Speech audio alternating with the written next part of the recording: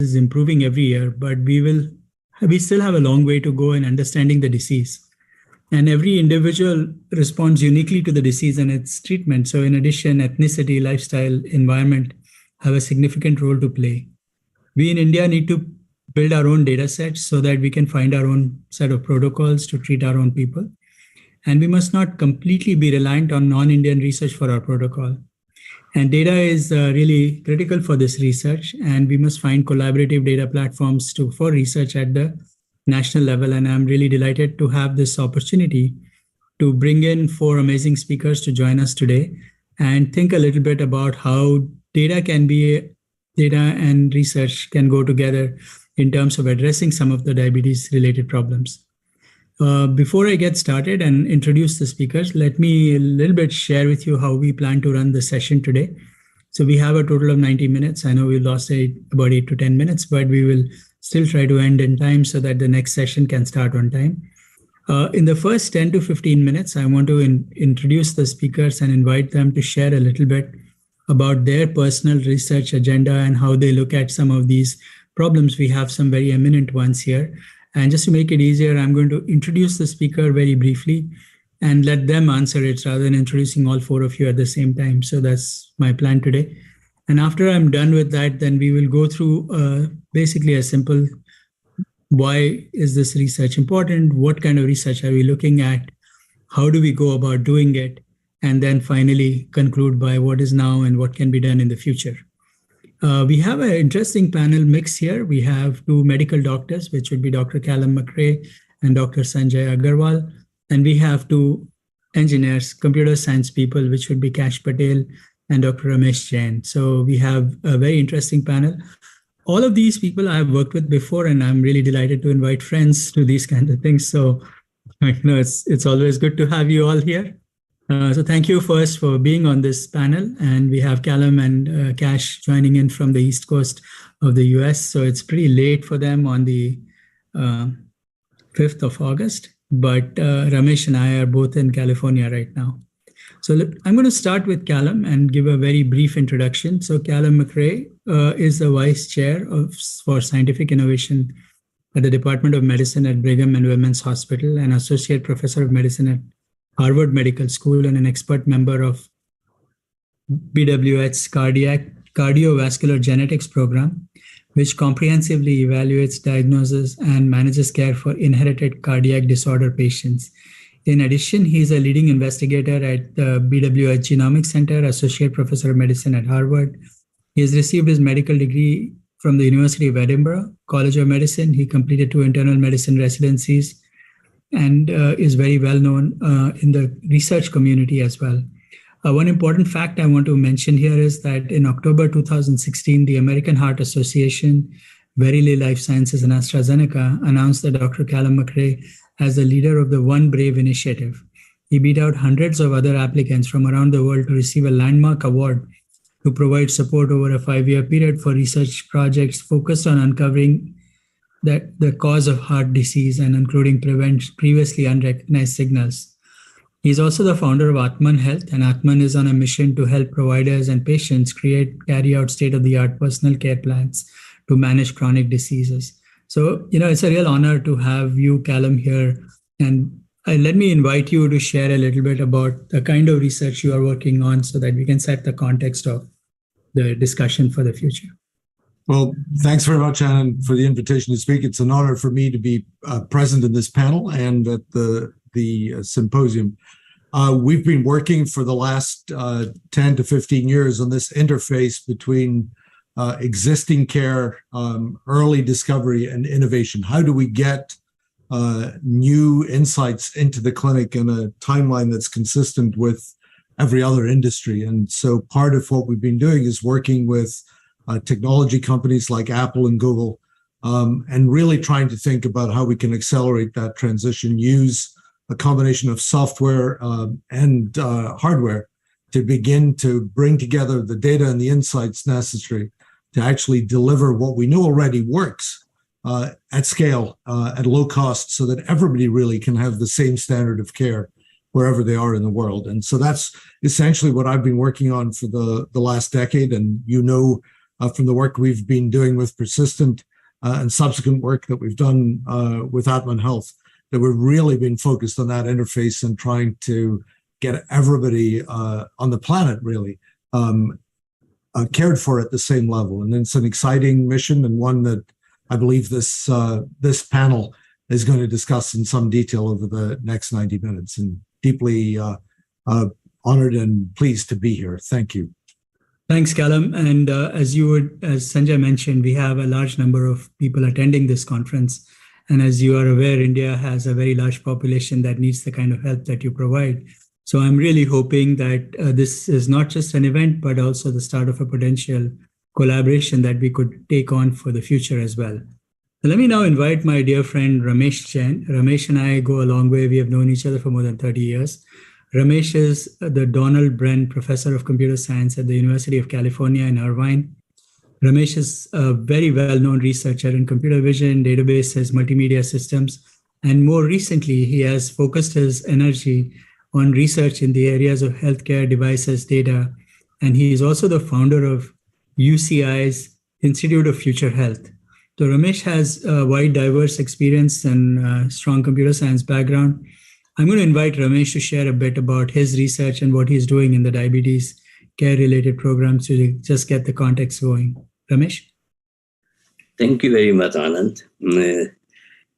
My life has been all about data. I did my PhD in control theory. That time, digital control systems were coming, so I started dealing with digital data right from that time. Went to AI, computer vision, multimedia, and different types of things that Anand mentioned. About 10 years ago, a little more than 10 years ago, I jumped into health. And that was a very brave jump on my part, because as most of the audience knows, in India, if you go to engineering, you don't study biology. So I had no knowledge of health, no knowledge of biology, and I decided that I'm going to focus on health. So last decade has been possibly the most active decade for me in terms of learning. Both in terms of what the traditional things are, what direction things are going, and so on. And more I talk to my friends from the medical or health side, more I got excited about lots of things that the data can do in all these things. And one thing led to other, and I realized that there are some very important lessons. Number one, I learned that data is the lifeblood of health. Data is everywhere. In fact, data is the most common element that can change health. So that started encouraging me to look more and more into this. And it became clear that longitudinal data in the form of streams coming from multimedia, from many different sources, is going to play extremely important role in understanding what is going on in the health area. The second thing that I learned, and which was mentioned by both Dr. McRae and Anand also, that every person is unique. And that's why all this, our traditional model that are mostly based on population are not valid at individual level. They need significant modifications. We need to understand each person very significantly. And as we all know, if we want to build a model in every branch of science or engineering, we have to collect data about input-output behavior. And this data, more data we have, better the models are. The next important thing that I learned is that because of resource limitations and because of our knowledge limitations, medicine has become completely episodic medicine. That means when we are sick, then only we go to doctors. And that time, medicine works in the repair mode more than anything else. The goal is to repair what is wrong there. And that's why you hear all the time that it deals with symptoms, not with the causes. And now, if we want to deal with that, then we have to consider it health to be a journey rather than episodes. And if we start considering it a journey, then it becomes very interesting. And I got fascinated by thinking about navigation systems. All of us, we use navigation system to go from point A to point B. And the beauty of navigation system is all the knowledge and all the processing that's going on is completely hidden from the user. It is just keeps on telling you, go turn left, turn right in 100 meters. This is what you will have to do, and so on. And I started thinking, why can't we do this for health? Particularly because when we start thinking about this kind of model, uh, much of the knowledge is going to be really in clouds, and much of the information that we require to guide a person is coming from their mobile phone and wearable devices and all other kind of places. So it became clear to me that if we use the navigational model, this will be very, very important. And that's why I'm spending all my time, in fact, almost complete my time in trying to understand how to build these models effectively and how do we apply these to all kind of chronic diseases, in particular diabetes, because of my friendship with one of my colleague here. And so that's what we have been doing. One last thing that I want to mention is healthcare uses very different models in different countries. It is very difficult to change healthcare models in countries like United States because it has very strong legacy. It is entrance business interest and lots of other factors that make it very difficult to change anything. But we all saw that things like mobile phone brought in a major revolution. Things like internet brought in a major revolution. I think now the major revolution is going to come in the area of health, and it's going to start in countries like India. And from there, it will come back to United States rather than we copying in India, copying United States. So we have a great opportunity where we can start introducing new models that can be adopted all over the world. Thank you very much. Thanks, Ramesh. This was very useful. And I must point out that I saw your demo of Dynavi last week, and it was amazing. And I'm really looking forward to setting this up as a potential collaboration for Indian doctors who are attending this session. So let me now move to Kash Patel, who again is a friend for many years. Kash is the Vice President and Digital Information Officer, EVP at the Hackensack Meridian Health Center in New Jersey. Prior to this, he used to be the Vice President and Chief Digital Officer of Penn Medicine, and also previously Vice President Population Health and Analytics at Mount Sinai Health System. So someone who is very familiar with the US health systems, data, technology, and all of those kinds of things. And Kash, could you maybe add some of your expertise and what you're doing on this topic? Sure. Thank you for inviting me on this panel. Great set of guests on the panel too. Just like Ramesh, I'm an engineer by trade. Control engineering happens to be, and I love that part of my sort of background. I instead of moving to the hardware world, sort of shifted into the world of software on commercial solutions all around data. And then my sort of first foray into healthcare was in about 20 years ago at Mount Sinai. I walked in the door, and this is sort of relevant to what we're talking about in data, is I was thinking that it can't be this complicated. It's simple. It's like a hotel. You check in, you have patients, their procedures, you order stuff, and you're done, right? And so from a data complexity perspective, I thought I was going to be there for like a month and building their analytics environment, et cetera, et cetera. I ended up being there for about 15 years and built the data analytics environment at Mount Sinai, which is now over $2 billion of grants have been attributed to it. What I've learned from that journey is data is really complicated in healthcare. As soon as a human person touches the data, stuff just changes. Unfortunately, I'd say America, with the electronic health record system, they're really designed for billing purposes and not designed to sort of clean data collection. And we'll talk about this in a second today about some of the things that we can do. Lots of support around analytics and data and research. And then my stint at Penn was similar. I ran the School of Medicine at Penn Medicine, which is another prestigious university here in the States.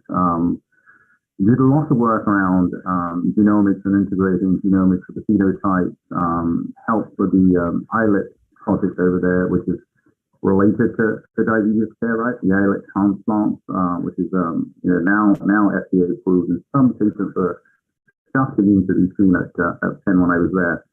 So, and part of my journey at Hackensack, now that I sort of run all of IT at New Jersey's largest health system, I now get an opportunity to take lessons learned, and now I have the budget and the control and the people, right? And so now I have sort of the best of what I'm looking for. Is we are embarking on a vision to build a federated sort of model around data. We're the first health system nationally to standardize on Google, which means that we're on Google everything, right? We're on Chromebooks, we run our electronic health record systems on Chromebooks, right? With all our data sitting on Google, we have a really tight relationship. And the intent here, and I'm really happy for this discussion, is to start to build relationships with the community in India, especially to build an alliance to create a federated model to start to share data. So we're doing the engineering, we're doing the identification, we're thinking about the protection of data, we're thinking about who owns the rights to the data, and then how do you share it in sort of safe manners, or in sort of data enclaves with tokenization and some other technologies. So more to come about how we're doing, but I'm really keen to sort of learn from the discussion as well. Great, Kash. We're going to come back to some of the topics you mentioned, and you have set it up very nicely for what we need to do together on this topic. Let me now invite our fellow panelist and moderator, and also a local organizer of this event, Dr. Sanjay Agarwal, who is also, of course, he's a medical doctor, MD, FAC, FACP. He's also the fellow of American College of Endocrinology, director of the Agley Clinic, diabetes care, head of medicine at Ruby Hall. He's also as an associate editor of the International Journal of Diabetes in Developing Countries, honorary secretary of the Governing Council of National RSSDI, and chairman of IDEC, which is what we are hosting here. So we have someone who really understands this thing. And I'm going to get Sanjay to play multiple roles here. One is, of course, he's going to represent the community of audience who is attending this conference, but also I'm going to try to push him into suggesting how can we work together to make these kinds of things happen, Sanjay.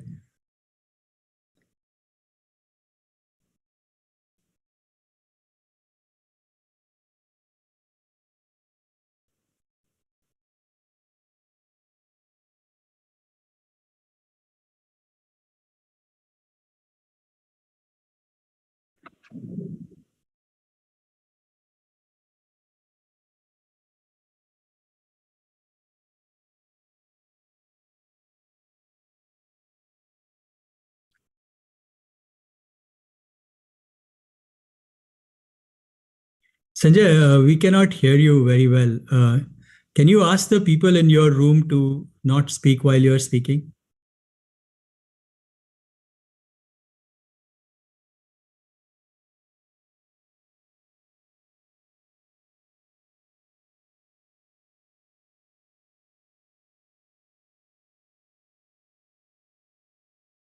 See, there is somebody else speaking also on that line, perhaps. I think we have two microphones and it's echoing in the same microphone. Yeah, see, Sanjay, I think there may be two microphones. There is somebody else who has a parallel microphone where they are trying to debug the system. So that's probably what's causing this problem. But anyway, we'll come back to you, Sanjay. I'm going to mute you. If you can go mute for a moment, we'll come back to you, Sanjay. We'll fix that problem from that side. All right. Hopefully people on YouTube can hear us very well. So let's keep moving. Let me now move to the next part of this thing where I wanted to focus on the the why do we need to do research? Some of you mentioned the importance of personalized medicine, and the whole focus around the fact that, it's not enough that we have been studying diabetes for more than 100 years, I'm sure, and everyone has probably figured out what needs to get done. Are we done, or is there more to do research on? So if we can get Callum to start about the importance of research and why we need to continue to be researching this topic and how it's a hard problem. Can you explain a little bit about how hard the problem is really for us to work on? Sure, of course, Anand. You highlighted it, I think, in the introduction, which is, diabetes is a condition. We now know maybe as many as 40 different disorders. Each of them have very different responses to medication, to nutrition, and also environment in lots of different ways. And in many instances, a lot of the data we've collected in clinical trials is in very circumspect, usually very uniform populations, typically of very limited ethnic diversity. And we haven't really thought about how we optimize care locally, optimize for individual ethnicities, individual environments, individual diets. And one of the problems, I think, with medicine is that typically data collection has been about us, the physicians, and the research is almost off in a separate space. And in almost every other industry in our lives, the systems that we use are learning in real time, whether it's finance or travel. The systems are actually actively learning. And I think Ramesh mentioned this in his comments and the introduction, that a lot of the data we collect, and Cash emphasized that a lot of the data we collect are really not necessarily relevant to the individual. They're about the system and not about the problem that the individual subject has. And so one of the things I think we really need to think about is, how do we collect data that are computable at source? How do we make sure that the data we're collecting are part of the care delivery, so we understand how patients are responding to care? And how do we close the loop so that the systems that we're building are learning in real time? And we find this, for example, we built a platform in Appman Health to deliver diabetes, lipid, and hypertension care. We find that in even just slightly non-traditional populations, as many as 30% of the subjects had no response at all to the first 5 or 6 levels of guideline-directed therapy. You needed to be in the 7th or 8th tier therapy. And the system was able to learn that in 4 to 6 weeks, which essentially the medical community had not seemed to be able to learn over the previous 10 to 15 years. We need to build platforms that deliver care and learn at the same time. And I think, as you pointed out, the heterogeneity of individual patient responses is really what demands this. Our ability to drive the best treatment, even the things that we know work differently at individual patient level.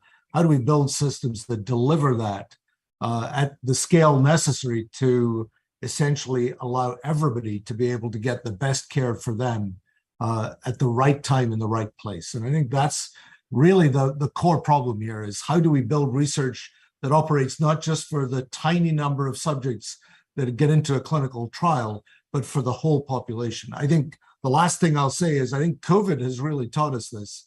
900 million to 1 billion people have been infected with this disease. Maybe as many as 6 million people have died. And all of the quantitative information about the disease has come from 10,000 patients, 5,000 in the UK, 5,000 in Israel. Everybody else, their information was thrown away.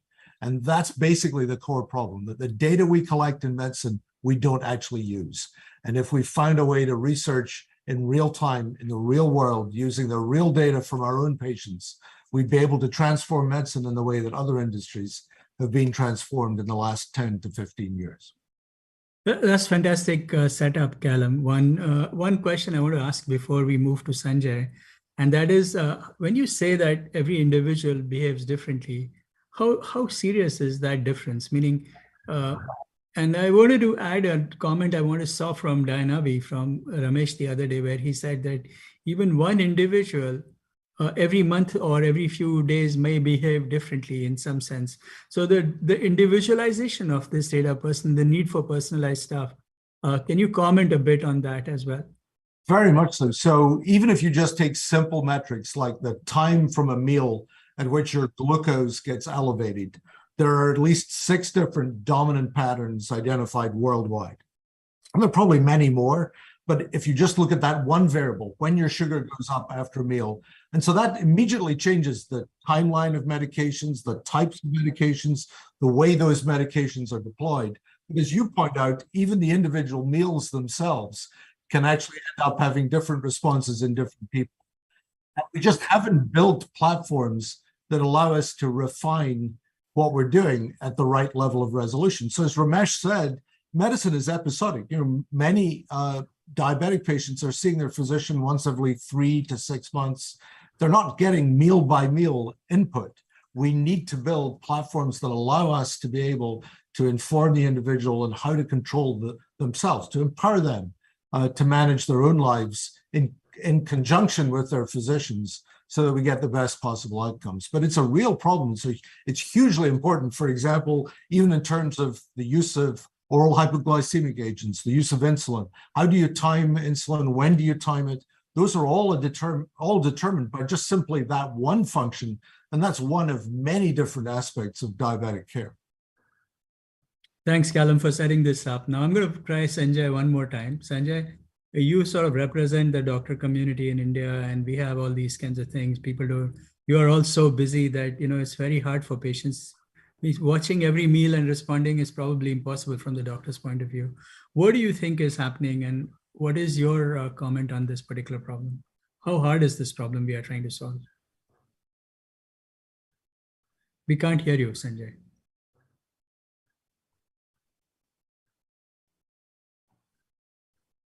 No, not yet. You're mute as well. Yeah, unmuted. Yeah, now we can hear you. Yes, very much. Clearly. No problem.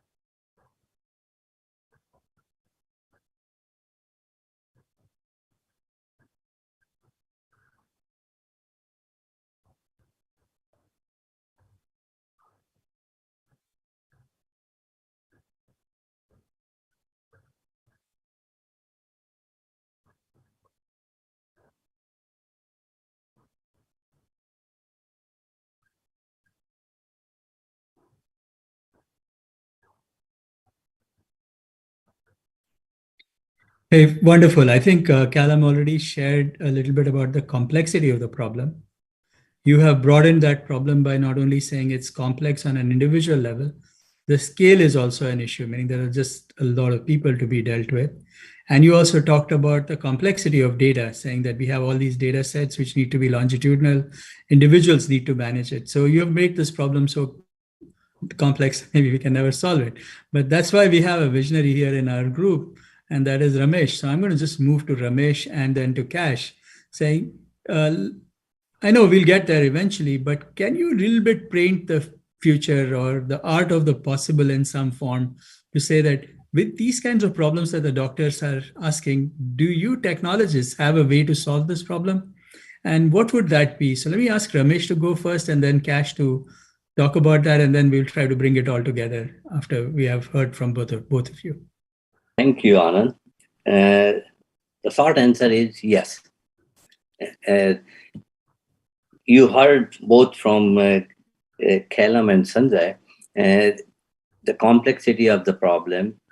You heard the data and how the data is collected, how the data remains unused. Let me add one more dimension to that.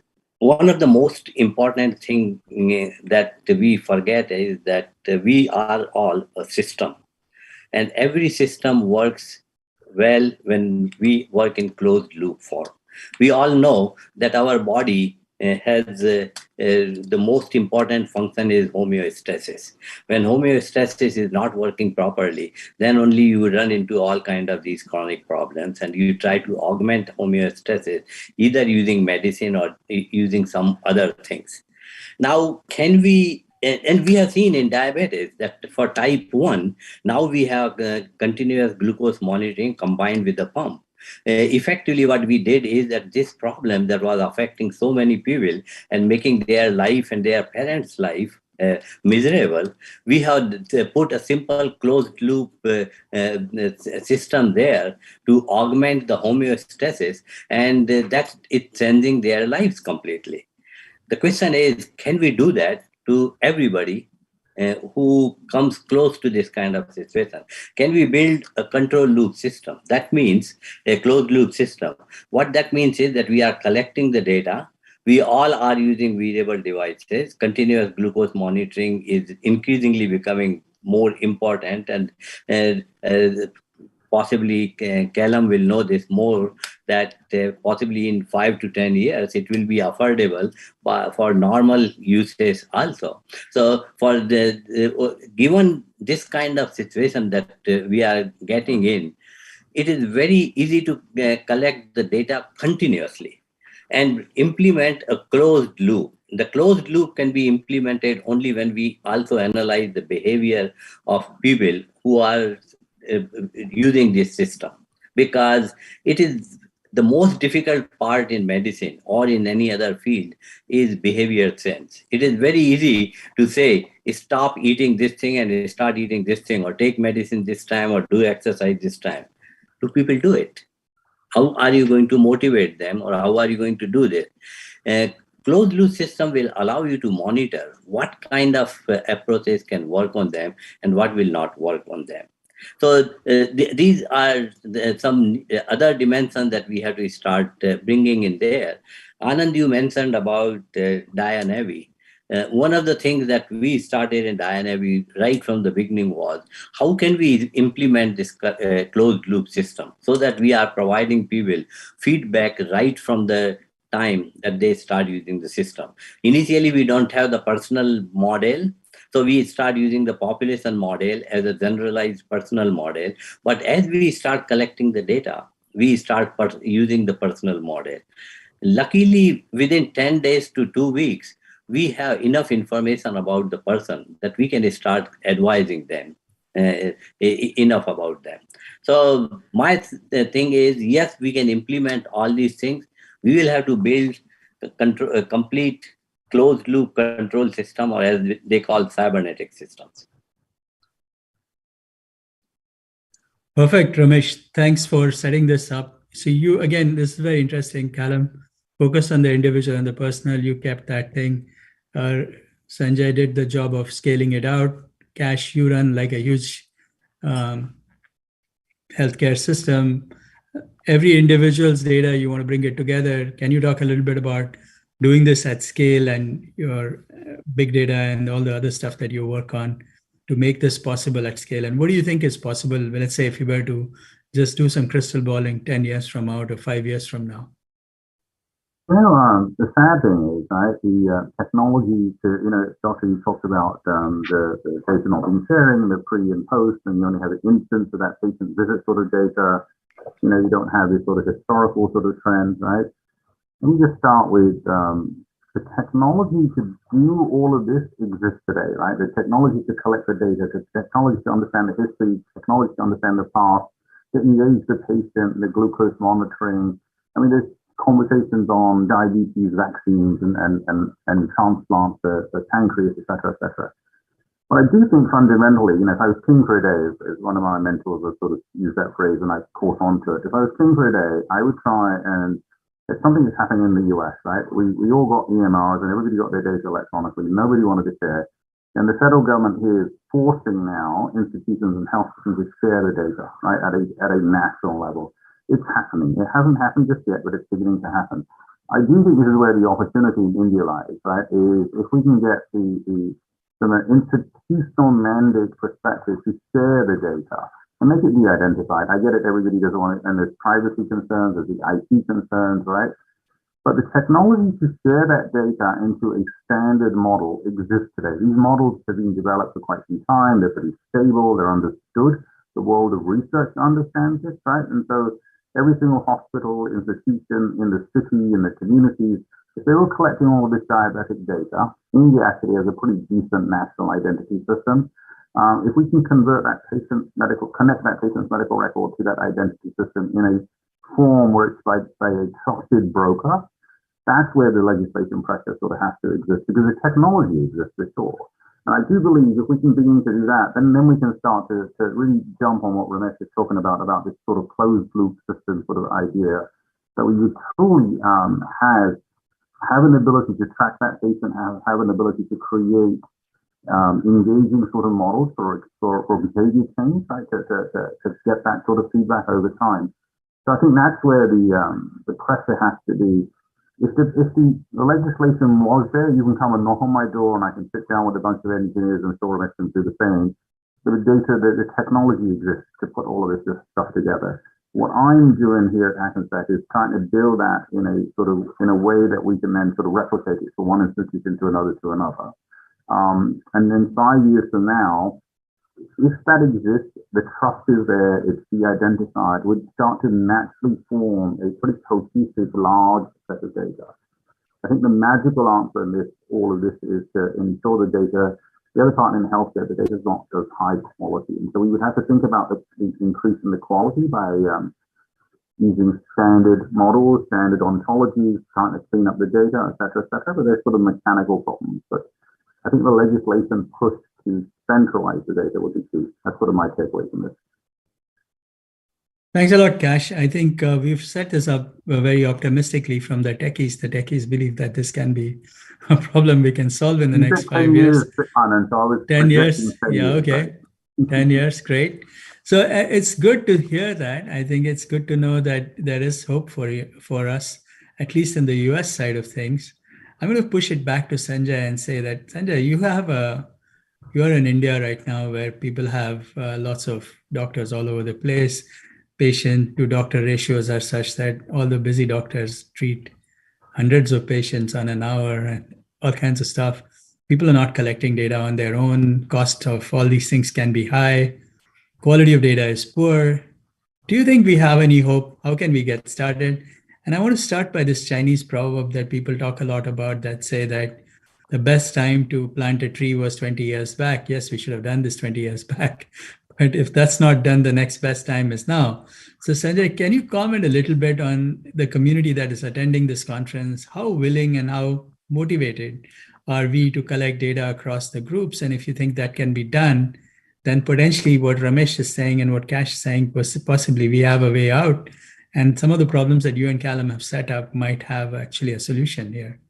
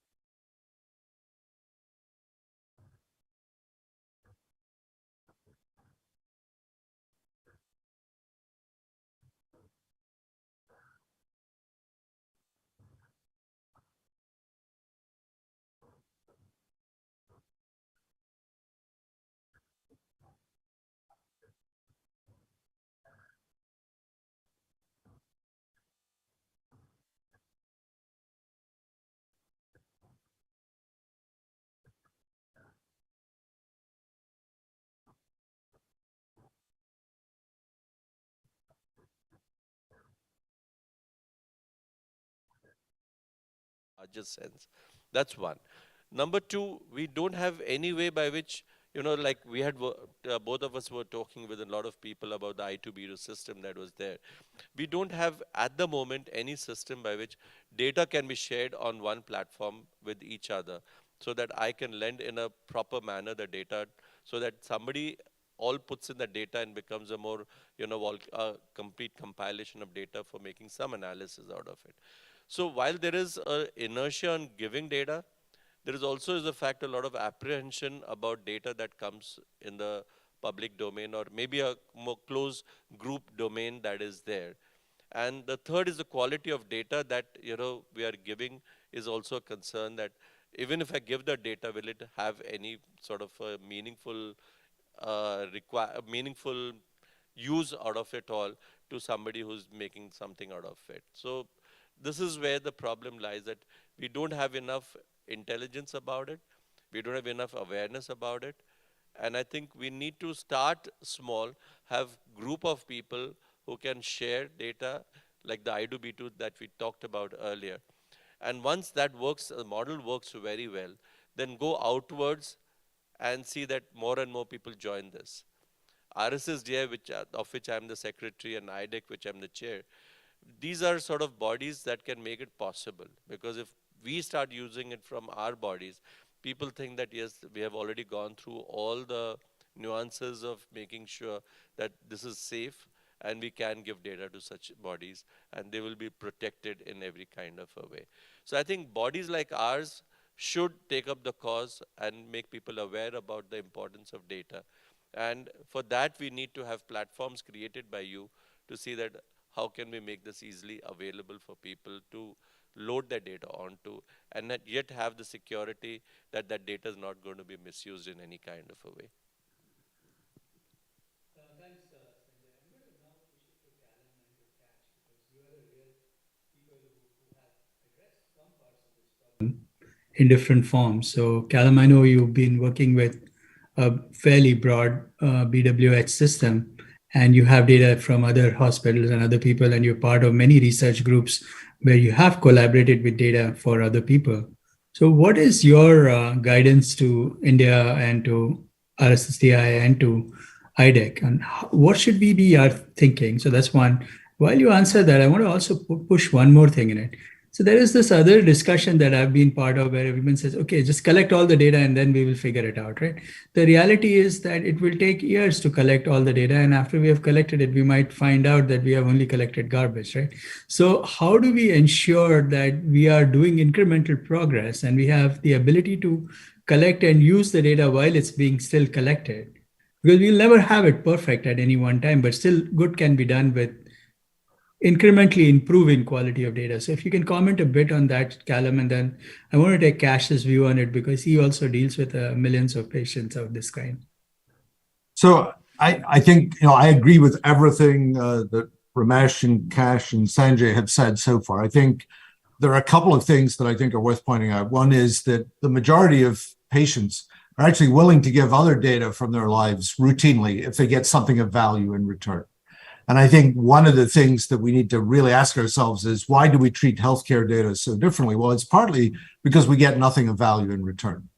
And so that the one thing I think is missing from all of this, so actually one other thing I want to say is, I think India has a unique opportunity. India has led the way in things like microfinance, the ability to build things at scale, the incredible diversity of the Indian population, the ability of India to adopt technologies in ways that other countries have not managed, I think, as Cash alluded to and Ramesh has also mentioned, really is at the forefront. There's an opportunity for India to do something transformative and to then bring it to other parts of the world. I think that's totally true because the resistance to change is different. There's an innovative culture, and there's also somewhat less structure to break down before you can replace it with something new.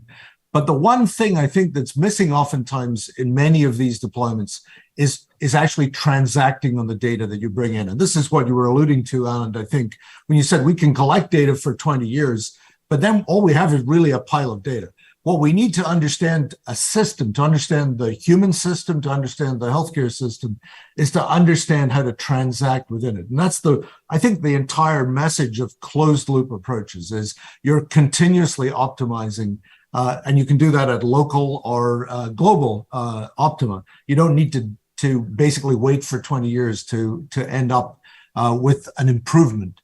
And I think in order to do that, you need actual clinical care to be tightly coupled to the data that you collect. You need to know, these are the data I collected, this is what I did with the data, this is the output, and then iterate on that cycle. And what we've seen is when we do that, we start to learn in very rapid succession. We start to build increments that they may not necessarily change our understanding of the disease within weeks, but what they do is they change our ability to manage the disease within weeks. They change the workflow within weeks. They change the cost of care delivery within weeks. And that, I think, is really something super important to make sure that we're considering, is how do you build systems that actually transact on the data? I mean, for example, when we looked at the Harvard primary care networks, there are 5,000 primary care doctors in the Harvard system. There are 4,800 choices of the first two drugs in diabetes. So unless you standardize the inputs, you're never going to be able to learn anything meaningful about the output. So I completely agree with everything that Ramesh and Kash and Sanjay said about standardizing data collection, but you also need to have some form of standardization of the transactions that you make on those types of data that you collect. And I think until we get that right, until we collaborate around that, we're less able to learn at the speed where everybody feels like they're getting some benefit from it. The patients, the physicians, and the systems all need to see upside in a very short space of time. And that can only really happen if we're all working together to do this in concert. But I totally agree with Sanjay that starting with a really solid base of rigorous data collection and then thinking about how you build the systems to transact on that is really important. That's how we built Atman Health. That's what we're trying to do inside the Harvard system. And I believe it's what Kash is trying to do. It's what Ramesh is trying to do. I think there have to be ways for us all to work together to do this at the scale that's necessary. You know, you look at every other industry and there are hundreds of millions of transactions a day flowing in, improving the outcomes in everything from Uber to Visa's fraud detection. In healthcare, everything is local and hyper-local at that. So there's almost no meaningful information. It's one physician, one provider. And to some extent, that's us that have set that up. The physicians have resisted thinking about how to systematize the bits that we know how to do. And I think in the long run, what we need to do as physicians is give up some control to the patient and to the system of the things that we know that work, so that we can spend our professional time working on the areas where it's much less clear and where actually cognitive input from the physician is really an important contributor. And if we get that balance right, I think we'll all see some significant upside. Amazing. Very good, Callum. I think one other important point you made, which I want to reemphasize, was the fact that I think as patients who contribute the data or medical practitioners who bring that data through their patients, what do you get for it is the fundamental key question, and not answering that is not going to solve any problem. So that's a question we must answer before we go too far. So Kash, maybe you have some comments on this. Before you go to Kash, can I? Yeah, sure, Ramesh. Yeah, Ramesh, go ahead. Sorry. I want to support very strongly this point that Callum made, that people are willing to share their data. People are interested in sharing their data if they know that it's going to benefit others and they are not going to be harmed. The whole idea of privacy is an artificial problem for most people. If we can manage privacy in a way that we can deal with it without harming people, I think more and more people will be willing to share that. And I'm sure Kash will tell you that we haven't done much work in that area, but that is something that can be solved. Thanks. You know, Ramesh, you just hit it on the head, and I think honestly, just listening to I think IDEC, you have an opportunity as an organization to act as that trusted broker here. And so let me sort of, back up a little. We're talking about the data trust, and we want to share the data. It's my data. I can make money from it, or patient harm. the technology exists where we can put the data into a bucket. Somebody, the trusted broker, can take that data and then sanitize it, right? Make it safe, de-identify it. But as part of that process, what Kyle and Ramesh said, we can increase the quality of it by creating standards, by creating ontologies, right? Creating quality markers around that data as it sort of comes in. So it's not a large container of spaghetti, right? But if you create that, and you also take into mind, let's not worry, let's not store world hunger. Let's not sort of say we're going to get all data on all patients about all diseases, right? We're going to focus on diabetes. We're going to focus on this cohort of diabetes, maybe it's type 1, maybe it's type 2, maybe it's some particular kind. And we start to build those use cases, one case at a time, and we start to build a discipline. I think IDEC is sitting on an opportunity. It can be the trusted broker to bring that data in. People like Ramesh and Callum and myself on the engineering side can help with the models. And I think, by the way, it makes me cringe as an engineer, by the way, but that's a personal story. But there are lots of interesting models out there that can help us ingest the data to scale. The technology definitely exists. But that discipline, I think the IDEC has an opportunity to become that trusted broker. Once we've got the data sets, then we can start to combine all the other interesting data sets that we talk about, like the social data, the environmental data, the diet data, the behavioral data, which is actually pretty freely available. Inference data, marketing data, that stuff is pretty freely available. Like people share that without thinking about it. So I think creating that trusted broker, the quality, field and the quality and creating the right sort of phenotype and the right ontologies will give us clean data. Once we get clean data, then we let loose the likes of Callum and others to do their magic and what they do. So I think that's an opportunity if we're sort of thinking forward what your organization could do institutionally in the country. Yeah, and been also watching the clock here. We have about 30 minutes to go. Sanjay, one quick question, just a logistics one. Is it going to be possible to get any questions from the audience, or is that not something we should consider? I don't think we'll be able to get the questions from the audience because it's not figured that way. So we'll continue. Okay, that's fine. But I'll keep collecting the questions at my end as and when I receive it. Perfect. So before we get into the next part of this conversation, where I want to go to one of the questions I would like to ask Callum and Cash and to Sanjay to some extent as well. See, on one side, it feels good to collect CGM and hundreds of data points across individual, but now consider the group that we have listening to this out of India. Is there some basic data that can we get started? Is it necessary to have everyone to have CGMs and continuous monitoring of hundreds of parameters? Because that would pretty much make things very difficult. So if you were to say 101, step one, we don't have anything, we want to get started, and we have all these doctors attending, can you give us some guidelines on the basic stuff that we can start with in the version 1.0 for the first 6 months, and then we can incrementally keep increasing the quality and the quantity of data we collect? So is it possible to collect few things to start with and then keep increasing that? Or how would you recommend we go about this at national scale? Yeah, I mean, I can take that to start with. I think one of the things in medicine we have done for many decades, maybe even centuries, is imagine that the information that we collect is somehow special. And I think one of the things that we're beginning to recognize is a lot of the information that people collect on themselves in their daily lives is actually quite important. So simple things like the time you get up, the time you go to bed, how much walking you do, your weight on a more regular basis, what you eat. Those types of things can, if they're able to be collected in a systematic way, be very helpful. I think, for example, we found when we were looking at a heart failure study that the best predictor of readmission was none of the variables that we thought were important as cardiologists. It was actually telephone chatter. It was whether people were calling their relatives more or less, because that was actually a better index of how they felt than any other metric. So if you knew roughly what their telephone call frequency was, or the duration of their calls beforehand, that was a better predictor than even measuring the pressures in their heart in real time with a sensor. And I think we're going to find lots of other examples like that. I think medicine is highly underdetermined. We need to start to bring in a lot of new data And we can't afford to have every piece of that data be validated in a clinical trial. We need to be able to collect information on everybody where they are.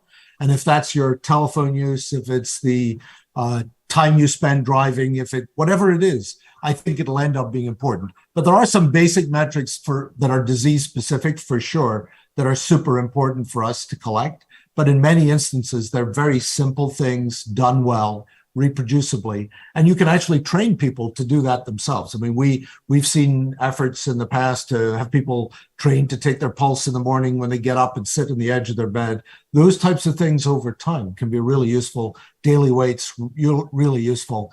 Actually, one other example, we spent a lot of time working with a scale company on heart failure predictors. Again, the best index was not their weight, was not their cardiac output, was not their ECG, it was their balance on the scale. So when you actually are sick, you find it more difficult to balance on the scale than you do when you're well. That ended up being the best predictor of readmission. So I think we just need to be much more circumspect and open and thinking about the data that are important. And so a lot of the existing data that people are collecting on their phones, any other devices they have, they don't have to be medical devices, anything in their own lives can actually end up being really important. And then the one other thing I would add is I think building communities that look after each other is super important, and finding ways to have communities measure each other is also super critical in this, whether it's people recognizing their relatives or their family or other community members being sick. That type of surveillance is actually something that already takes place in other settings. We need to think about how we collect that information for healthcare as well. Anand, can I come in for a minute? Yes, I'm going to come to you, Sanjay, in a minute. I was going to ask a question to Callum for a minute. So go ahead. Yeah, I just want to ask you that, the problem that we have is the healthcare professionals work in one silo and the technologists work in another silo. And both of them have hardly any interaction with each other. And how is it possible to bring both these together to see that, at the end of the day, both need each other if something has to be made meaningful out of it? How did you make a successful model to see that the healthcare professional as well as the technologists, came together and, made something out of what you did in your Harvard system?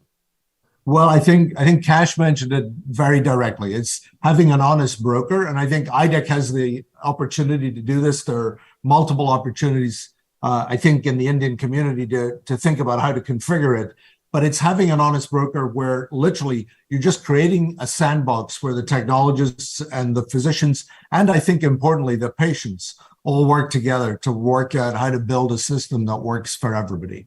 And that's essentially what we did. We built a very open area, an innovation center that Anand has seen, where we literally allowed technologists and clinicians and patients to work cheek by jowl so that they could actually build things that were different. And one of the things we tried to do was also, I think one of the things that we've seen is physicians tend to build for physicians, technologists build for technologists. We all want to be building for patients. That's what we have to try and do. And breaking down some of those barriers will be the single most important thing. Sanjay, I want to add one thing here, and then I want you to share a little bit about the grand experiments that you have done about getting 1 million people to give their data and all of that. But one of the things I wanted to mention here is that Sanjay and I have been on a mission right now on the focus predominantly to say that I'm trying to build 4 communities together and trying to bring them together.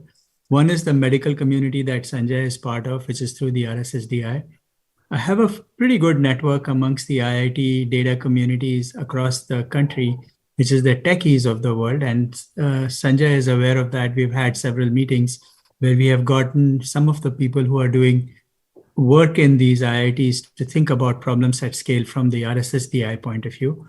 The third group we have been interacting with is the government in India, because they actually are responsible for grants and various other things. And considering this magnitude of the problem, getting them to be playing a role has been very critical. And I've been also trying to do my bit to collect philanthropists to come together who are open to saying, can we solve these large problems together? So I think we, at least from my side, I've been for the last 1.5 to 2 years working on this community building, both on the diabetes side and on cancer side, to try to bring these 4 communities together and see how can we bring everyone together. And this is part of the discussion we are going to have with Sanjay and the rest of the team as well. But before we go further, and I'd like Cash and Ramesh to chip in here, and this sort of maybe the last theme that we focus on. And I wanted Sanjay to share a little bit about the grand million people challenges that he has done after. Let me get Cash and Ramesh to say something. And Sanjay, I would like you to sort of finish off by the grand experiments that you have done about getting data from millions of people and see how we can take that forward. And then finally, I want to conclude with, okay, so what's next? How can we work together and how can we get things to happen? And I'm watching the clock as well. So I want to promise everyone will finish at 9. We can exceed 10 minutes to cover up the time. No. Let's not. No, Sanjay, everyone has other things going on. So we should finish on time.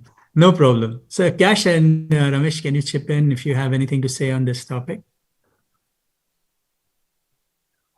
So you're on mute, Ramesh. I'll just quickly start. So on the sort of what can we do tomorrow, I think just echoing what Callum was saying, is it might be easier and simpler to start to capture patient-reported data. In India, I get the challenges. Every systems are different, the technology is different, the sharing is not there, lots of smaller institutions. So flipping the sort of coin, as it were, and thinking about capturing, the patient-generated data, there's a huge audience, very, aware with cell phones, right? And the availability of having those devices that are attached to the hip. And I think getting the patients trained and educated, maybe an app, maybe, some sort of behavioral change incentivized, but there's an awful lot of data to what Callum was saying that's available easily. So that might be a really good way to sort of accelerate that sort of data capturing piece. That's where I would start in the short term, because the other ones are going to take a little longer to do, right? The legislation, the technology, the sharing, but the patient-reported ones is where I would sort of start in the short term. Ramesh, you want to add anything? Yes, I think the difficulty of finding right people was much more challenging, I would say 10 years ago than it is now. I run into lots and lots of doctors who are practicing doctors, but they are so much aware of the data issues that it's kind of mind-boggling. And similarly, lots of technical people are becoming increasingly interested in some of these things. Coming back to a little bit about the data, one issue that we did not address, particularly given that we are talking about diabetes, is related to food issues. Because food is clearly the most important item here.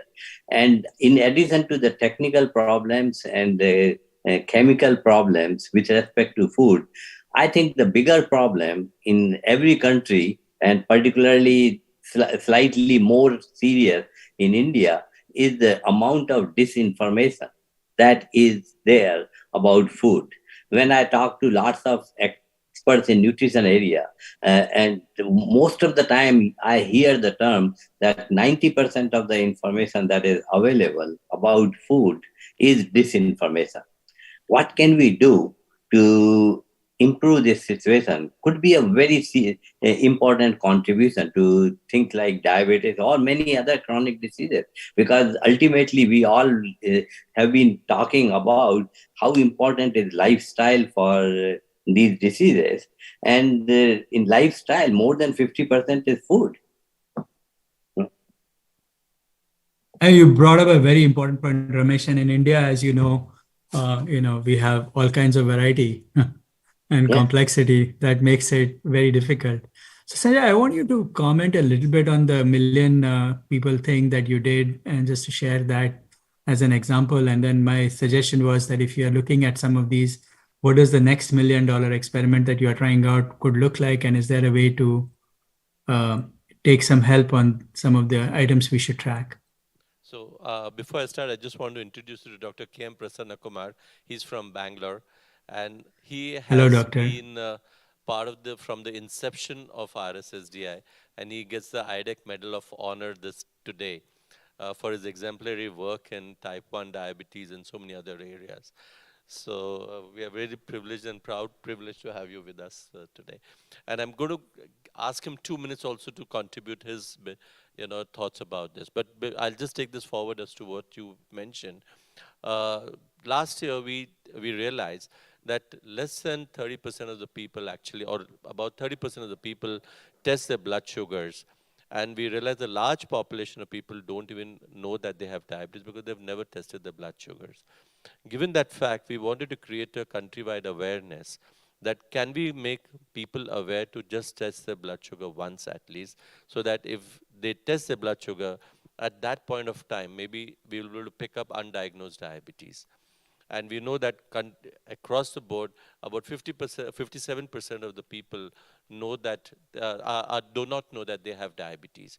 So given that, we started a campaign of awareness, and we touched 100 days, 128 million people through social awareness, print media, or TV channels, and we created an awareness program.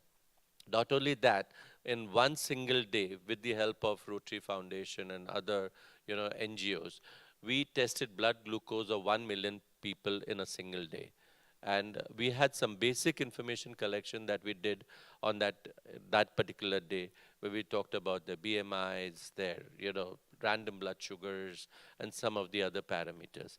So that entire data that has been collected has been now given to the biostatisticians to interpret and tell us what will come out of it. So we've had some interim data, but we're waiting for the full data analysis to really publish that.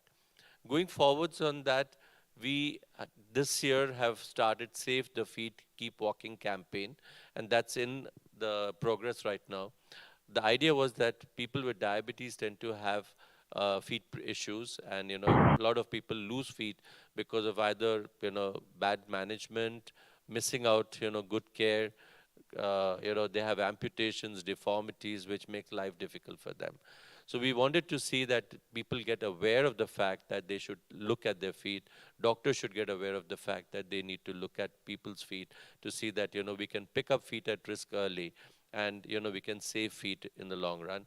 So that was the whole campaign to say, save the feet, keep walking. And we've done this. We've created an online platform of data collection of how people present to us in the clinics, and we're trying to see that with that entire data that we're collecting, can we make some interpretation out of it? It's a month-long campaign, and we are last week into that campaign. And till now, we've had about 20,000 people who have been tested from all across the country. There are about 9,000 doctors who have signed up for this, and we have collected a data of 20,000 people in terms of their feet, looking at their feet. So we are hoping that we'll get at least about 30,000 people whose feet would have been examined by all across the country. So we're trying to see that these meaningful awareness programs can not only give us awareness, but also give us some data to see that when we look at large populations that we are studying, that can we make some interpretation out of this for the future.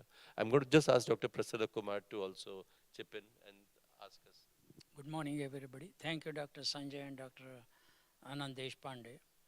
My view is, our talk is data capture and analysis. How do you capture data?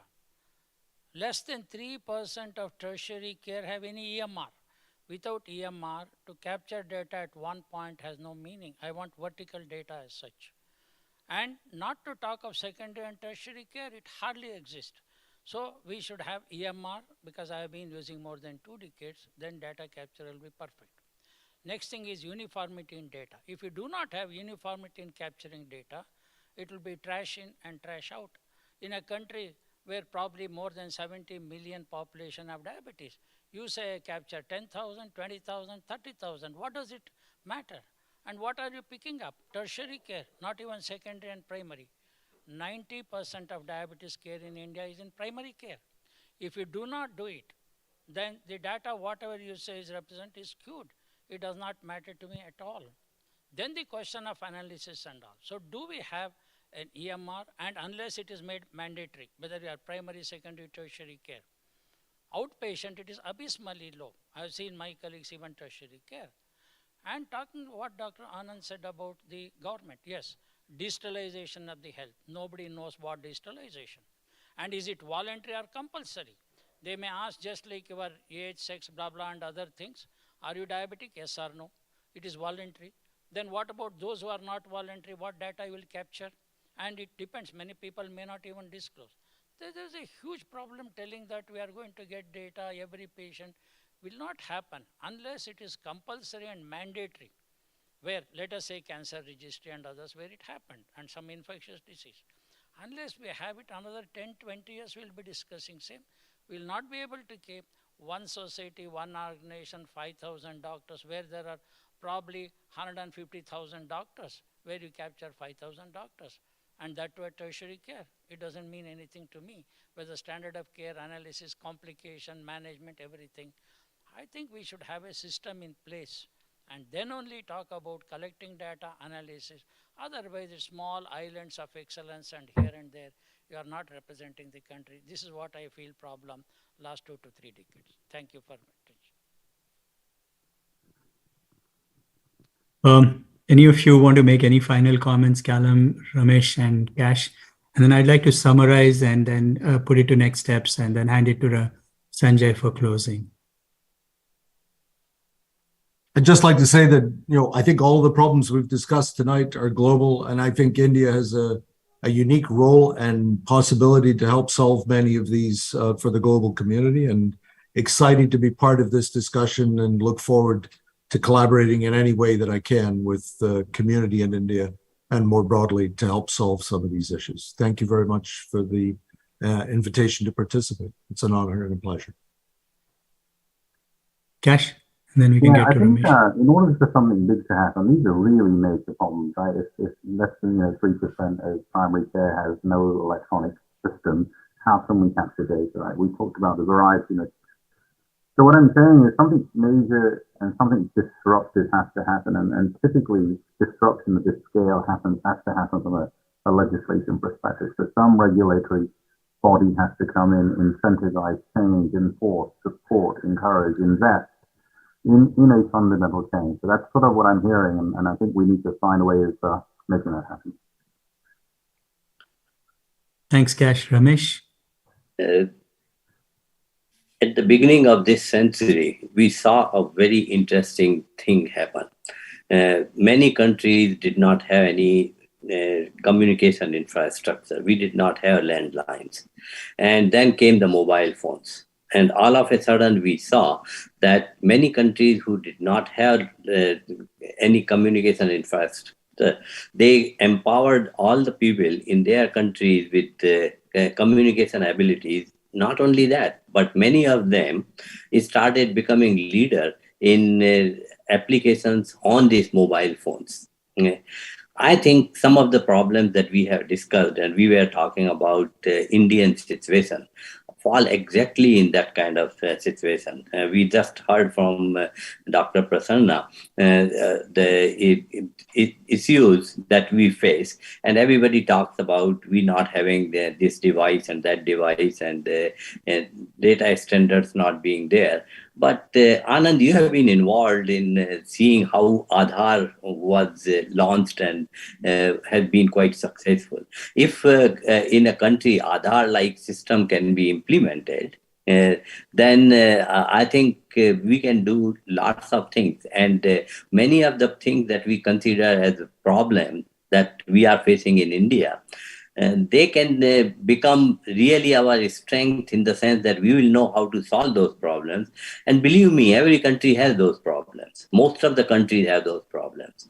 And if we consider this problem as an opportunity, as the Chinese proverb says, so Anand, I'm following you again, quoting China, that there is no problem, there are only opportunities. So let's consider these to be opportunities. And it goes without saying that I'm very interested in working with this. I started already working with some institutions there, and I would be very happy to work with anybody who wants to work on these problems.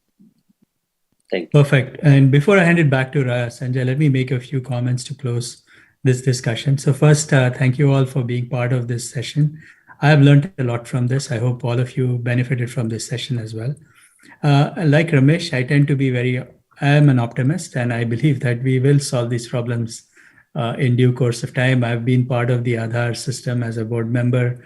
I've been also part of iSpirit and UPI and various other things that have happened, including the bank accounts that we have increased for us. So it is possible to do these kinds of things at grand scale in India. And I must say, having worked with Sanjay for the last 2 years, I find RSSDI is a very progressive organization, and we have an opportunity here to disrupt. And what I'm trying to do along with Sanjay is to bring my network along with his network. And my network is mostly on the technology side and some of the international people that we have in this call. And I'm really delighted that you have agreed to work with us on this. I think we have a plan that is being worked out. Sanjay can perhaps share it during the conference, but we want to see how to build registries, how to build research, federated research data set, so that we can start with incremental problems and keep increasing the complexity of how we get through them.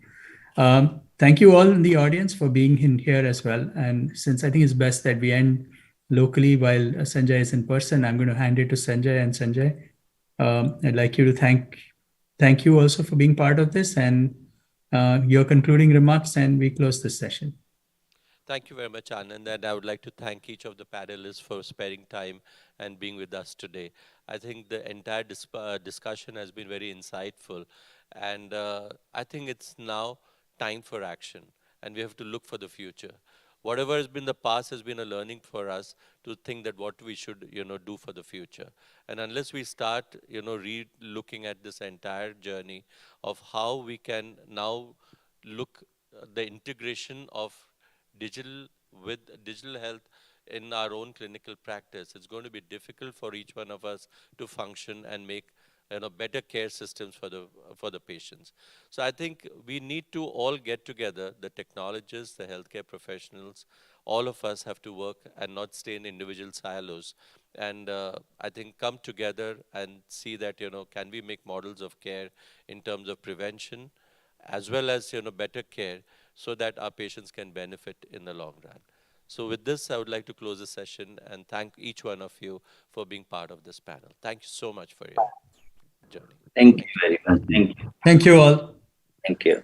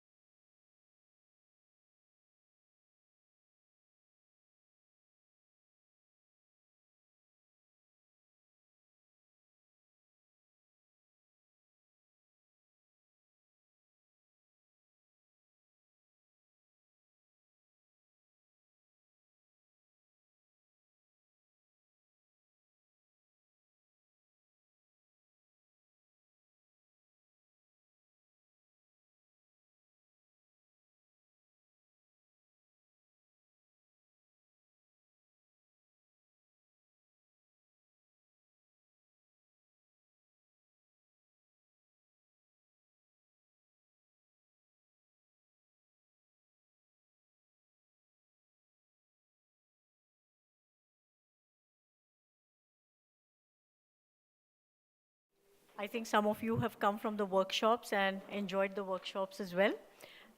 We are now on to the exciting second day of IDEC, and I welcome you all on this second day. We have a very pleasant task ahead of us in about 20 minutes where we will be giving the IDEC Medal of Honor to our guru, and that is Dr. K.M. Prasanna Kumar sir. But before he accepts the Medal of Honor, we would like to hear from him, and he is now going to speak to us about changing paradigm of type 1 diabetes in children, epidemiology to epigenetics. I request Dr. Prasanna Kumar sir to please come to the podium. Dr. Tejas Shah, Dr. Sanjay Agarwal, and myself, we would be moderating this session.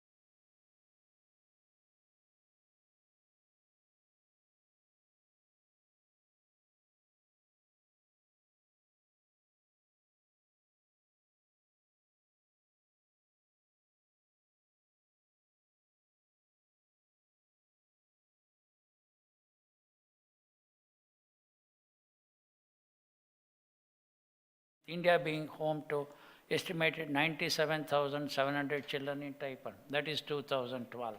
Today, there are more than 150,000 or more than that. Few days back when I spoke to chairman of Life for a Child, he said maximum number of children with diabetes who need insulin are in India. So we have to reach out to them to do that, and that's why I felt I should talk.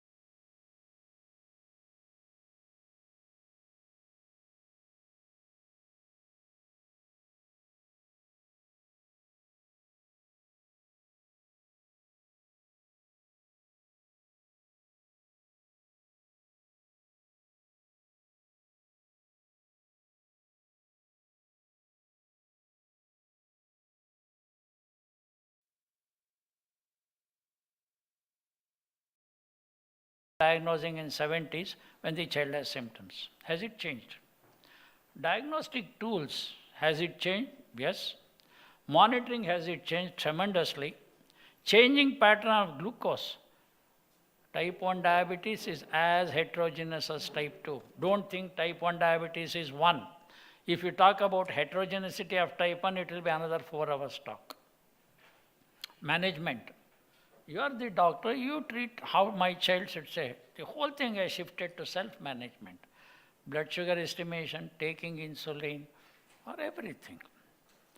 Insulins, from what we had, not my generation, Dr. Munchadappas, Vishwanathan and all, only plain insulin 3 times a day. Life was much better. Maybe I think it was 8 rupees per vial, 16 rupees when I was an undergraduate. Today you have 2,500 rupees insulin. Is it better? I don't know. You need a better doctor or a better driver or better car. Mercedes-Benz with a bad driver is worse than Maruti with a good driver or an ambassador, where we learned. Complication, acute or chronic. How do you diagnose? How do you treat? Most important, prevention. 50 years back, don't worry, in 50 years, 30 years, diabetes will be gone. We will have vaccines. We will put it in tomato. We will have in potato. There will be no type 1 diabetes. It has not realized so many years. I gave a talk 40 years back about type 1 diabetes cyclosporin, and one old man came. Very good talk, Prasanna Kumar. You must have passed your DM recently. Yes, sir. Okay, don't worry. This is all ornamental knowledge. Nothing will happen next 40 years. Got so angry. Who is this old man? Sir, he is Guy Verghese. What Guy Verghese said 80, it is true today also. It was an ornamental talk only. See, a man of so much of knowledge and wisdom had a vision. Your talk is only ornamental. Nothing will happen. Today you think you have read a book and journal and say that prevention of diabetes and all that. Of course, epigenetics. And the incidence is rising by 3%, and in some countries it is by 6%, Western countries. And again, 90,000 children in Europe.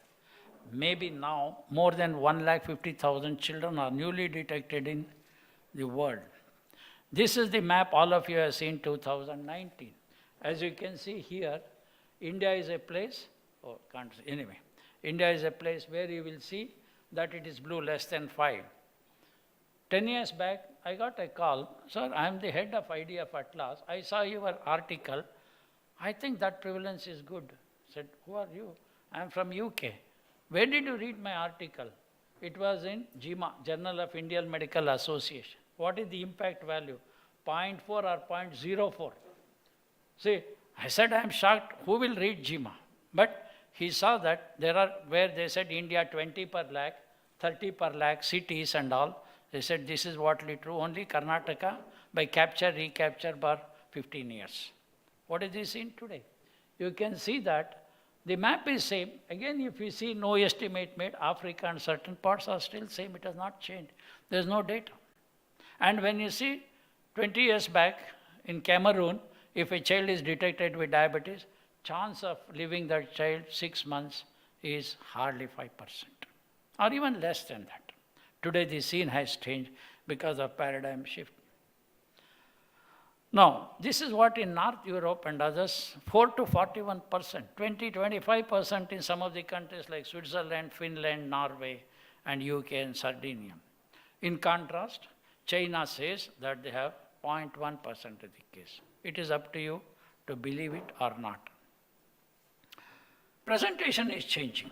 If you see how newly diagnosed diabetes, as I told you, every child I saw in 70s, admitted to government hospital, ketosis, you come and see, manage them. And after some days, you ask them to take Lent and plain insulin, whether it's mixed, whatever. There was no premix also in 1970s. It came later on. And you take insulin twice a day. That's all what it was. Now, a new environmental factor may be responsible for the absolute increase in patients presenting with DKA, while older etiology, genetic, environmental, are responsible for steady, unchanging number of patients with a more severe presentation. Why it is decreasing or increasing? One of the hypotheses, we have heard so many things. One of the hypotheses is why it is high in countries in North, less here, probably environment. At least my generation, born 6 or 7 decades back, we had all sorts of infection in the world, parasitic, infective, damn everything, whatever is possible for a child. So we have developed probably antibodies. Look at our children, better environment, cleaner one, and nobody drinks water from tap, which we were doing even in high school also. So we had all this, so many antibodies and all that. That is why the incidence is less in Africa and Asia, whereas in Europe, cleaner environment, they are not exposed to all these infections. That's why they are prone. This is one of the hypotheses, may be true, may not. Greater awareness of diabetes in children is not the factor contributing to earlier diagnosis before DKA. This is one aspect, believe it or not. There was a paper where they saw 100 consecutive patients. We will not admit anybody. We will manage it. 98% were managed without admission.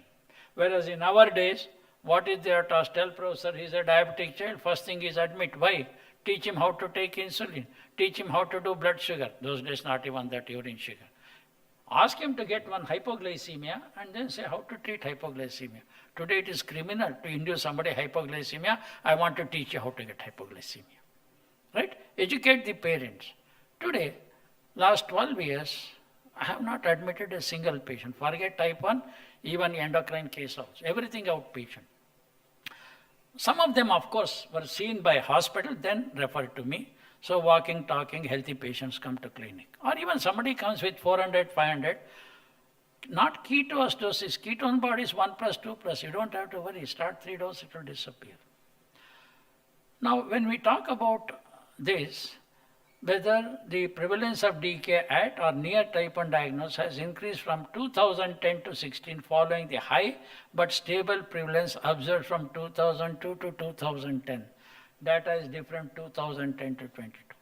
Increase does not seem to be attributable to changes in distribution of socio-demographic factors over time. So what you saw, the IDF chart as such.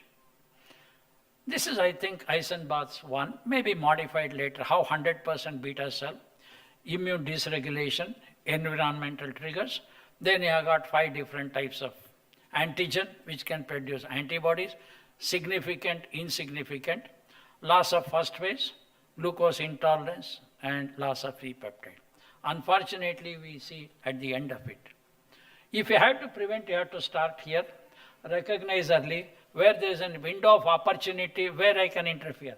There is no point in, at the end, where it is too little, too late that you are doing. These are all the antibodies. This is all theory, 1970s GAD antibody. We had no method of estimation. Till recently, we could not even afford all our patients. Let us say Dr. Sarda has got 1,500, I have 3,300. Where is the question of doing it? 99% don't have these antibodies. This is what some of these studies, smaller studies, North India, South India, East and West varies. GAD antibody was seen in 45% if you see, and then in 42%, and both of them were seen in 33% or 45%. So depending on that, the situation, whether GAD is positive or IA2 antibodies, islet cells, so many things. Because of that, we thought, let us do one small study. This is what we did. And myself, Dr. Shiva Prasad, prevalence of GAD and zinc transporter rate and IA2 were 64, 31, 19%. That was in newly recognized 45%. So what is it we said? Zinc transporter rate complements GAD antibody and increases the diagnostic sensitivity for detection of autoimmune in type 1 diabetes. Inclusion of zinc transporter rate increases proportion of patients with antibody nearly 80%, and we failed. Islet cell antibody is really not necessary. Long time we thought, let me do GAD. If it is negative, maybe type 2. No, unless you do all the antibodies, telling that because even if you don't have all this, it's not necessary every patient spending thousands of rupees. Today I have a technology where within 20 minutes I can do GAD antibody C-peptide. C-peptide may be most useless test when you detect that. This is what it is, please remember. GAD antibody may be present 40-50% like this. Unless you do all the antibodies, it's not going to make sense at all. This is what you have learnt as it is. Point of care, just what time it takes HbA1c, we can do GAD and C-peptide. I hope in future if we have zinc transporter rate, I would rather do that. And it hardly costs 700. So if there is a poor patient, I told all over Karnataka, you send any number of samples, all these I will do free. People think it's very simple, that there are children, you give insulin, everybody will be controlled. No. There are 3 clusters of blood sugar that they have identified. Just like type 2 diabetes, Dr. Mohan, and I say cluster A, B, C, D, E and all that, depending on phenotype, genotype. Here we are depending only on blood sugar. If you carefully look at your patients, type 1, you will see all these patterns. Cluster 1, this is a study, 141, that is 60% experience severely high blood levels during the day, low incidence of hypoglycemia and lowest overall variability in levels, always high.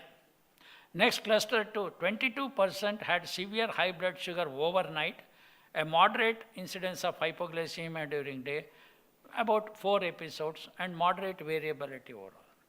What is the third? Cluster 3, less. 17% had moderately high blood sugar most of the time, alternating with high incidence of hypoglycemia, 8 per day, and highest overall variability during both day and night. We have seen these children, 5 years. You will never be able to control them. Whether 2 doses, 3 doses, whatever you do, even some patients on pump. I remember 20 years back we had a meeting in Singapore, and the best Singapore said, maybe about 30-40% of our children have a good control. And a professor from China said, 85% of them have below 6.5. Fine, I am willing to send all my children to your country. If we can manage it, I'll be very happy. It's impossible almost. So members of cluster 3 experienced increase in A1C over 18 months of follow-up from an average of 8.7 to 9.6, and others were stable. That means don't get perturbed. I'm not doing a good job. My children have 10, 10.5, 11. When we started CDIC, 4,000 children in India, from All India Institute to Kanyakumari, average HbA1c was 10. 10 years later, look at the data, that it has come down to 9. We are happy. Don't expect 8, 7, 6.5. It's all nonsense. Okay, maybe that technology is less, money is less. Let me have the best technology and lot of money, $20 billion like USA, we will do better. Look at this data. State of type 1 management outcomes from 2000, not 16, I think it is 2002, 12 to 18. And data from type 1 exchange registry demonstrate only minority of adults with youth and type 1 United States achieve ADA guides. Look at what we had in the past.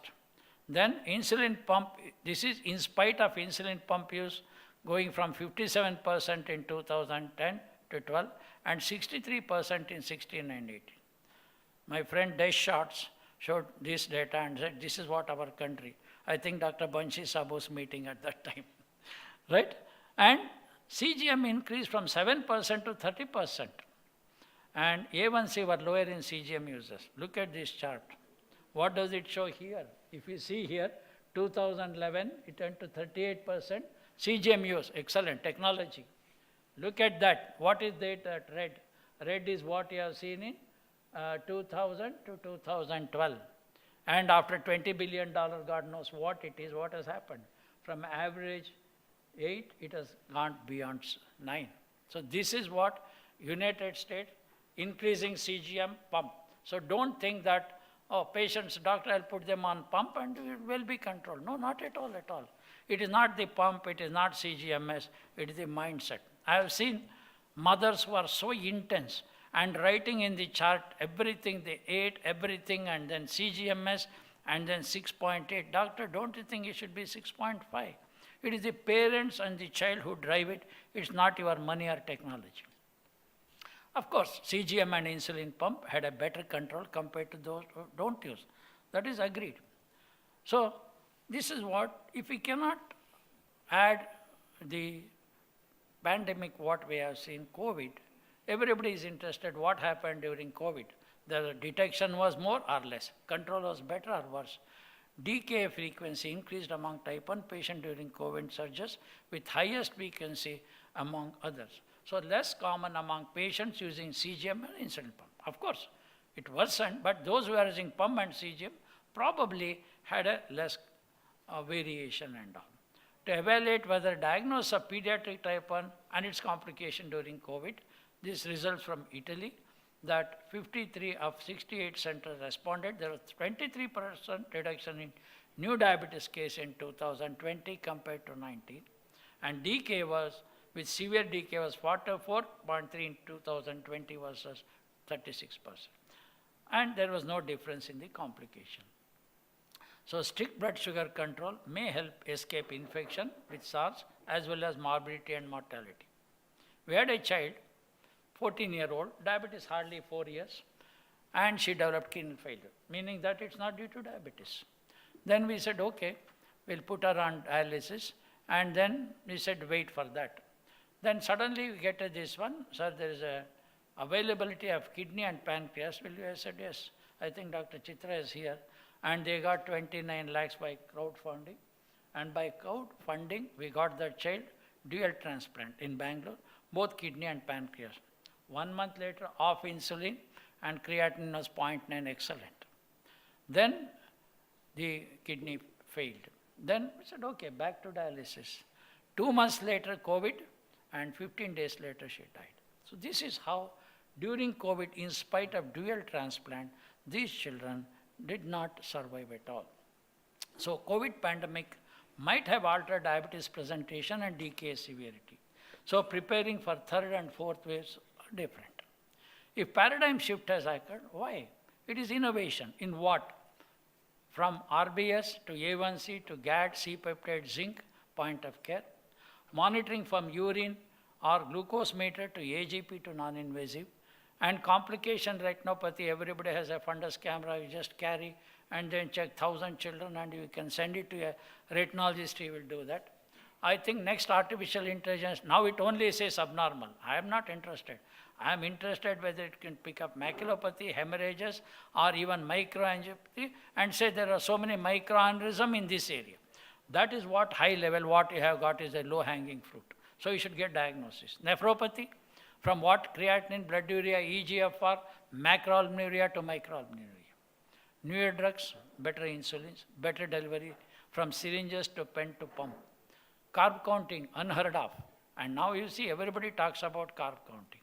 I will not go into details how successful it is, how many of your patients understand in a village from Maharashtra, carb counting and all, God only knows. As for nutrition and lastly prevention. So these are all the strategies, if you look at it, that the New Year targets to reduce complication, biosimilar insulins, novel insulin formulation, artificial pancreas, prevention with vaccine, and introduction of immune intolerance and reduction of beta cell injury. Now you talk of beta cell regeneration. One of our friends is working, how to regenerate beta cells. Already there are animal experiments where you see the beta cell have. From a mice to human being, it's a long story. It's not that few days or months or years. Beta cell growth factors. Again, he's working on that. Can you have growth factors, the beta cell increase in size or double in number? Then stem cell derived beta cells. We know that how it is. Now we talk about telemedicine. Yes, all of us have used telemedicine, including this conference, where, 5,000 people, not necessary. 100 people are here, 2,000 people can listen all over the world. We are not enamored by seeing that, as soon as I go, 20 patients are waiting, not necessary. 5 patients may be waiting in my clinic. Unlike 30, another 20 people on telemedicine. It is true for conference clinic also. You don't have to feel insecure that in my clinic, number of patients are less. Your income has increased. Don't worry about it. Using telemedicine to manage diabetes remotely, we have all done it. And EMR, telemedicine, teleconsultation, e-consultation, SMS consultation, WhatsApp, and video consultation. And next, probably I will have hologram consultation, where my 3D image of patient is there. 3D image of mine will be there in his clinic. The voice will be exactly like that. And after everything is over, still there is talking, I'll press the button, he will disintegrate, just like Ulysses you have got and all. Enough, my 20 minutes over, take another one. Because I have done 2D consultation in South Africa 4 years back. I said, next time I come, I want 3D consultation. It's easy. There are many modalities. All of us use telephone communication. It's useless. Why? You cannot give teleconsultation without EMR. Sir, you know, I'm Nanjappa. I am from this Chalkere. Who is Nanjappa? What is his age? Who is Gauramma? Pregnant, non-pregnant, postmenopausal? Better have the figure, everything, and then yes, last time you came, this is the result now. Never do. That's why even the ICMR guidelines say never do e-consultation on WhatsApp without EMR, because it does not make sense. Just like, how much is blood sugar? Ward number 3, bed number 8. Okay, 300, give 20 units. Who is that patient, whether it had hypoglycemia? How can you do such a consultation? There are rules and regulations which show that. People with diabetes randomized to teleconsultation reported reduced severe hypoglycemia. That's what we have seen. We have these 3,000 children monitored by 50 doctors across, And they have seen admission has come down drastically. I remember 15 years back, 80 to 100 admission to hospital, DKA or hypoglycemia. And they said, "He's poor, sir, you pay the bill from your trust." It used to be lakhs. Not even a handful of children who are on treatment, I'm sure all of us here treating type 1, are admitted with ketosis. Maybe 20 years. First patient I saw 1981, 20-year-old BSc graduate. He was in second year. Then he got insulin. Sir, who will marry? No, get married. Then he has children, admit to the children marriage, and he got grandchildren, retired as a registrar. Not a single admission, 82 to 2022. No nephropathy, no retinopathy, HbA1c 6.8. So if somebody can achieve that, why not others? It's all the mindset. Of course, electronic diaries are available, determining insulin dose, blood glucose values, dietary data. Hundreds of apps are there available for an educated people. But all our patients are not from cities having apps and all that. It's okay, you can call me, we will do it. Talk to my dietitian, social worker. So even with zero cost they can do. These are all apps for very rich people. But educated and people, this is what my patient did. Look at this. AGP on one side, day 1, day 2, and food, milk, breakfast, lunch, dinner, and bolus dose 10, 8, and basal 20. Next day, milk, walking, exercise. So in one shot, I can see that child with diabetes, what is the diet intake, what is the exercise, what is the AGP, how much insulin he has taken day 1. Fantastic. And not developed by any app. His father was an engineer. He said, "Doctor, I will do for my child. I will start sending to you." So there are patients who are very, very innovative. Monitoring diabetes from urine sugar, blood sugar meters, CGMS to A1C. Now we are not even talking the time in range, time above range, time below range. So this is how, I don't think any of you have seen this dextro sticks. Then Ames glucose meter, 1985 All India Institute. So take out that one strip and then put the blood, wash it, 2 minutes, dry that, put it there. And plug it there also. It's not battery operated. So go from one bed to the other. It will take 2 hours. By then the breakfast time is over because there are 30 patients. From that technology to here, because some of you who are seeing today are lucky to be born in 80s and 90s. So you might not have seen this. And all of you have seen this AGP flash monitor and how it will give you 24 hours, this one. So managing glucose variables, counting carbs, correcting boluses, these are all the problems. This is what they say, whether type 1, whether older or younger, or pregnancy type 1. Today, this is what less than 4% of the time below range and less than 25% above range. You can achieve it when you have got an insulin pump in that. So this is how monitoring pumps have changed, but from regular insulin 2019, 23 times. Munchadappa said, "Sir, it was much better control when they were taking 3 times. Then Lent came, they thought 1 dose is good enough. Then premix came, worst. Lot of our type 1 diabetic take premix twice a day, it will never be controlled. Then basal bolus concept. From animal insulin to human insulin to analog. And pumps, open loop, closed loop, artificial pancreas 780G. From glass syringes, boil that, take out with that, dry it, and then take. And these needles were steel needles like that. Disposable syringe, pen, pumps, whatnot. So this is what Minimid 780, the latest one, and the Guardian sensor. And by Bluetooth, you can have this data. The mother sitting at home knows what is happening to the child. Doctor sitting at the clinic also can see that.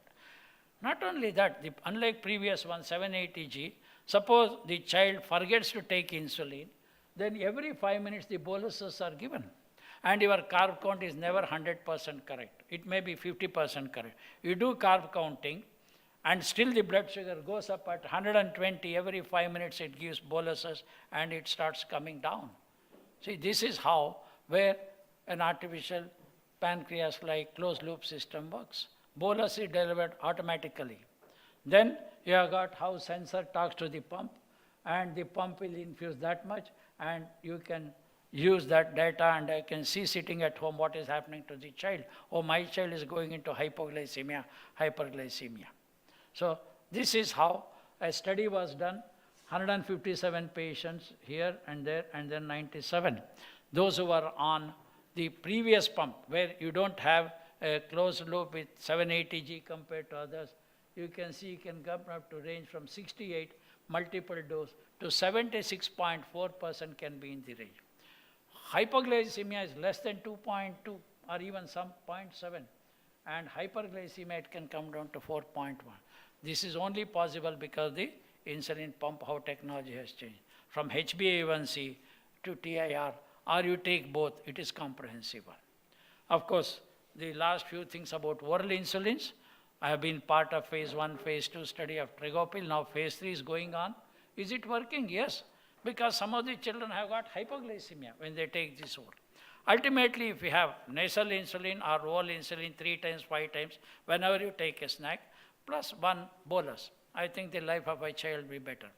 2 things they are worried. Doctor, I don't want to prick my child for doing blood sugar, non-invasive method. I don't want to prick my child to give insulin. If that is possible, I think that will be greatest. No, doctor, I have not come here for treatment. Somebody told me you are going to cure diabetes. I have read all over internet. If you are going to cure, I am going to hear. Otherwise, I am going out 10 minutes. He already comes with that view. Maybe you are not aware. There is a cure for diabetes, I have read. These are the people who come. And of course, we have to tell them, convince them that it is not simple, though research is going on. We have not yet reached a stage where islet transplant can be done to everybody and without immunosuppression. My goal is, if we can do it, and without immunosuppressions, what we have today, or even steroids, a simple one, probably it will be better. Then vaccines. There are 5 types of autoantigen, all of you know, including tetraspasmin 7, which is very mild, insignificant. So this is what that Swedish GAD vaccination trial, outcome of a phase 2 safety efficacy trial with Diamyd for preservation of beta cell. GAD65 has demonstrated efficacy in slowing decline of C-peptide after sustacal load, and it proposes a novel first-in-class therapy for slowing down the progress, right? Maybe a therapeutic option. Then the fighting environmental factors, developing vaccine with targeting Coxsackie viruses, because this is one of the commonest one people have tried. But don't run away with the impression that these are all the ultimate. Still, we are in an evolving phase. Vaccines have recently shown potential to combat that Coxsackie virus B infection and may be used as a new therapeutic strategy to reduce the risk of type 1 diabetes. But the problem is, what point? Every child, or those who are more predisposed, or those who have antibodies? We don't know yet. The last thing is epigenetics, regulation of type 1. All of you know what is epigenetics, how environmental factors will have an impact on the genes, and that is carried over that. Type 1 has increased several fold over the past half century. Hundreds of explanations, preventing factors and factors are predisposable, camel, milk, so on, blah, blah, and other things, and infection. These are all hypotheses. Such a short time indicates involvement of environmental factors, exclude genetic factors. Genes have same. Epigenetics modification influence pathogens of type 1, and drugs may be available to prevent this epigenetic phenomena.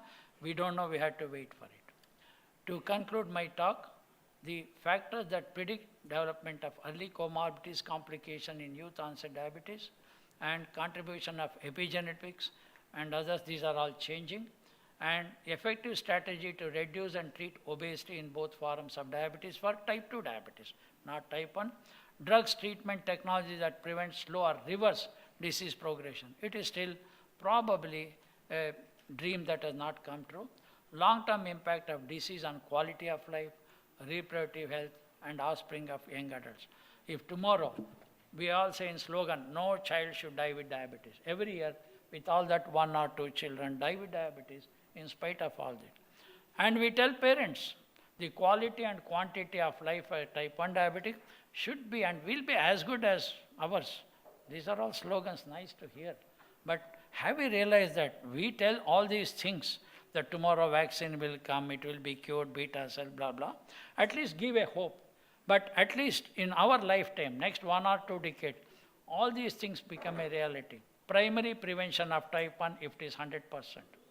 100% complications can be prevented, and 100% type 1 diabetes can be cured. Those who are already there, huge.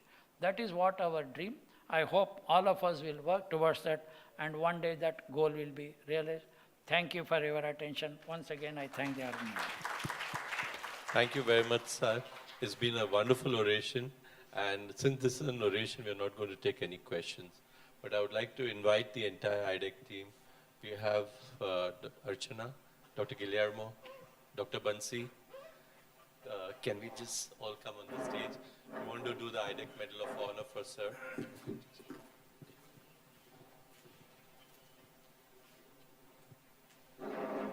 Anjali, sorry.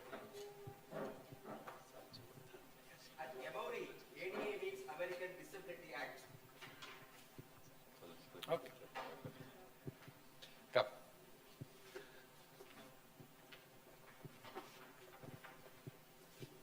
Sir.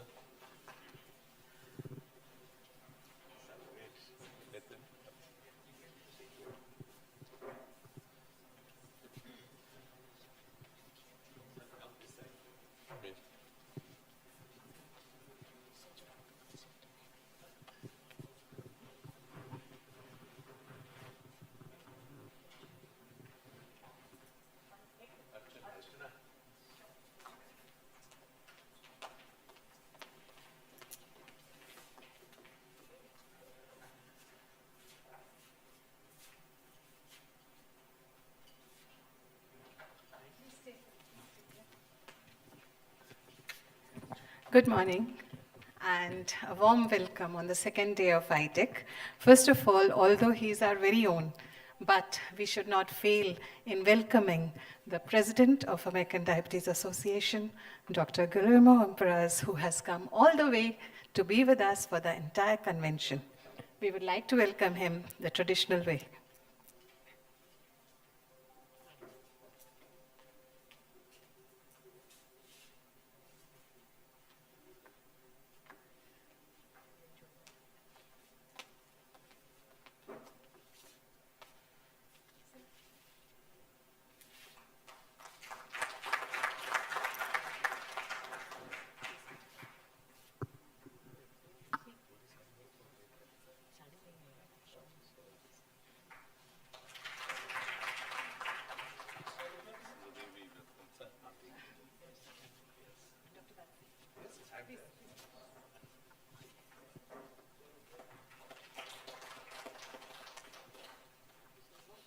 This is a sign of blessings and auspicious.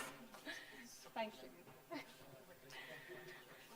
Now the moment that we are gathered here for, to welcome the honorable mentor, teacher, guide, Dr. Prasanna Kumar sir. And I would also like to welcome Madam on the stage, please. Ma'am, please come.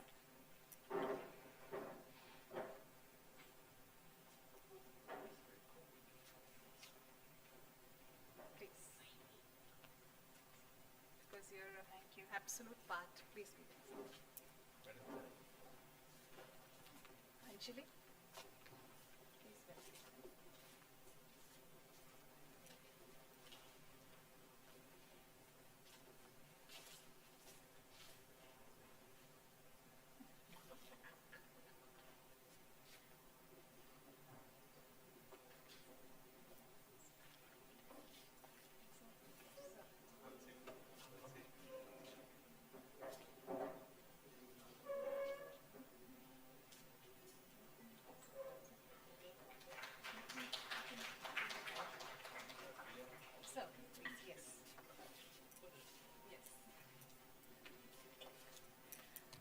The IDEC Medal of Honor for his dedicated service.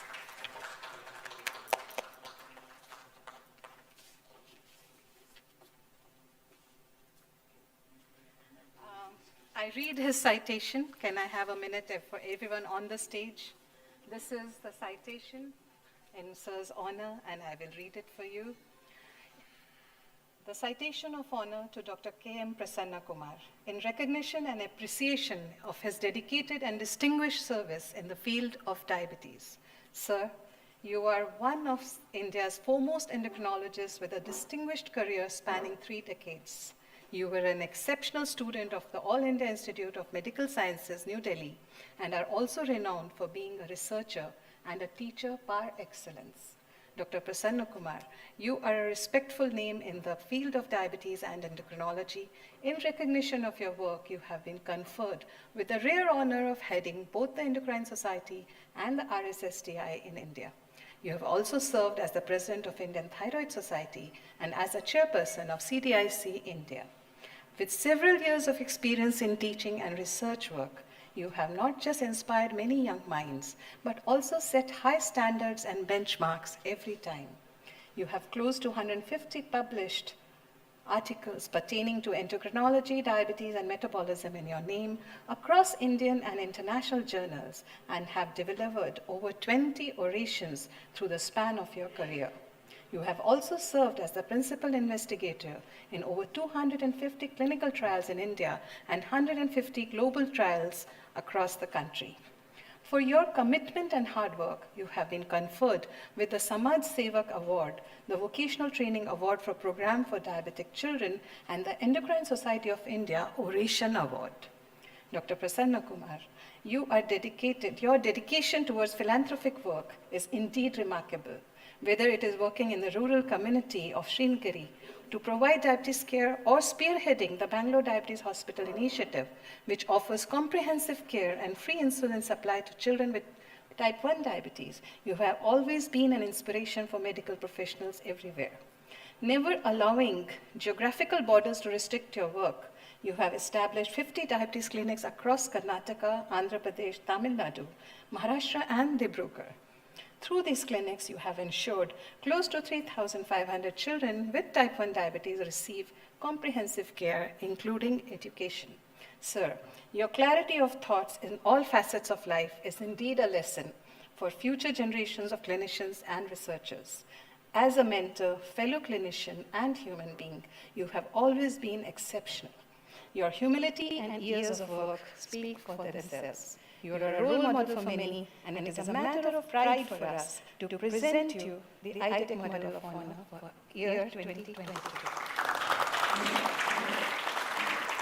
With these, we are honored and we are blessed to have him with us, and that we are able to, he has accepted our Medal of Honor. I would ask Dr. Guillermo to say a few words. Well, thank you so much for having me again. During the last 10 years, I've been very close friend with Nita, Sanjay, and the whole group. And I've been in India many times. And this is the 6th International Congress that we have. And every year when we come, we learn so much. That's right. To me, it's an honor to be your friend. I'm so happy to be here, and I've always been a pleasure to come back. And I hope that the India Diabetes Society and the American Diabetes Association will become closer. I know we're working with IDEC, working with Emory University, and of course we had in discussion with IDEC how we can get these two worlds together. So Sanjay and everybody, thank you so much, and I love it.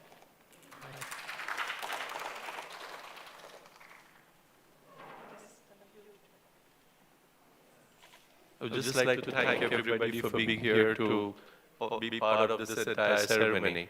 Obviously, sir, the lecture was excellent, but more than that, it was an honor for us to have you with us.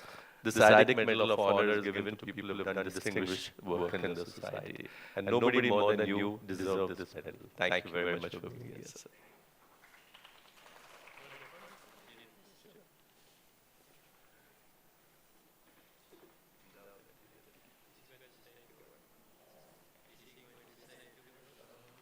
So would you like to say, sorry, I didn't give you the option, would you like to say something?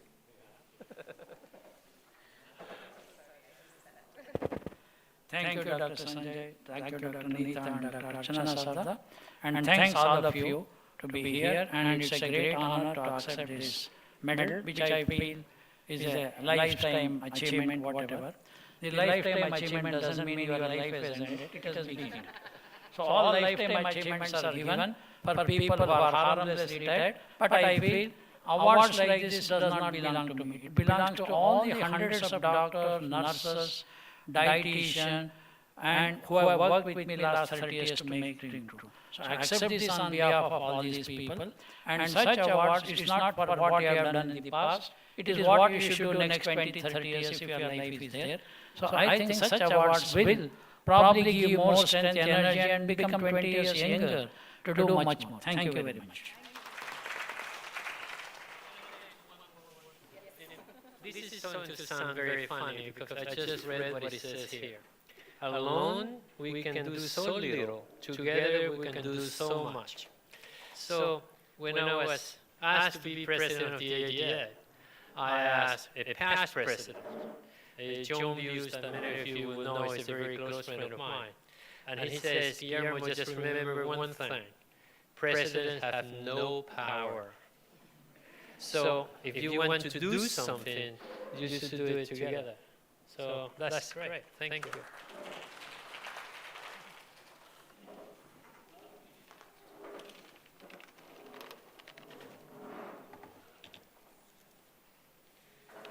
So after this wonderful ceremony, we are now going to go ahead with the day's program. So in this hall, we will now have the EBM masterclass on type 1 diabetes. And on the other side, we are going to have a debate, an interesting debate on continuous calorie restriction versus time-restricted feeding. So we will start in the next 5 minutes.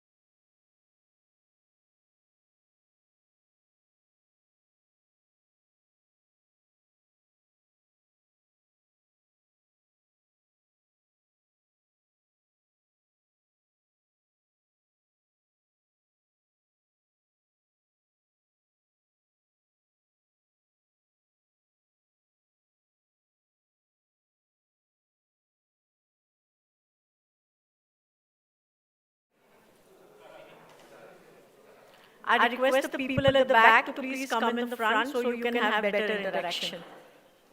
Please do come in the front. It's an interesting session, so I'm sure you all will have questions.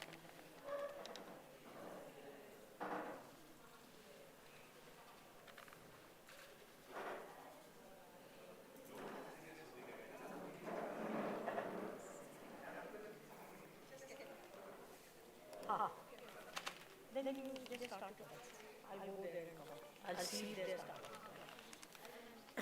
अच्छा हुआ ना सब?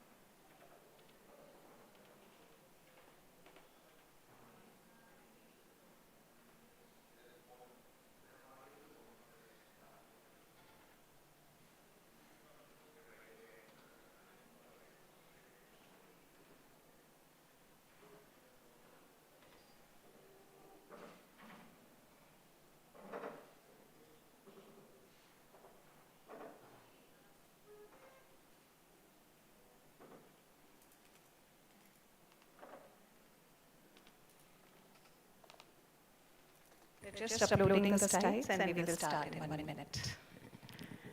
Meanwhile, can I invite my team up here? Please come, Dr. Tejas, Dr. Rakshita, Dr. Rami. Please come.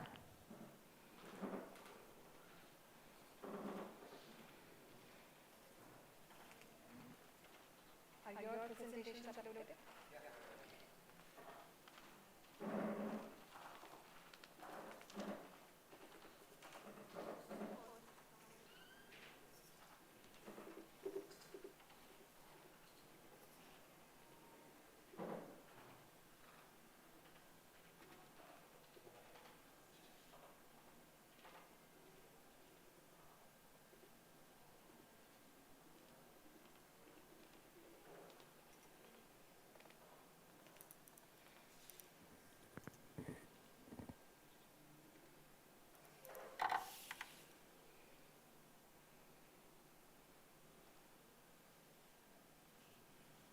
We are on time. We have 2 minutes to start.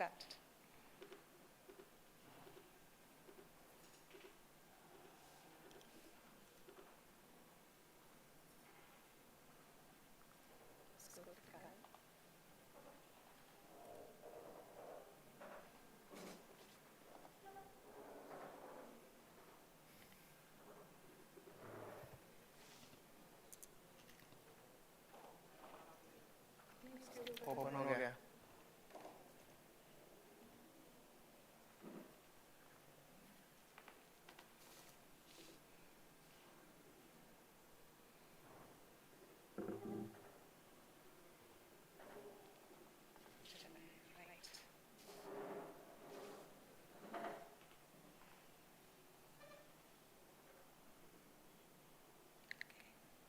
Next.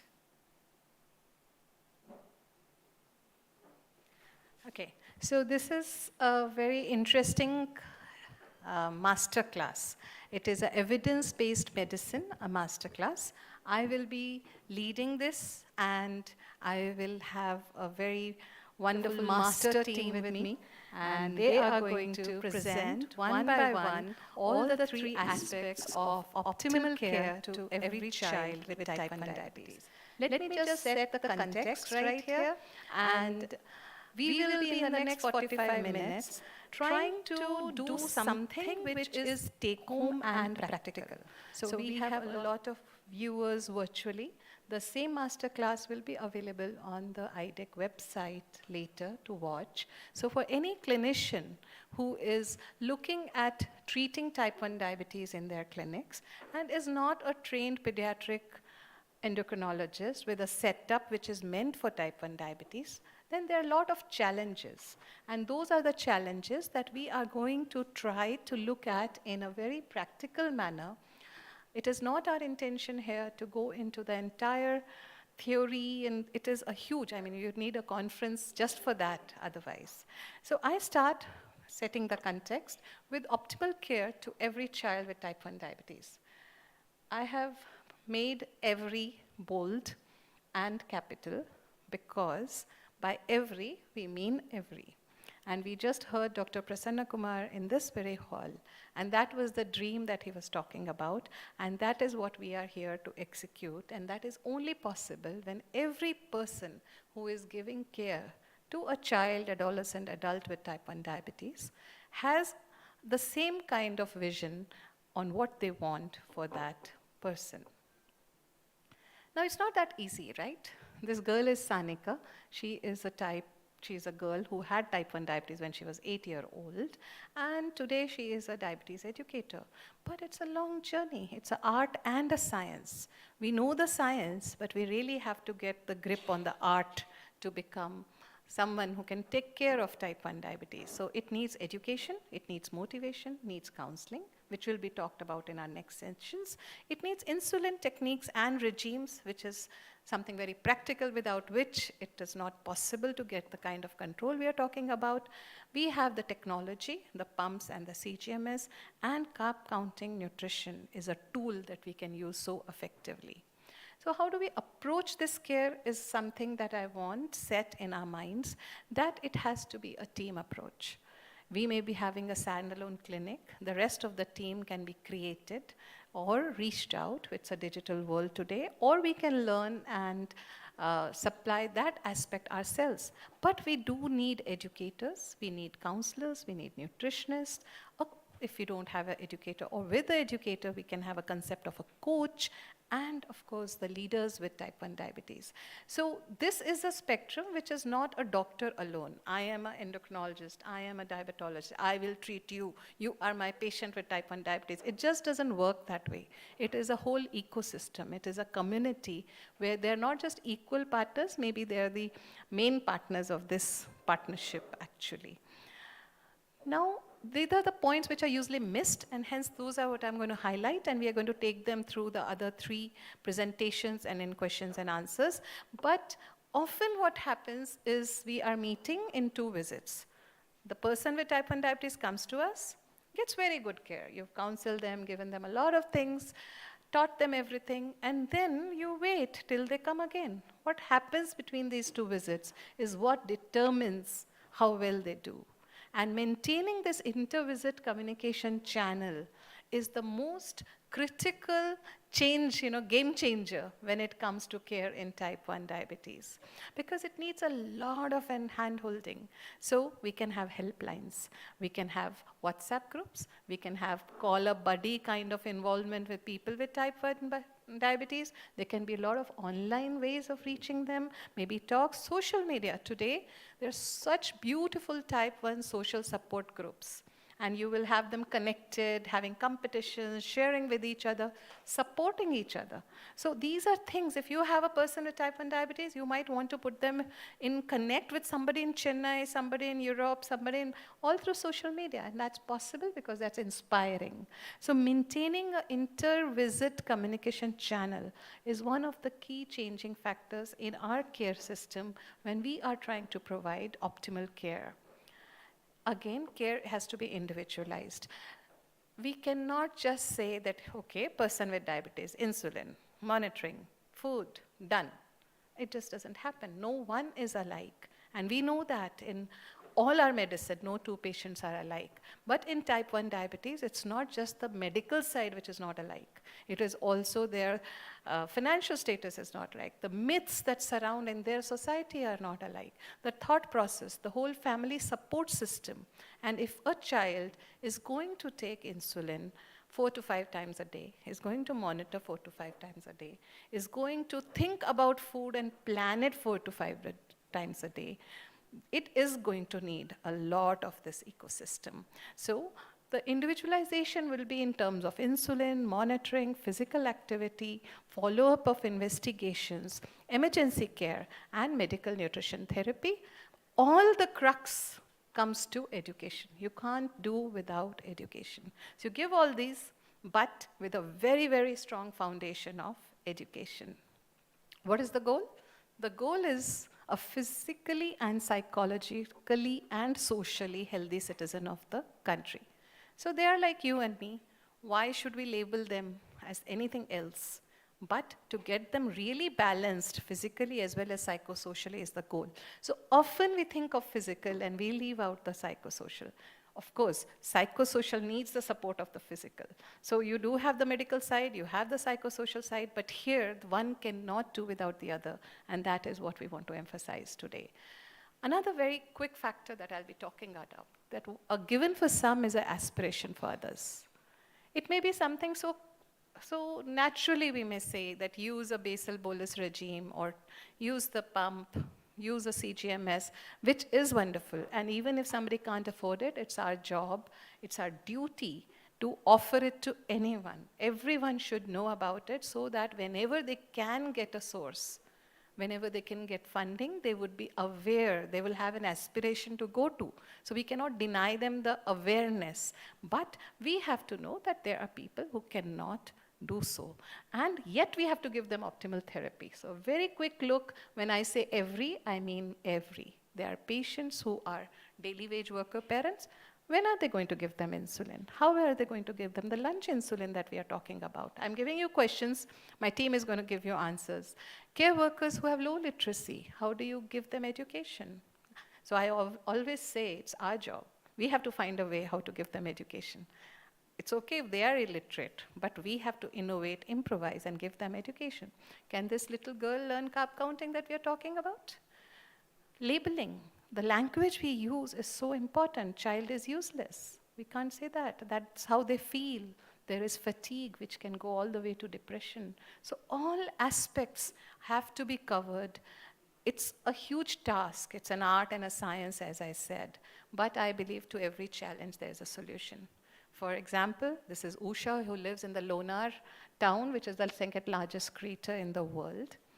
And she lives, that's her actual home when we visited her, and she has no place to store her insulin, but that is the pot that she uses. This is an earthen pot, which is double layered with sand in between, and she is able to store her insulin. So there's so many solutions. No problem comes without a solution, and that is something we have to keep in mind. If we do not have educators in our area, we do create coaches. These are some of the projects we did. We will talk about that later. Create groups.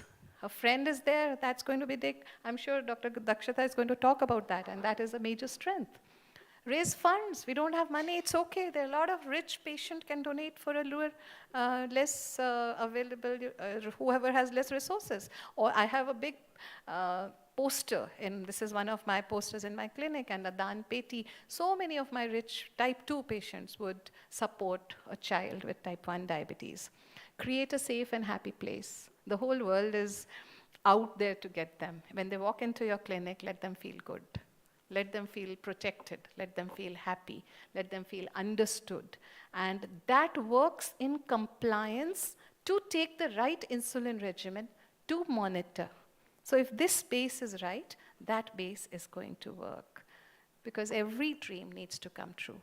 So again and again, I'm emphasizing every. Irrespective of where, what, how the child comes from, that dream needs to come true. So it's easier said than done. There's so much to do. There's so many calculations, so many aspects that many people don't even take one step forward because it's like daunting that how are we going to do all this? But once you start doing, you get there, and we learn as we do. So with this, I would end my presentation and invite my first team member, and that is, who is going to go first? Dr. Alka? Yes? Okay, Dr. Tejas, please do. Come. So this was just context setting, and now we have Dr. Tejas taking us through the first presentation, and we'll have question and answers. You're most welcome to ask the questions at the end of his talk, in between, not at the end of the entire EBM. Over to you.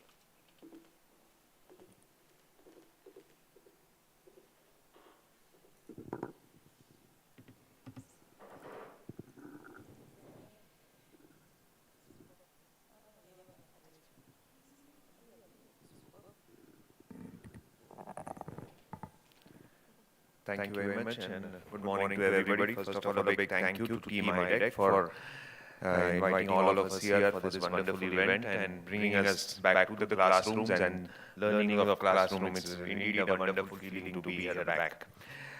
So, Archana has already set the ball rolling, and she's made my task much easier by giving the foundation of what we are doing today.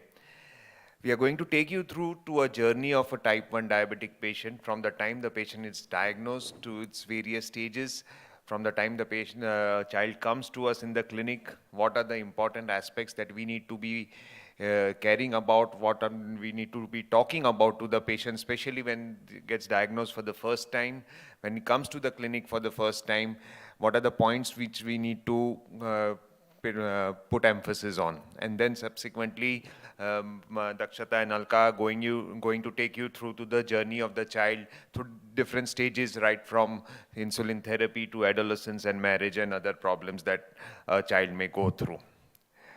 So,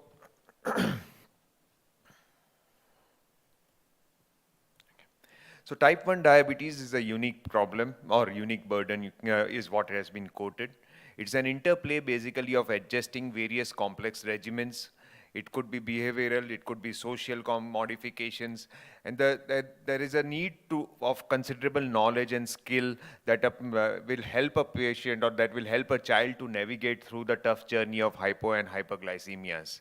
Our goal is primarily to make sure that the child reaches or the desired goal in the best possible way without basically facing the burden or without having the troubles of hypo and hyperglycemias. So Swati is a happy girl, 12 years of age, living in a semi-urban town, studying in 8th standard. His father is a clerk and mother works in a factory. Has 2 siblings, older brother and a younger sister. No past medical history of anything in the family. Gets diagnosed primarily for the first time with type 1 diabetes. Comes to us with characteristically high sugars, with ketones, and with classical symptoms that have been there for some period of time. We all know that what we are looking for, the symptoms primarily in a patient with type 1 diabetes normally presents to us sometimes in an acute stage with diabetic ketoacidosis and severe weight loss and dehydration, vomiting, polyuria, polydipsia is there. Sometimes nowadays we are seeing lot of cases, younger and younger people getting detected and maybe coming at a much earlier stage to us also, may not yet go to a stage of diabetic ketoacidosis, but may come much earlier. They may be in a stage of antibodies positive, but still not reach the stage 2 or stage 3 of type 1 diabetes. So we need to be careful about the symptoms that basically are, and we should be talking about especially the symptoms to these families also. We look at certain investigations when a patient comes to us for the first time. Of course, the fasting, postprandial sugars and HbA1c are the gold standard that we look at. Mainly GAD antibodies, islet antigen 2 and zinc transporter are the 3 main antibodies that we are looking at, which will give us a confirmation of a patient with type 1 diabetes, especially for an age group where we are seeing more and more younger people with type 2 diabetes also getting diagnosed. It becomes important for us to distinguish very clearly that whether the child is a type 1 or a type 2. So GAD, islet antigen 2 and zinc transporter are the 3 antibodies or the 3 markers that we are always looking for. C-peptide has its own fallacies. Yes, C-peptide helps us to find out the insulin reserve in a person, but initially when a child gets diagnosed with diabetes or any person with diabetes, the C-peptide levels are usually lower and we don't rely only on that level initially, and we need to give some time after the therapy being started to see again whether the C-peptide has gone up or no.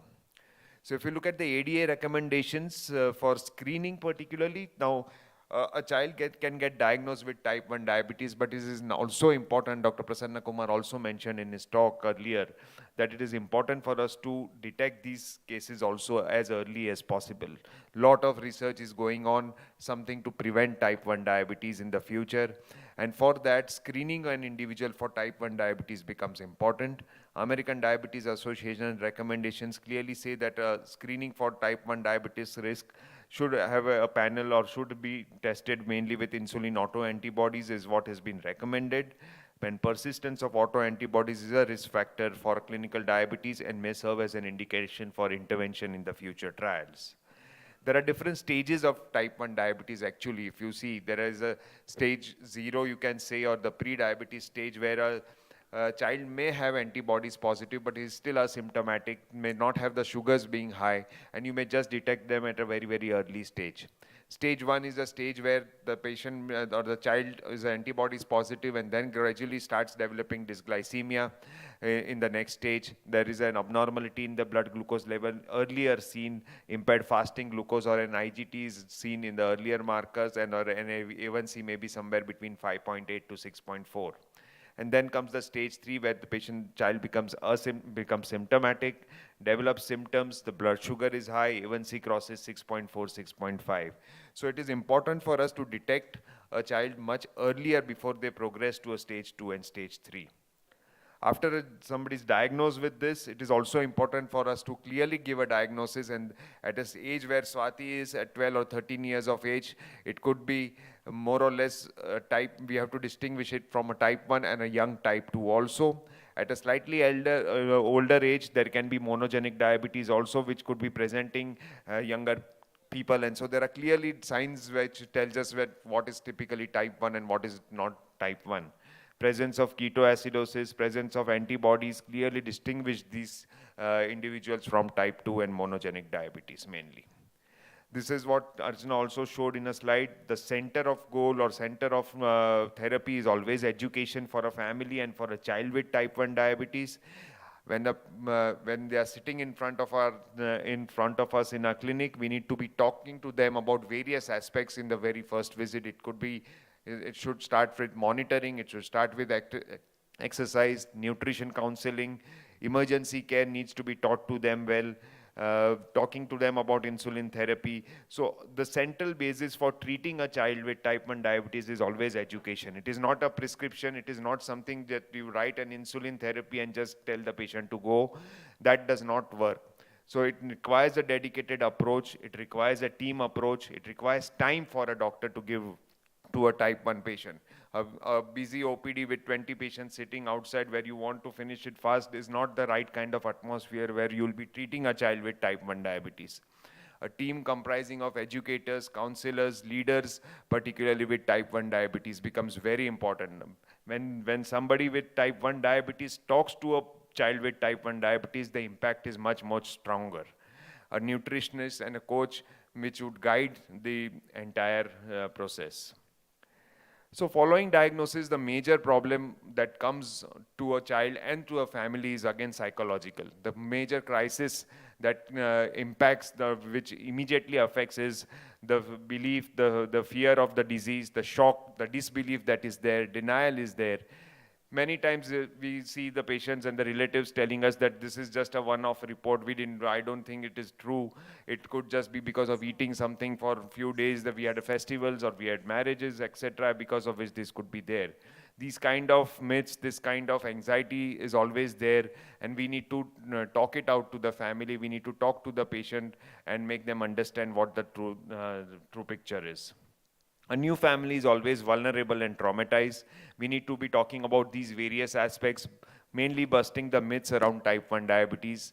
In today's times, with social media and with so many things being out there, every day some new comment comes and we have to make them understand what is true and what is not. We need to talk about insulin always, which becomes very, very important. Once a patient, we start on insulin for the first time, they may go into an honeymoon phase after a certain period of time, and that's when the requirement of insulin again comes down. And that is the time when many people make this mistake that they stop insulin completely. We need to tell them from the very first visit that insulin will be required for the lifetime, and insulin will be required on each and every day, irrespective of the dosage or even if the dosage comes down. Addressing the honeymoon phase, warning against alternate therapy. So many times we see these problems that patients, after being stabilized on insulin, suddenly are away, they do not follow up and they come back in ketoacidosis because somebody has advised them some alternate therapy and they'll end up in a trouble. Perfecting insulin and monitoring techniques is important. Learning to manage hypoglycemia is very, very important. Hypoglycemia is again a big fear, and one episode of hypoglycemia literally shakes the child, literally shakes up the family members also. We look for comorbidities which could be there. Sometimes a patient is diagnosed late, sometimes a comorbidity may already be setting in, so we need to again assess for that. Following diagnosis, the other important aspect is to accept the disease, accept the problem. Many times that is the biggest, again, burden or hurdle that we have to convince the patient that what is right for this. When a doctor prescribes insulin therapy, the first reaction is always no, why me, why should I take insulin, and so on. Patients with type 1 diabetes and their families should be again accustomed or should be exposed to various teams, as I told you, a psychologist, a nursing staff, social workers, schooling. We need to give special advice to the school authorities. We need to give them, we need to adjust the school timings, etc. also for this. So insulin therapy becomes the first thing that we should be talking about when the patient, when they visit us for the first time. Remove the cobwebs of insulin from their mind again. Talk to them about insulin technique, the right way to do it, because faulty insulin technique is one of the major reason because of which they don't reach the desired goal, and sometimes they'll end up with again lipohypertrophies, lipodystrophies, and diabetic ketoacidosis. The site rotation becomes very important again to prevent these things. Storage of insulin, especially in interiors, in smaller towns, sometimes where refrigerators are not there, we need to be guiding them and giving them these advices. Keeping the gap before insulin again is very important. Many type 1 patients are, or most of them are on human insulin still, and they need that 30 minutes of gap between the meals and the insulin, which needs to be emphasized upon. We need to explain them the type and action profile of each insulin, because after going out from your clinic, most of them will be managing their diabetes, managing their insulin doses on their own. And if they do not know what kind of action profiles their insulin is, or which insulin is working for how many hours, they will not be able to do this adjustment on their own. This is one of the study done by Fitter, which showed that which clearly showed the ignorance for patients who were taking insulin with type 1 diabetes, and most of them did not have any idea regarding so many factors like depth of injection, length of the needle, how long to wait, or how to pinch the skin fold, etc. And these are very small things which needs to be emphasized upon. Insulin regimens, of course, Alka will be covering, but basically for any type 1 diabetic patient, basal bolus is what is been recommended and what should be emphasized upon. Premix insulin should be discouraged and should be clearly told no, and more, even if for the convenience aspect. And all patients with type 1 diabetes have to be on 4 doses or basal bolus regimen, where we are giving 3 doses of shorter acting insulin or a rapid acting analog and an NPH twice a day, or an NPH at night, or a longer acting analog at night time or bedtime. The next aspect which comes along with insulin therapy is monitoring. Any patient on insulin therapy has to be told that self-monitoring or SMBG again goes hand in hand with insulin therapy. It is important because primarily it helps us to achieve the desired glycemic control. It engages, educates, and empowers the patient, thereby reinforcing the behavior of the patient. We need to make them understand that SMBG is going to tell us where they stand. It is just by taking insulin is not the only solution. We need to understand or explain the child in that language, that if the child is studying and appearing for an exam, the results is what he is waiting for. Similarly, an SMBG is something which is going to give him the results of his the exercise that he is doing every day. Tell the patient and the relatives the importance of SMBG. Talk to them about CGM also in today's time, because every patient needs to be ignorant or needs to know about CGM also. Tell them about various other tests that they need to do, like HbA1c, urine ketone monitoring, microalbuminuria, and other parameters that need to be evaluated, like retinopathy evaluation. Again, SMBG requires certain important tips to be told, storage of the trips, the exact technique of SMBG to be done. Record keeping is important. Nowadays, we have mobiles and datas and everywhere how the SMBGs or logbooks can be maintained in today's time. And child, in fact, the younger people or the adolescent are very, very tech savvy, and they love to do that, and they keep doing that on their own also when we are looking at that. So simple charting of monitoring and logging is what is advisable. Tell them to which time of the day we need to check the blood sugars, mainly 7-day profile or 7 different times of the day, and give them a chart of which, and it's easy. We don't tell them to do the test all 7 times in a day. Of course, it's not practical enough, but give them an idea that they can do any 1 or 2 tests in a day at different timings, and that's how a logbook can be maintained. The other important aspect comes again, as I told you, about CGM. It is something which is gradually becoming cost effective in our country slowly. So any patient who can afford CGM can preferably do that also, and it is going to give us a larger picture regarding the glycemic control. Nutrition is again an important aspect that has to be spoken about in the first visit and at every visit whenever the patient is coming to us. Remove the myths from their mind regarding nutrition, the myths that are surrounding diet. Carbohydrate counting is the essential therapy or is the essential way to go in a patient with type 1 diabetes. Talk to them about in-between snacks, talk to them about bedtime snacks, talk to them about certain religious diet, especially during fasting, etc., which they should not be doing or how they should be eating. Meal planning becomes important per se, and it's important that they adhere to the meal plan and snack at adequate timings, especially coinciding with the insulin. Physical activity, especially in younger and adolescent, again, those who are exercising, those who are doing their routine, it becomes important. Tell them how the blood sugar levels can fluctuate before and after exercise. Teach them about the insulin dosage, especially the shorter acting insulin, how they can adjust the dose before doing an exercise or after exercise to prevent hypoglycemia. And mainly that is what is important again for a patient who is exercising regularly. Hypoglycemia, the symptoms of hypoglycemia needs to be told to them. Important is to explain them the rule of 15. When they get an episode of hypoglycemia, how to correct them without any help which is there, which if help is not achieved immediately, they should be ready enough to tackle hypoglycemia at home.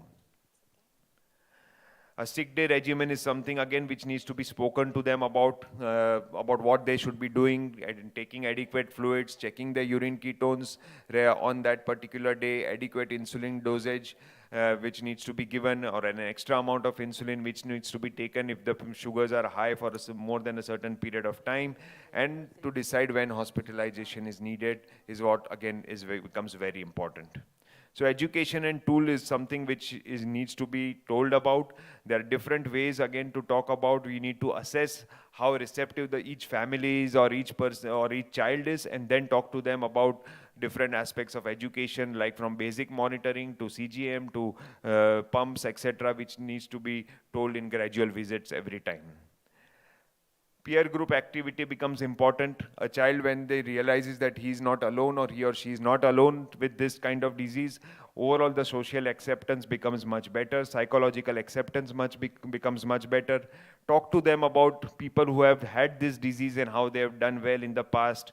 Explain them or give them examples of leaders, give them examples of celebrities who are doing it or who are already with type 1 diabetes, and talk to and explain them how they have achieved in their life in spite of having this problem, and overall it motivates them to do better.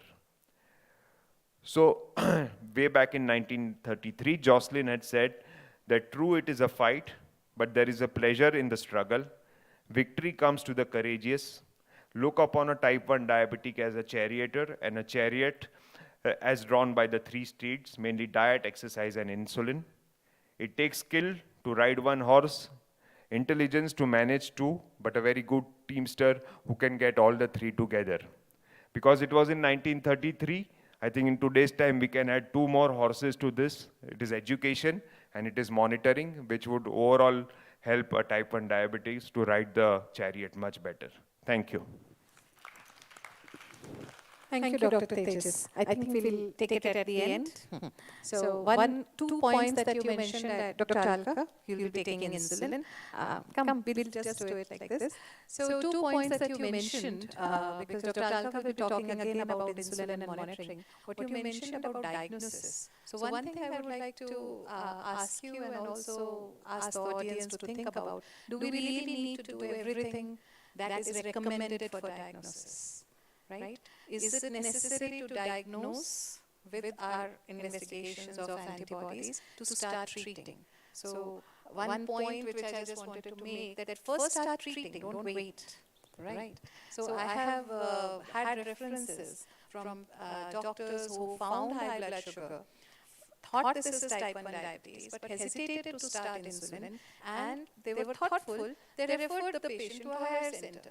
But by the time the child went to a higher center, it was maybe 48 hours or so, and landed in ketosis on the way, which could have been prevented if insulin was started immediately. So any comments about the investigations needed in the first visit at least, are they necessary?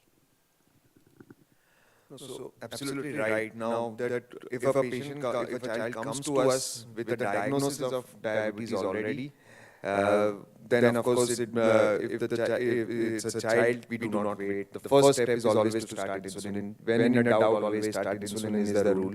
So we do not wait for that. To diagnose whether, if we are in a doubt whether it's a type 1 or type 2, we can always give them the list of investigations which they can do after starting insulin. We know that insulin is not going to interfere with any levels like C-peptide also, nor with the antibody levels also. So we do not wait for that. If the child comes to us without a diagnosis, with just symptoms, and if you find that clearly, if you do a random sugar in the clinic and it's already high, and if the child is showing classical symptoms, again the line of therapy would remain same, that you start them on insulin. So my take. Of course.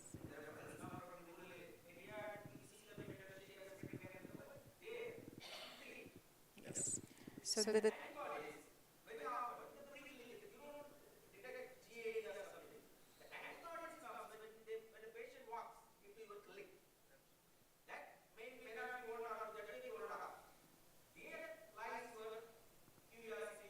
Absolutely. So the take-home message is that do not hesitate. Start with insulin.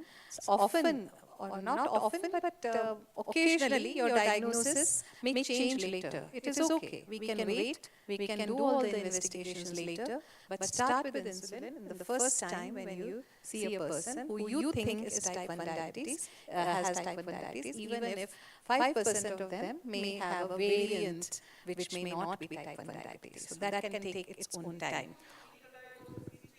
Over to you, Dr. Alka, to take us through insulin and monitoring. Yes. Thank you very much, ma'am. And first of all, thanks to Team IDEC for inviting us. And thank you, ma'am, for organizing this wonderful symposium regarding type 1 diabetes. Because we have all the conferences and major focus is only on type 2. Though we have a large number of type 1 diabetic patients, and these are the patients who need more care. And that is why we as physicians have to be more sensitive to their needs. And this, I think, can be done by having more such interactive sessions and sensitizing to the needs of the patient. So as Tejas has discussed, the girl, 12-year-old, and now we have to hold her hand through the journey of this disease further. So what will be the main element for the success of the therapy? Of course, all of us are in focusing on it right from first, that is, management includes insulin and monitoring. So effectively, what is our aim? Effective delivering exogenous insulin to maintain the glucose level as close to the individual's target range as possible, to prevent the development and progression of complications without having episodes of hypoglycemia. It can be minor or major hypoglycemia. Especially, we need to avoid level 2 and level 3 hypoglycemia. Along with that, we need to prevent DKA. So we have to provide approaches and treatment and devices that minimize the psychosocial burden of living with type 1 diabetes, and consequently the related distress, as well as promoting the psychosocial well-being. So that is most important. We have to control patients' blood glucose levels without she ending up in hypo or DKA, and see to the psychosocial well-being, which is the part which is more often neglected because we are very busy, not able to answer to all the queries that the patient or the family needs to know. And therefore, we have to give more time. Now, today we are celebrating centenary year of insulin. Since the time it was manufactured, there is lot of progress, lot of newer insulins, and therefore now we have a huge armamentarium of insulin. Like we have an OHA armamentarium, we also have insulin armamentarium. Like Dr. Prasanna was talking today morning, earlier in the initial days, there was only rapid-acting insulin, and that is what was used for treating type 1 diabetes also. But over the century, there is a lot of new insulins available, and depending on the pharmacokinetic and pharmacodynamic profiles of each one of them, so we can classify them according to like rapid-acting analogs, which is Lispro, Aspart, or Glulysin. There is ultra-rapid-acting analog also, which is marketed as Fiasp or faster-acting Aspart. Short-acting insulin is the regular human insulin, and then there is an intermediate-acting NPH. Again, there are long-acting insulins, the basal insulins like Glargine and Detimir, and ultra-long-acting basal are U300 Glargine and Degludec. So these are the insulins, the basal insulins, which have nearly peakless profile. So each insulin can be used, but depending on the patient's cost consideration, education, motivation, everything can be considered when you're using insulin. Again, the delivery systems are available like the syringes, the pens, and the pumps. Now, syringes are the basic, I think it was one which is used very commonly earlier. Now also in smaller cities, it is the syringes which are being used most. And we have to understand that when you are writing syringes, the cartridge and, the vial and the syringe has to match. So if the vial is of U40, you have to use U40 syringe, and if the vial is of U100, the U100 syringe has to be used. Each vials and syringes are color coded, so it is easier to, even for the patient or the relatives who may not be very well educated, to understand this aspect. So therefore, there should not be any mismatch in using this. Again, now the pen devices are available, which are very convenient for the patient, less pain. There can be a disposable pen or reusable pen. Considering type 1, we always want them to use a refillable pen. The other delivery option would be a continuous subcutaneous infusion pump. These pumps are the most physiological way we can deliver the insulin to type 1 diabetic patients. So there are fixed regimen going on, but it is costly. Again, there are newer pumps which are like sensing the hypoglycemia, stopping when there is a hypo, and even there are dual pumps which can even give other hormone like glucagon to prevent the hypoglycemia. So these are the advances that are happening in even the delivery device system. Now, once we start the patient on insulin, again, as I said, there are the short-acting as well as long-acting insulin. So ideally, it should be that there can be 50% of rapid-acting and 50% of basal. Basal will cover the 24 hours, and the rapid-acting will cover each meal. Ideally, you should at least have more than 2 daily bolus injections and more than 1 basal injection. The most ideal would be a basal bolus regimen, but it may not be always practical. Patient may not be willing. So in those patients, you can have a split mix regimen. That means you can, in the syringe, fill the short-acting first and then the long-acting insulin. The split mix is different from pre-mix because pre-mix has the mixture in a fixed ratio like 30-70, 25-75 or 50-50. This does not enable us to alter the dose of either. Therefore, even if there is restriction because of cost or whatever, you can give a mix, but it has to be a split mix, not the pre-mix, especially for type 1. Saying that, again, I am re-emphasizing the choice would be a basal bolus therapy. So whenever patient comes to you, again, the insulin therapy needs to be assessed, whether we are able to meet the target A1C, whether there is lesser risk of hypo, and it allows the flexibility in the carbohydrate intake and flexibility in the daily schedule and activities. We have to remember, try and give more flexibility to the patient.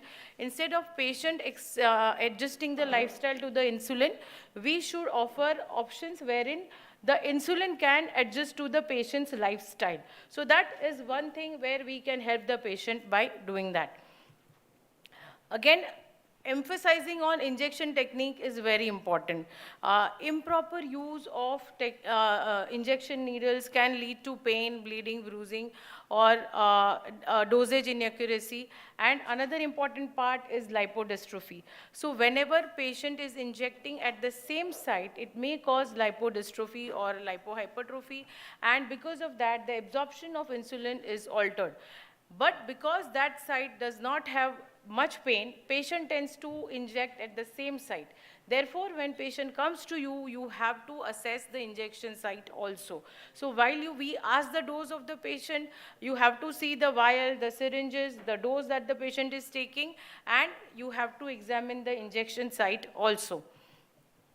The rotation of injection site is also equally important because, as I said, it prevents the lipohypertrophy, and it is a good practice to educate the patient regarding the rotation of the site. So it can be rotated between the thighs, the abdomen and the arms. Each site has different absorption rate. Abdominal insulin will be absorbed faster than those given on the thighs.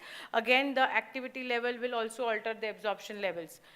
Now, managing diabetes 24/7 is a jugglery. It has to be between the exercise, the food intake. So whenever the patient is taking insulin, the concern is what to eat, when to eat, what to exercise, when to exercise. So each regimen has to be individualized. Patient's timing regarding the exercise and the food has to be taken care of. Again, we have to educate the patient regarding hypo as well as DKA. So there is, during exercise, if there is high intensity exercise, patient may tend to have hypo. Therefore, he or she should be advised to take a small carb snack before exercising. Monitoring glucose levels is very important. Look for hypo as well as ketosis when the patient is having, patient is exercising. Now, after advising everything, if the patient is still not on goal, not on the standard that you want, then what should we do? There should be an intensified approach, including education, monitoring, and contact with the diabetes team. So especially the adolescent children and younger children need to be counseled more. The entire team has to have in touch with them, need to reassess the nutrition, need to reassess the exercise pattern and everything. Even the family and the psychological interventions has to be done for both the patient as well as family. And there comes the role of support groups like JDF and UDAN, which Madam has already discussed. The support groups are very important when a type 1 diabetic meets another type 1 diabetic. Their confidence and their positivity to manage the disease is increased. So if the patient is still not on target, and then what are the options? We increase the frequency of injections, change in the type of basal or bolus insulin, or if possible, change to the subcutaneous infusion pump. Now, if we shift the patient on insulin, intensive insulin therapy, as we have for type 2 UKPDS, like that, we have intensive study for type 1 diabetes like DCCT, and it has shown that intensive control reduces the risk of microvascular complication. Even the follow-up study, the IDEC study, have shown that those who were controlled intensively and early have lesser risk of microvascular complications even later in life. So even if you have a good control later, but you have wasted earlier time, then that risk of microvascular complications cannot be reduced. But the disadvantage of intensive insulin therapy would be, again, a risk of hypoglycemia and weight gain. So it has to be titrated quite well. Now, as we have been discussing, the other important aspect of managing type 1 diabetes is monitoring. Without accurate monitoring, the risk of acute crisis and the long-term micro as well as macrovascular complications are greatly increased. So most important aspect in managing the glycemic control is 7-point SMBG. Tejas had already given a chart, so I'm not emphasizing more on it. But if the 7-point, that is pre-post breakfast, pre-post lunch, pre-post dinner and midnight, if that is not possible, whatever 2 or 3 sugars patient can do, you should advise them to do it and maintain a log. Maintaining a log is equally important. The use of technology has again helped us, and there is a CGMS, which can be a professional or a personal use. The criteria for CGMS again is more than 70% time in the time in range and less than 4% time below range. This is very important to avoid hypo. So that is the criteria we should use if you're putting a patient on CGMS. HbA1c, again the goal depends on the age, but at least 7.5 is what we would aim for. Type 1 diabetics should also be advised to monitor urine ketones. So ketones, because especially if there is a sick day, they should measure sugar as well as ketones to rule out DKA. Then there can be urine ketones in case of starvation.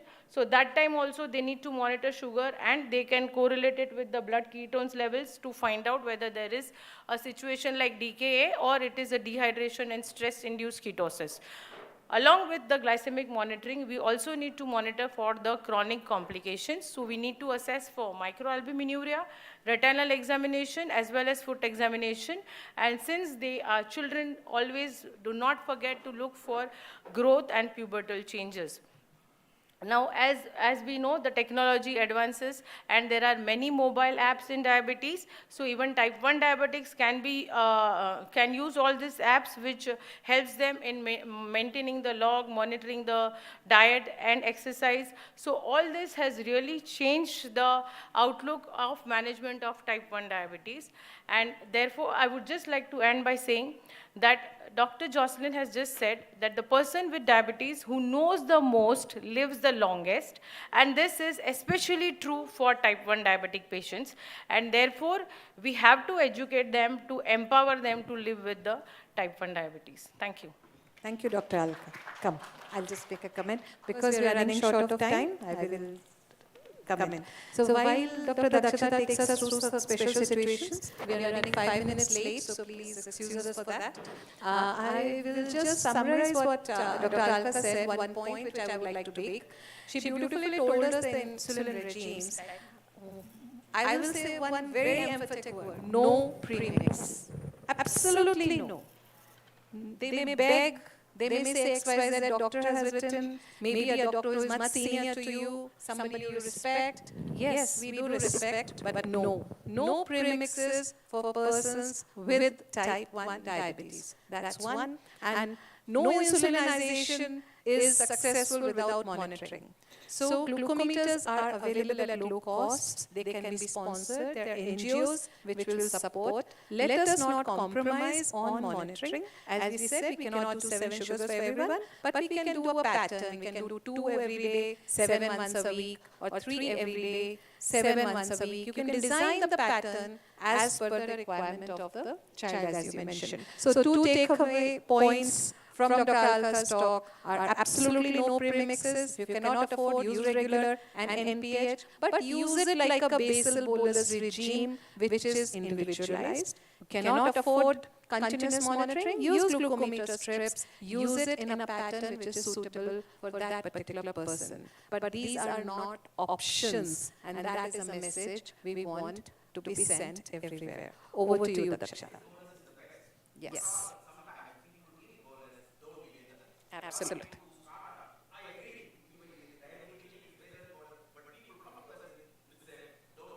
Don't delay.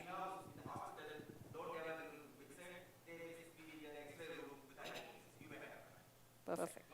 Thank you, Archana ma'am, for making me part of this symposium. Topic is very close to my heart, and your passion is infectious. I was sitting with you, and I was feeling those vibrations after your talk, seriously. So, sailing through the special situation, we spoke about the crisis at diagnosis, what is the role of patient education, and Alka has already taken us through the journey of insulin initiation and adherence and monitoring everything. So this is going to be a little, since the beginning we are using this word, physical management, psychological management, and social management.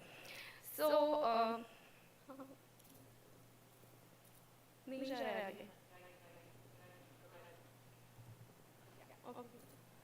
So we all believe that adaptation is the key to survival.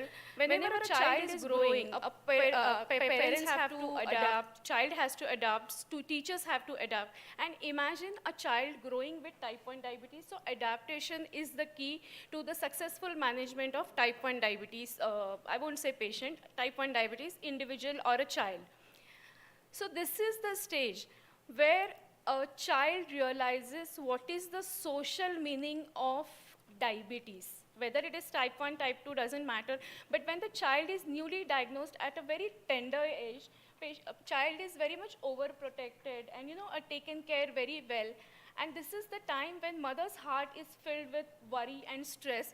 So rather than treating that child or counseling that child, we have to counsel the mother first, because that is the first thing the child is going to move out of the house.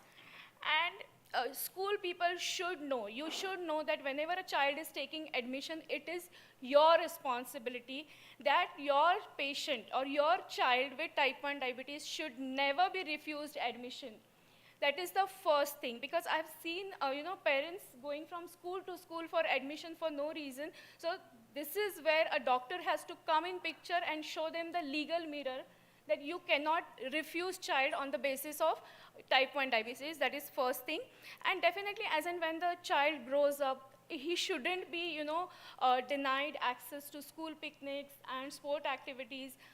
A child will be given, that tight hand holding will be slightly loose that time. You can have a teaching session first to, his friends or some caretakers in the school. The school has to take some amount of responsibility, and it is not that great. So that social meaning of the diabetes is recognized by the child when he goes to the school. And there was I'm very proud to share this project by United Diabetes Forum. This was a project called UDF Kids, creating awareness about type 1 diabetes by going from school to school. That school may be having just one type 1 child, but just imagine the child is going to spend 8 hours in that school. So it is high time that the students also accept the situation, teachers also accept the situation, and we had covered about more than 30-40 schools, and the response was overwhelming. And child also has to come out of that box. That child should know that the child always doesn't want to disclose the identity. That is the time we should be telling that child, suppose if your friend had type 1 diabetes, would you hate him? Would you have some different feelings for that child? So that should be taught to that child as well. So these are few pictures of UDF Kids project. ये नहीं, इसके screen पे इतना छोटा ही दिख रहा है मुझे. I can't read. Now the child has gone from preschool to primary to adolescence and teens. We all have been parents, and we know how difficult it is to manage any adolescent. And just imagine now adolescents with type 1 diabetes. So there are going to be some issues like depression. There may be some subclinical depression, but we need to probe into that subclinical depression. There are going to be, especially with females, there is body image concept. So there are going to be some eating disorders that may be giving rise to some serious glycemic variability. So we really need to probe into eating disorders. There can be some substance abuse at a very early age. We need to dig into that. The counselor's help can be taken. The teenager may not come up with disclosure that I am into substance abuse, but these things need to be probed into. As simple as tattooing, Tattooing is something maybe in the rural area or in the town side. This is supposed to be, one of the thing which is done with peer pressure. So there are some ADA recommendations. I'm thankful that I'm part of this program. There are some ADA recommendations that if your glycemic control is good, type 1 can have tattoo. So that's a great relief for some, modern type 1 children. So feeling of independence, rebellious, skipping dose and meals, we need to probe into this. Whenever A1C is on the higher side, or maybe A1C is normal, but the child is not growing or a teenager is not attaining puberty, there can be some missing or skipping of doses and meals. Depression needs to be dig into. Gender. When a child achieves puberty, there will be some management difference, whether it is he or she. There is going to be definitely, and ADA recommends that at puberty itself, preconception counseling has to start. They should be given idea about congenital malformation and other problems at the time of puberty, so that that type 1 child prepares the body for early pregnancy or whatever, so that she doesn't land up into infertility. This is something which I just mentioned.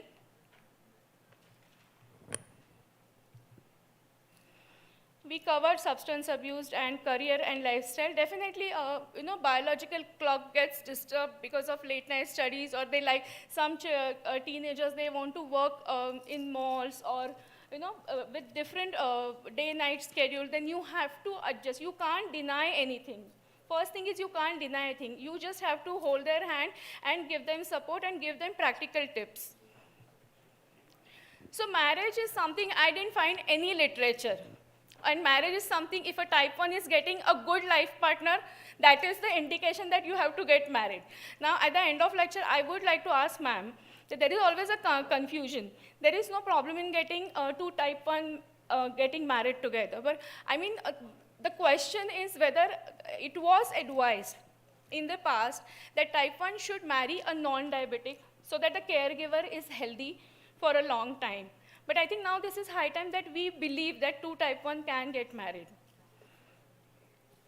Then, now these are, this also I wanted to clarify. This is from ADA Genetics Journal, that if a type 1 conceives before the age of 25, the risk is 1 in 10. And if she conceives after 25, which actually we don't advise, we advise them to conceive early for better reproductive function.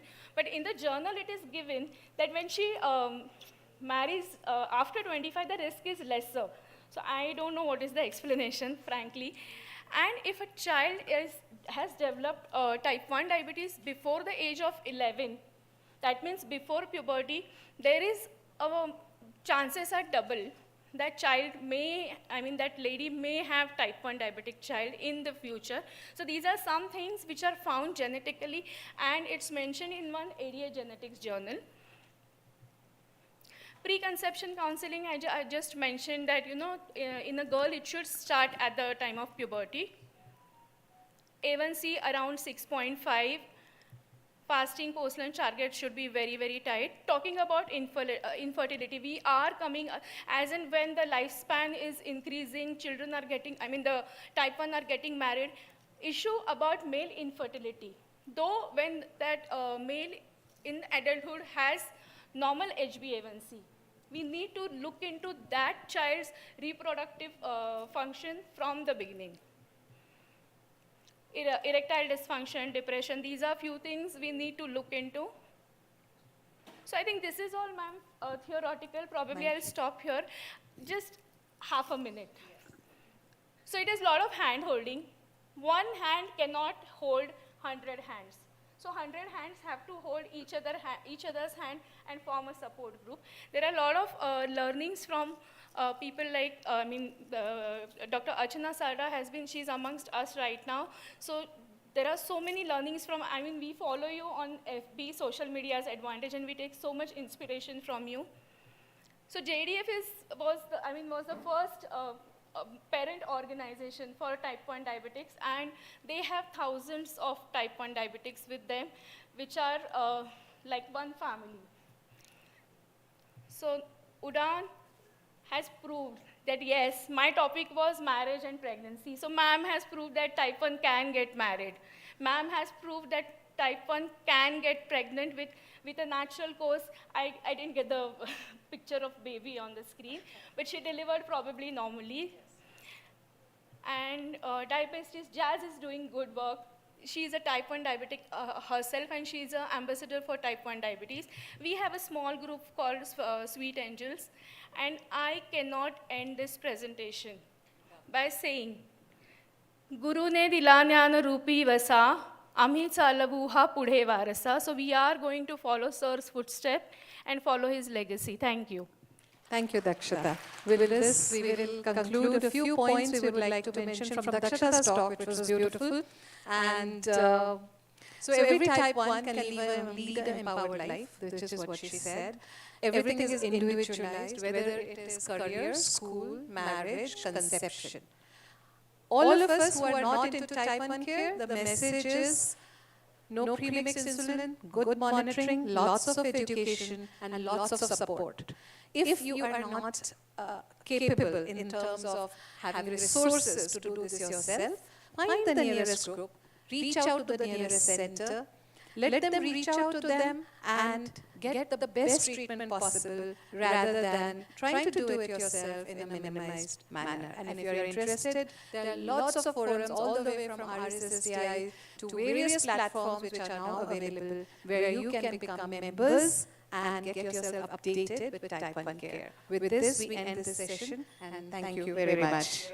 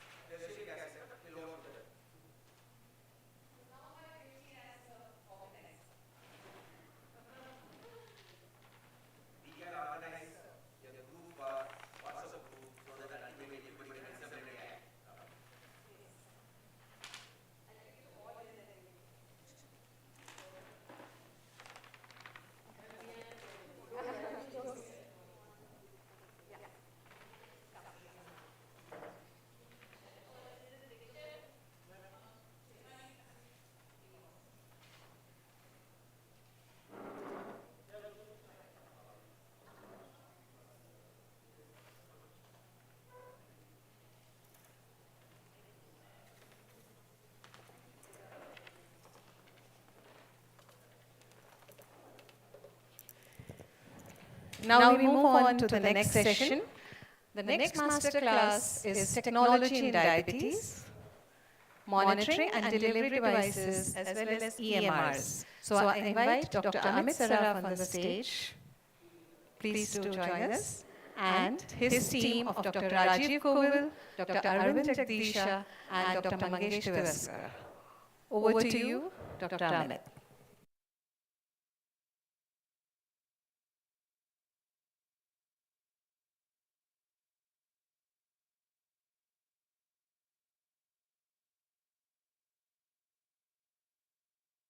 So this is a digital session. We are a little running behind time. We'll try to make it up because we have a single set of slides. Don't worry. So we may have three speakers, but we've decided to have a single set of slides, and then I present it and we discuss it out. And please try to make it as interactive as possible. Anybody has a doubt, raise your hand. We'll take it there and there. There are experts on the stage, and we'll try to answer it for you. So I'm joined here with a very eminent faculty, Dr. Mangesh Tivaskar, who is now the former Secretary General of API and now the Editor-in-Chief of JAPI, eminent physician and diabetologist from Mumbai City. Dr. Arvind Jagdisha needs no introduction, a very senior diabetologist physician from Bangalore. And I'm sure Rajiv should be joining us soon, a good friend and an eminent diabetologist, good speaker, organizer he is from Mumbai City. So I believe with those preliminary introductions done, don't need so many details. I think we go to the slides, please. Great. So this is what it is. We're talking this morning about digital therapeutics, electronic medical records, and diabetes management. Who has a smart watch here in the audience? Raise your hand. Smart watch, huh? Smartphone boleka to sabke paas hai. 2 people. Sure, don't be shy. I'm not going to ask 3. So gradually, and before at the outset of this session, let me say, I had read a wonderful statement in the Times of India that in 21st century, the devices we use are called smart watches and smartphones. Isn't it the time that the human wearing it is called smart human? So I think with that little of introduction in mind, let's do the session with that bit of thing. So 1 in 10 adults already has diabetes. We know that. And a significant numbers are expected to rise, especially in the middle and low income age group. Less than 10 people, 1 in 10 people with diabetes achieve a satisfactory clinical outcome, which is shameful, both on the receiver's part and the giver's part. We as clinicians are equally to be blamed here. The receivers, the patient themselves, for whatever reasons are to be blamed, but we need to bridge the gap. And the healthcare spend per person with diabetes are much more higher than without, and increasing fast. So with that little of introduction, I would want to start with Dr. Tivaskar. He's been on the practice forum much more than all of us here on this stage. So what's your take from the beginning years of diabetes treatment to the present, that how do you bridge all of this? Yeah, and good morning, everybody, and thank you, entire IDEC team, especially the arrangements and the classroom teaching that has been happening. It's really appreciable, Archana. And of course, all of you for spending your mornings with us. Thank you, Amit, for those kind words of introduction. And of course, we all are aware about that. The brutal truth that even though we are advancing at so many areas as far as the management of diabetes is concerned, but unfortunately, we are far away from the goals that we target. Maybe possibly that in the initial days, we may not have had a privilege of using the latest gadgets which are coming up. The monitoring was difficult. We know that the diabetes management usually stands on 6 pillars, right? Apart from insulins, apart from the rest of the oral medications, the lifestyle changes, the exercises, but most important is monitoring. Monitoring and the continuous monitoring programs, along with the patient education, also are the pivotal parts of diabetes management. And unfortunately, we may have our beautiful drugs, we may have beautiful advisors, but then the major restricting factor, according to me, still continues to be a poor monitoring technique and a poor, the poor education of the patients. And we all know that the success of diabetes management does not happen in clinics. It depends on what happens in between the visits to the clinics. And that is the place where probably nowadays with smart technology coming up, we are having a little advantage of doing a better monitoring, better follow-up of your patients. And I'm more than sure about it that in the coming days, artificial intelligence included in this monitoring and the patient education programs is going to be really a change which will be visible in the coming times. So I think what Sir is trying to say, it has been adopted by, and again, a Googleable fact, by Byju's. So Dr. Sarda here does a lot of type 1s. And we see a lot of students and we have children of our own. And initially in our time, just school and exams. Nobody in between monitored our studies, monitored our progress, monitored our grades. And that is where these digital classes have actually taken over. So Byju somewhere did homework and realized that if you don't monitor a child in between the school and the exam, you can't get the expected grade. And that's exactly what probably he's trying to say, that when he started practice, the monitoring was not really possible because of challenges. And now with devices coming in, maybe with home monitoring and maybe when they come to you inter-clinic visits, those monitorings are better. Rajiv, Arvinda, just jump in. Whenever you want to say something, just please jump in. I think we want to have it more interactive rather than have a preachy session. Yes. So I agree with Amit and Mangesh that if a student has to excel and get distinction, he has to study every day. And we all were last benchers, and we would do that. You know, we had that LMR, last minute revision. We used to read that and, you know, go through the exams. But we have to realize that when we are in practice, a patient with diabetes is a huge confused soul. He's coming to you for multiple things. And data suggests that the average time spent in a chronic care clinic is 2 to 2.5 minutes. Now, to write a prescription, it takes 3 minutes. To think about what the patient needs, that takes 5 minutes. So how can you treat a patient within 2.5 minutes? And our follow-up are abysmal. You know, I think only 25–30% of our patients in chronic care follow up. So there's a huge need that there is something outside our system which needs to get structured. It cannot be the spouse because that becomes nagging. You know, it cannot be a buddy because you may just change buddy. So now the time has come and buddy has become virtual. The world has become flat. And that is why it's important that the structured care, the nudging, the motivation, the education, everything is imparted completely on an artificial intelligence. And that is the beauty of technology. You know, because our time spent is very little. And if we get a patient slightly graduated, slightly better literate, you know, after 20 years, when the patient asks me that, doctor, can I have rice? You know, I feel like jumping out of the window. There's something I have done wrong. You know, can I have dosa? So 25 years you're coming to me and you're asking the same question. So we need that health literacy, and that can happen only when the patient is motivated. And that only technology can bridge that gap.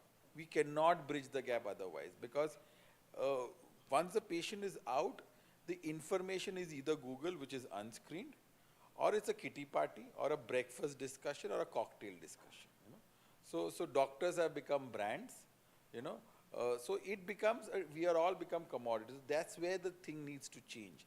And if we can have, problem is that the AI today has not come to a level that there are a lot of RCTs on it.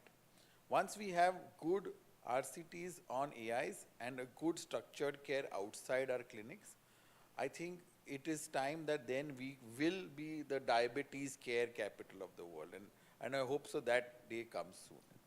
Wonderful. So I think to sum up what Rajiv said, neither a spouse nor a friend, but something like a robo buddy who probably can, you know, help the patient and the doctor. So because Dr. Arvinda comes from the Silicon Valley of India, the Bangalore, I would want his comment upon this, that where does that robo buddy now come in the present 21st century?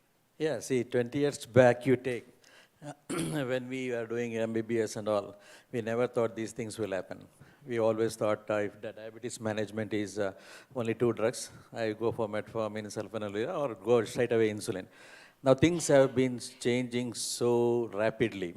We can see the backbenchers there with a lot of mobile phones in their hands and all those things. So in future, the same thing will happen. When you come into this stage, we may see wonders. The robo may be walking around like this here.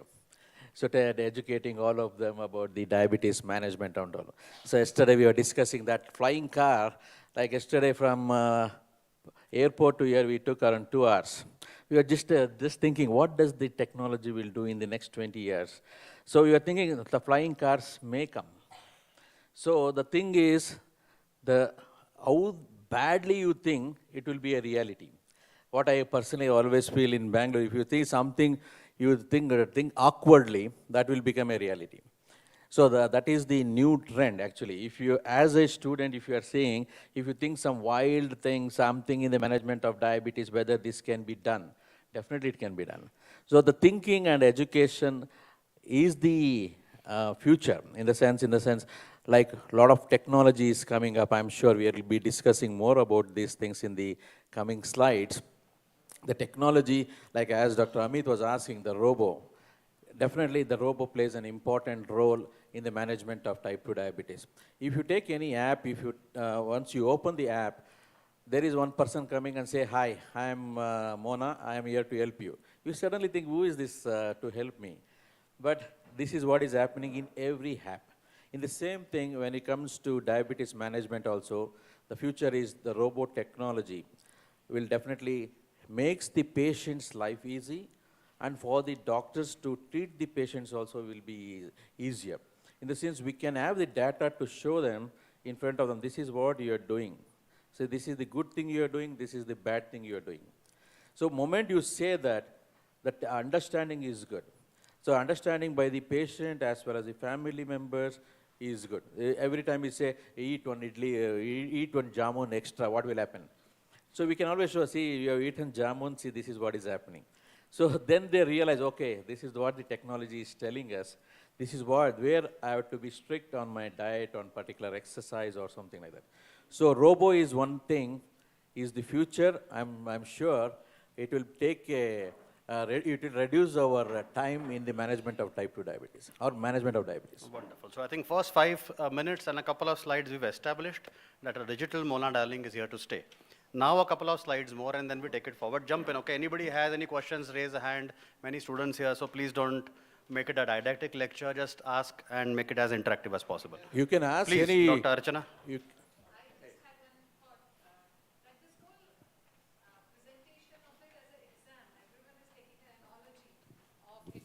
Exam, it being a result, it being compared to a class, I think that's very intimidating for a person who is actually monitoring. And that is one of the major deterrent for not wanting to monitor. So that was just an observation that happens. Many people don't even check because they're scared of what will be there. With 100% endorsement on wanting to do this, but the analogy of an examination, so in fact, when I work with type 1, so I always tell them this is not an exam. You're not being judged on your reading. This is just an action point on which you will decide what you will do next. So I just wanted to touch on that. Yes. Is that an angle that we look at? Archana, maybe probably I have a little different opinion on that. You know, intimidation is not an aim here, basically. It's like, it's the way you put it. You know, it might have sounded you as an intimidating, but it was never aimed at intimidation. It's more of, probably this is the smart way of using. You don't have to say this. Suppose I'm failed.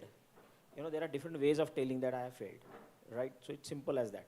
So it doesn't make intimidation unless and until you interpret in that way, correct? So it's very necessary for us to understand the difference between, you know, knowing about it and being intimidating. Correct? So that is the place where I think your role will come. Yeah, the common ground between the 2 points is that try to make an atmosphere with the patient as open and honest, that it's neither a judgment and neither is anybody judging. Yeah, in the sense that why technology is currently very, very pivotal, it's primarily because of this reason, is this that you need to understand what is happening in between the two visits. Yes. That's the only thing. So that being you, not as a patient, but you being a care, you know, or a healthcare provider to the patient, your responsibility becomes little more difficult than even the patient's, because it is your responsibility to pick up these areas which needs to be addressed and improved upon, right? Great. So on that note, let's see what the patients are doing. So patients are actually stopping the medicines along with therapy because for them the cost factor is still is a main deterrent. whether it's a Bombay city, Bangalore city, or a hint area of the city, of the country, I think it's a major factor. So therefore, diabetes management goes beyond just taking medications, requires motivation, continuous support. I think we established that, and that includes, as we said, monitoring, trying to reduce the risks, problem solving, healthy eating, being active, and a healthy coping as well. So living with diabetes made easy today with the kind of technology we have. So what do? We have wireless tech, we have a lot of data available which we can integrate, social sharing can be done, a breakthrough tech can be achieved. So we go a little beyond and we try to see the benefits of digital solution for the patient, why the need of a digital solution. So Dr. Tivaskar, if you could take it, why do we need this? So we've established we need it. In fact, you asked me about my 30 years before story. Probably the life was much simpler for a healthcare provider or a doctor. Now with this kind of a technology which is coming up, and you know how many thousands of apps on different platforms we are going to have. Patients are going to Google every information and they are going to come to you and ask you about them. So first and the foremost is that it would be our responsibility to know about all these things. You need to know even the names of the apps, these are available, and now they are going to ask you on these questions. So here probably that is one, I would say, is an area where all the healthcare providers will need to update themselves as far as the possible newer technology revolutions which are going to come in the medical practice, especially management of diabetes we are talking about, currently. Of course, these are the wonderful, wonderful apps, but again, the whole thing is this, that you may have a lovely robo as Raju was talking about, but lovely robo. The ultimate thing is this, that how do you interpret what that robo is suggesting? That is going to be the key deciding factor. Please bear in mind they're referring to artificial intelligence, because the youngsters may start believing there's going to be a robot in the future accompanying and sitting beside them. So like this is what we are talking about. Like the time is not so far off. Suppose I am on the midst of somewhere road, my medical history is fitted in the app, and I suddenly say to my mobile phone or my artificial intelligence that I am hungry, and it will say that okay, 200 meters from you now is a McDonald's which is available. This is the menu which is available on this McDonald's, but you have diabetes, you have hypertension, you are on with these medications. So the only possible things that you can eat are 1, 2, 3, 4, 4. And these many portions of this many portions of this you are supposed to eat. So that is going to be the simplistic use of this technology, which is going to be a future of all. So we need to be very, very well versed. Nobody can be, away. And in fact, now I will not be surprised, even a medical curriculum would include one Alexa. subject as medical technology. Alexa. Correct? Yes. So I think what Dr. Tivaskar in a nutshell was trying to say, that for our patients, we can become Alexa, but for us to become Alexa, Raju can take it forward, that what do doctors have to do to empower themselves? So there's one question to all those youngsters behind, that how many of you all have gone to a bank and written a self-check and come back with money? Have you all ever, you all have all done self-checks? Fantastic, yeah. You have done, I have done. Yeah. But, so self-checks are out. Why are you doing it? Why do you need it? Then the ATMs came in. They are also out. Today only digital payment. Where you don't see money. It's all virtual. My money is there in the phone. If your money can be in the phone, why can't your health be in the phone? And importantly, the people who come to see us are more technology savvy than what we are. They have already done all their research. So I'll tell you a real story. Maybe 15 years back, pre-WhatsApp days. So a patient was leaving my cabin and suddenly one leaflet fell down. I spoke about this in the morning also. A leaflet fell off the file. So she left the room and I picked it up. So it was actually a printout which had my reviews, not on my Google, but on some other platform. That's when I realized that every patient who comes to you, goes on the web and then finds out how you are, and then comes to you. If the patient is doing it, then it's the reverse time, And all these things that we are showing you, digital solutions, they're already using it in many other sectors of their life. And health is something, I think, health literacy is what we need to talk about. And these apps improve health literacy.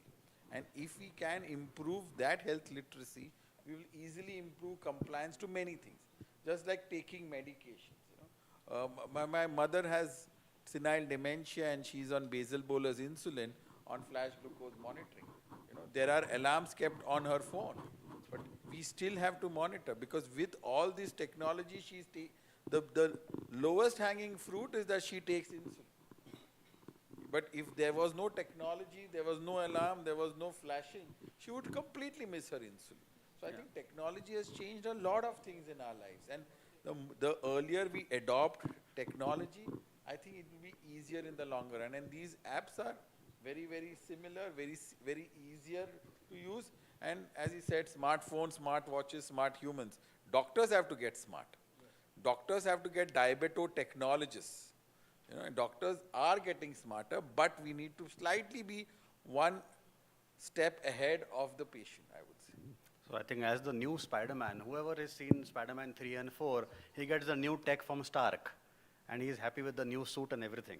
But his friend, Ned, the Chinese-looking fellow, the fat friend, he always says, I'm the man in the chair. He's proud to say that I'm the man in the chair who manages the tech for Spider-Man. So for our patients, we need to be the men or the women in the chair, manage the tech for them.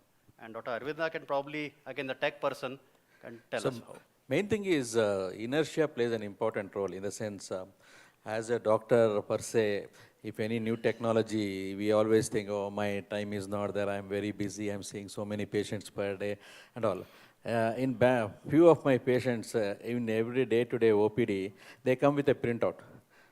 They come with a printout in the Google or somewhere, they come with a printout and say something about this new app. So you can see so many apps there. You can see so many apps, they come and they tell about this. Doctor, any opinion you want to tell me and all. Surprisingly, what happens is, few of the apps we would have never heard as a doctor.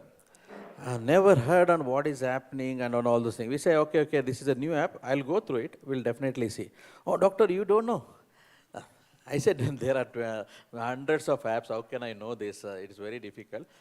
We always tell which suits you for the management of diabetes. So as a doctor, my opinion is always think anything new it comes, it may be in the paper or in the media or a thing, first go through it and see the real applicability. Not all apps may be very suitable to our patient, very important. Not all apps, whichever the things you are seeing is there, they looks very attractive and all those things. But always, whether it suits to our patient, we have to look into that. Like diet apps are there, all the virtual health apps are there. You can see that another Omada Health, all those things are there. But when it comes to application, whether your patient understands that, because saying all these things may be very, very easy, but really whether it is applicable and whether we can able to teach to our patient is an important thing.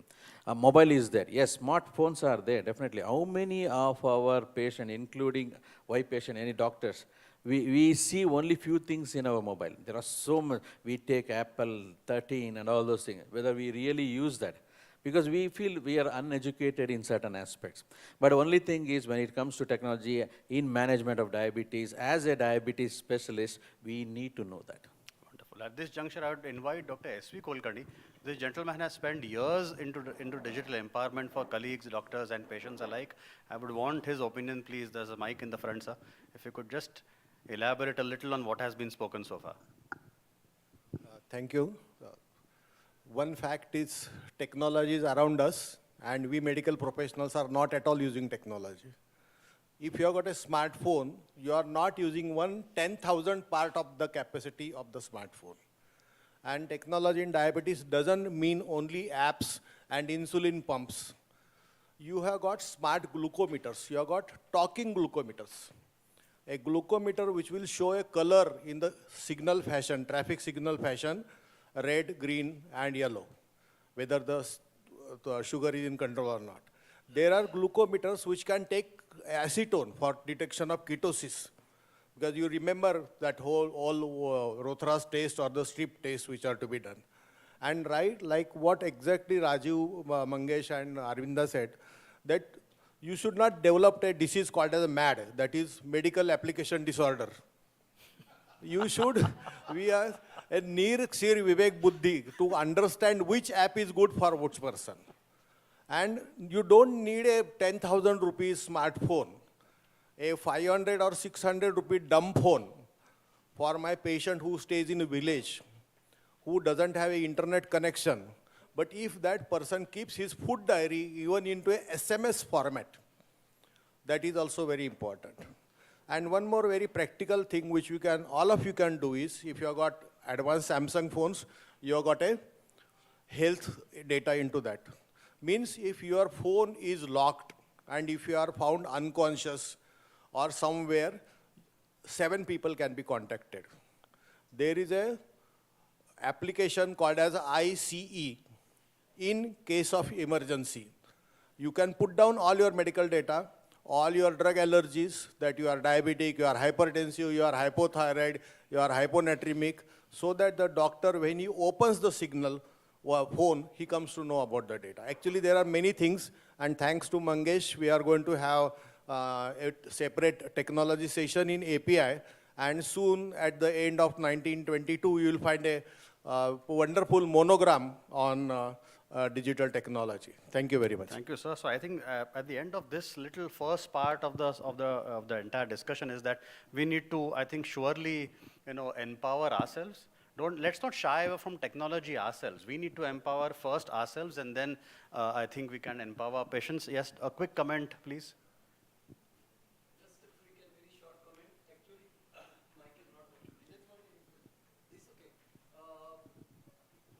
Main problem is almost 60% to 70% of my patients are coming alone who are uneducated still. I mean, the elderlies, the rural patients, and the accompanying relative is not there who is techno-savvy or techno-conscious or oriented.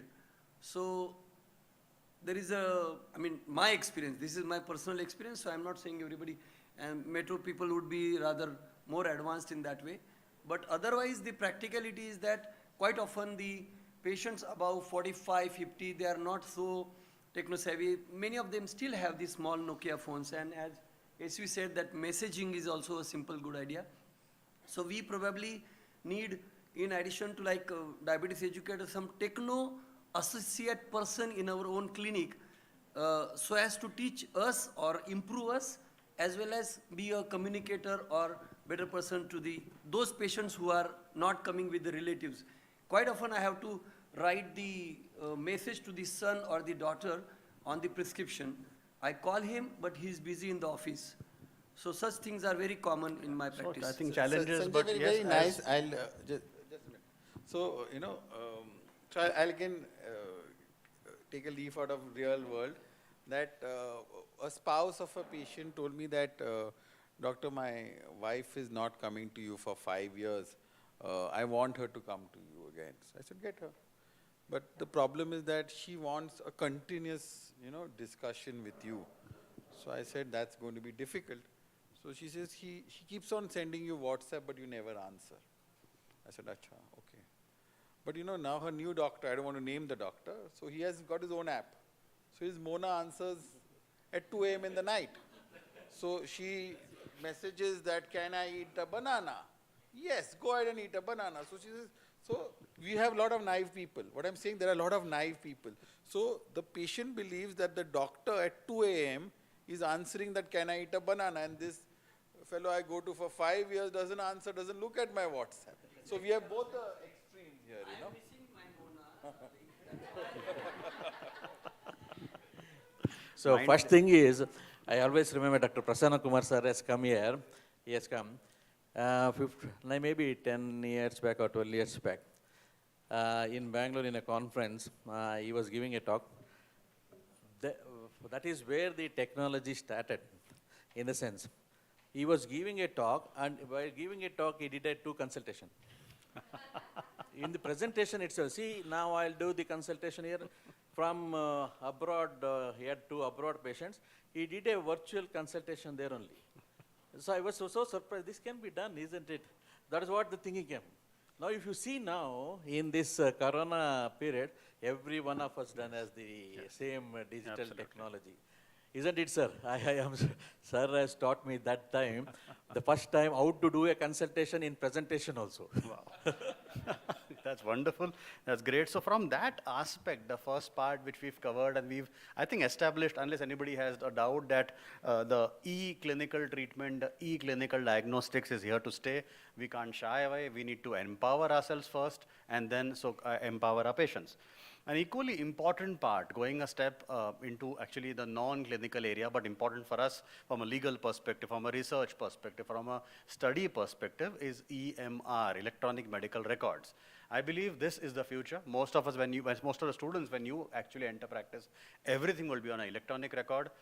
It's still happening. I was, in fact, very happy. My alma mater, JJ Hospital, a 1,500 bed hospital of government went EMR some 5 years back. So if a government setup also is taking up EMR in the private sector, I think we as clinicians need to know a little about it. So handwritten prescriptions were obviously the past and even the present to an extent, but in the future may not be.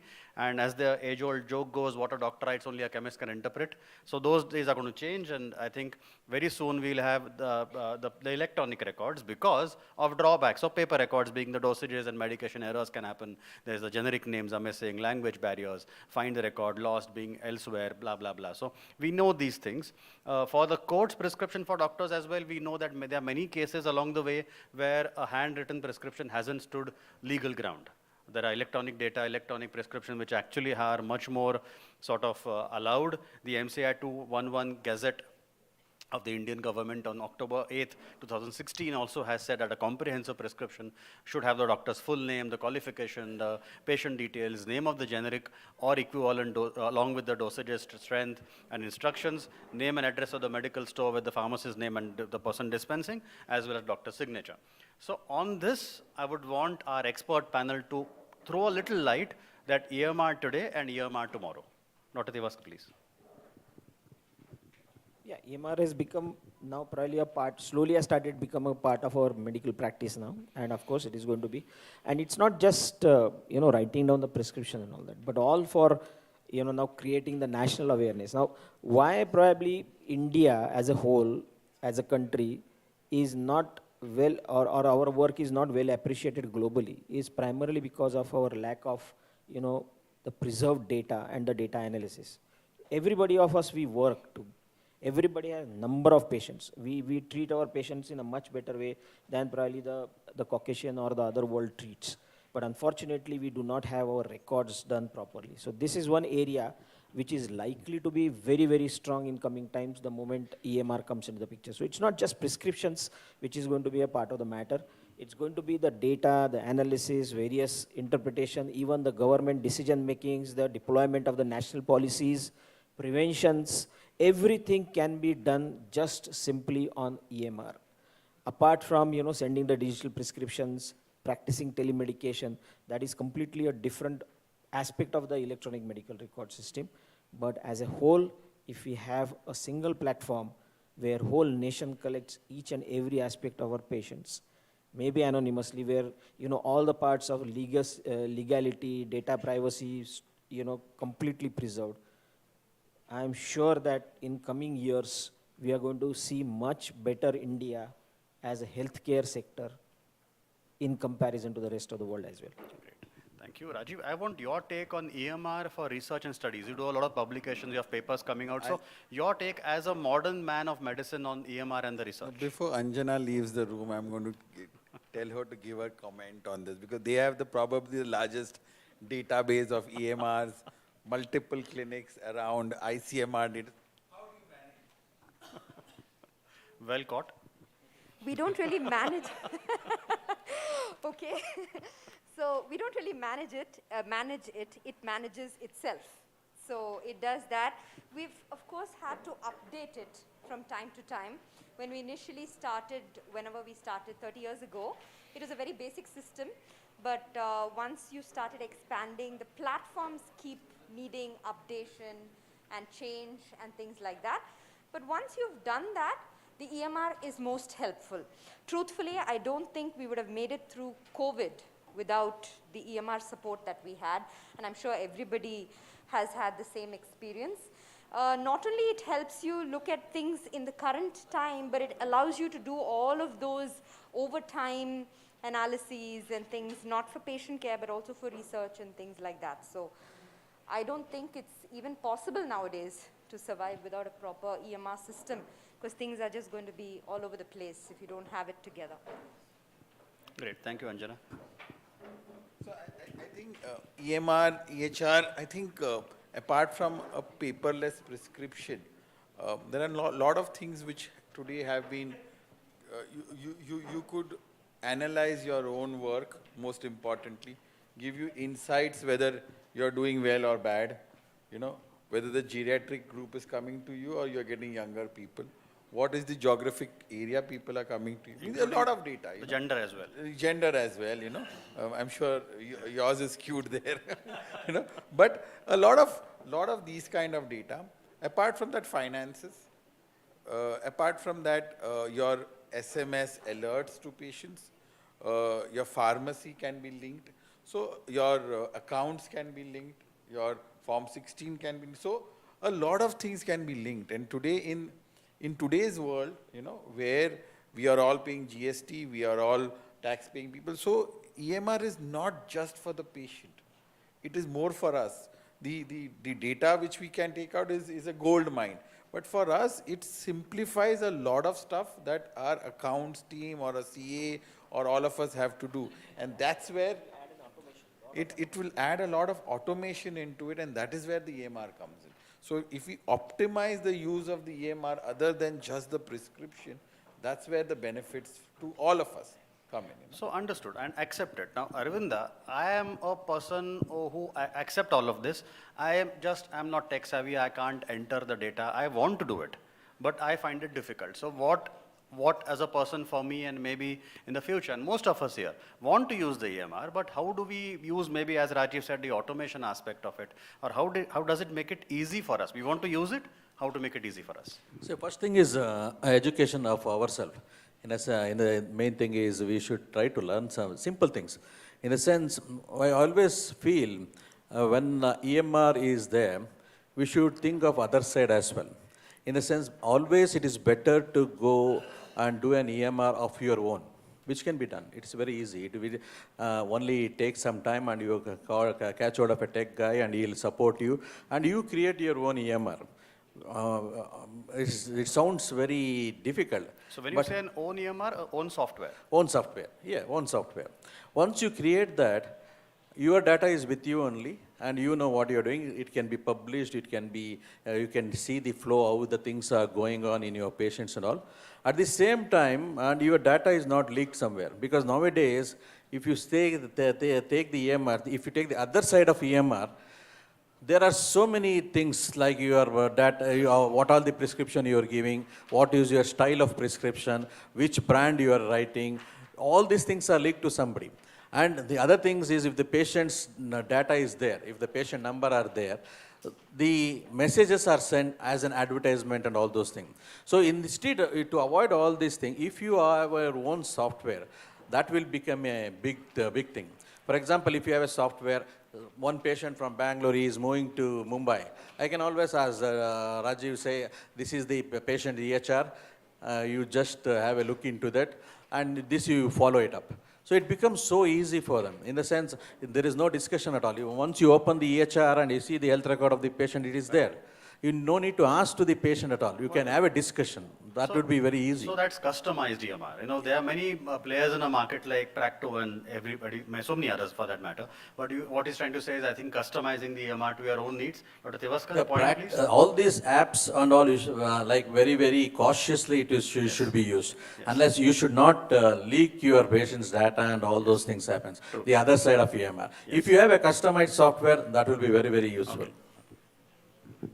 I think I like to agree with Dr. Arvinda, but I have a little bit of different say to what you said, Amit, is this that I find it difficult to use it. Believe me, it's not difficult at all. a common person. People like me. I mean, no, not at all. Even a absolute illiterate. I am not talking about techno illiterate guy. But an absolute illiterate guy, simple. Everybody of us has been using mobile phone. Did you get any training to use your mobile phones? Never. You just picked up the device and you use it. It teaches you yourself.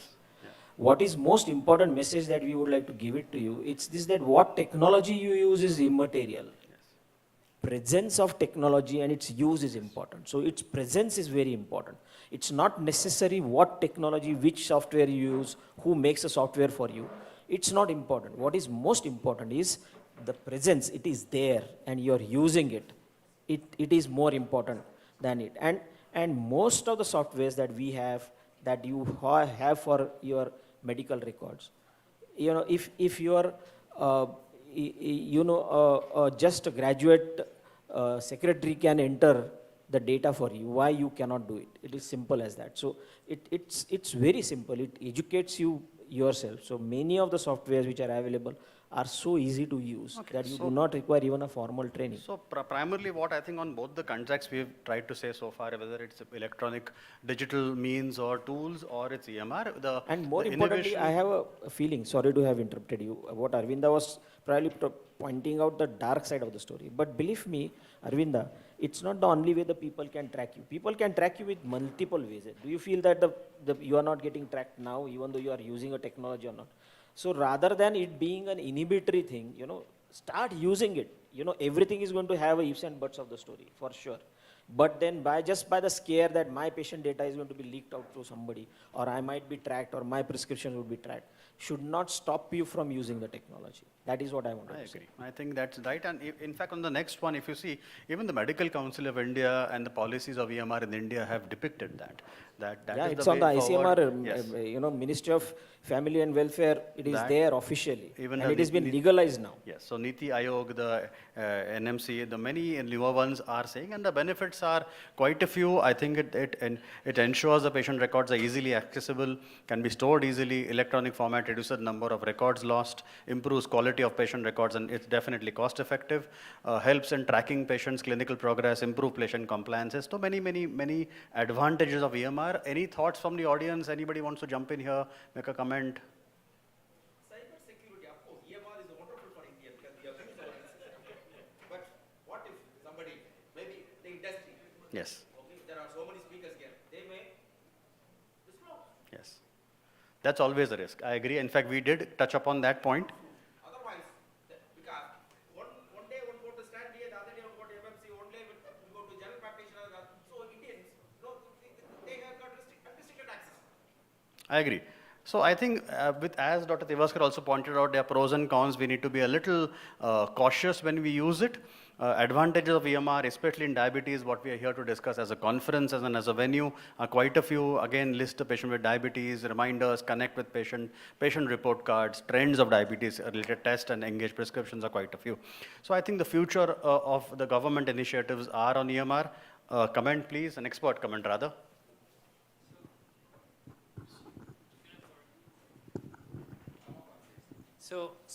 So we have used electronic health records in our hospital for 7, 8 years, and it's not an option anymore.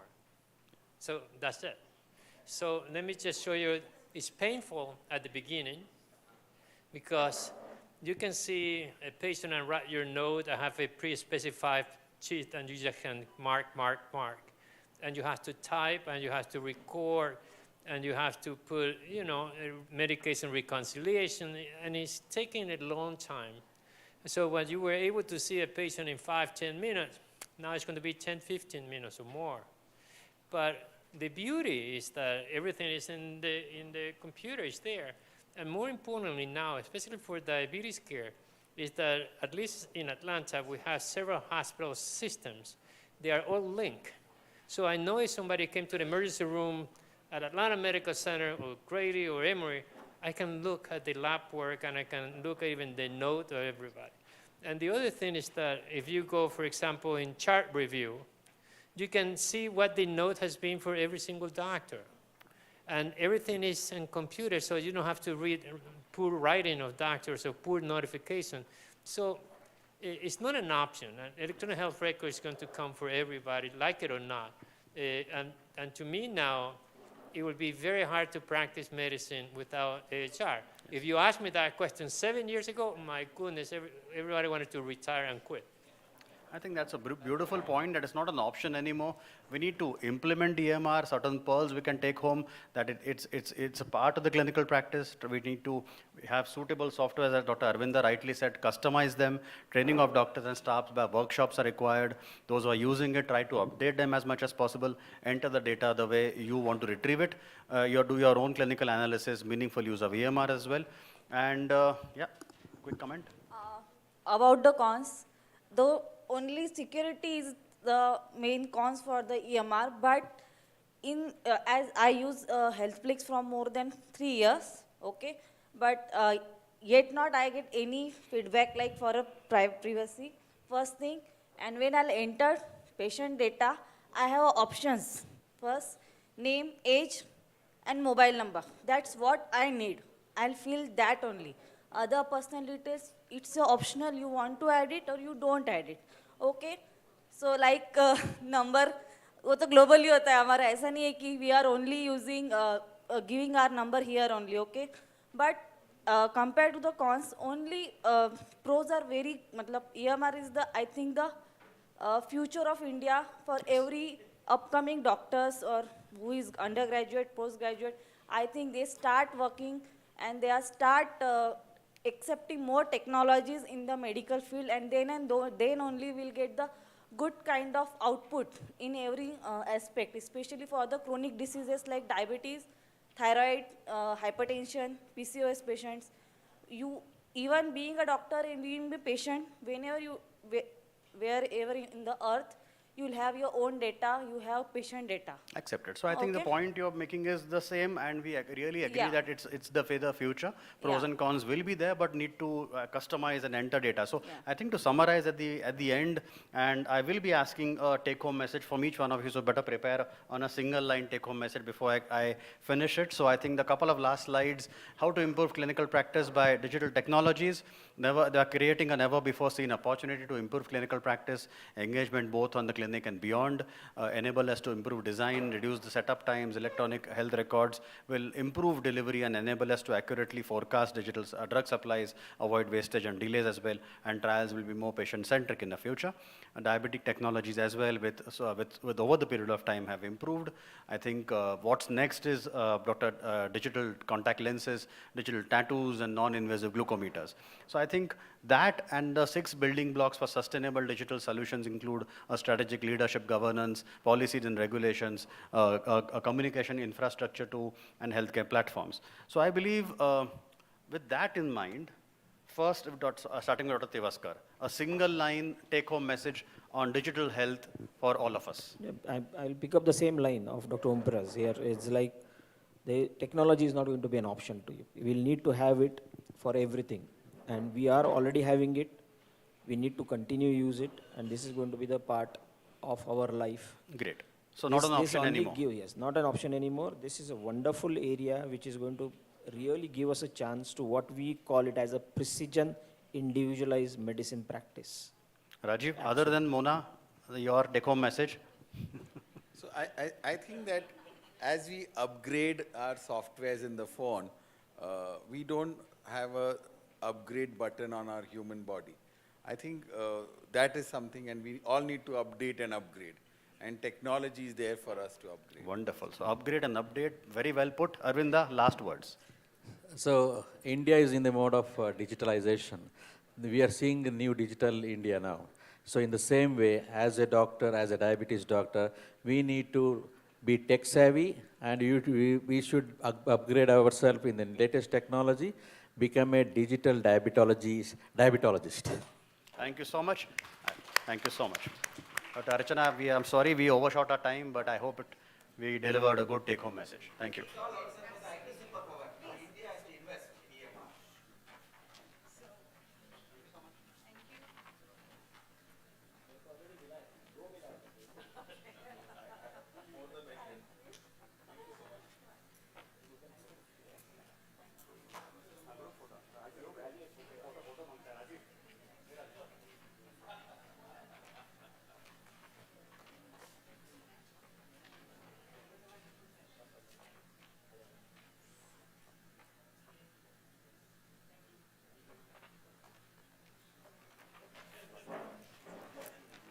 Okay, apologies for the hall running 10 minutes late, but we move on to our next session, which is a debate. Pre-diabetes, management of pre-diabetes by lifestyle modification or pharmacotherapy. May I invite the chairpersons, Dr. Sanjay Gandhi and Dr. Kakrani, please. Dr. Sanjay Gandhi and Dr. Kakrani on the stage, please.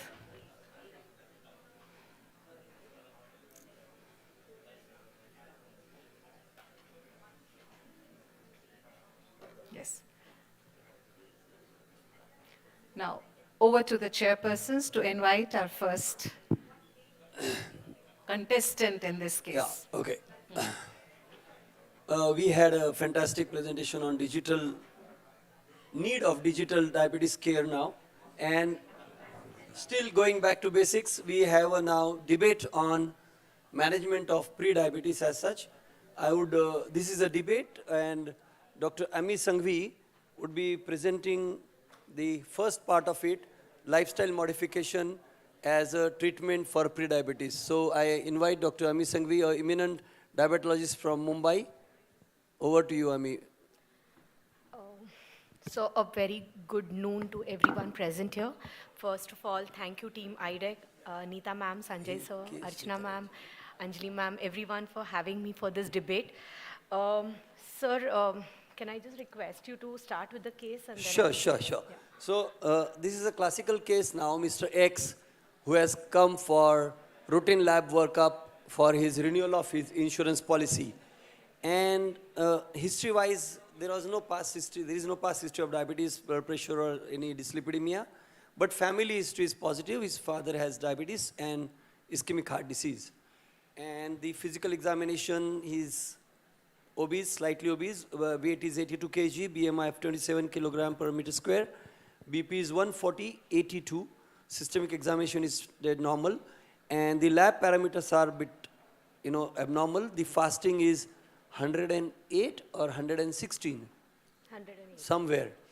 So it's above 105, so surely. And PP sugar is 152, A1C is 6.0, and total cholesterol is 196, LDL is 115, triglyceride is 185, creatinine is 0.9. LFTs are normal. Now, Ami, how do you put this case as a diagnosis from the point of view of insurance policy renewal? Yes. So this gentleman comes to us, and I'm going to be dealing with lifestyle modification. How do I help this gentleman since he's been diagnosed with pre-diabetes?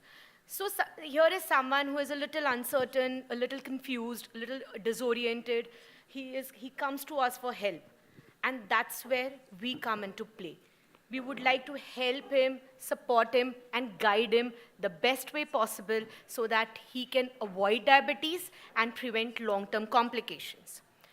It's a famous saying by Lord Buddha that every human being is the author of his own health or disease. That's where our role comes into play. Here is when we can empower our patients, motivate them to follow the correct lifestyle modifications and changes and bring about the change we are all looking at.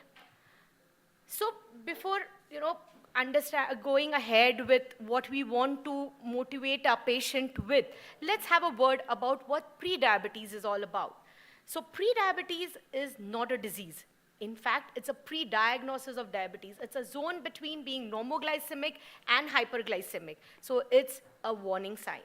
The ADA says that pre-diabetes should not be viewed as a clinical entity in its own right, but rather than an increased risk of diabetes and cardiovascular disease. Now, when you have to quantify what values do the patient would have to be called as a pre-diabetic. So any fasting sugars between 100 and 124 and any postprandial sugars between 140, that is post 75 gram glucose load between 140 to 199, or an HbA1c between say 5.7 to 6.4 is when a patient is quantified to be having pre-diabetes. And that's what the gentleman which we are discussing about had. Fasting sugar a little on the higher side, PP a little on the higher side, and A1C of 6. So he kind of classifies to being a pre-diabetic. Now, when we talk about the epidemiology of prediabetes, the IDF says that it was 7% in 2013, which is supposed to be expected to rise to around 8% in 2035. We have our own Indian data. We have Dr. Anjana here, the CURE study, which says that from those who were having normal glucose tolerance, 19.4% converted to diabetes and 25.7% to pre-diabetes, so which gives an overall dysglycemia rates to be around 45.1%. And among those with pre-diabetes, 58.9% converted to diabetes, which is huge. It is said that 5 to 7% of the patients who have pre-diabetes convert into diabetes every year. So any pre-diabetic has 70% chance of converting to a diabetic, a full-blown diabetic, in his lifetime. And this is where we want to stop and get these figures down. Now, let's explain this gentleman a little better about pre-diabetes. So, talking about what are the risk factors of pre-diabetes, one is physical inactivity, any first degree relative with diabetes, high risk race and ethnicity, in any female patient who had gestational diabetes, dyslipidemia and hypertension can be a risk factor, A1C around 5.7, or anyone who had an impaired fasting glucose or an impaired glucose tolerance on a prior testing, conditions which are associated with insulin resistance like severe obesity, acanthosis, PCOS history, or any patient having history of cardiovascular disease. Now, if you see the risk factors, some of them are modifiable, some of them are non-modifiable. At least the modifiable risk factors, if we take care of, we can reduce the risk of turning from pre-diabetes to diabetes. So it's rightly said, your genetics load the gun, but your lifestyle pulls the trigger. And trust me, lifestyle is a cornerstone for every one of us, being a normal glycemic, a pre-diabetic, or a full-blown diabetic. So here is the part where we empower, we help our patients. And how do we do that? We all know that the main components of lifestyle management are nutrition therapy, physical activity, weight management, smoking cessation, and behavioral therapy. These form the cornerstones of treating our patients with prediabetes and helping them to convert to normoglycemia. We are not going to be going into the details of each one, but when we understand the details of every one of them and their role in our patients with prediabetes, let's start with nutrition counseling. So if you see studies on nutrition counseling, if you see, it's a running slide, but if you see on the left-hand side, the weight, BMI, the waist circumference was drastically reduced when patients were put on lifestyle modifications in the experimental group. In fact, we had one more study which need to be said about is, which was published in 2020, where they had, it was by Unwin D et al., where they had recruited patients with prediabetes and they gave them low carbohydrate diet for around 23 months, and the weight reduction seen was around 8.3 kgs, and 93% of the patients converted from prediabetes to having normoglycemia. Again, physical activity. ADA says that around 150 minutes of physical activity every week is what is to be advised or advocated to our patients with prediabetes or diabetes. And if we see the effect of this physical activity on the different inflammatory markers like adiponectin, leptin, or any other inflammatory markers, they have seen that it favors in bringing down these inflammatory markers in patients who had physical activity with or without lifestyle modification. Now, the importance of weight management cannot be undermined. Like with every 1 kg of weight gain, there is increased risk of developing diabetes by 4 to 5%. And every 1 kg of weight loss, there is a reduction in risk of developing diabetes by 16%. So, as Neeta ma'am says, SMILE is the way to go for weight management. SMILE is scientifically proven, medically inspired. I think, ma'am, integrated approach, long term, and it should be enjoyable. So SMILE is the way to go for weight management. And what the guidelines say about weight management is that if you bring around 5 to 7% of weight loss in the patients, that is enough to bring down the risk of any patient converting from pre-diabetes to diabetes. And why 5 to 7% was selected was because it was found to be feasible and sustainable and reduces the risk of converting from pre-diabetes to diabetes. Also, when this effect of lifestyle management was seen in our own patients on the biomarkers of adiposity, inflammation, and gut hormones, what they had seen was in the intervention group, there was significant changes in the interleukin-6 TNF-alpha. So there is a role of all this, the diet, physical activity, and lifestyle improvement in bringing down the risk of diabetes along with cardiovascular morbidity and mortality. We had a wonderful yoga session today in the morning, and that's why I put this slide about the role of yoga also cannot be undermined because it can be used as an adjuvant along with exercise.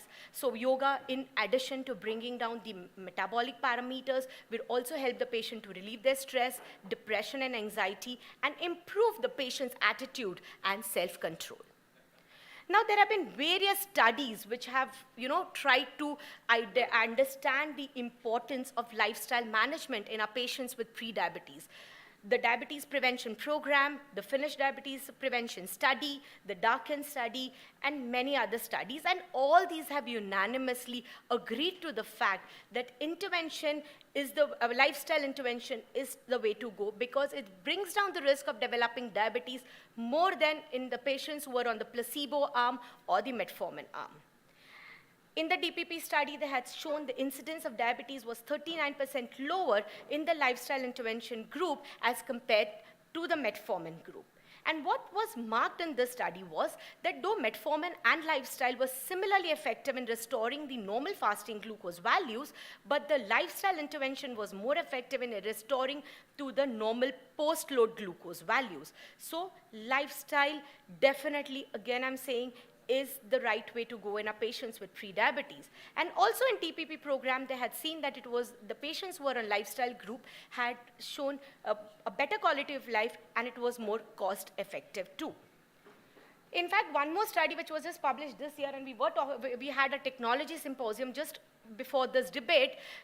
There was one D-Light study which was published in this year where they had used a smart phone app technology of talking about lifestyle modifications to the patient where they had a virtual consultation with dietitian. And there also they had seen significant changes in terms of bringing down the body weight and BMI. All these studies, when they did the follow-up after 10 to 15 years, they had seen that the patients who were on the lifestyle modification group did much better in terms of bringing down the incidence of diabetes as compared to the other groups. So I would not like to leave this gentleman here, but in fact, I would like to counseling and follow up with him regularly. So that is very important because to monitor the weight loss progress, provide ongoing counseling for lifestyle modification is the right way to go, screenings as and when required for diabetes and for modifiable risk factors at each intervention. So it's rightly said, the sooner people find out that they have pre-diabetes and take action, the better chances of preventing type 2 diabetes. Thank you for your patient hearing. Thank you, Dr. Amy. I think lifestyle modification is a good idea, but how difficult or how easy to practice, we'll come to this in the end of the session. I will now invite Dr. Alpana Sovni, who will be discussing the role of pharmacotherapy in pre-diabetes.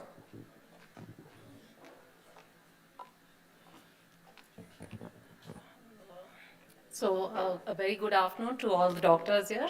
And after the very eloquent talk by Ami, I would like to straight away go into pharmacotherapy for type 2, for pre-diabetes. My views are very much different from Ami. I agree that there is no way that pre-diabetes can be managed without the help of lifestyle. But I would like to take you through this journey of what happens actually and how we can change things. Change is the only constant. The figures we are seeing here are all of the DPP and the UKPDS. At that time, there was just your sulfonylurea and metformin. We need to understand that we have moved on. There is metabolic memory, there is a legacy effect. The earlier we act, the later are the complications of diabetes going to come in. So this is pharmacotherapy. So pre-diabetes is a condition where blood sugar levels are high, but not high enough to be labeled as diabetes. So this is only the definition. For me, pre-diabetes is a window, it's an opportunity, it's a time for intervention. This is the time where we need to act. Yes, I totally agree that we need to have a good lifestyle and a good diet counseling, but I'm going to take you through. Let's refer to Mr. X itself. If you remember the figures, you will see that he is mildly hypertensive, he's obese, he has a family history of diabetes, and his HbA1c is 6. As per me, these are all, he's a high-risk individual and definitely a candidate for pharmacotherapy. Enough conjecture. Right now, I'm going to take you through hard science, showing you why drug therapy is the way to go. At the same time, I will say that, yes, lifestyle modifications are required. So I'm not going to be talking about the diagnostic criteria. We all know this. As far as pre-diabetes not being an entity, I think it's an entity. It's a number game. What is the difference between a patient having an HbA1c of 6.3 and 6.5? 6.5 calls you to be a diabetic and 6.3 calls you to be a pre-diabetic. But I believe it's an actionable course. This is our window of opportunity to prevent complications in the long term. My patients are going to be thankful that I am reducing their cardiovascular risk in the future. So this is the study which was done, the Botnia study by Dr. DiFranzo, and these are the numbers that we see, that IFG and IGT, both of them have nearly the same amount of conversion rates to diabetes, but when there is a combined presence of both of them, that is when there is a huge amount of increase in the conversion to diabetes. So why should we use pharmacotherapy in the development of type 2 diabetic for conversion of type 2 diabetes in high-risk individuals? So the answer is very simple. Because non-pharmacological therapy, just the diet and the exercise, does not work. But the key words here are the last line, on a long-term basis and in the real world. I'm going to go ahead and prove these points to you. Now, DPP is the one study which all of us have been hearing from the longest time, that timely intervention is what has prevented the lifestyle modifications have helped reduce the conversion. There were 3 arms here, the intensive lifestyle change, the metformin, and the standard lifestyle change. The patients were followed up for 3 years. And as Ami rightly said, the diet and exercise group did way, way better. There was nearly a 60% reduction in the conversion, as against metformin, which worked at only 30%. But I want to go ahead and show this. Has this been spoken about adequately? There were 16 sessions, one-on-one basis. They had a personal coach. There was 150 minutes of exercises under the guided physical expert. Does this really work in real world? Do we have the time? Do we have, and it was all paid for. So does this work in the real world? Can our patients, whether it's in the metro or in the rural areas, actually afford something like this? So that's why I say intervention of lifestyle, excellent. It has to be done. It's not a choice, but it's not enough. The same DPP study also had a 4th arm, which was the troglitazone arm. And if you go to see, because of the side effects of the drug, it had to be, the study could not be shown on all the papers, but this graph is there in the DPP, and you'll see the huge difference in the conversion of pre-diabetes to diabetes where troglitazone has been used. The thiazolidinediones, I agree, metformin is not a very strong drug for preventing conversion of pre-diabetes to diabetes, but the glitazones work really, really well. I'm going to go ahead. There are multiple studies, whether it was the Chinese diabetes prevention program, the Indian one, or the American study. The tripod, the pipod, and the DREAM study all showed how well the thiazolidinediones work. I'm going to be talking a little more on the ACT NOW study and the STOP and IDDM study. All of them, if you look at the relative risk reduction of conversion from pre-diabetes to diabetes, the numbers are extremely encouraging. So this is, I don't need to go through this. You can see that more than 50% reduction in the conversion from pre-diabetes to diabetes when the thiazolidinediones were used. I'd like to take you through the ACT NOW study. It's basically the prevention of type 2 diabetes mellitus. The IGT group, that is the pre-diabetes group, was had 2 arms. One was given the placebo, one was given pioglitazone. Amazing study. You can see that when the Kaplan-Meier graphs are read, there is a significant reduction. There is a conversion of pre-diabetes to diabetes only 2.1% as against the placebo group which received 7.6% conversion, which is still the going standard rate of 7 to 8% conversion per year.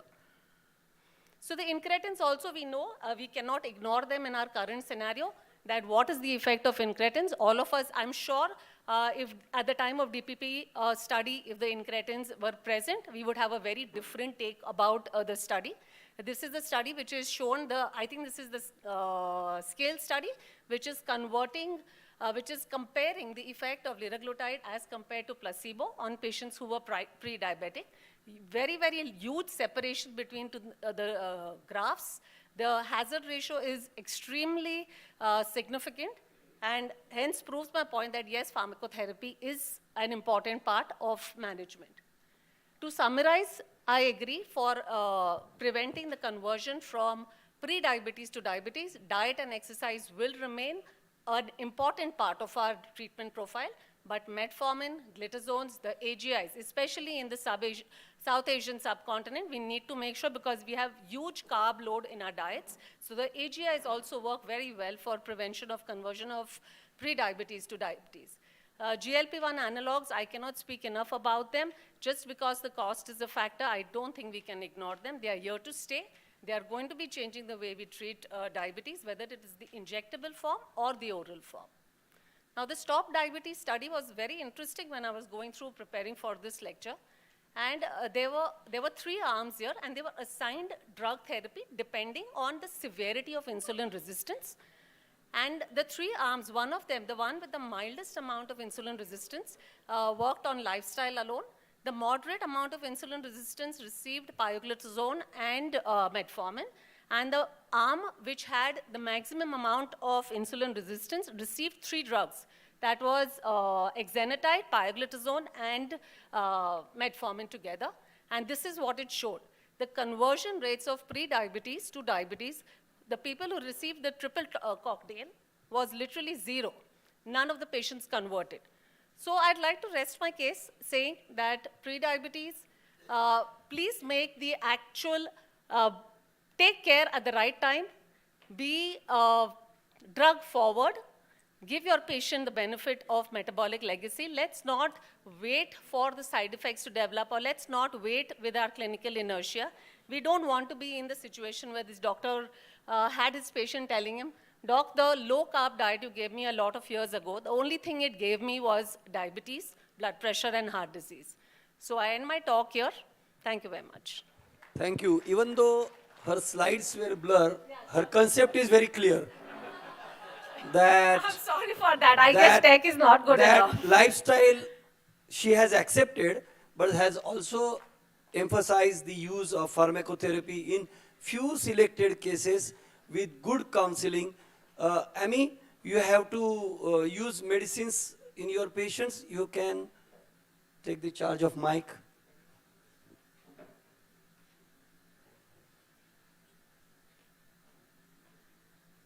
So, as Dr. Alpana agreed throughout the talk, that lifestyle is the right way to go.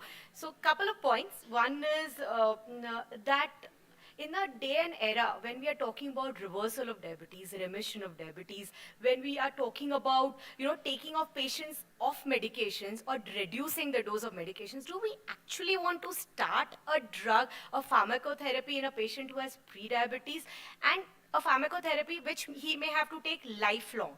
So that is one point. Another point is to think about is, by starting this pharmacotherapy, are we actually reducing the risk of diabetes, or are we just masking the increase in blood sugar? So, and the ADA still says that lifestyle is the first line to go in our patients with pre-diabetes, and US FDA has still not approved any medication, any pharmacotherapy to be used in our patients with pre-diabetes. So now the opinion remains with the House. So I will only ask how practical it is for long lifestyle modification. Are there any studies that people followed and they followed it honestly? So what is the failure rate of lifestyle modification? So practically it is possible, sir. Now we are all aware about the diets. We are having people, and pre-diabetes is seen in patients who are having age less than 50 years. So friends, we have an eminent speaker from Kolkata, the AK-47 gun. He wants to put his opinion about this very important topic. Absolutely. That is not working, so you may have to take it. Yeah, it will. Everything works when I'm there. Don't worry. He started his first gun. Thank you. Okay, so I was very interesting talk, Ami and Alpana is fantastic. See the crux which we perhaps did not discuss is a few issues, need to be brought to the front. The issues are lifestyle, very good, as you shown the data, very good.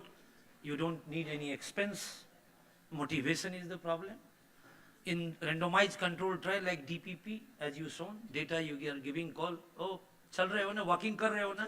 It doesn't happen in the real world. Okay, so it doesn't happen in the real world, cha-cha. Remember the Three Idiots dialogue. Now the second part is, what about the pharmacotherapy? She has shown a number of trials looking so fantastic. ACT now 72%. Now point is, what are you doing by treating a patient with pre-diabetes with a drug to prevent diabetes? At the end of you are treating the patient, right? So the point which we actually do not know is what happens to these patients in those trials when you stop the drug. We need to understand that in these prevention program, there was a no washout done. Only 3 trials till date has done a washout program, means when the drug was given, then stopped and then looked for whether diabetes, converted back from the pre-diabetes to diabetes. You would be surprised to know when you are talking about a stop NIDDM trial, which shown a significant reduction in acarbose. After 3 weeks of a stoppage of acarbose, the patient becomes frankly diabetes more than the baseline pre-diabetes to diabetes. So that's the one catch. Correct. I'm coming to, I'm favoring your point as well. Yes, right. Right, but then it didn't happen in all the trials. In the DPP, as I said, 3 trials only did the washout period. One was the stop NIDDM. The US DPP did it, but the benefit, which was 32%, came down to 15%. In the origin trial, remember, when the glargine was used, there was 28% reduction from pre-diabetes to diabetes. But in the washout period, this went down to become 10%, become insignificant. So insulin didn't prevent that, conversion from pre-diabetes to diabetes. The second important point which we need to learn is whether treating pre-diabetes patient will prevent complications in the future. That should be our ultimate goal. Now, the best example to learn is the trial which has done in a non-diabetic population with a SGLT2 inhibitor. If you look at the heart failure trials like DEPA heart failure, DEPA CKD, Imperor reduced, Imperor preserved, these are the 5 trials where patients with pre-diabetes was given SGLT2 inhibitor and it reduced heart failure, CKD and everything. So here we have got a pharmacotherapy that only do not reduce conversion from diabetes to pre-diabetes, but also reduce the complications like heart failure and kidney disease. Therefore, the debate will still remain whether we should go for active intervention or not. But at the end of the day, if you can reduce the complications, you cannot negate using a pharmacotherapy. Sir, I have a booking.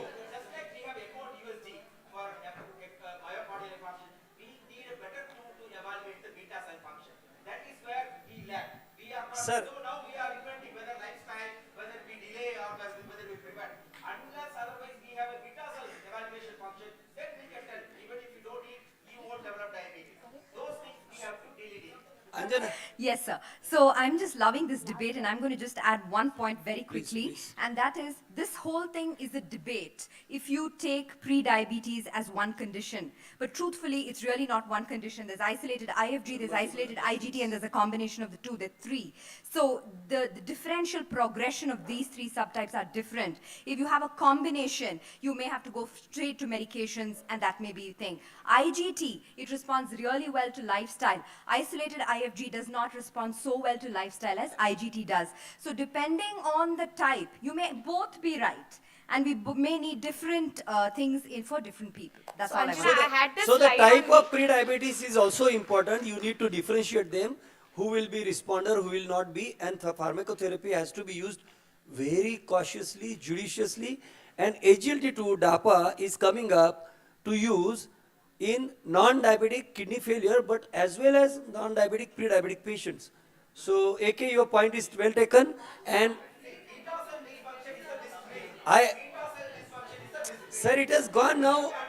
Indian DAPA is cheaper. No, you can discuss in the lunch hours.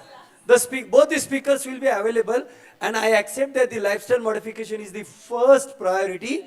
Always and always, she also accepts. Alpana accept, and the pharmacotherapy has to be used in very judicious Sir, the last way. slide says everything. Thank you. Everything. The last slide says everything. Yeah, that's fantastic.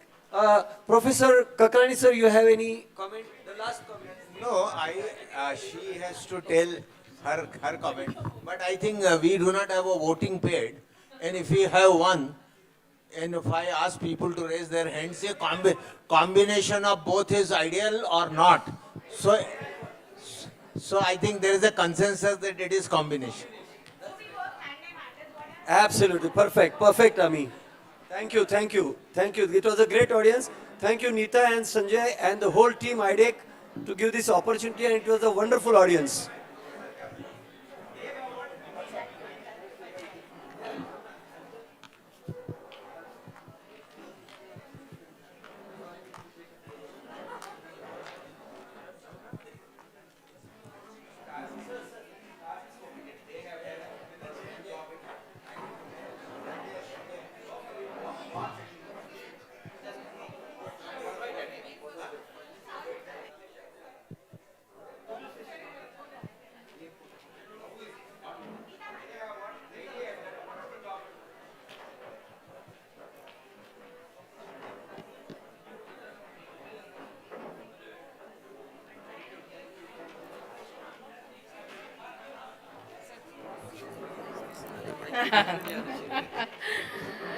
Now we have a wonderful session, and that is the International Plenary Session. We have Professor Edward Jude, all the way from UK, for us, taking the diabetic foot guidelines. Are we winning the war or the complications with prevention? Yes, sorry. Can I invite Dr. Jude on stage?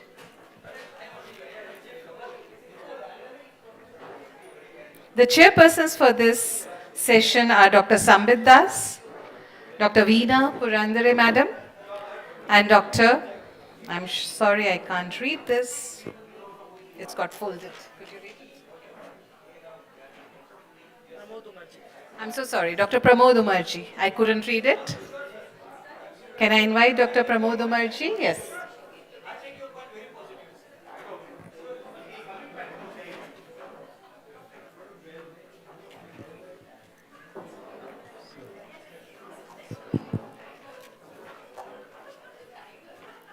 Yes.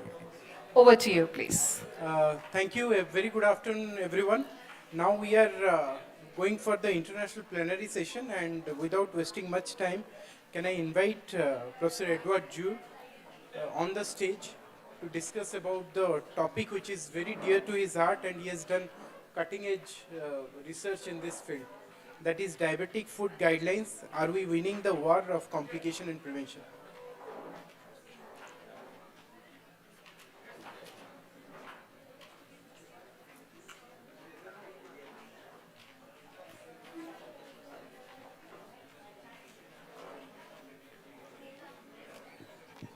I'm sorry.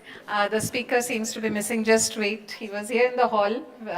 Must have stepped out for a minute as it was getting longer. Just give us a minute, please. Meanwhile, let me announce that there is open mic in the courtyard below. And for all the delegates who wish to participate in the lunch hour, the open mic will be active, and it is at first come, first serve basis. You just need to go there, tell your topic, and you'll be given 5 to 7 minutes to speak, and that is the delegates, not the faculty.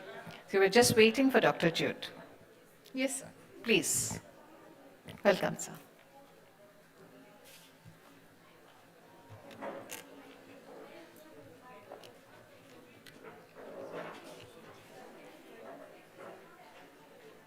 Thank you very much. And can you hear me? Thank you very much, and thank you to Neeta and the organizers for the invitation. I've not been to Pune for over 30 years because my sister studied here in Mount Carmel School in Pune many years ago. So we used to visit every month, and then when she left Pune, it sort of went off our radar. So thank you very much for the invitation. I've been asked to speak about diabetic foot guidelines, and the title is, Are We Winning the War on Complications with Preventions?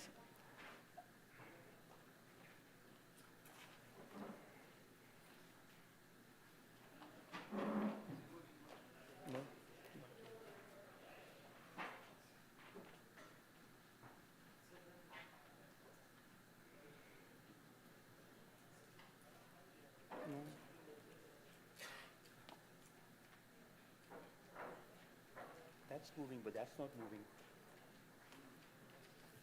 No, that is moving, but it's not moving. Okay, thank you. So that's my disclosures.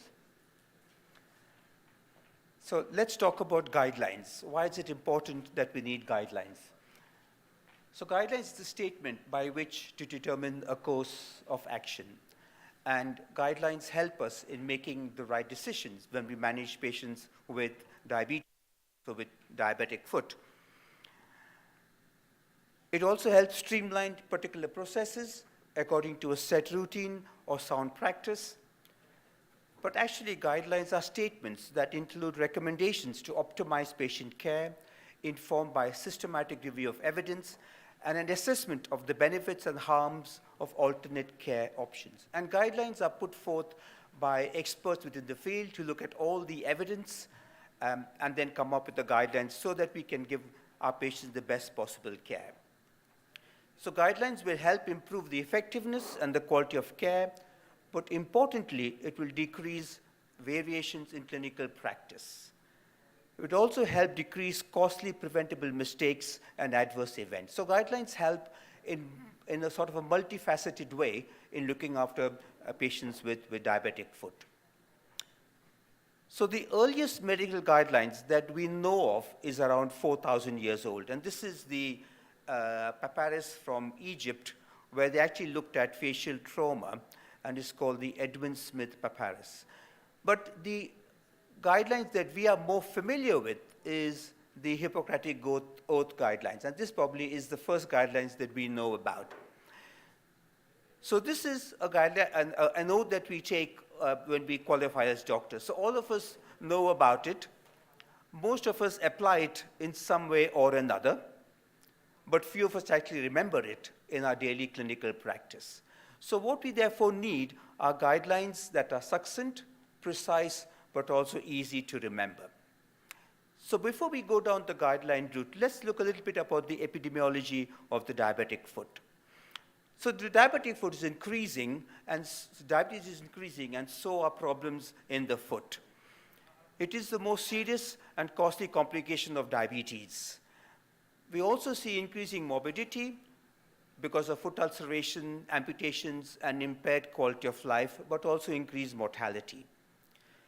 I think, therefore, we need to work together on a war footing so that we can reduce complications of diabetes, but also to reduce ulcerations and reduce the amputations we see in our patients with diabetes. This is data taken from a few years ago. The IDEC reported that in 2015, there were 5 million deaths for people with diabetes. This was more than the combined deaths caused by some of the important infectious diseases globally, combining HIV, tuberculosis, and malaria. And what we expect to see over the next 15, 20 years is an increasing number of people with diabetes globally, predicted to be about 642 million by 2040. In 2019, we had 4.2 million deaths in people with diabetes, and we know that 25% of all people with diabetes can develop a foot ulcer in their lifetime. So you can imagine the enormity of the problem you're going to face over the next 15 years. And of course, then we had the COVID pandemic, and we know during the COVID pandemic there was increasing people with diabetes, mortality was higher in people with diabetes, but there's also been reported outcomes for poor foot care and amputations in various parts of the world. So with COVID, we saw 6.4 million deaths over the last 3 years. That is equivalent to the deaths we see per year for people with diabetes. But you know the amount of money that was spent by governments to treat and prevent COVID-19 and the fatality we were seeing. But that money is not being spent to treat people with diabetic foot problems. So we need to see a paradigm shift in the way governments fund diabetes and its complications. Because treating diabetes and diabetic foot is very expensive. Data from the US, treating a foot ulcer costs $44,000. And in the UK, we spend $10 billion every year to treat diabetes. Almost half of that money is spent treating people with wounds and diabetic foot wounds. This is looking at data now from the Eurodial study. You may have heard of the study that we were also involved with. It was a study done across 10 countries, 15 centers in Europe. And patients who had a new foot ulcer being referred to the multidisciplinary foot team were included in the study. We divided these 1,200 patients with foot ulcers in if they had just a neuropathic ulcer without infection or a neuropathic ulcer with infection, people with PAD and infection. And you can see that patients who had purely neuropathic non-infected ulcer, to treat the wound, it cost around 4,000 euros. If the ulcer got infected, the price doubled to around 9,000 euros. But if you added in PAD, it went up to 16,000 to 70,000 euros. So treating a diabetic foot ulcer is very, very expensive. And in the US, when they looked at cost of diabetic limb complications, in that particular year, about 7 years ago, it costed $17 billion, more expensive than treating some of the common malignancies, such as breast malignancy, colorectal cancer, etc. Again, similar to the COVID-19 pandemic, we spent so much of money to treat and prevent cancers, but that money is not being spent on preventing diabetic foot complications. What about mortality? This slide here shows the 5-year mortality for some of the common cancers and people with diabetic foot problems. You can see people with neuropathic ulcers and those who have previous amputations or ischemic ulcers, the 5-year mortality was much higher than some of the common cancers such as breast cancer and Hodgkin disease. And the mortality was similar to patients with colon cancer. So again, I say the same question again, why aren't we spending the same amount of money to treat and prevent diabetic foot problems? So what about the variations in care on how we deliver diabetic foot care? Again, data from the IDF, the prevalence of foot ulceration in Western Europe is around 1%. So 1% of all people with diabetes will have a foot ulcer. But in Africa, it is 11%, so 10 times higher. But if you look at some of the areas in the Caribbean, it is almost 20 times higher. So why this huge variation in care? It may be financial, it may be lack of access to healthcare, but this is something that we need to tackle so we can reduce amputations globally, not only in some of the developed and well-developed countries. What about within country variation? This is data taken from the UK. In England, we have the National Diabetic Foot Care Audit. This has been going on for the last 8 to 10 years. And this is data from 2017. And this is looking at amputations at CCG level. CCG stands for Clinical Commissioning Groups in the UK. You can see to the left of the graph, the amputation rates, this is per 10,000 people with diabetes, was just over 20. And to the right of the graph, it is around 2 to 5 per 10,000. So even after adjusting for age and ethnicity, there was an 8-fold variation in lower limb amputations across England. Similarly also, it was found in the US, and you can see again in the US, the difference in amputations here in the south is much higher if you look at areas up in the north and the northwest of the US. But what they noticed is that there was clustering of better and worse care. So if in a particular part of the US care was worse, around that region also the care was not so good. And if you had a region where the care was quite good, around that region, the care was much better. So there's clustering of poor care or better. And we need to learn from these areas on why the care is better and why in other areas the care is not so good. What about the etiology of diabetic foot ulcers? This is data from the UK, and then this is the study from the Eurodial. You can see the prevalence or the underlying predisposing factor for somebody to get a foot ulcer was mainly neuropathy many years ago. And then over time, as we started to reduce the risk for ulceration for people with neuropathy, because we set up good foot care, we set up foot clinics across the UK, the number of patients who developed neuropathic foot ulcers gradually went down. But then we had an aging population, and people with peripheral arterial disease was very difficult to manage them, so the number of patients with ischemic ulcers gradually increased. We then also looked at the variation in care from center to center, again going back to the Eurodial study. And what we found is that in the Eurodial study, where we took 15 beacon centers from Europe, we found that there was such a lot of difference, even though these centers were following the European Diabetes Foot Guidelines. What we found is that patients were being referred quite late to the foot clinic, and sometimes patients were referred 3 months after they had developed a foot ulcer. And we know that late referral leads to larger ulcers, but also higher amputation rates. We also found that late referrals led to reduced investigations and management for people with peripheral arterial disease.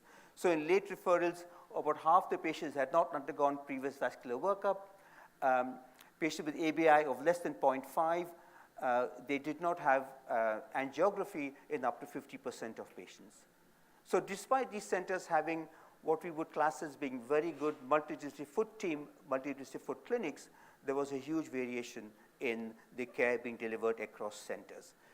We know that total contact casting is the gold standard for neuropathic foot ulcers, but the use of total contact cast, and we've published guidelines, we have done the research, but still you can see the use of total contact cast is only about 13% for patients who have got neuropathic foot ulcers.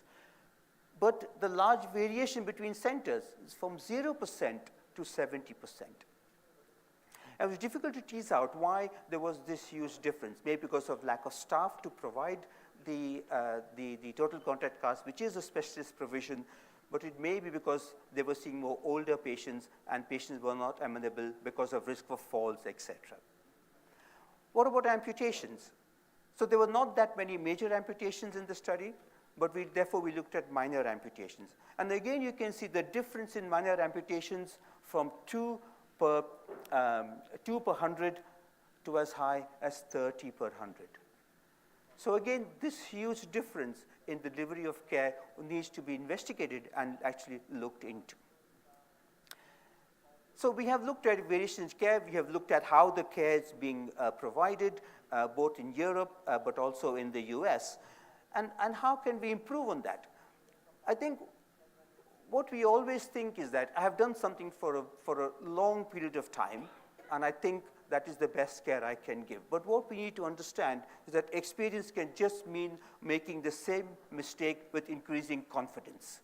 And if you do what you always did, you will get what you always got. So what we need is a paradigm shift in how we deliver foot care. So we can reduce this variation across centers and across countries and hopefully reduce amputations. So what do we need? We need good guidelines. We have the guidelines. So what do guidelines give us? They provide recommendations for the treatment and care for people with, and also healthcare professionals. It is used to develop standards to assess the clinical practice of individual health professionals. It can be used in the education and training of health professionals. It can help patients to make informed decisions. And this is what I like about the latest ADA guidelines. It has now included a patient perspective also into the ADA guidelines. And it can improve communication between patients and health professionals. But what's important is, although we have guidelines, it can assist the practice of healthcare professionals, they do not replace the knowledge and skills. When we looked at the training of medical students in the UK and also the residents in the UK, we found that very few of them were actually being exposed to diabetic foot clinics and being trained on how to manage diabetic foot. When I trained a few years ago now, I had to only attend 10 foot clinics, and I was signed off as being an expert in managing diabetic foot. But luckily, I worked with one of the best persons in the world, Andrew Bolton, so I had a lot of exposure to diabetic foot. So the things have changed, though, recently. When people come to my and train under me, they spend 1 year with me, they do at least 50 to 100 foot clinics in that particular year. So the training has changed, but what we need to do is improve the training to healthcare professionals so they give the patients the best care possible. We also need to train non-diabetic specialists. I noticed that when patients come to my hospital and they go to A&E, they're seen by the A&E consultant, but because we've got such a shortage of beds, it's a drive to push patients home, to discharge them as soon as possible. And then these patients go home and they don't come back to the foot clinic. They don't get seen by a foot care specialist. It's another 2-3 weeks before they're seen by the foot team. So we are now doing training also in the A&E department, but also across the trust, so care can be standardized across the hospital. So there are so many diabetic foot guidelines. You've got the International Wound Society, you've got the ADA guidelines, International Working Group on the Diabetic Foot. This is the NICE guidelines, and we wrote the IDF guidelines a few years ago. We called it the Clinical Practice Guidelines. And then we have the Putting Feet First guidelines. This is something that we did in the UK by Diabetes UK. And this is the guidelines we put for patients who come into hospital with a foot ulcer. Very often patients come to hospital with foot ulcer and they languish in one corner of the hospital. They don't get seen by the specialist or by the podiatrist, and the patient is sent home without having any diabetic foot input. So with these guidelines, we put forward that when the patient comes to hospital, what should be done in the first 4 hours, what should be done in the next 4 to 48 hours, and beyond 48 hours. And what we say is in the first 48 hours, what treatment should be given. And then within 24 hours, these patients should be referred to the diabetic foot team. And then either myself or my podiatrist will go and we'll see the patient anywhere in the hospital. And if possible, take over the care and bring the patient to my ward. If the patient can't come to my ward because we have got shortage of beds, then we follow up the patient on the parent ward. And then when the patient is discharged from the hospital, we make sure that this patient has a follow-up within the foot clinic within 3 to 7 days. So these guidelines now are being run across the UK, and hoping that with this we will see a reduction in amputations. So what about the International Working Group on the Diabetic Foot?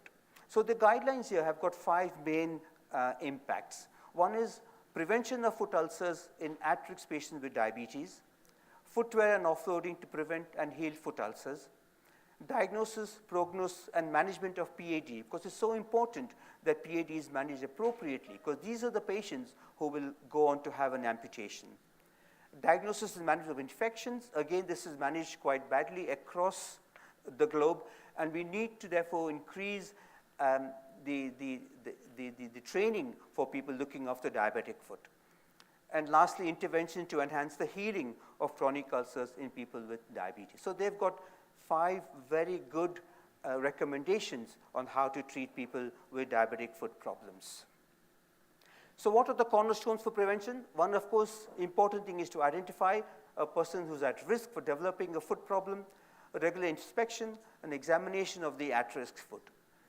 But also education of the patient and the family, because quite often the patients don't come to us in a timely fashion. You know, they get an ulcer, they put a Band-Aid or they put a plaster on the wound, thinking that the wound will heal, and then the patient comes to us with rip-roaring cellulitis or even osteomyelitis. So we are running training programs also in the community for our patients.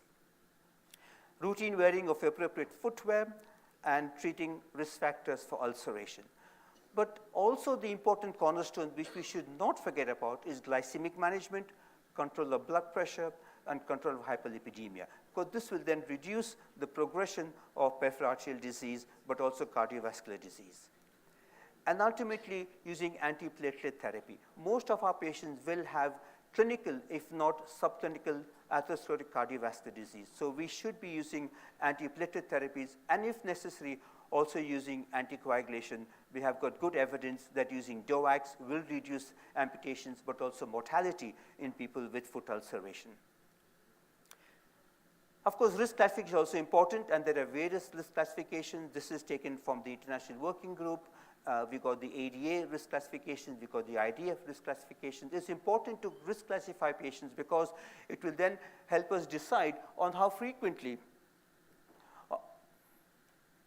the patients need to be seen in the clinic, depending whether they've got risk category 0, which is very low, to risk category 3, which is very high, for risk for recurrence of ulceration or even amputation. So what are the benefits and the outcomes? What we will see probably is a reduction in ulceration and reulceration, a reduction in amputations, and also a reduction in mortality. But what are the risk factors for for foot ulcer recurrence? And this is a paper from David Armstrong, published 5 years ago, and they looked at various studies that have been done looking at the risk factors for ulceration and reulceration. And I've just circled the top 8 here, and the most common one you can see here is a VPT of more than 25. And this is because we have got treatment options to treat somebody who's got a foot ulcer. Those who got a pre-ulcerative lesion, we can remove the callus, we can give them footwear. If they've got PAD, we can revascularize the limb, but we still don't have treatments for neuropathy. And that is why somebody who's got severe neuropathy, you can see the risk for reulceration is probably the highest. They then looked at interventions to reduce foot ulcer recurrence. And they looked at 5 interventions. One was patients to be seen in an integrated foot care setup, self-management by the patient education, therapeutic footwear, and foot surgery. And what they showed is that by implementing these 5 interventions will reduce ulceration by 30 to 60%. But you can see that patients who were given education, you would think that there was actually a negative effect. So what they then went on to look at is the effect of adherence to treatment. We know that many of our patients, you tell them to go to the gym, to change their lifestyle. How many patients follow it? Not that many. If you tell patients to wear their therapeutic footwear, do they wear it? No, they don't. I've got a doctor colleague who developed a foot ulcer when we gave him footwear, and he would come to hospital with normal shoes, not with the footwear we advised him. So if patients are adherent to the treatment we offer them, then we can see a much bigger impact. You can see now as high as 80% prevention of recurrence of foot ulceration. So can foot ulcers actually be prevented? So this is a study from Spain. This is a single center study. It was a retrospective cohort taken from 2008 to 2014, but they divided the study into 2. 2008 to 2011 and 2011 to 2014, because in 2011 they set up a comprehensive foot care prevention program. Although the foot clinic started in 2008, in 2011 they set up this comprehensive foot care program, which was regular chiropody, foot care, counseling, including giving people the correct footwear, education at each visit, preventive surgery if necessary, and metabolic control and control of comorbidities. And what they found is that there was a 45% recurrence of ulceration over that period of time. But the recurrence occurred much higher in patients who had severe neuropathy, as I showed in the previous study, and people who had previous minor amputation. We can discuss why this led on to increased risk for ulceration. But what is important is that when they set up the comprehensive foot care program, we can see there was a 40% reduction in ulcer recurrence. So setting up a good foot care service will lead to reduction in ulceration, but also amputations. So we've always been talking about ulcer recurrence, but can we actually prevent the first ulcer? We need to understand that the first ulcer incidence, is 7.5%. If you compare that to the incidence of ulcer recurrence is from 30 to 60%. And because of this, there are very few studies that have been done looking at first ulcer prevention, because if you got a lower incidence, you'll require a much larger study to give the effect that you want to see. So in the International Working Group guidelines, when they looked at ulcer prevention, there were only 3 studies that were done looking at first ulcer, and 27 were looking at ulcer recurrence. And therefore, interventions in prevention of the first foot ulcer is of low quality because of the dominance of studies done looking at ulcer prevention if somebody has had a previous foot ulcer. But there are benefits that we can offer to patients. We can look at foot temperature monitoring, giving people therapeutic footwear if they got neuropathy, if they got callus, and also patient education. But there's a reluctance on the patient's part to accept, because these are tedious things to follow, and patients do not always adhere to the advice you give them. What about the cost effectiveness? We know from trials done from cardiovascular prevention trials, primary prevention trials, you need much larger cohorts than you would require in secondary prevention trials. What about amputations? So looking now at within country amputations and prevention, this is a study from Germany. Again, you can see the study was done 2007 to 2013. All patients who went into the foot clinic received structured foot care. They then looked at major and minor amputations.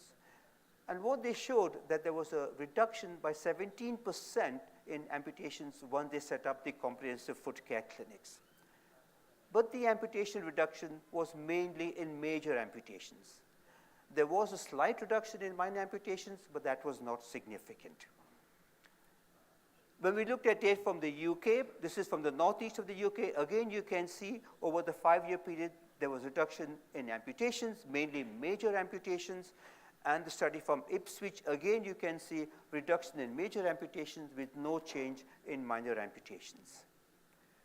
Then we look at data from the US, and this is quite recent data, and this is a large cohort of around 7 to 8 million patients who came into hospital. This is taken from the Agency for Healthcare Research and Quality. And they looked at the data from 2000 to 2015. And in 2000, 69% of all the patients in the US in this study who had a non-traumatic lower extremity amputation accounted for 69% of these patients had diabetes.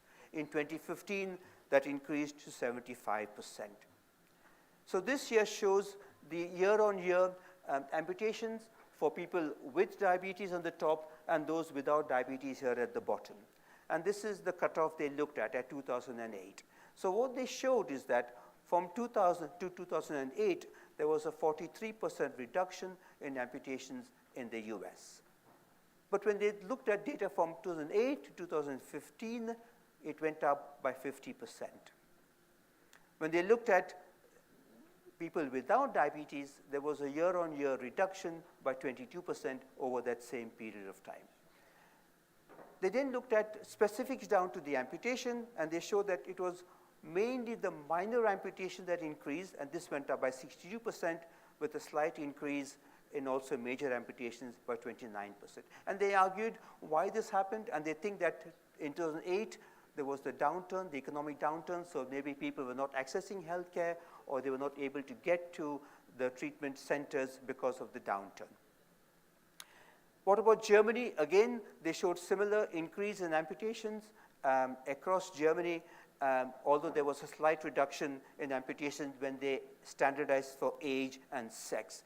But again, they showed an increase in minor amputations with a reduction in major amputations.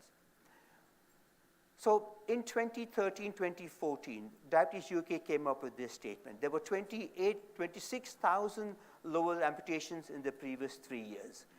But when they looked at the 3 years before that, the increase was about 20% in the subsequent 3 years.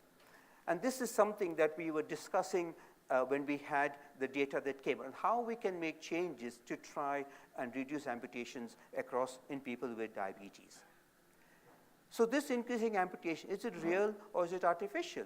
Most of the data I showed you has shown actually an increase in minor amputations. Is there therefore a shift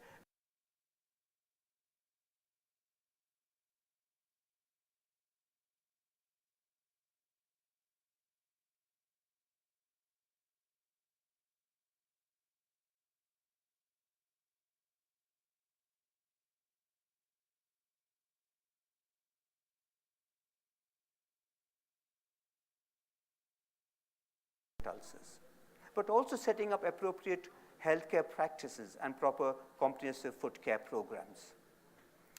And like I said, it may be that the downturn, the economic downturn, may have led to the increased amputations that we saw in the US. So what we therefore need are good guidelines. But we have the guidelines, but we feel that it is not being adhered to. So what we need probably is a checklist for these guidelines, how to get things right. And in the UK, we've got now a program called GIRFT, or Getting It Right the First Time. So in the UK, every year, every hospital, every practice is audited, and we look at the amputation rates, we look at foot ulcerations, but this is done across the board. It's done for cancer, it's done for cardiovascular disease, et cetera, et cetera. But from today's talk, we're looking at getting it right first time to prevent foot ulceration and amputations. And I would definitely recommend you to read this book if you haven't read it. It's called The Checklist Manifesto by Atul Gawande. And in this book, he talks about how guidelines have changed clinical practice. And you may or may not have read the book, but the first guideline I think that we know about is in the Second World War. And I don't know if you've read the book, but a lot of planes, when they were taking off in the Second World War, they were crashing. And the pilots had to just turn on a switch so the plane would not crash. And because of the heat of the moment, there were bombers flying overhead or whatever, they were forgetting to turn the switch on and the planes were crashing. So they had a guideline set in place that when the pilot takes off, on the display panel, there'll be a notice that's saying, switch on this particular switch. And from there on, we know now there have been guidelines across the board on how to manage not only people with diabetes, but also other cardiovascular and other problems. So guidelines will help in quality improvement, it will help in clinical engagement, but also give better outcomes for patients. And this is taken from the International Working Group guidelines. When patients come to the foot clinic, everything that needs to be done in the foot clinic. And this is something that we devised for our trust on how we should be managing people with diabetes, but also down at the bottom there are people who may develop a foot problem. But also we need guidelines for patients. And we've got the do's and the don'ts to give to patients, so they know what they should be doing to prevent a foot ulcer and what they should not be doing so they don't get a foot ulcer. Because we know that educating patients will give better foot care, and inspecting the feet daily has been shown to improve and prevent ulceration. Putting the shoes on correctly also will help, mainly by putting the hand in the shoe, looking for any foreign bodies, foreign objects in the shoe, and other things. All these have been shown to reduce ulceration and for people to adhere to the guidelines. But what are the physician attitudes to guidelines? This study from Australia showed that 70% of healthcare professionals felt that it had an impact on the quality of care.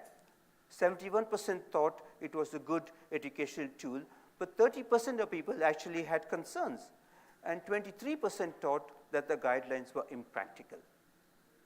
And the other concerns that they had, that the protocols may not be feasible in every patient, and it could lead to malpractice and litigation. So this may be some of the reasons why healthcare professionals do not follow the guidelines. So to come to the question, how to win the war in people with diabetic foot problems? And I'd like to go back to the World Cup, when India won the World Cup. We have to have a good team for the first place. We have to have a good captain. We have to have a good relationship between the team members of the diabetic foot team. And of course share when we have good stories and not so good stories. But what we need in the end is a good lead. And there has to be a lead in the foot clinic who will lead the team to give best foot care, to do the audits, to make sure the guidelines are being followed, and to bring the team together. And then we can take home the cup by reducing amputations and ulcerations. So to conclude, are we winning the war on complications? I don't think so. I showed data from various countries, the increasing number of amputations that we're seeing despite having all the guidelines. What we need is a paradigm shift to protect patients who are in risk category 0 those who don't have neuropathy, don't have PAD, to prevent them from progression to risk category 1, loss of protective sensation, and then risk category 3, leading on to amputations. We should be working together in teams, educating not only healthcare professionals, but also patients. Or I should say, educating not only patients, but also healthcare professionals. And we should be working with the guidelines. And with that, hopefully, we can win the war against foot complications and also amputations. Thank you.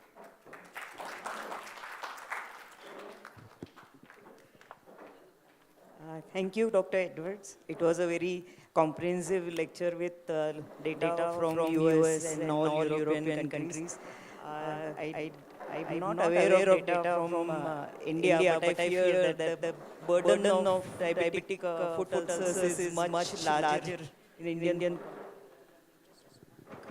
Just one announcement before everyone leaves for lunch. If you can just wait for 1 minute while we felicitate Dr. Edward Jude, number one. And number two, I'm truncating the lunch hour a little just to make up time. So I request everyone to be back here by 2:10 after a quick lunch, because we have very exciting sessions after that, and we don't want to truncate the sessions. Truncating lunch is fine. We'll do some lifestyle modification.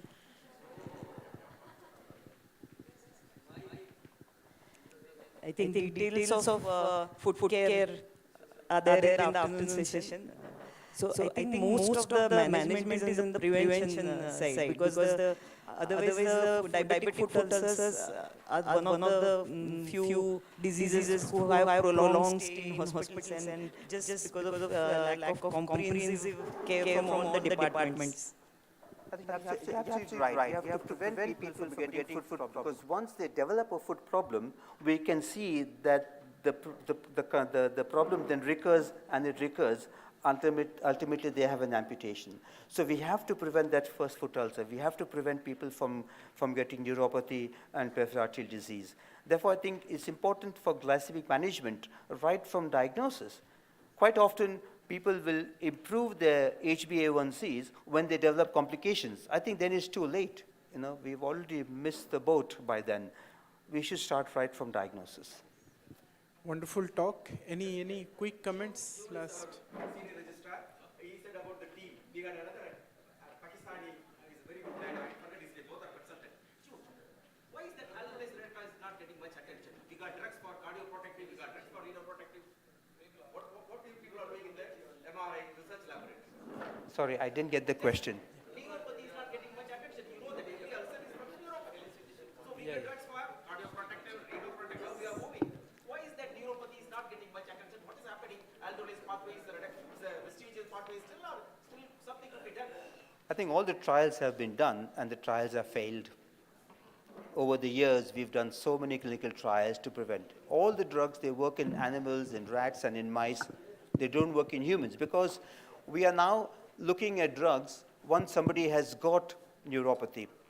I think once they've got neuropathy, we can't turn the clock back. We should start even before they get neuropathy. We would like to now felicitate Dr. Edward Jude.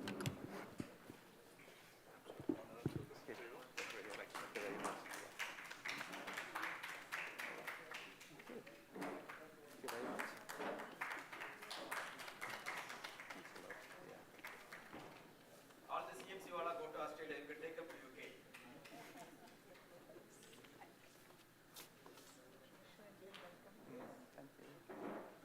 Thank you so much. Yeah, thanks a lot. Yeah. Sorry, I went overtime.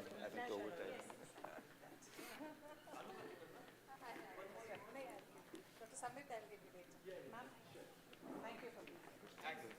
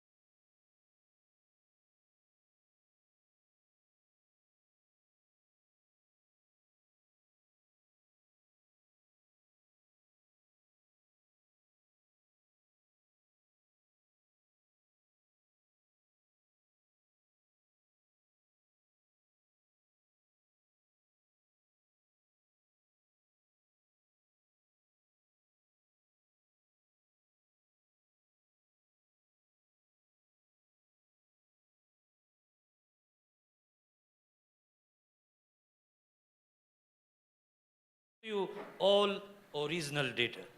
Anjana, stage is yours. Sir, thank you very much. I'm so happy to see so many people post-lunch interested in Ramesh.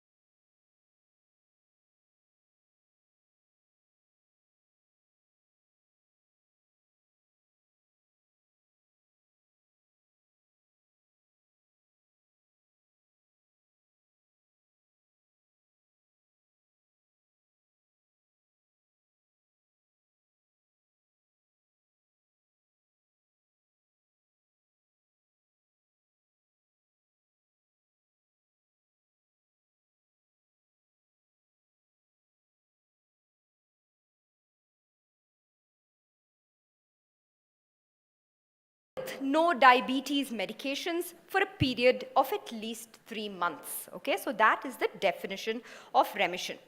What evidence do we have regarding remission? And here I'm going to point out, this has been going on for some time now. The Counterpoint study was the first one. This is Roy Taylor's group from the UK. They've done a lot of work on this. And the first question they asked, first of all, is it possible? Can remission of diabetes happen? So they studied 11 people, okay, with diabetes. They took some controls also, and they did an in-detail study. So the first thing they did is put them on a 600-calorie liquid diet. Okay, all of you just finished lunch. I'm kind of guessing that you've had like 1,000-calorie lunch maybe. Okay, so that's one meal. And people are going to be eating something close to 2,000, 2,500, maybe even 3,000 calories a day. And now put that in perspective and look at 600 calories in a day. That's hardly anything. So they went on to this liquid diet, and then they looked at so many different parameters. They looked at hepatic glucose output, insulin sensitivity, fat content in the liver and in the pancreas, etc.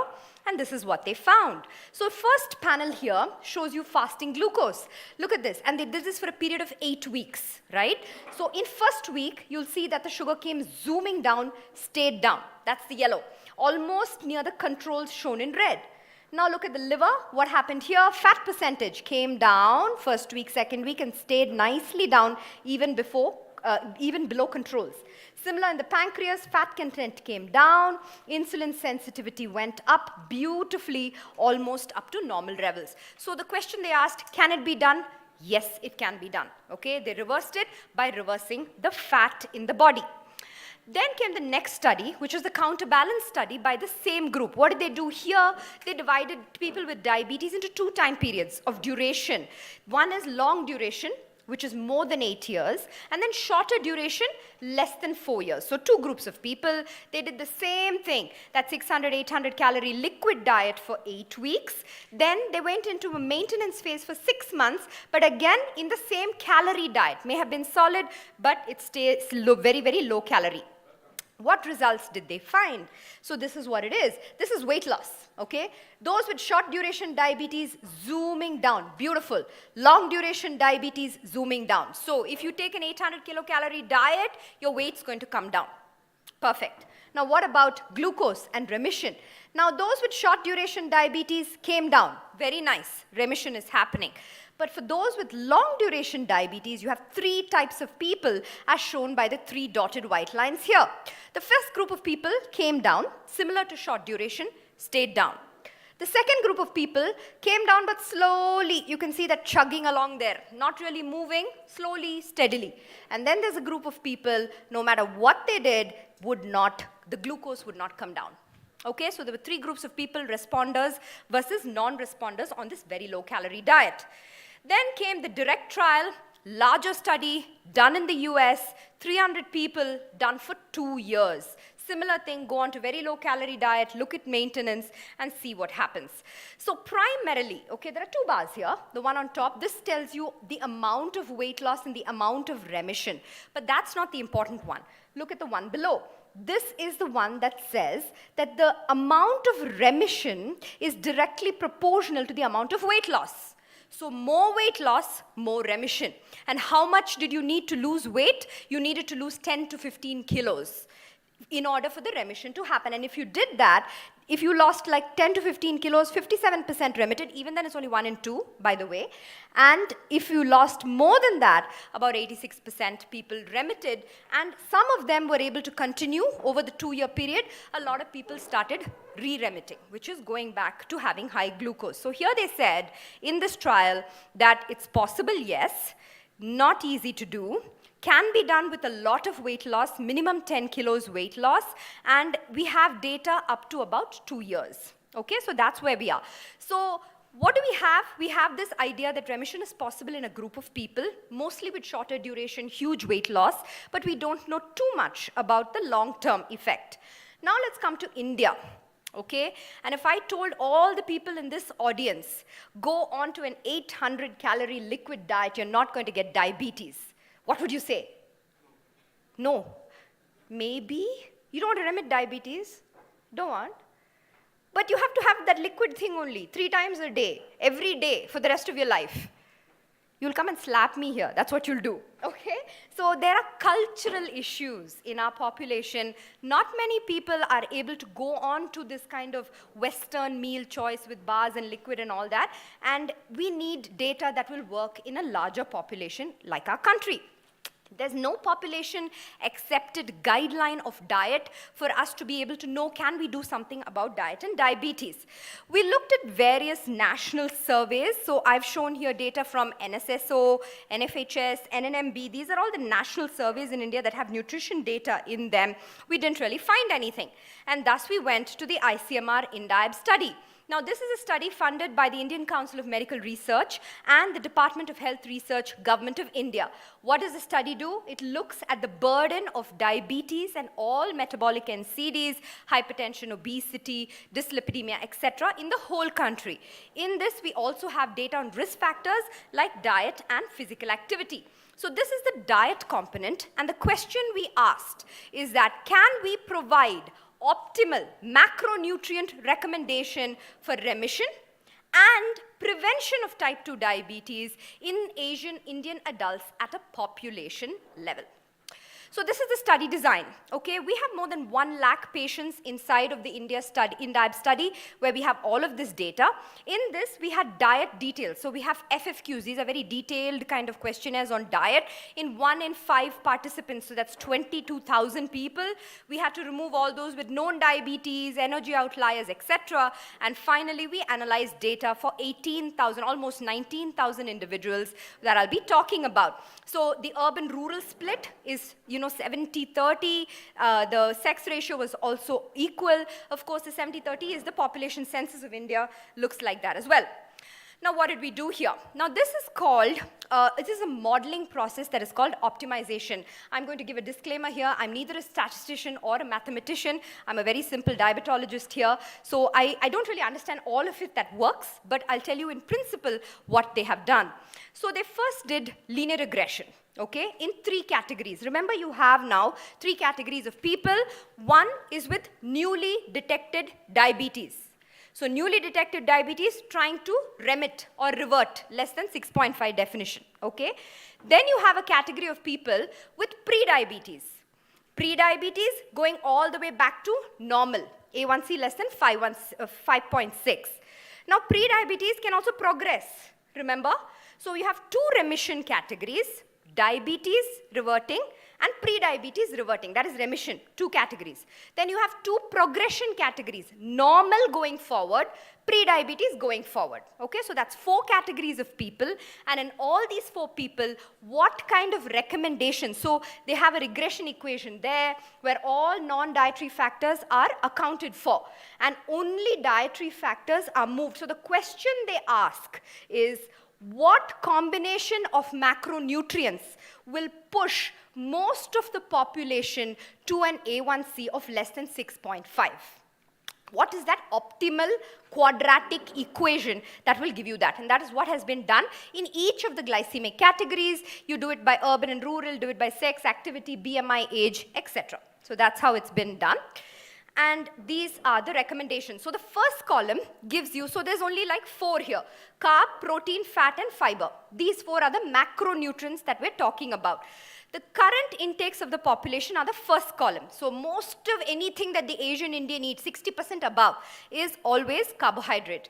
Protein is low at 12%, fat is at 25%, and fiber is also low at 3.5%. This is what is usually taken.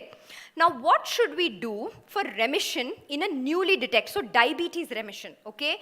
You have to go down from 49 to 54, okay? So almost somewhere around 50%. To remember easily. So you're at 60% and above, you need to move it down to 50%. That is for carbohydrate. Protein is about 10-12%. Remember, needs to go to 20. Straight away, all the way up to 20. Fat is okay in our population. About 25% is okay for us. Fiber needs doubling, go up to 6%. Okay, and this combination will help in the remission of about 78% of people with new onset diabetes in this country. Now for pre-diabetes, it's somewhere in the same range, slightly more lax. We said for diabetes, carbohydrate 50, pre-diabetes 55. That's a little more relaxation. Protein is same, fat is same, fiber also to about 5% is where you need to go. So these are the macronutrient recommendations. I forgot to say this paper is just accepted in Diabetes Care a couple of weeks ago, should be out. It's so fresh from press, it's not even out in the online, should be out in a couple of weeks. Right. So in urban, rural areas, is there difference depending on activity levels? Yes, there are differences, but the differences are minor. What does this tell us? If you live in a rural area, there's a slightly higher increase allowance in carb, protein, fat stays, and fiber stays the same. Activity, if you're an active person, up to 58% carb you can take, but if you're inactive, just like everybody else, you're stuck at 50%. The others remain kind of the same. Now, so these are the changes for urban, rural, and activity. Now, what about for men and women? Men slightly 2% more carb than women is allowed, and similarly, if you're younger compared to 65 plus, you have a little bit more carb allowance. Now, this is very personalized depending on the age, activity, etc. Similarly, if you are normal BMI, you can go up to 54% carb, whereas if you're overweight or obese, you have to stay to the lower limit, 49-50% is safer. These are diabetes NDD remission. Now let's look for pre-diabetes remission, also very, very similar, not very different. I told you the allowance was slightly higher. Again, rural areas it's higher, in active people it's higher, in men it's higher, younger individuals it's higher, and if you have a normal BMI, it's a little higher. So the principles remain the same. Now let's look at the last part, which is the prevention of progression. Now here again, 2 categories, those with normoglycemia, those with pre-diabetes. So the first one here is for pre-diabetes, that's this one. This is pre-diabetes. What does it say? Carbohydrates up to 57%. Now this is, remember, progression, not remission, 57%, whereas if you're normal, up to 60% is allowed. Protein is the key here. Protein is always around 20%, okay? And fats are at 20-24%, and fiber is at 6%. So it's pretty similar. You may ask me, ma'am, what is this 1%, 2%? Does it actually make a difference? Now, when you look at an individual person, the 1%, even there it's important. But when you look at a population of 1 billion, now you put 1% into context, and you will see the effect size moving crazily in terms of how it is giving you outcomes. Okay, so that's my talk. I'd like to conclude by saying that we're doing population-based approaches for remission and prevention for the first time in the world. We had a crazy amount of time getting this done. We took 2 years to get this paper out. The recommendation is, in India, reduction in carbohydrate calories and increase in the protein. Protein up to 20, carbohydrate up to 50, just to remember it easily. If you are physically inactive, obese, older, and especially if you live in urban areas, then you require lesser carbohydrate as compared to the opposite. That's it. Thank you.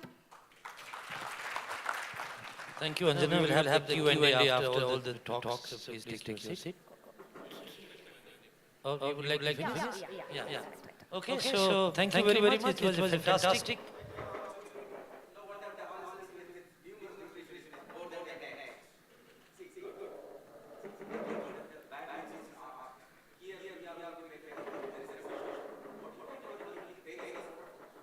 Okay.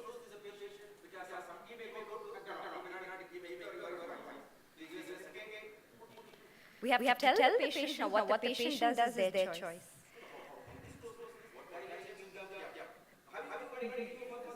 Video. Yeah.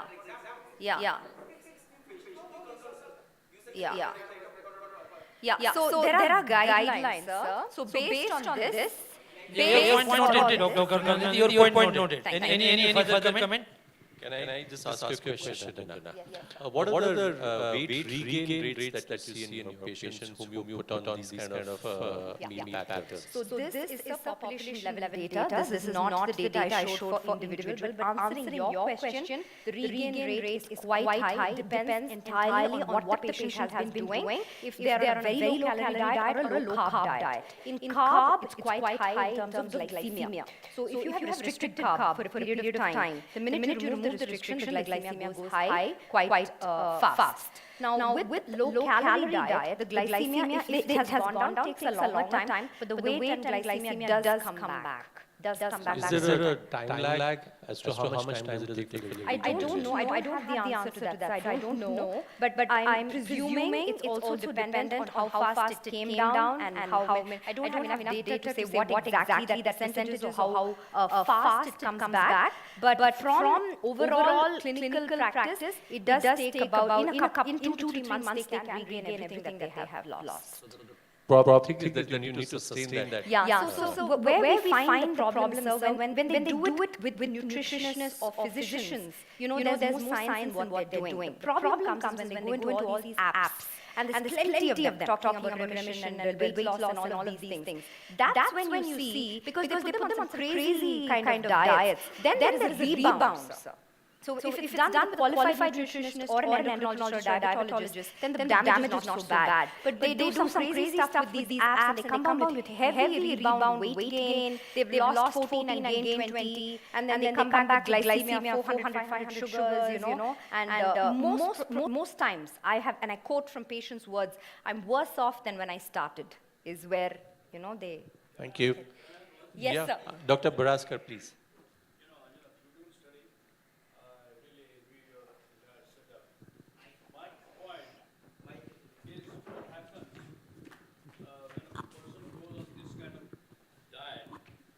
What happens to lipoprotein lipase enzyme? And it's our experience that when the patients are motivated, they lose weight, initially the weight loss that you see is from the lean body mass. What they lose is the extracellular fluid and the muscle mass. And when they regain, because of the active lipoprotein lipase, they absorb in fat. So they lose good muscle and they regain bad white fat. So did you, in your experience, see that weight gain? Did you check their waist circumference and the white fat versus the brown fat? White fat versus brown, no, sir. We have not checked. We don't have lipase levels either. But we do know that they lose the proportion, they lose fat. But like you said, they also lose a lot of lean muscle mass, especially if they've not been doing, weight building and exercise. If they do only diet, that is the harm. They will 100% lose muscle mass, which is very difficult to regain post. And you're right. Then the fat becomes a doubling later on. And there are some people genetically, like we are all called as thin fat Indians. Yes, yes. At a BMI of 21, our Yes. waist circumference is more than 88 centimeters. Yes. So the point is that the white fat particularly, Yes. which is devoid of mitochondria, and is there any way by putting mitochondria back? We are doing this kind of work recently with a company, and there are a lot of claims. It's all in a primary state. Yeah. And we are trying to convert the white fat into brown fat. You think there is Yeah, a rationale in there thinking is that way? definite rationale in that, and I know there's some work, there are also some drugs that are claiming to do this now, but nothing has come into clinical practice, so it's all in trial stage. So, Archana, said very clearly that there's a very important point where the proportionate loss from lean mass and fat is concerned. So, if people are doing weight loss only based on diet, Yes. there is a lot of lean mass loss. Yes. And that's why no strategy for weight loss is advised without an increase in physical activity. Yeah. Increased physical activity or regular exercise is must for all people undergoing weight loss to preserve muscle mass. Otherwise, they will always lose more fat. And again, if you look at the concept of mitochondrial flexibility and improvement in mitochondrial function, the exercise plays a major role in improving mitochondrial function and mitochondrial density also.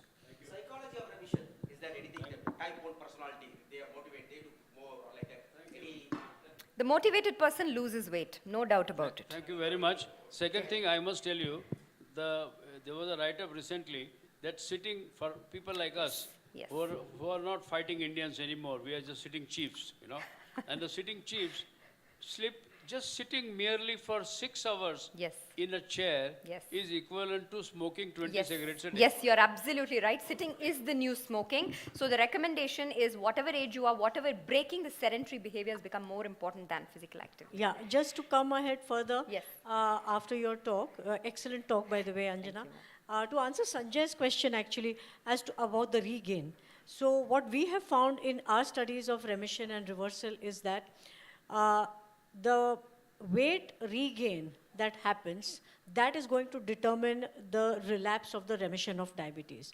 The weight comes back, the diabetes comes back. That's number one. The second thing that we have found is the adherence.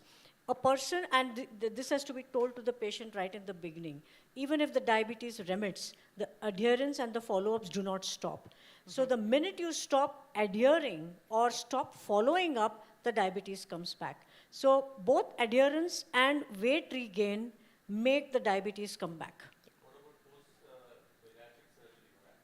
Post-bariatric surgery again is a different kind of a remission. There it takes much longer because there you have the GLP-1 hormones, the GIP that increase exponentially, and even if there is weight regain, it takes time for the diabetes to come back because you've changed the hormonal milieu. The entire anatomy, The entire anatomy and the hormonal milieu has changed, so relapse does happen, but the relapse is going to take longer in coming after bariatric surgery. It comes faster after lifestyle modification. Bariatric surgery is more durable, sir, in terms It's of more remission. durable. And there is 10-year data now for that. That why do we think that, post-bariatric surgery, we should not keep them on pharmacological maintenance? We could. So, just as you've got cancer maintenance and therapies and all those things. Yeah. So, post-bariatric surgery, why are we averse to the fact that we can't maintain them on GLP-1 analogs? GLP-1 or SGLT2 or something like that could. We could, sir. I mean, and a fair deal of, some of them don't go off completely. They need some minor doses of something anyway for remission. Sir. Okay, Anjana, Yes, sir. brilliant. Thank you, sir. I mean, the scope, the numbers, planning. My small suggestion is, are we really talking about treatment of early diabetes? And we should avoid words prevention and remission. Okay. And if you get with me, we would do it probably in young girls who want to be mothers. And then it will be a real primordial prevention for the next Super, generation. sir. Super. Yeah? Yes, Okay. sir.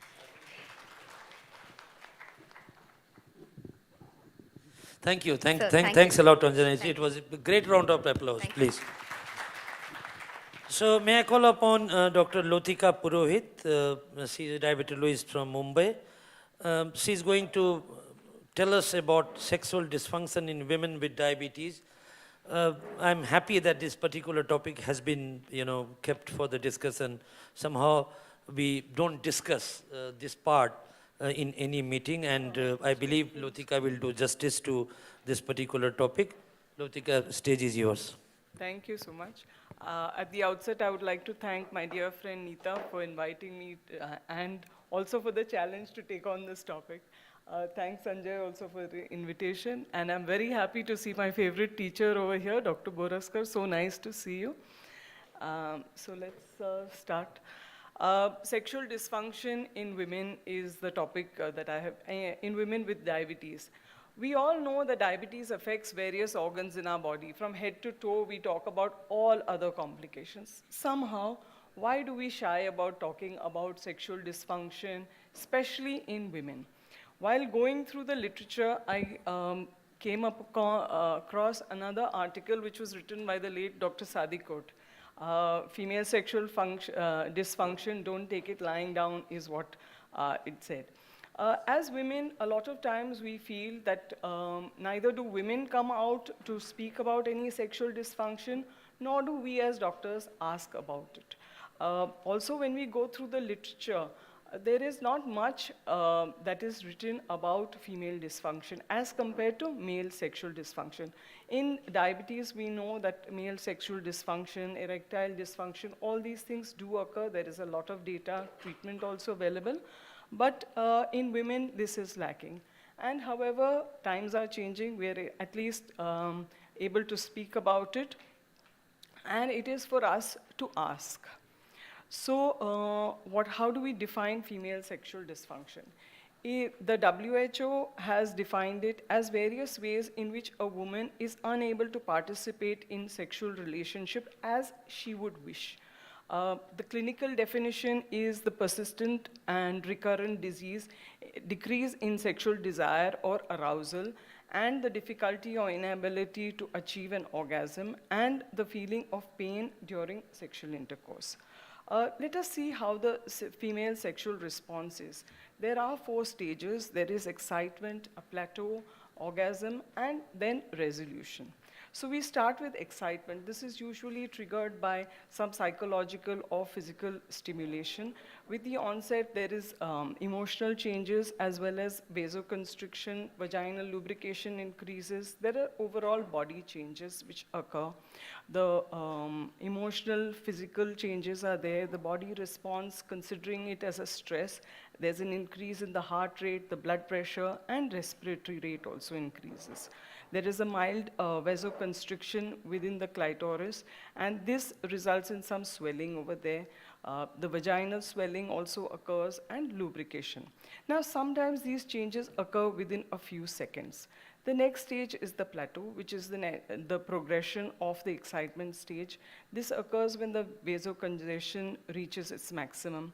There is vaginal swelling, heart rate is increasing, the muscle tension is also increasing, and the breasts enlarge, and the nipples become more erect.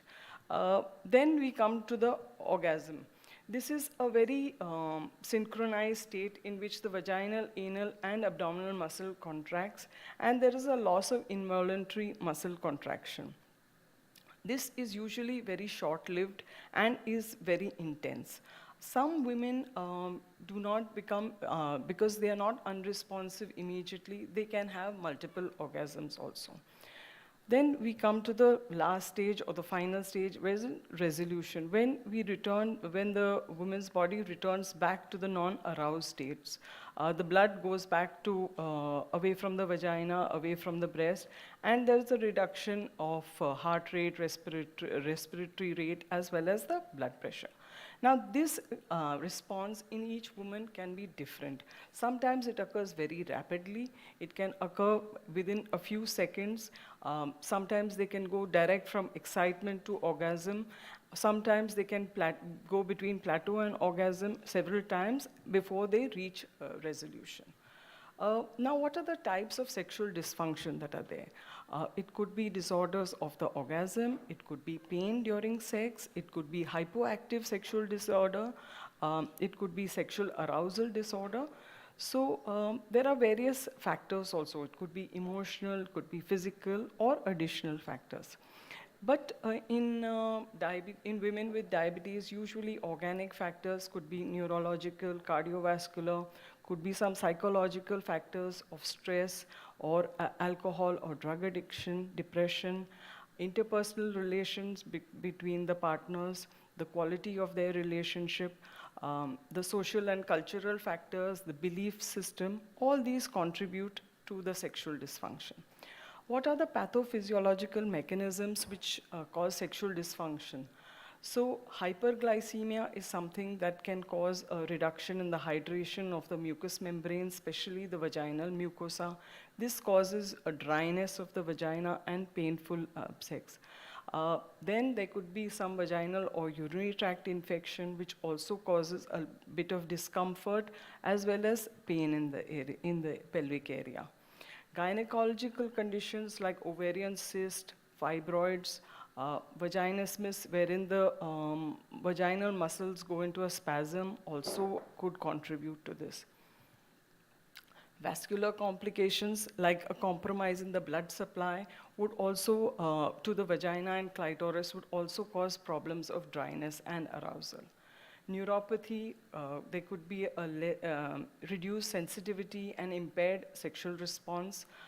There could be an association of either stroke or epilepsy also, which could impair the sexual function. Hormonal factor is also something wherein the estrogen levels are low. This can reduce the lubrication of the vagina. The estrogen deficiency, which would be there, causes a poor general condition and depression.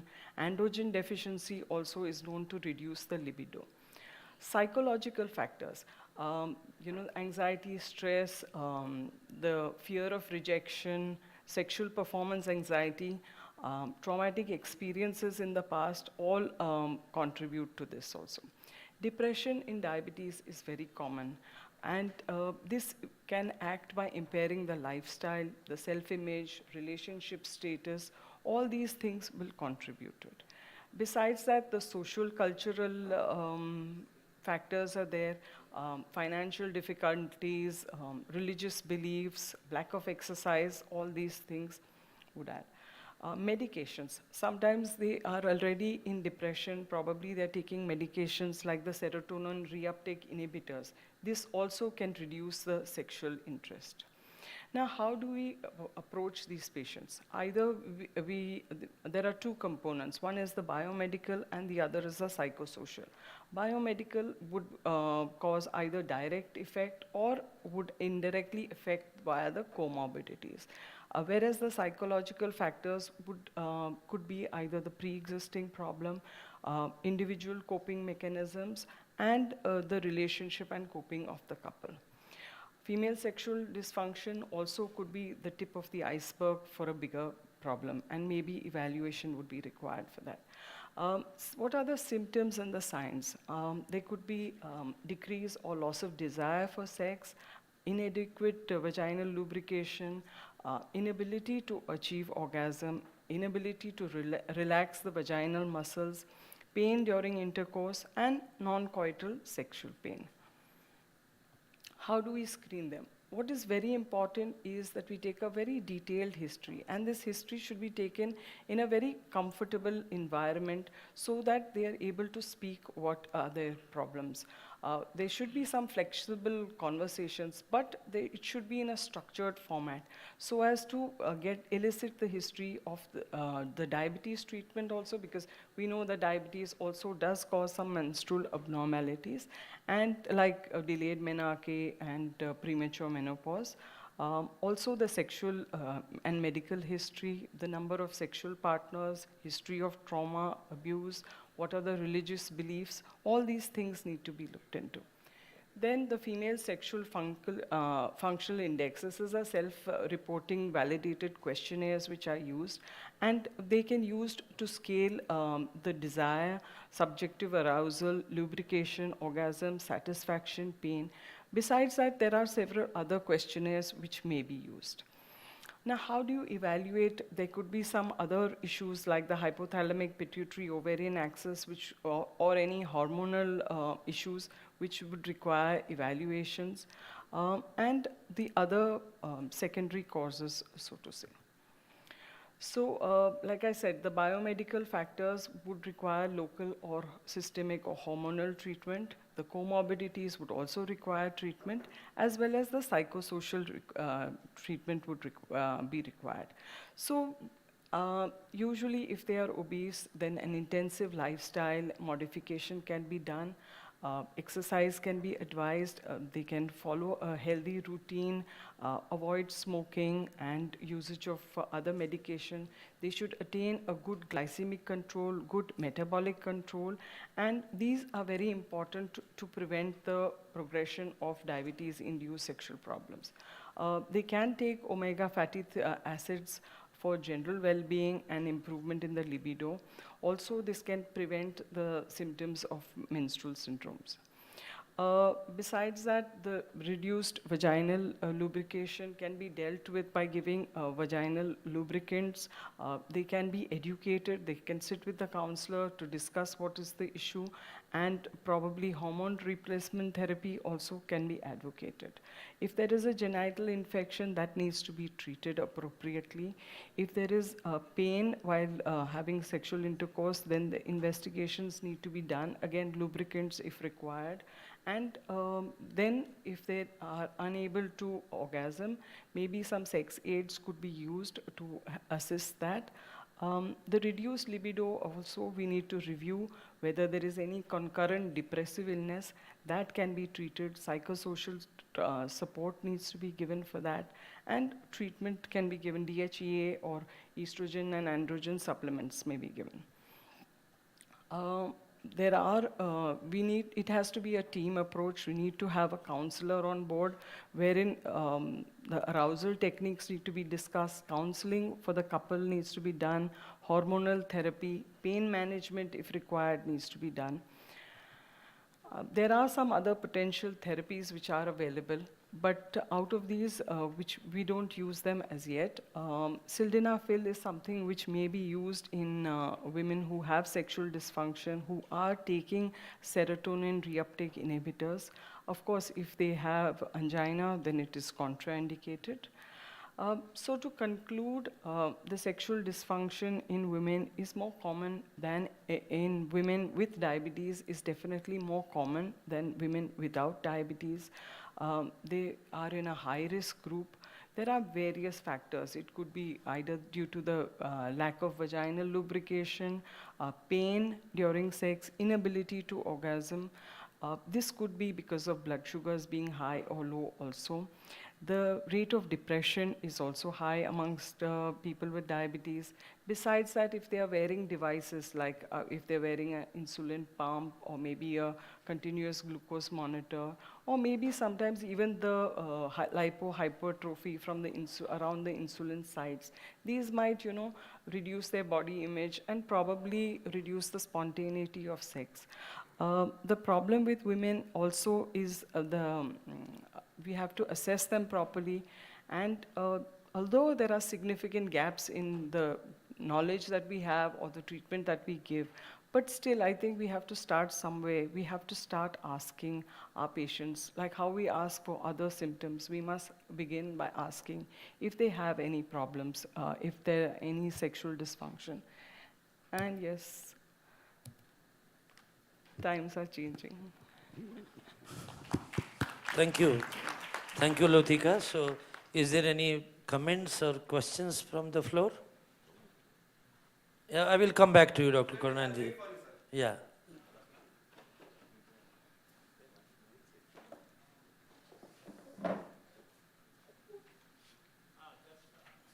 Yeah, Dr. Arvind, please.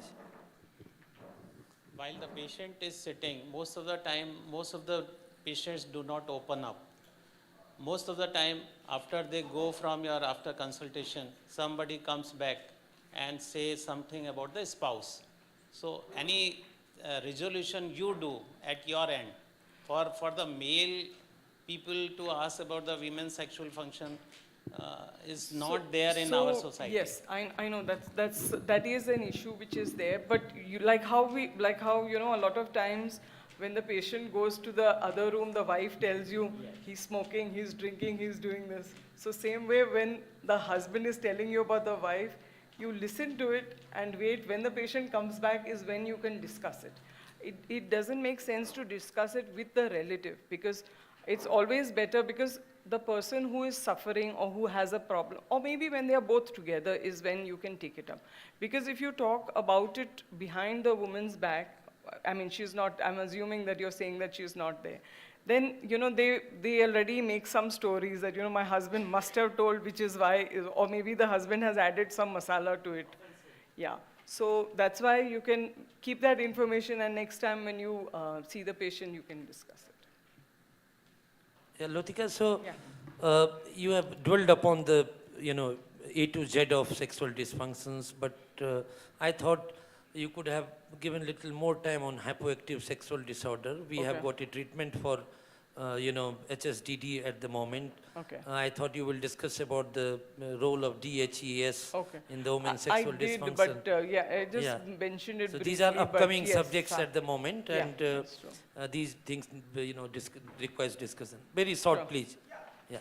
Men go to urologist or public. In women, is gynecologist or who is an expert, and very often a good psychologist, clinical psychologist, as he said, listen to the male, listen to the female, then allow us to confront like things will solve. But it's very difficult to, in practice it is very difficult. And then, like he said, there is a device, FDA has put a device. I don't know how often you use this in this country. Thanks. Arousal, it's a very complicated Yeah. thing. Okay. Thank you very much. Depression alone can. Yeah. Yes. Agreed. Thank you. So a great round of applause for Lotika, please. It's a very less discussed topic, and she has done justice to the topic. May I call upon the organizer to give momentum to Anjana, because he has to leave quickly, perhaps I heard. So we are quickly interrupting. We will come back within a minute.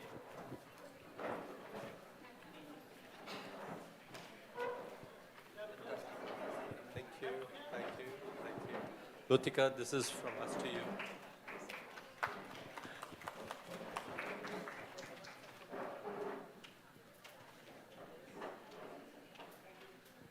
We start with our next lecture, and may I invite on stage Dr. Brij Makkar.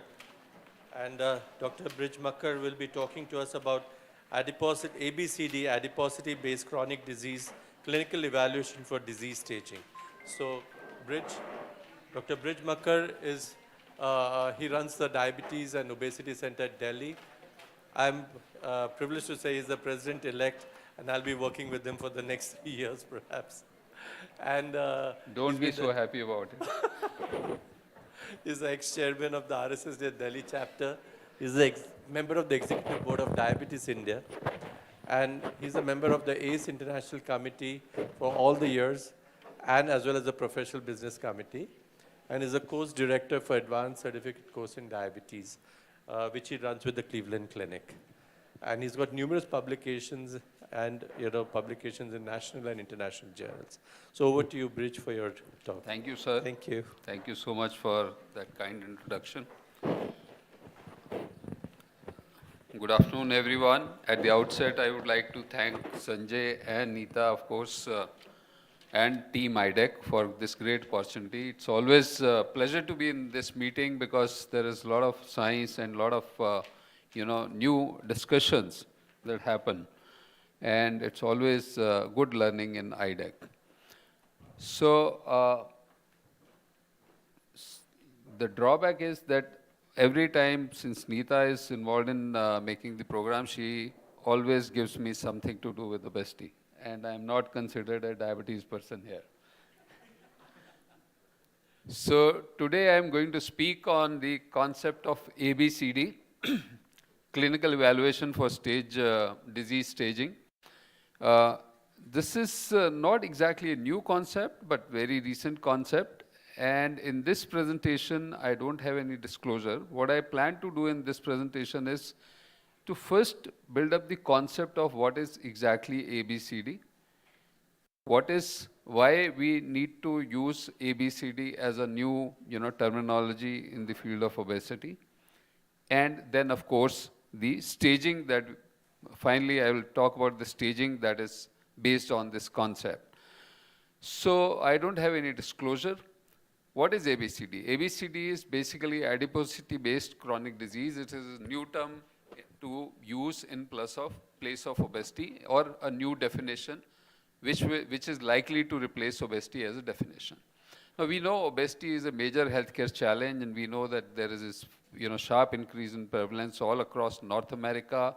India is no way behind. If you look at the top graph, it is 2006 to 1990, and between 1990 and 2016, the prevalence of obesity has increased by almost 3 times, and we have a significant number of obese individuals in India. And this graph also shows you the age-specific, age and sex-specific prevalence of obesity in India. Now, we recently had the NHFS-5, which is the National Family Health Survey, and this again looked at the increase in prevalence between 2016 and 2020. That is National Family Health Survey 4 and 5.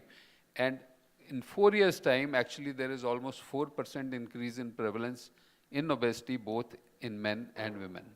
It increased from 21% to 24% in women, and from 19 to 23% in men. And the number of thin individuals is decreasing. Another important thing is, this time they also looked at the first time any obesity survey looked at the waist-hip circumference. And to everybody's surprise, almost 50% of men and 57% of women have a waist-hip ratio which is abnormal. They have an increased waist circumference. And this is a big challenge. Now, we know obesity is defined as abnormal or excessive fat accumulation that may impair health. So, the definition does not define weight. It is abnormal or excessive fat that is associated with poor health. But the definition does not convey, the word obesity doesn't convey it. It is a complex subject. The definition of excess of fat is also not clear. It is a continuous trait, not marked by clear division into normal and abnormal. It is very difficult to measure body fat unless we are doing a MRI or, say, advanced DEXA in every individual. We can't measure body fat. And then, because we can't define body fat, we are using surrogate measures to define obesity based on body weight. And the commonly used parameters that are used are body mass index, waist circumference, and waist-hip ratio. And waist circumference is one of the defining cutoffs for defining central obesity, and waist circumference, waist-hip ratio also. Now, there are studies which have clearly shown that there is a strong correlation between body mass index and total body percent fat, both in men and women. Then why can't we use body mass index as a parameter or definition for obesity, and why do we need a new term? So basically, there are multiple objections to use of term obesity or body mass index as a parameter of obesity, and this is because there are varying cutoffs for different ethnicities. Western people have a different cutoff for body mass index, we have a different one.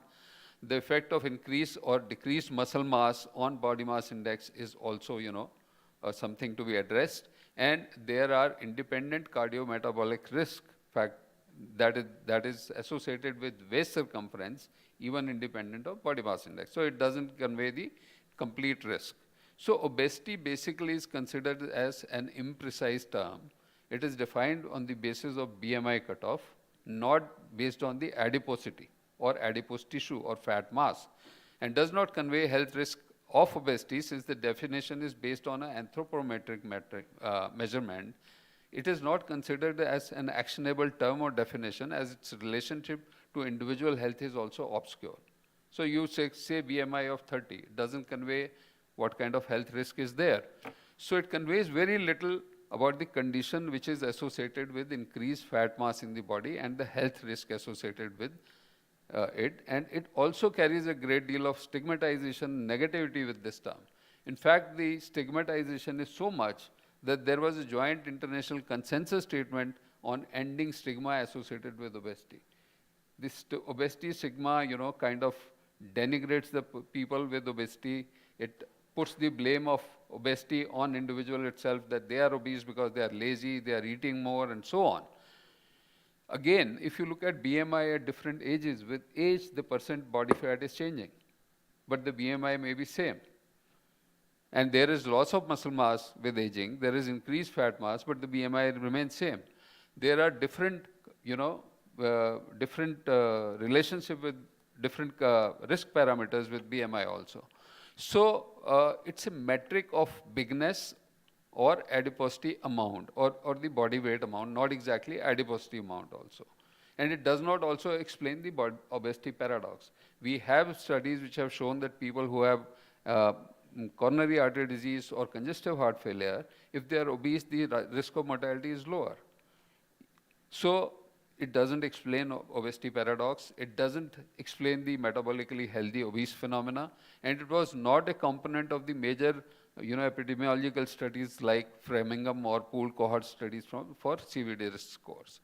So what has happened in the recent time is that ACE, AAC, and ACE, American College of Endocrinology, have created a chronic care model with advanced diagnostic framework and also clinical practice guidelines, which help in clinical practice algorithm for comprehensive management of obesity, which are offering you a comprehensive system of obesity management. And this is called ABCD, or adiposity based chronic disease.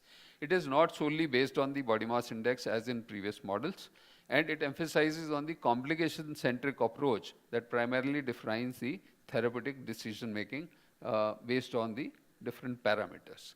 So ABCD is the new diagnostic term for obesity that explicitly identifies this as a chronic disease, which is now worldwide done, and alludes to a precise pathophysiological basis and avoids the stigma and confusion related to differential use of multiple meanings of the term obesity. And the first time there was a position statement from ACE and AAC in 2006 led by Jeffrey Mechanic, who was the president that time. And this basically has 4 key elements imbibed into this definition. First is the positioning of lifestyle medicine in the promotion of overall health, not just the initial first algorithmic step, but it is the central to management of obesity. Second, it has standardized protocols for comprehensively and durably address the weight loss and management of adiposity-related complications.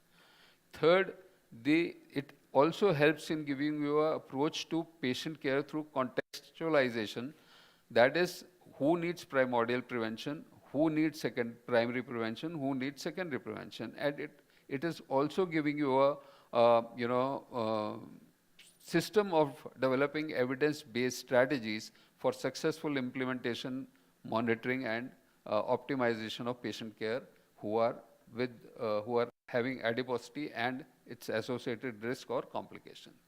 So term adiposity directly refers to adipocytes and adipose tissue, not body weight. It incorporates the impact on health that can relate to quality, distribution, and function of adipose tissue. All these are important. It is not just the adipose tissue, it is the quantity, it is the quality, and the distribution. The quantity of fat mass can correlate with the certain adverse clinical endpoints and adiposity-based complications, but is inadequately reflected in the term BMI. BMI just gives you body mass index. It doesn't give you the amount of adipose tissue or dysfunction. Then distribution of body fat is also very important. We all know that central fat distribution or more of visceral fat is associated with insulin resistance and increased risk of diabetes, while if you have more of gluteofemoral fat, it is protective against cardiovascular risk and risk for insulin resistance. Then the functional attributes of fat are also governed by different factors, and the adipocyte secretome, which includes the various factors or cytokines secreted by adipose tissue, not only they are important, it is also the cytokines, hormonal factors, and other hormones which control this adipocyte secretome are also equally important. And once there is dysregulated secretion of all these factors, it is going through bloodstream and it is going to affect the multiple organs, leading to the health risk associated with obesity. So when this abnormal function of adipose tissue happens, this ultimately translates into disturbed physiology and development of symptoms, which define a disease. And if disease persists for more than 3 months, it is called chronic disease. And once there is a chronic disease, body gets into adaptive and maladaptive processes, ultimately achieving a steady state and leading to ongoing development of complications. So, for example, you have a increase in amount of fat because you have genetic predisposition, environmental circumstances, less physical activity, and so on.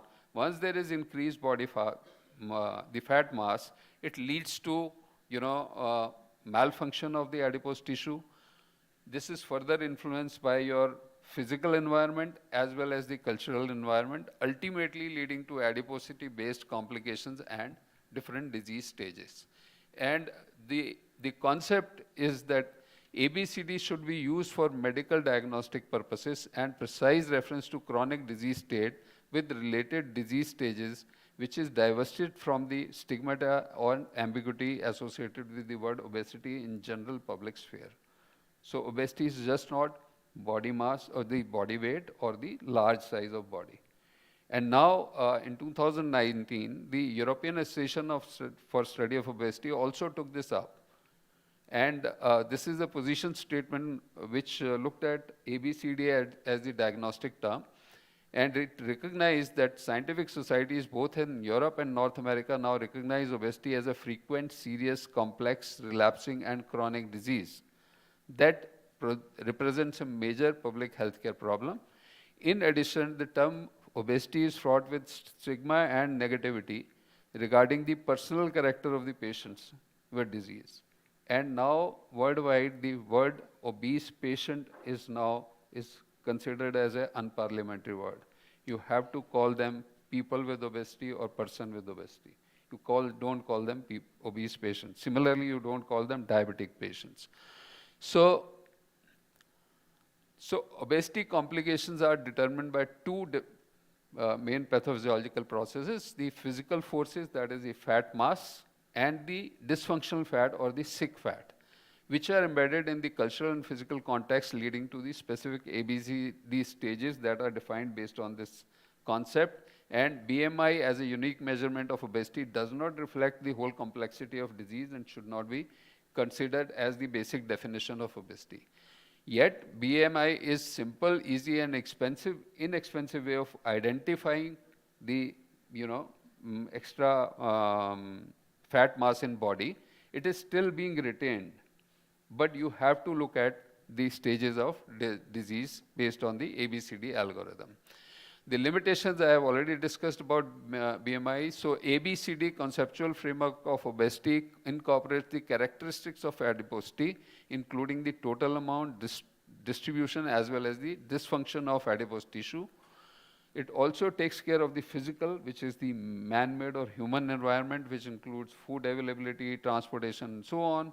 It also takes into consideration the cultural, which includes the socio-political, economic aspects, various customs and rituals that we have been following over time. And together with the clinical burden derived from the impact of dysfunctional fat over time, which leads to development of complications and gender-specific disease stages. So you have adipose tissue which is increased. Now this is increased because of multiple reasons. You have genetic predisposition, you have epigenetic factors, you have decreased physical activity, and so on. Once there is increase in adipose tissue, there is dysfunction, and first thing is the distribution. So there is a tendency to accumulate more of central fat versus peripheral fat. Once there is more central fat, there is dysfunction of the fat. And if there is dysfunction of the fat, you get sick fat and development of insulin resistance and other diseases. If you just have more fat mass without dysfunction, you get more of the mechanical complications of obesity.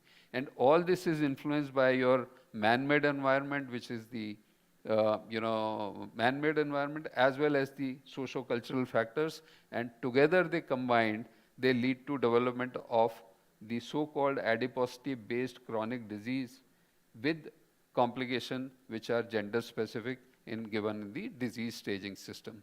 So And based on this, they also define the levels of prevention that are required for different stages. So genetics, environment, epigenetics all lead to development of primary disease risk factors. And people who are at higher risk go on to development of ABCD or obesity, so-called obesity is ABCD now. Now, these individuals can be insulin sensitive if they just have fat mass without dysfunction of fat, or they have insulin resistance where the fat is dysfunctional with the release of more cytokines, free fatty acids, and so on.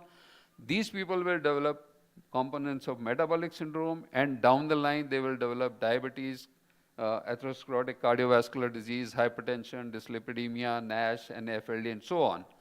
While on the other hand, people who remain insulin sensitive, they develop more of mechanical issues like osteoarthritis, obstructive sleep apnea, and so on. Now, early stages, before the development of obesity, you have to look at primordial prevention in people who are exposed to the obesogenic environment. So people who, now everybody, we are all exposed to obesogenic environment. Let us assume that. So we all need primordial prevention. Now, people who are at higher risk of developing obesity, and they are also exposed to this environment, who have risk factors, actually they should be on primary prevention for obesity. And once we develop obesity, you need the secondary prevention of obesity now to prevent the complications of obesity. And once people have got complications of obesity like coronary artery disease, diabetes, and so on, you actually need to put in tertiary prevention measures. So this slide actually gives you, all kinds of measures that are thought of in primordial prevention or primary prevention. Secondary prevention, you have to advise them weight loss to the tune of 10%. If you have complications in place, maybe you need to give them more weight loss. So this is the algorithm for staging which is proposed. And actually it is a busy slide, but you will see here that not everybody with BMI of more than 30 is considered, a bad patient. So people who have BMI less than 25 or 23, depending on ethnicity, actually all are cases for primordial prevention or the primary prevention if they are having risk factors. People who have BMI more than 25 or more than 20 or more than 30 or more than 25, they can be classified as stage 0 of obesity, and you have to see whether they have already some complications, which is metabolic syndrome, prediabetes, diabetes, dyslipidemia, and so on. And if any of these is present, then you define them again on the basis of presence or absence of disease. So stage 0 is when there is no complication, and you have to put them in secondary prevention mode. And if you have stage 1, when it is mild to moderate complications, and you have to look at the tertiary prevention. Stage 2, which is more than one complications, again you go to tertiary prevention then. And these are the components that you have to issue in management of these obese patients. So irrespective of the BMI, for the same BMI, you may be having different approaches for different people. People who do not have established complications are at a high risk, have a different approach. People who do not have any risk have a different approach. And people who have complications have a different approach. So this is the basic concept and of ABCD and ABCD-based staging of disease and how you go about managing this disease. So with this, I conclude my presentation. I would also like to invite you all to the RSSDI National Conference, which is happening on 6th to 9th of October. 2022 in Chennai. I would also like to invite you for the ACCD program that I do in Delhi every year. Thank you so much. Thank you very much, Dr. Mak. Excellent talk. The floor is open for questions. Let me start asking you, I mean, in the current ED that happened, the talk was that should 15% be the new 7% where obesity is concerned? So this is a very interesting question. And in fact, one of the topics that I've put in the forthcoming ACCD meeting is that are we nearing end of bariatric surgery? Because earlier we didn't have any, component of medical management strategy that was giving you a weight loss of about 10% or more. We were at best getting about 8%. And the other option was bariatric surgery, which could give a weight loss of 25% or so. So we were happily talking of 6%, 7%, and 8%, which could give you improvement in the metabolic parameters. But with the data that we saw with the direct trial and with the previous studies also, which had shown that if you lose about 15% body weight, you actually lead to remission of diabetes, hypertension, and so many things, regress in significant manner. So higher the weight loss, higher is better. Now we are getting more molecules to do that. And I think if you can induce a weight loss of 15% or so, especially in people who have diabetes, less than 6 years of duration, which was the population direct trial, it is worthwhile because you are actually, putting back the whole system towards normal and giving some extra years of good glycemic legacy as well as normal health. So the risk of complications will be delayed further. So it is worthwhile working on, higher weight loss now. So, I mean, just as we've seen the data that you've got, tirzepatide, which gives you about 17%. And you've got the cargisema that is going to come in, which is about 20% or so of the weight loss. Do you think where in the time course would you start these molecules? If lifestyle fails, and how long are you going to wait to see that you can start these molecules? Dr. Mishra is there. I just realized sir has, reached for this presentation. I hope he also found it worthwhile. So he is the best person to tell, but my take is that I would like to do it as early as possible. But the issue is, first, the availability, second is the affordability in Indian setting. That is, keeping us on hold. If you, Dr. Mishra, can I ask you for comment?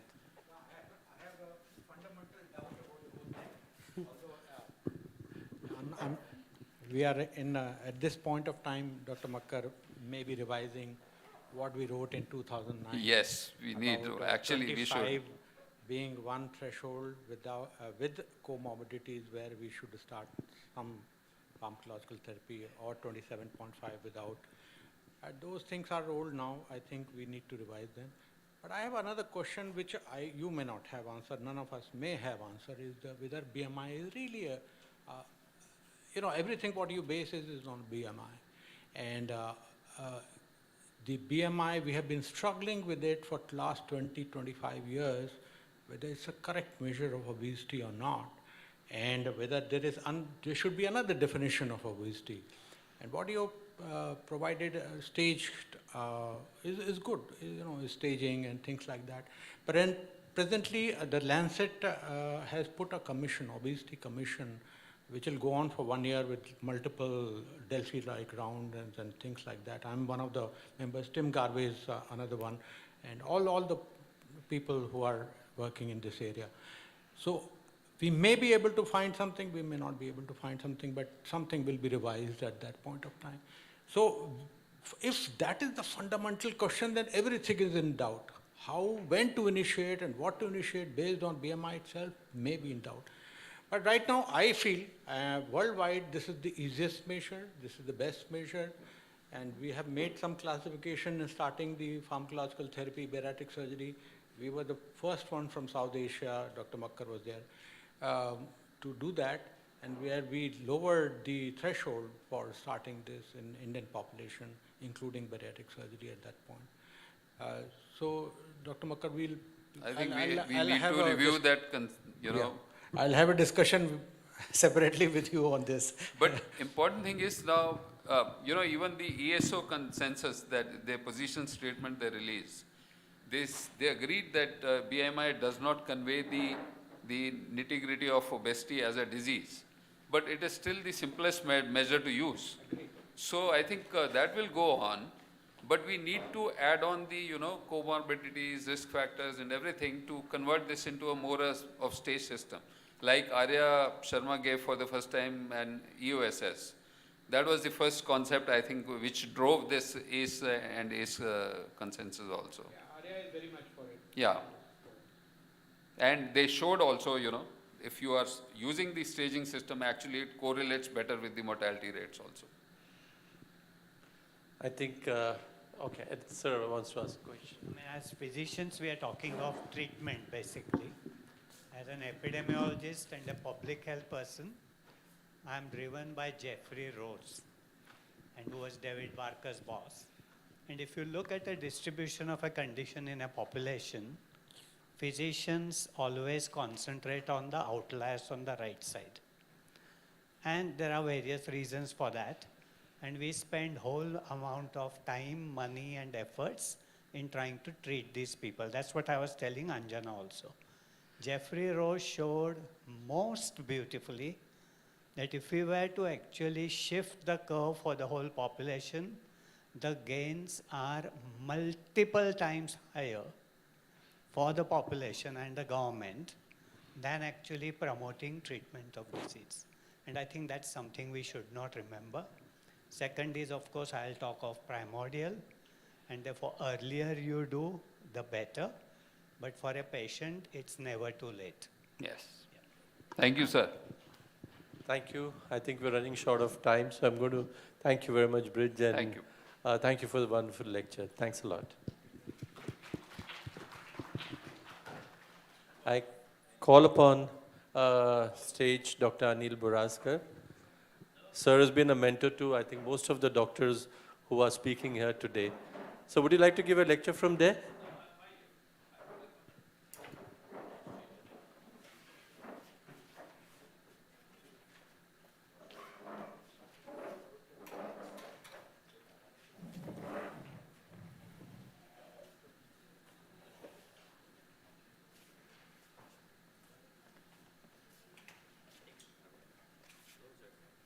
Would you like to sit and give the lecture?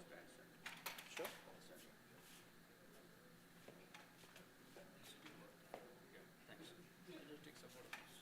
This way. Thank you.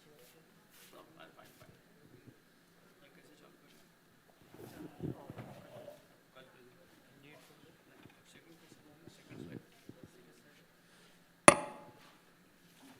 Dr. Buraskar is a legend in diabetes and probably mentor to a number of diabetologists and endocrinologists over here. He's the Honorary Secretary, Scientific Section of the Diabetes Association of India. He's a member of the Executive Managing Council of Diabetic Association of India.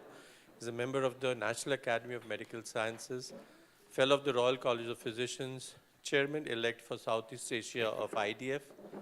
Dr. Anil has been running his clinic in diabetes care in Mumbai and practicing for the last 35 years. And he's also the Associate Professor for Medicine at the Grand Medical College for the last 15 years. And he's a Professor of Diabetology at the All Institute of Diabetes, Raheja Hospital for the last 13 years. He's a Scientific Secretary of Diabetic Association of India, and he has numerous publications to his credit. He's been also awarded a lot of orations and has contributed to various textbooks. Today he'll be talking to us about cognitive dysfunction in type 2 diabetes and its risk factors. So your stage. Thank you very much, Neeta, Sanjay, for inviting me for this and giving me a topic of my immense interest is the cognitive dysfunctions in diabetes. In fact, this has been our main area of studies. Last time I was given a topic by Bansi Sabu on 4 Ds of diabetes: depression, dementia, delirium and denial, and leading to diabulimia. And based on that, I realized that there are many issues that we don't pay much attention. Particularly clinicians, they look at the sugar. Cardiologists, they look at the various aspects of the end-stage problems of diabetes. Now, I am unfortunately in charge of 3 hospitals in Bombay which deal with all the problems of diabetes, that is Raheja Hospital, all the problems leading to cardiac problem, that is Asian Heart Institute, and Asian Cancer Institute, which is going to be #1 killer in this country sooner or later if you don't pay attention to diseases like obesity, diet, and most important, various aspects which are not studied. Diabetes and mental health. Back in 17th century, diabetes caused long sorrow and other depressions. Long sorrow and depressions is a feature of diabetes, was realized as early as 17th century. Diabetes and mental health, the interface of diabetes and psychiatry has been fascinated both endocrinologists and mental health professionals. Why? Because both of them make money by not telling the patient, look here, you are bloody idiot, or you are depressed, or you are psycho. They keep on changing sugar, they keep on changing other factors. But this interference is very important. It's a very common. This may occur with one another. One may worsen the other. Please realize that the depressed diabetic is difficult to manage many ways. Psychological stress may follow screening of diabetes, as well as when the diabetes is first identified. Diabetes and psychiatric disorders share a bi-directional association, both influencing each other. This is very important. Now, type 2 diabetes is most common form. Only 15% cases attributed to type 1 diabetic. Can you just open this and give to it? Approximately a third of people with diabetes have a psychological and social problem that interferes with their ability to manage the diabetes. Remember that it's a very important topic. We don't pay much attention in clinician and endocrinologist clinic. We don't pay attention to this.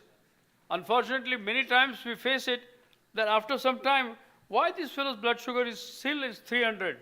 Why is he still not losing weight on his abdomen? What is the problem? So you realize that this guy is depressed.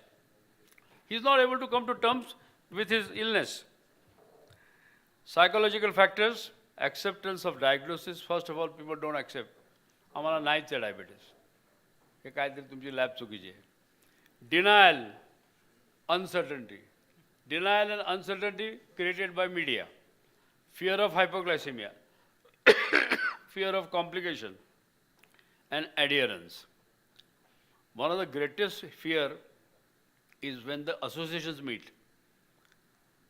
All associations meet. My छातीत गोळा येतो. Because we don't know all the years what we are telling our patients, we have to tell them, no, Baba, the definitions are changed, the criteria is revised. There is something known as HbA1c kg paradox. Now what is this? You bring down the HbA1c to normal, but the kg body weight increases. Now kg body weight is a bigger risk factor than HbA1c. And today we do with the CGMS, time in range. More importance to time in range. So you just see how many confusing sciences are building up tension in the mind of a diabetologist who cares for his patient, cares for his community. But what happens to the patient and his family? Patterns of co-occurrence of diabetes and psychiatric disorder. First two can present independent candidates with no apparent direct connection. Second, the course of diabetes can be complicated. Third, the certain psychiatric disorders like depression and schizophrenia act as a significant independent risk factors for control of diabetes. Now you remember, when a patient is labeled psycho, schizophrenic, or some beautiful names, it's very simple to call somebody as he's an idiot or idiot है, हाँ idiot है, अक्कल नाही, म्हातार चाल लागले, खुलचट, त्याला गोंडस नाव दिले. गोंडस नाव काय? Alzheimer's disease. The patient also feels extremely respectable. आपल्याला काही फार मोठा जर्मन रोग झालेला आहे. This is wrong. What we are trying to create, we are creating psychos after normal people. The normal people who live normally, if they don't have these inputs coming from various associations. Think about it seriously.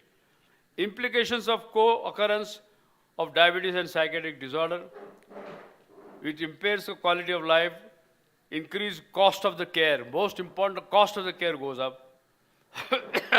Poor treatment adherence, poor glycemic control, increased risk for diabetes-related complications, premature mortality, early deaths, increased emergency room visits due to diabetic ketoacidosis, higher cost of the treatment, higher frequency of hospitalization, and higher rate of abstinence, dandiya. People are chucked out. Depressed diabetic patients, we have to write a certificate that he is not depressed. Although his salary is cut down by 50%, he is not depressed. We have to tell a lie. The bugger is depressed. I can't declare him depressed. Depression is like a bad word. Diagnosis psychiatric disorders among patients with diabetes. Biggest challenge in the management of psychiatric disorders. Up to 45% cases of mental disorders have severe psychological distress. Physicians should be aware of the possible comorbid psychiatric disorders likely to be associated with diabetes. And this is what happens with the multifactorial disease like diabetes has a multifactorial reason for depression. The depression could be a feature of dementia, which could be atherosclerotic dementia. It may not be Alzheimer's disease. I tell, shouting to my all medical students, look here, Alzheimer's disease is known as pre-senile dementia. It is not a senile dementia. 80-year-old man, you can't call him dementic because of Alzheimer's disease. A 45-year-old man, and the cognitive function in such persons are grossly affected. Mechanisms that may link diabetes and dementia, multiple. You'll study that in a short. There are diabetes and Alzheimer's pathology is almost 3. So you realize that type 3 diabetes, what is type 3 diabetes? Type 3 diabetes, Alzheimer's disease. There is an insulin signaling system in brain.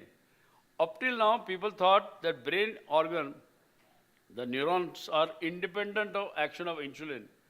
Both low insulin and extra insulin. Low sugar, high sugar. These chemical things bring about changes in neurons and cause early dementia. The 5 Ds of diabetes, depression, one of the most serious mental is a major depressive disorders affect adults above 18-year-old. The comorbid depression and diabetes is very difficult to treat. I have already talked to that. Managing depression and diabetes can be successfully treated with person with diabetes. A treatment of psychotherapy with antidepressant medications have shown moderate improvement, not too much, but the side effects of antidepressive drugs are too many. What is the dementia and diabetes link? Mechanism of association is not known. High blood sugar or insulin can harm the brain in several ways. The brain depends on many different chemicals which may be unbalanced by too much of insulins. Some of these changes may trigger dementia. High blood sugar causes inflammation. This may cause the damage to the brain cells and help dementia to develop. Reducing risk of dementia in diabetes. Remember, what is good for your heart? Obviously, common sense tells you it is good for your entire body and brain. It cannot say it is only good for your heart. So, what is good for your heart is good for your brain. Living a healthy lifestyle and promote, which improves the cardiovascular health, will improve the cardiovascular, is the health of brain as well. Eat a healthy diet rich in vitamin D, folate, B6 and B12 vitamins. Exercise regularly. There is no substitute to exercise. Delirium in diabetes could be manifestation of hypoglycemic episodes or diabetic ketoacidosis. Patient diabetics suffering from comorbid psychiatric disorders are more likely to explain hypoglycemic delirium.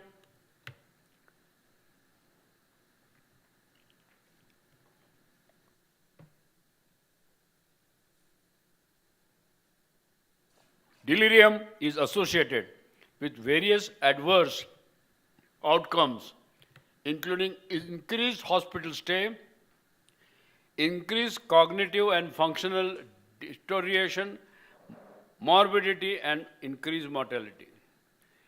Features of delirium, either hypoactive or hyperactive. Hyperactive means clinic मध्ये बसल्या बसल्या इकडे तिकडे हे बघ ते हे करते. Hypoactive, depressed, like this, like Parkinson. They come like this, as if the whole world is coming to a collapse. While hyperactive, difficult to manage. In front of you, he has handled at least or broken 2 of your pieces on your table. So where a hyperactive, depressive, psychotic comes, I clean my table completely. The other clinical features of delirium include perceptual disturbance such as hallucinations, sleepwalk cycle disturbance, and thought disturbances. Very, very common. Hallucinations could be many. Dr. पैसे दिले होते ना तुम्हाला मी. These are deadly hallucination. When patient has not paid, he feels that he has already paid your fees. Management of delirium in diabetes, mainstay of the treatment is correction of underlying cause and supportive care. Patient low-dose dopaminergic antagonist, also known as typical antipsychotic, could be used to control of behavioral disturbances. Denial. This is the worst problem. मला डायबिटीसच नाही. तुम्हाला काय कळत नाही doctor. Goes on too long, interferes with your self-care, and consequently can be very dangerous. After you first diagnosed with diabetes, it's normal at the first to minimize. And how they present? Spotting denial. Denial has a few catchphrases. If you hear yourself linking as saying them, you are avoiding them. One bite won't matter. अरे एवढं खाल्लं काय होत नाही. This sore will heal by itself. I have seen. My father also had it. My mother also had it. This sore has been there. It's a non-healing bloody ulcer. It can lead to cancer. How can you tell him this, that? I will go to doctor later. आज नको. आज गुढीपाडवा आहे. आज कोणी डॉक्टरचं तोंड बघायचं. I don't have time to do it. I don't have time to do it. This is a fantastic excuse. बाकी सगळं करायला time आहे. My diabetes isn't that serious. I tell you, I only have to take a pill and not shots. People who take oral hypoglycemic agents and don't take insulin, they have feeling that they have some kind of a less serious disease. And our doctors are responsible for it. Some doctors give 5 drugs, 6 drugs. I don't know why they don't start insulin early. But people who don't take insulin, they feel they don't have a serious disease. Signs of diabulimia, khadarpana, hauratpana, irregular changes in weight, awkwardness or questions about diabetes control or injections, avoiding clinic appointments. आमच्याकडे पाऊस पडतोय. बॉम्बेमध्ये this can go on. दादरला पाऊस नसतो पण परेडला असतो. आमच्याकडे पाणी तुंबलंय. And there is a dry air. Having high HbA1c, skipping injection which causes hypoglycemia, low sodium and low potassium can also cause problem. Increased appetite, especially in sugary foods. How does diabulimia affect body? Blood sugar levels can surge and can occur greater risk of ketoacidosis. Swings of sugar. If a blood sugar is 200 for a long time, it's not a big deal, but a blood sugar 60 in the morning, 300 in the afternoon, 350 at night, fluctuations of sugars are more dangerous. And that's one cause of eating. Many doctors, like spouses coming and telling, साहेब तुमच्याकडे असे काय ओळख आहे की आमच्या रेफ्रिजरेटरला lock करून मिळेल. हे रात्री उठून खातात. Common complaint.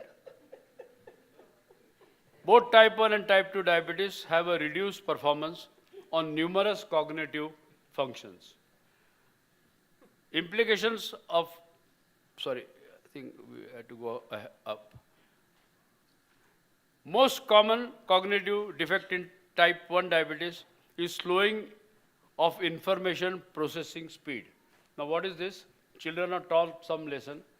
They have to process it to go into their brain and become a protein.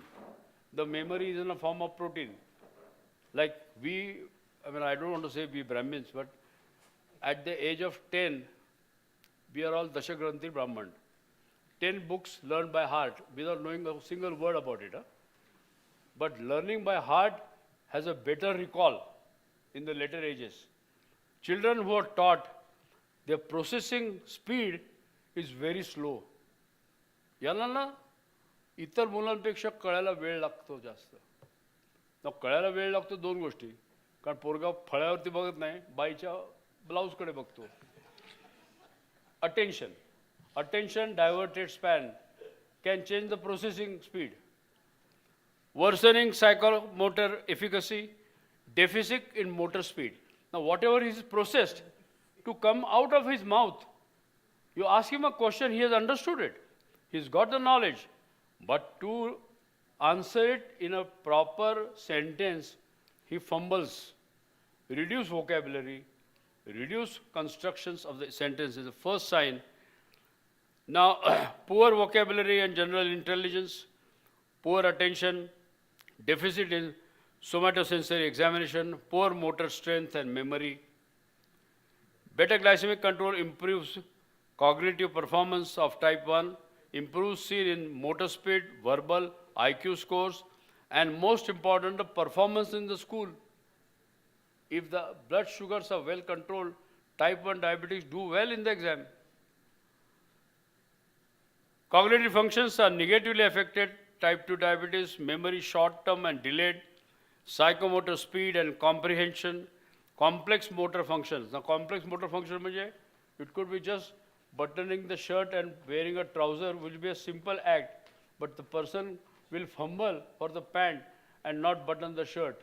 It is not a complex act. Forget the complex art of driving, and they are not, qualified to do that. Fluency in speech and attention. The loss of speech or ability to talk fluently. I think ability to talk fluently, if Nita keeps on calling me frequently, my fluency will increase. It is the number of times you use your brain, vocabulary, talking. Therefore, to remember one thing, I always teach my people, you want to learn something, try to teach. Teaching is the best form of learning, and that was happens. HbA1 more than 7, fourfold increase in developing cognitive impairment. IGT without diabetes is also a risk factor in cognitive dysfunction. This is a pathophysiology of cognitive dysfunction in diabetes. You can study this slide in detail. That gives the sum total of exactly what I talked all this time.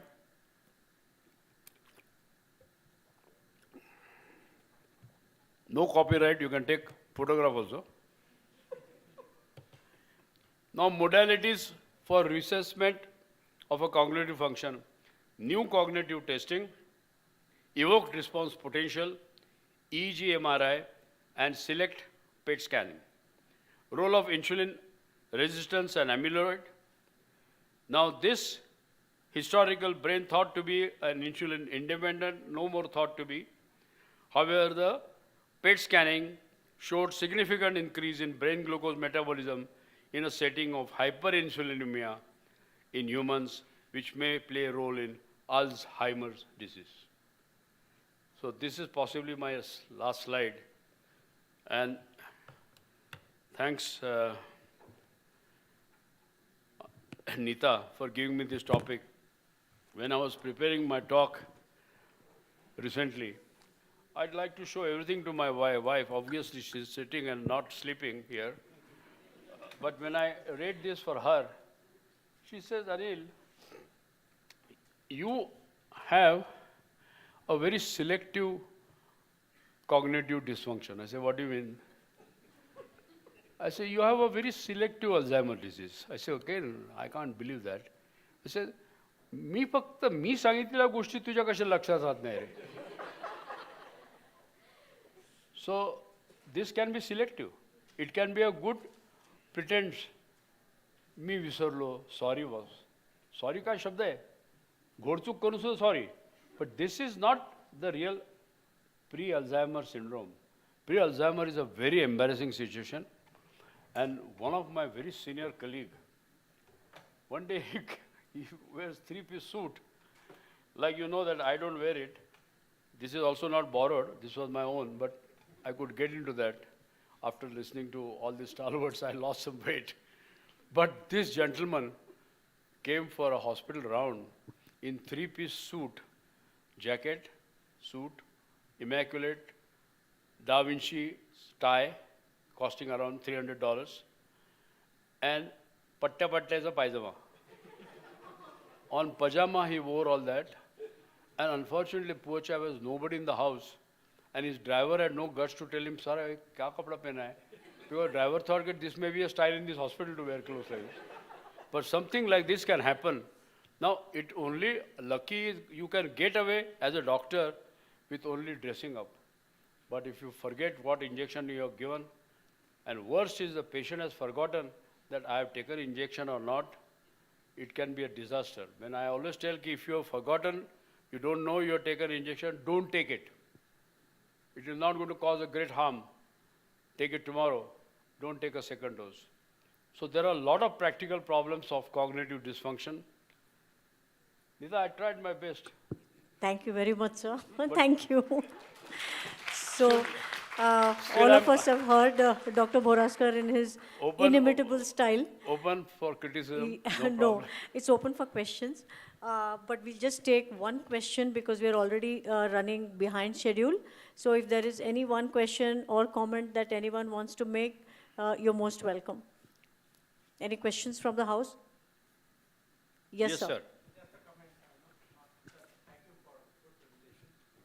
We, 25 years back, in All India Institute of Medical Sciences, we published a paper in diabetes care, and that was my student who published it as a thesis of MD. And this is the only paper ever from All India Institute published in diabetes care straight from the thesis, where we showed that P300 potential, deep cognitive functions, were already known in young people at 40 years of age with newly diagnosed diabetes. So it's not question of old diabetic, insulin, multiple therapies, and elderly age coming in. It is the young diabetics at that time, and multiple other, there were several other battery of tests, all were mostly significantly abnormal. We do see that kind of cases quite a lot of late because they are multifactorial cases. And unfortunately, what has happened, the priority perception in the minds of people as well as doctors is at a very low level of studying this cognitive functions in detail. Because people are overburdened. The healthcare system is overburdened with the organically sick-looking people, with the ketoacidosis, with sepsis, with septicemia, ICU admissions. People have no money. We have to adjust money. There are so many factors where a treating doctor, does not have that peace of mind to really sit down, to sit down and study the cognitive function of a person. You know how many sessions you need? 4 to 5. That makes about 5 hours of your practice on one patient. It is possible if you have fees like Dr. Boraskar, you can do that. But the point is, time is the essence. You have to spend sufficient time. You have to sufficient time, and you have to see the other members of the family also cooperate. They should know that he's talking nonsense and rubbish. It's not he's talking nonsense and rubbish because there are khul lag rahe. There is a disease. Depression is to be treated. So many conditions are forgotten, unfortunately. Like anemia is treated for years together without doing T3, T4 TSH. Commonest cause of anemia and obesity next to diabetes and heart disease is hypothyroidism. People don't do T3, T4 TSH. So we have to change the medical thinking in that direction. Okay, I think I have talked enough. Thank you, sir, and a big round of applause for sir. And I request Dr. Nita to facilitate Dr. Anil Boraskar, sir. Nita, thank you. Yeah. What a pleasure to receive a gift from Nita. I'm sure this is substantial. No, whatever you give me is substantial. Thank you, sir. Thank you very much. Thank you, so sir. much. And with this, we move on to yet another much-awaited plenary session for the day. Sure. And we have two stalwarts speaking with us. And I request Dr. Nita to continue to be on stage, and I request Dr. Suresh Shinde to please come and co-chair the session.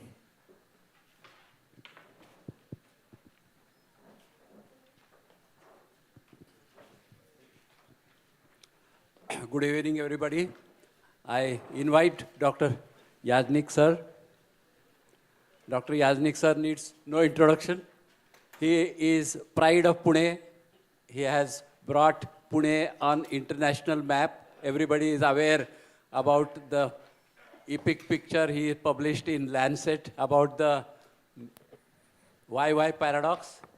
So we have next half an hour a pleasure to listen to a doyen in medicine. Doctor. Thank you, sir. Dr. Shinde was my teacher and ever grateful because he introduced me to diabetes. Yeah. Okay, Neeta, thank you. So I'm going to talk about a story, less of science, and it's also my autobiography.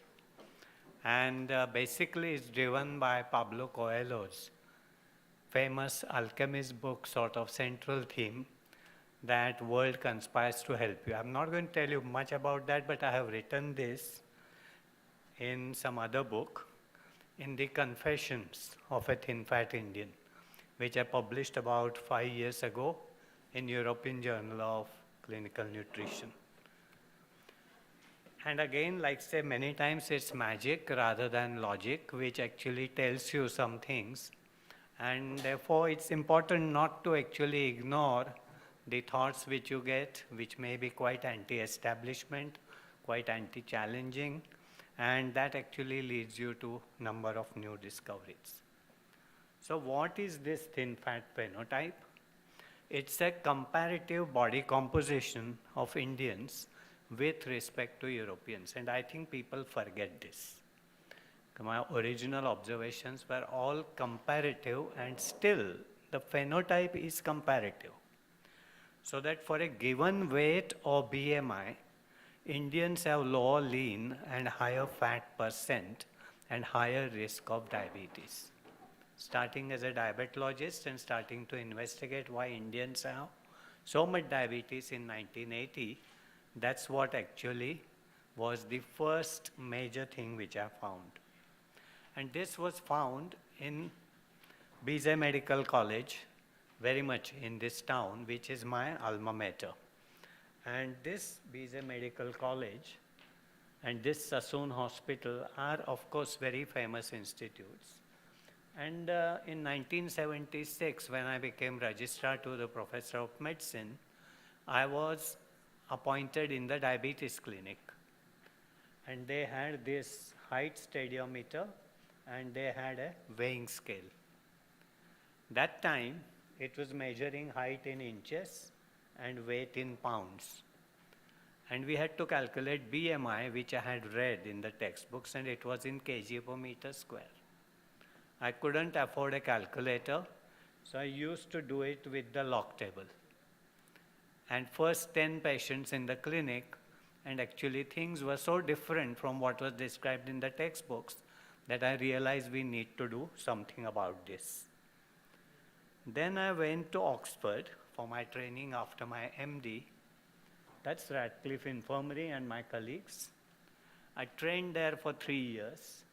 And one of the most revealing thing was being a volunteer in various research studies. So with David Matthews doing his HOMA and John Hosker doing his Sigma, I was a unsuspecting volunteer in both. I had 6 radioactive infusions to measure my glucose turnovers, etc. The most important finding was when the laboratory came back with the results. This green is Edwin Gale, very famous diabetologist. And the red one is me. Edwin was about 30 kilograms heavier than I was that time. And he had a body mass index of 26, I had a body mass index of 20. Despite that, I had higher glucose after drinking glucose, but much more importantly, I had very high insulin concentrations. So much so that laboratory came back and told me that you had mislabeled the samples, because they thought body mass index would be proportional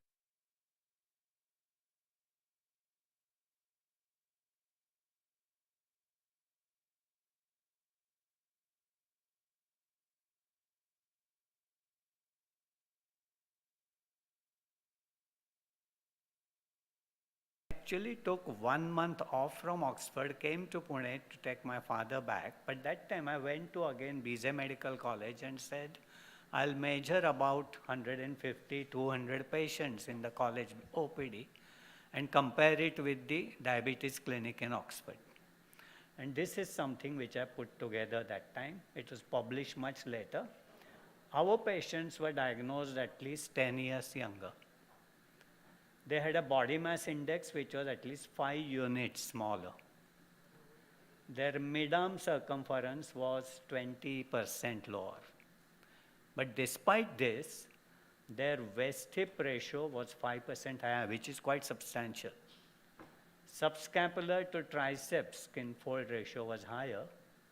And these two things I have added later. When I got a proper DEXA machine to measure fat, we showed that for each kg or body mass index, Indians had almost 30% higher fat. And this reflected that time I could find out in insulin resistance.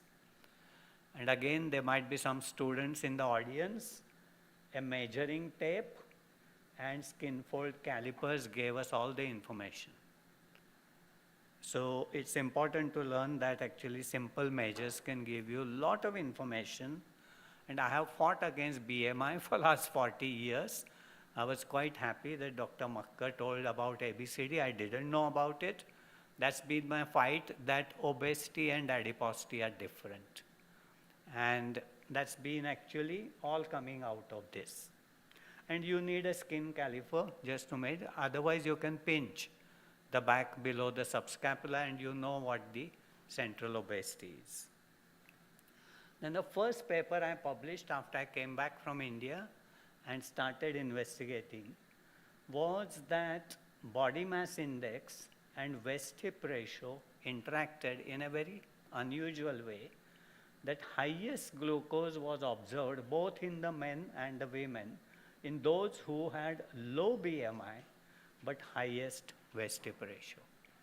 So it was the first story of thin, centrally fat or centrally adipose individuals which had the highest glucose concentrations, published way back in 1991, much before anyone was talking of central obesity in India.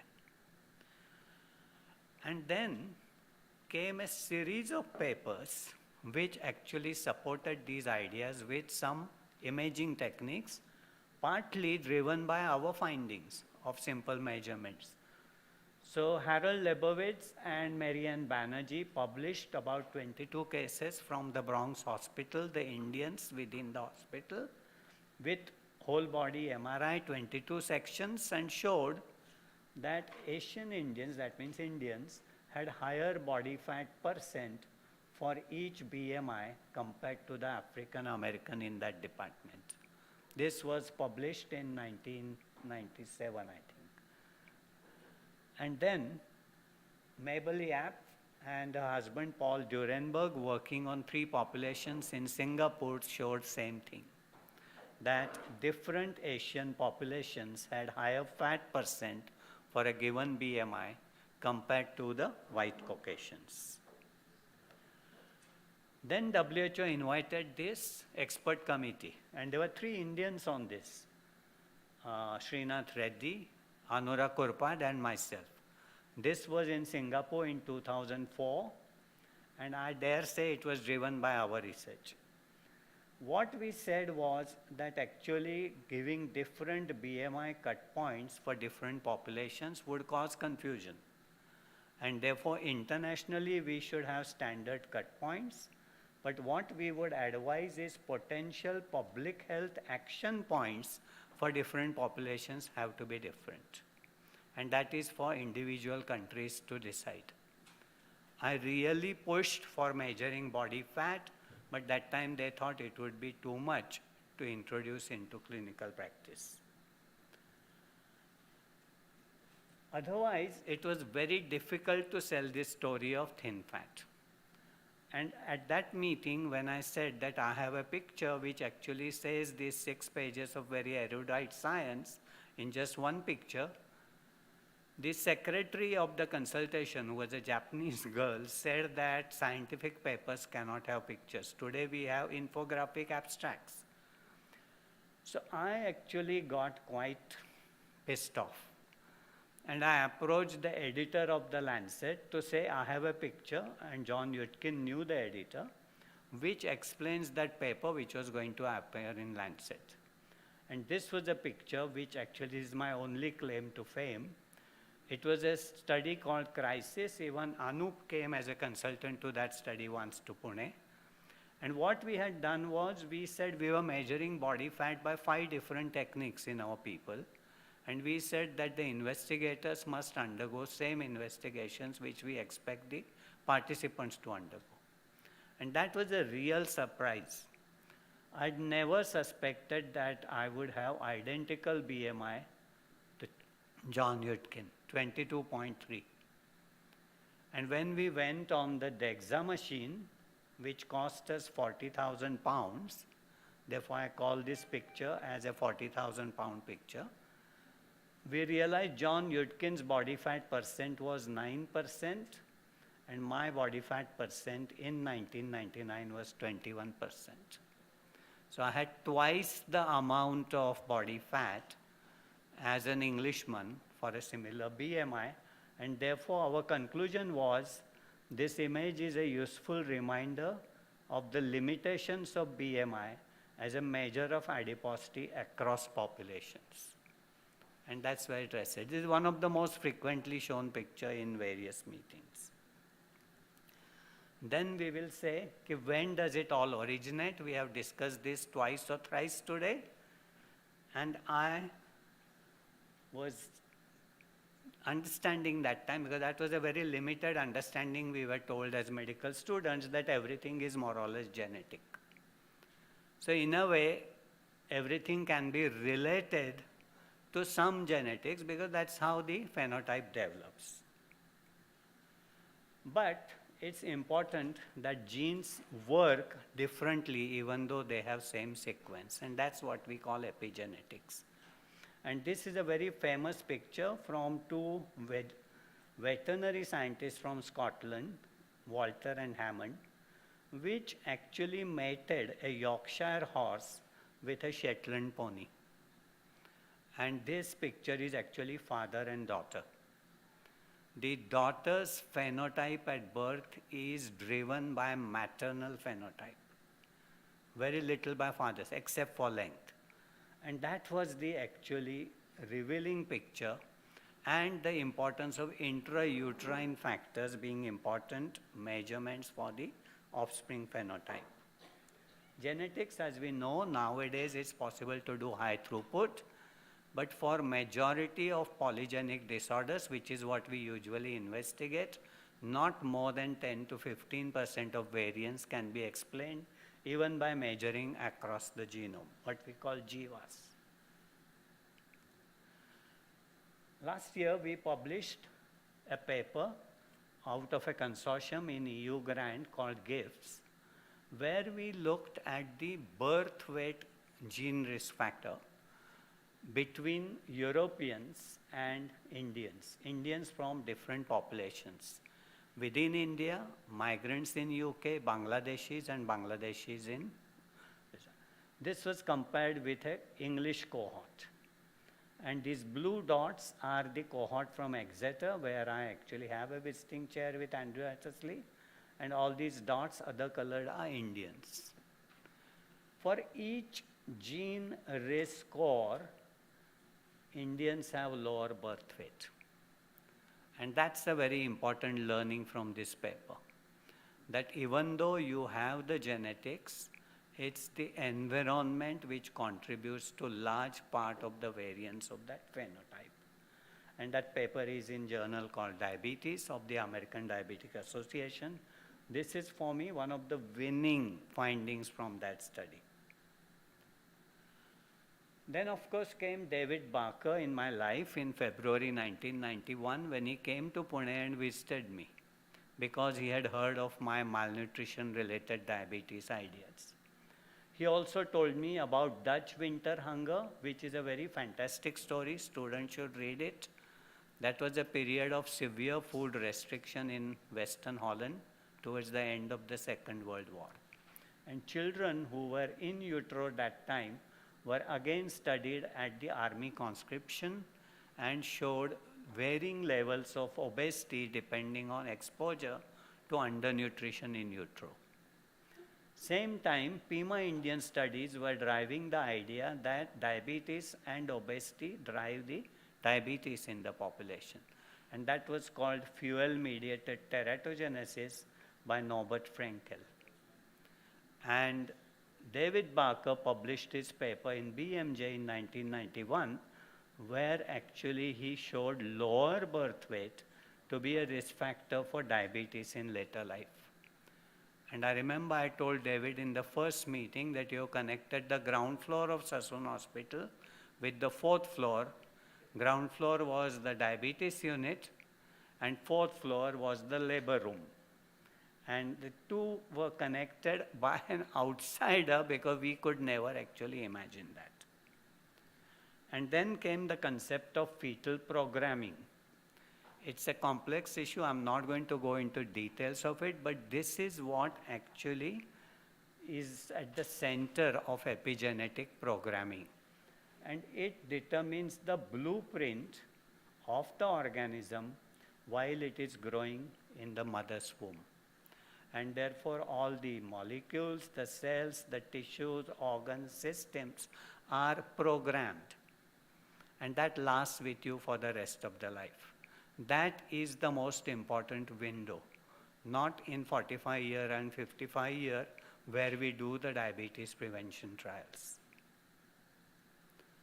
So thin fat phenotype is actually an example of thrifty phenotype, which was David Barker's theory. Again, I have no hesitation in saying I suggested this term to him in 1991. And it's a case of structural teratogenesis if we look at Norbert Frankel's ideas.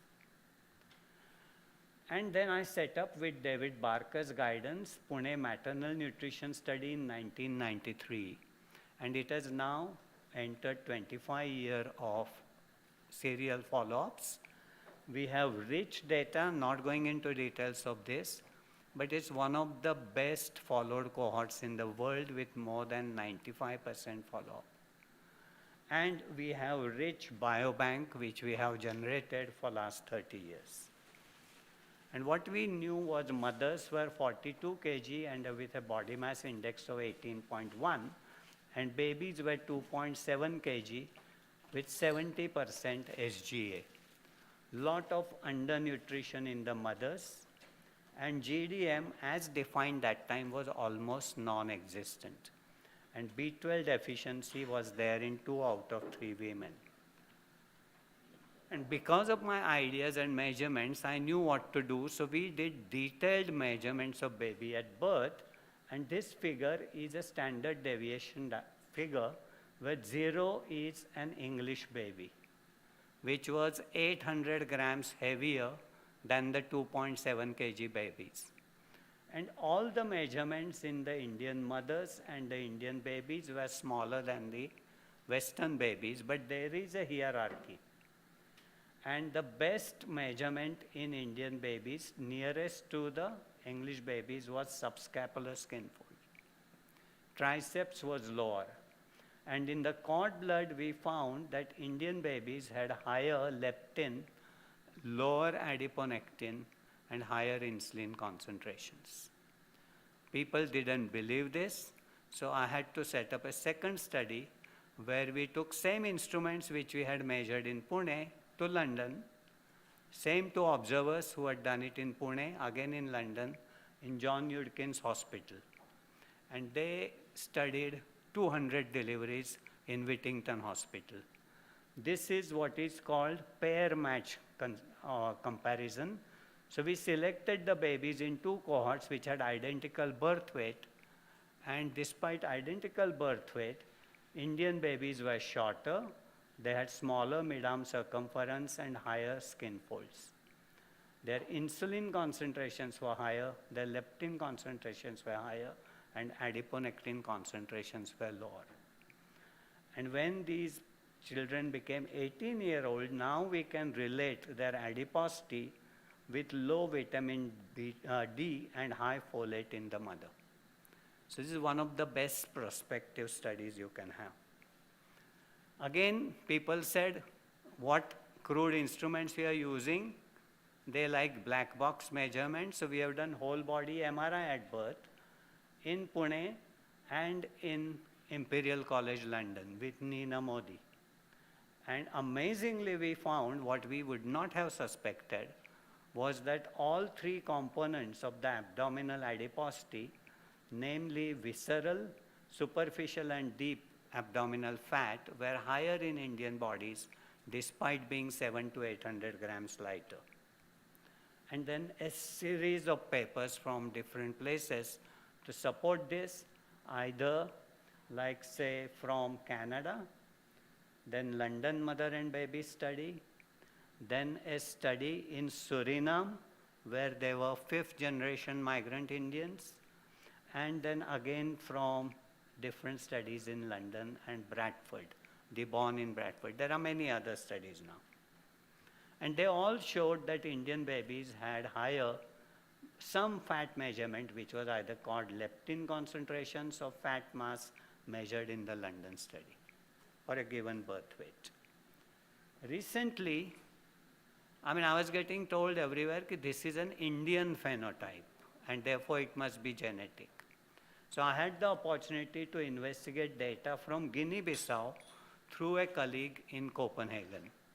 So Morton had this data on twins in Guinea-Bissau. And given my predilection for this, we compared the body composition of twins with singletons because twins are relatively undernourished in utero. And what we find is that for each age, BMI was higher in singletons. Yes, both in boys and girls. But if you look at skin folds, they were higher in the twins. So in an African country who actually have a relatively muscular phenotype, twins who are relatively undernourished compared to singletons have higher fat, either for age or for a given BMI. And therefore, this now is better understood as an intrauterine undernutrition phenotype rather than an ethnic Indian thing. Does everyone agree with me? No, there is resounding resistance to this idea from South India, and many papers are published. Unfortunately, they have compared with the Western literature as mean and SD. These are meta-analyses based on group comparisons. All our studies are individual level comparisons. And finally, using same instruments in 2 places. So I'm quite comfortable that our findings, which are supported by other findings in this institute, are similar. But there is a lot of resistance also. Is there a cellular molecular basis to this? Obviously there is. One thing to remember is that human fetus in the evolution has the highest body fat percent compared to all other animals, including elephant or sea lion or whatever. This small human fetus, which is usually 3 kg, has the high body fat percent. There must be some reason for this.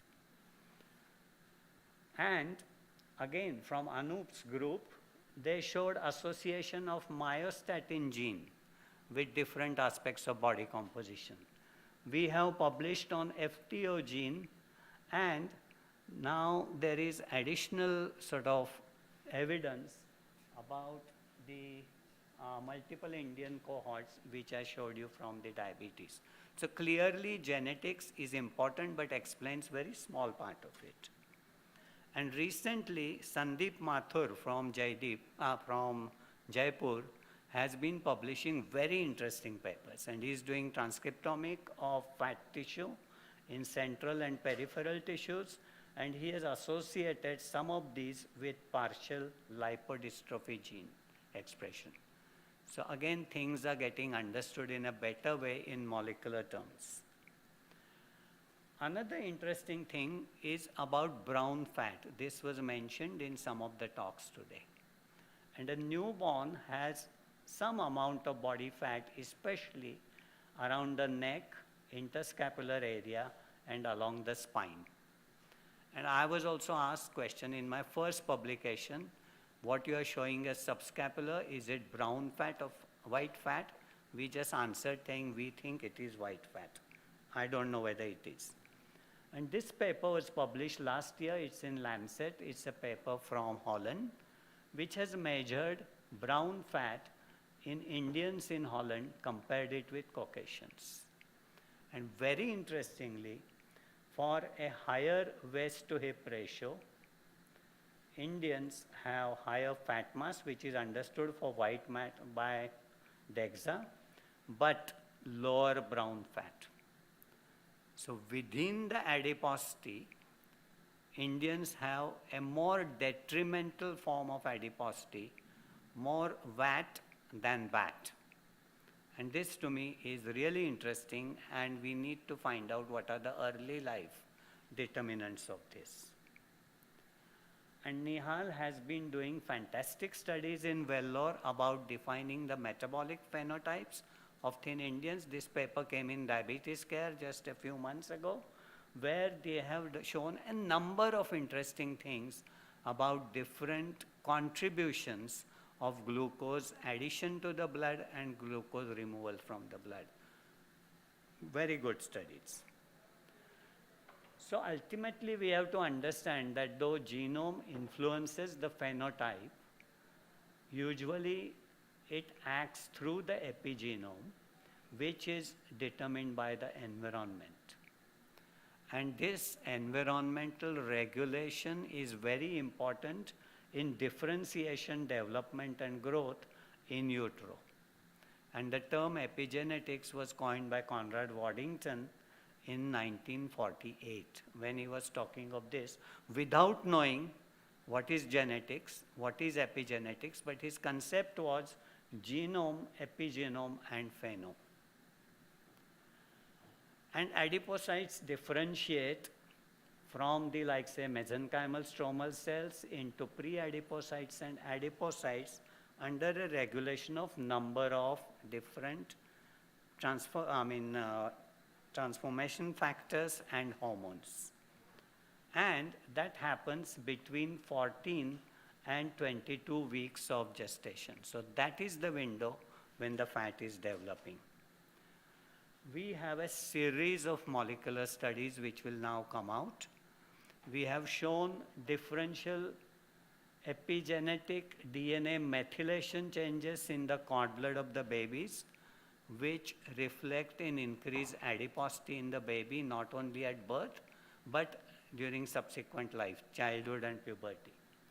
We have now transcriptome studies in the cord blood, partly actually analyzed by Symbiosis, Dr. Satyajit here, which showed that micronutrients, which we found to be associated with increased adiposity, are affecting the cell cycle dynamics and the G2M phase transition. We have recently now started studying placental transporters, which actually transfer the nutrition to the baby, and we think differential affection of macronutrient and micronutrient transporters are responsible for baby's phenotype. And now we have also gone into adipocyte-derived exosomes. And we have recently now, it's almost in preparation, 127 mother-baby dyads, where we have studied maternal adipocyte-derived exosomes and cord blood exosomes, and found there is a strong association between maternal adipocyte-derived exosomes and adiposity in the baby through complex pathways which are all related to adipogenetic signaling. Complex statement, complex, this figure is called Sankey figure, but we are quite excited about this because we have spent last 3.5 years doing this. So finally, what does all this do? So I think in one thing you know that severe undernutrition in utero, where India is the undoubted capital of the world, reflects in subsequent epidemics of diabetes and in other non-communicable diseases. And in the Pune maternal nutrition study, I can now draw this figure about lean mass versus fat mass interaction in producing pre-diabetes at 18 years of age.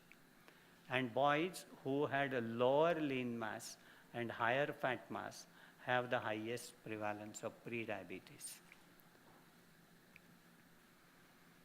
So this is actually my disclaimer. And that's what Voltaire said. When I said something new, they said it's not true. There was a lot of resistance to this idea.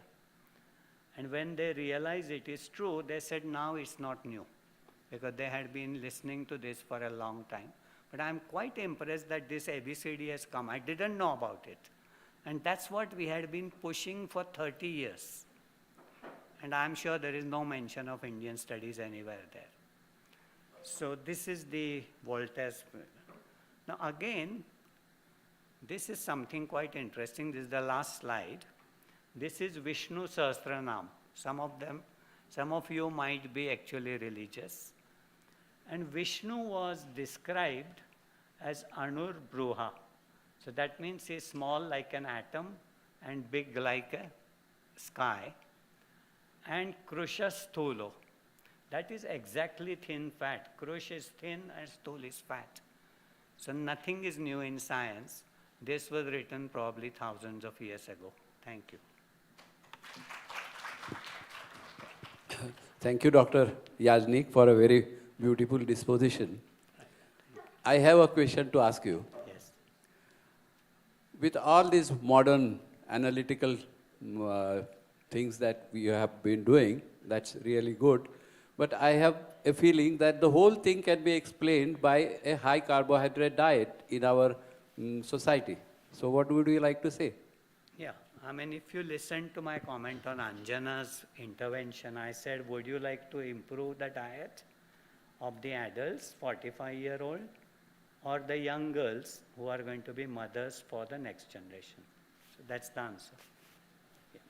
It may be diet, it may be a whole lot of things, but the molecular mechanisms are going to allow us to dissect it out. Any other question from the audience? How to translate your research into practice? What are the experiments? It's easy. Sorry? Translating your research into practice. Okay. Let's listen to what he has to say. I'll answer your question. Yeah. So have you had the opportunity to study other populations with in utero undernutrition? So there's a lot of population who are, you know, in utero undernutrition in Africa, or maybe if you look at the map, half of the people with diabetes in this world come from China, India, and Pakistan. And I'm sure there's a lot of issues that you study Indian, you live here, that if you will go to Africa, will you find the same thing? Yes, I mean, there are two papers published from Uganda recently and from South Africa.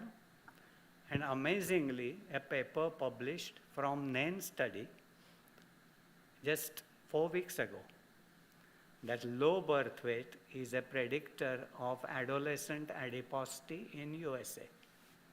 So it's present everywhere.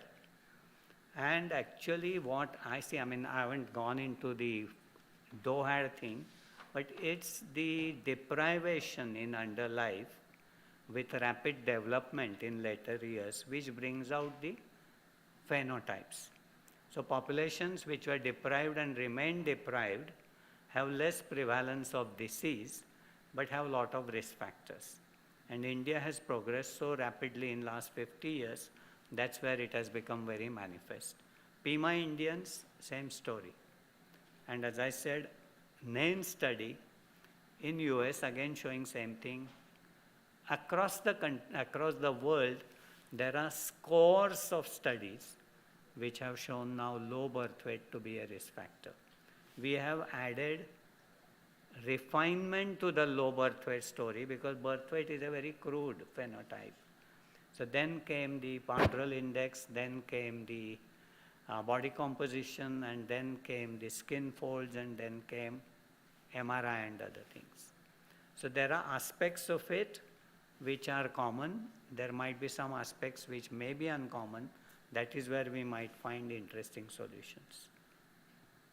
So does that answer your question? Yeah. Thank you so much. Yeah, The paper for Mary-Ann Banerjee in New York. She studied Indian, she studied African Americans or Correct. blacks. Yeah. And I guess I have the same level of, BMI. low body weight at birth. So there must be something else because you guys have more fat and more insulin resistant, I guess. So there is now study from Uganda also, same thing. So within and between population studies have to be interpreted slightly differently. Yes, so answer one for last your question. question is, we wrote a Kathmandu Declaration in 2009, women's health is nation's wealth. That's the bottom line. Yeah. So I had a similar question along that line, hoping that you're sharing this information with the correct authorities so that we can be preventing, the underweight part and women's nutrition during pregnancy, because that seems to be the crux of the matter with so much data. And you've also followed them, I understand, for several years now. The children who were born underweight is what you shared. So I don't know, is anything being done at a public health level? Yeah, I can tell you RSSDI consensus, which is going to be published within next few weeks, on my insistence, have now added primordial prevention, and I have summarized this over last 48 hours for the RSSDI team. Yeah. Thanks. Thank you very much, sir. I request Dr. Suresh Shinde to please give a memento to Doctor.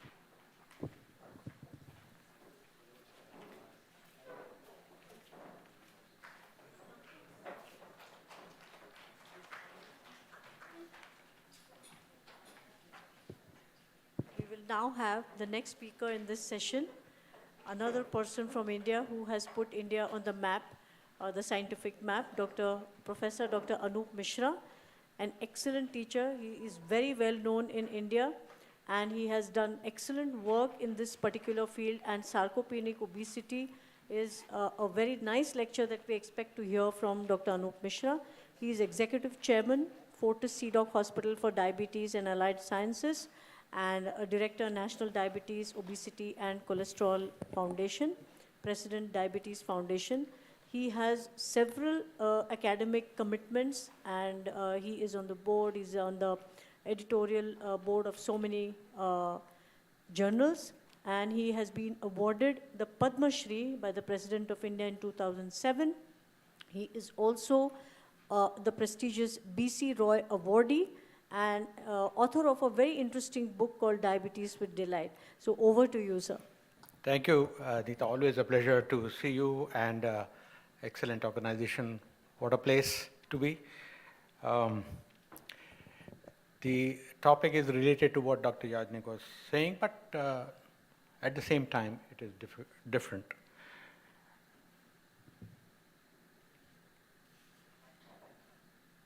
This is the forward. Oh, this one, right. Okay. So as opposed to adipose tissue, the skeletal muscle pathophysiology has not been given as much research attention. Sarcopenia research has been relegated to backbench, especially in India. And till now, we don't have much of a research. So what I'm going to talk about is something which is available worldwide, and there are a couple of studies which are available in India, and I shall take recourse to those studies as the lecture progresses. Now, this is the age of sarcopenia. The sarcopenia is age-related involuntary loss of muscle mass and volume.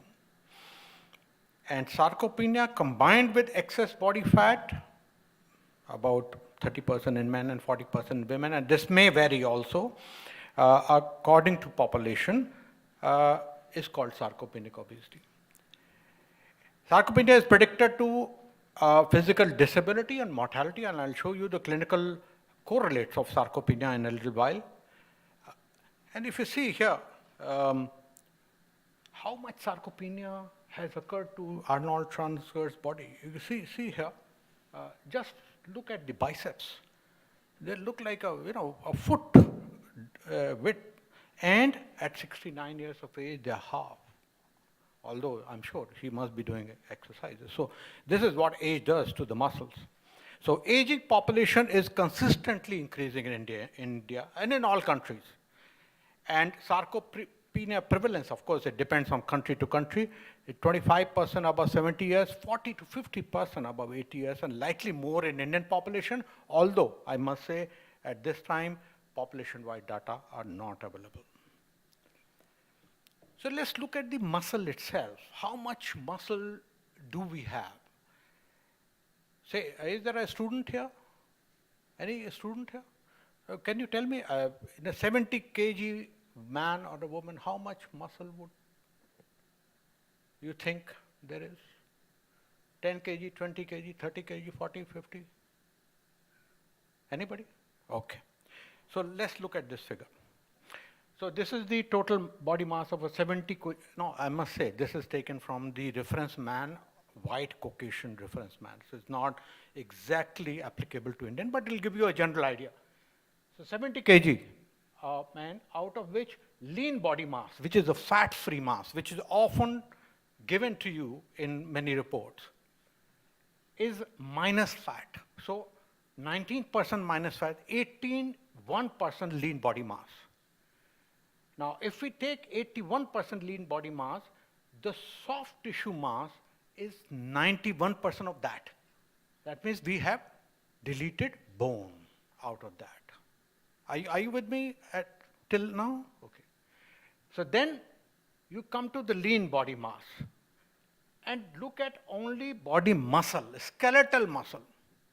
You are left with 53%, which is 27 kg. So 70 kg man, 27 kg is the skeletal muscle. The rest is other organs, smooth muscles, and so on. Now, if you take this total body muscle mass, then how much is appendicular? Appendicular is hand, feet. Appendicular mass is 75% of that. So appendicular mass is 20 kg. And out of which, how much is the leg mass? Leg mass, muscle mass is 75% of that, so 15 kg. So we are left with legs to walk and increase our muscle mass. 15 kg out of 27 kg, half of it is leg muscle mass. So I hope I'm making it clear so that as we go along, we are not mistaken how much is the muscle atrophied and things like that. This is the reference man 70 kg white. It may be different in Indians. Now let's look at definitions of sarcopenia so that we are clear what we are going to talk about in next 25 minutes or so. So there are dimensions and overlap. And here the students, please look at this slide. Frailty is a multi-dimensional geriatric syndrome, not exactly sarcopenia. It is much bigger than sarcopenia, or much worse off than sarcopenia. So there's a loss of functional reserve in response to small stressors and unintentional weight loss, exhaustion, multiple diseases, low physical activity, slowness in walk, low muscle strength. So sarcopenia is incorporated in that, but there is a weight loss and things like that. So frailty is much worse off than sarcopenia. And here is sarcopenia. It is unidimensional. Sarcopenia is unidimensional. Sarcopenic obesity is bidirectional because there is obesity mixed with sarcopenia. And there is also osteoporosis, which is unidimensional. And osteosarcopenia is bidimensional. And then there is a peripheral neuropathy also, which is unidimensional. And then neurosarcopenia is bidimensional. So I hope now you have understood the length and width of the various type of syndromes which are available along with sarcopenia. Now what is the definition? How do we define sarcopenia? Here lies the problem, because there are a number of definitions which are available. I'll talk to you only about the common ones. Main component is low muscle strength, and this is usually assessed by the hand grip strength. And there are options to assess lower limb strength also, because hand grip strength is only hand grip. And the simple thing is chair stand test. Now, wherever you are sitting today, if you get up and sit 5 times and time your chair stand test, and if it is more than 12%, then you are sarcopenic at least in the leg muscle. I'll show you more. Low muscle mass estimated by DEXA scan, but it could be a bioelectrical impedance or mid-arm circumference or calf circumference and so on. Low physical performance, 4 or 6 meter walk, 1 second per meter you must achieve. If it's slower than that, you are low on the functional reserve. And then community screening, there is a SARC questionnaire also. You can use hand grip strength also, mid-arm circumference and so on. Do we have in India something, a definition of sarcopenia? No, we don't have. So I have taken recourse to the definition, closest possible definition, which is from Asia Consensus Group in 2019, where very nicely primary care setting and hospital setting. Now primary care setting, they have put a calf circumference either, or a questionnaire which is called SARC questionnaire, or combining the two calf circumference and the questionnaire.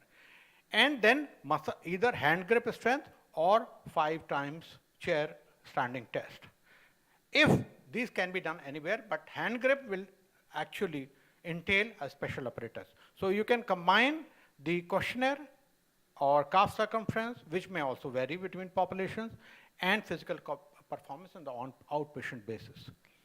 And then diagnose the possible sarcopenia. And in hospital, apart from muscle strength, physical performance, you also can assess using a DEXA the appendicular skeletal mass, which should be ideally more than 7 kg per meter square in males and 5.4 kg per meter square in females. This is per meter square, not the total mass that I showed you.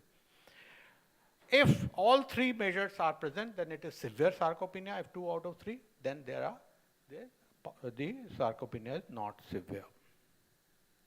Now this is my, I made my secretary to get up 5 times. He's 38 years old, so he did it in 7.5 seconds. And I, at 63 years, did it in 10 seconds. So I'm still not sarcopenic, but just about there. So I have to work more on my muscles, the leg muscles. Leg muscles is the problem in India, so I'll come to that. This is the European. This is the European. First you do SARC questionnaire. If it's negative, no sarcopenia. Positive, go on to measure muscle strength, and then go on to measure the muscle quantity using DEXA scan, and then performance test. So one by one, and if all 3 are present, it is severe sarcopenia. Now, at this time, I must say that the body changes with age, and that must be understood to see how the muscle goes down and fat goes up. One muscle is not some organ without endocrine function. There are myokines there, something like adipokines, and the exercise actually produces more myokines and protects against adiposity and cardiovascular disease. As the age goes down, that myokine potential to protect against adiposity and cardiovascular disease goes down. And one of the main myokine is myostatin, which Dr. Yajnik had referred to. I'll come to that. So progressive loss of weight, loss occurs after 40 years, greater in peripheral, hands versus legs. 40 to 70 years, 88% per decade of the muscle loss, after which 15% per decade. And if you see here, this is the on the top is the female thigh muscle at 70 years of age, and this is 85 years of age, and you see the muscle mass is fairly well preserved here, and it's full of fat here. Intramyocellular triglyceride, fat inside the muscles. Loss of strength occurs from 40 years, 15% per decade, and after 70 years, 25 to 40% per decade. The skeletal muscles, loss of muscle quality and quantity, decreased number of size of muscle fibers, which is type 2 fibers, decreased synthesis of muscle protein, but most importantly, reduced mitochondrial function. I'll come to that. So this is primary sarcopenia, age-related sarcopenia. Sarcopenia may come secondary to disease, diabetes, cancer, COPD, cirrhosis, number of diseases. And the fat mass is at the same time. So while the muscle is going down, fat is increasing. There is more in intra-abdominal fat, more in women, increase in the fat in liver and pancreas, and increase in the muscle fat. This must be understood very clearly, and I'll come to this in a little later. Now, there is fat distribution changes as the age goes on, and there is more of ectopic fat, less of omental and subcutaneous fat, and more of metabolic dysfunction, all three types of fat, more of insulin resistance, all three types of fat, but inflammation and problem with adipogenesis may occur more in subcutaneous fat. And this is also shown here. So if the pre-adipocyte capacity to store fat decreases, then there is a more free fatty acid. And you see free fatty acid going here to muscle and liver and to the adipose tissue stores. And this causes insulin resistance, inflammation, and diabetes. But we are not interested today in liver fat. We are not interested today in the subcutaneous fat. But we are interested today in the skeletal muscle fat. And I'll come to that a little later. Let's look at Indian data. A good study is available, and I'll refer to that study because that will make things a little bit more clearer. But before that, we did something which is very preliminary, a pilot type of study several years back. In more than 65 years age patients with diabetes, we did the Jamar hand dynamometer test. This is the Jamar, this is hand grip dynamometer.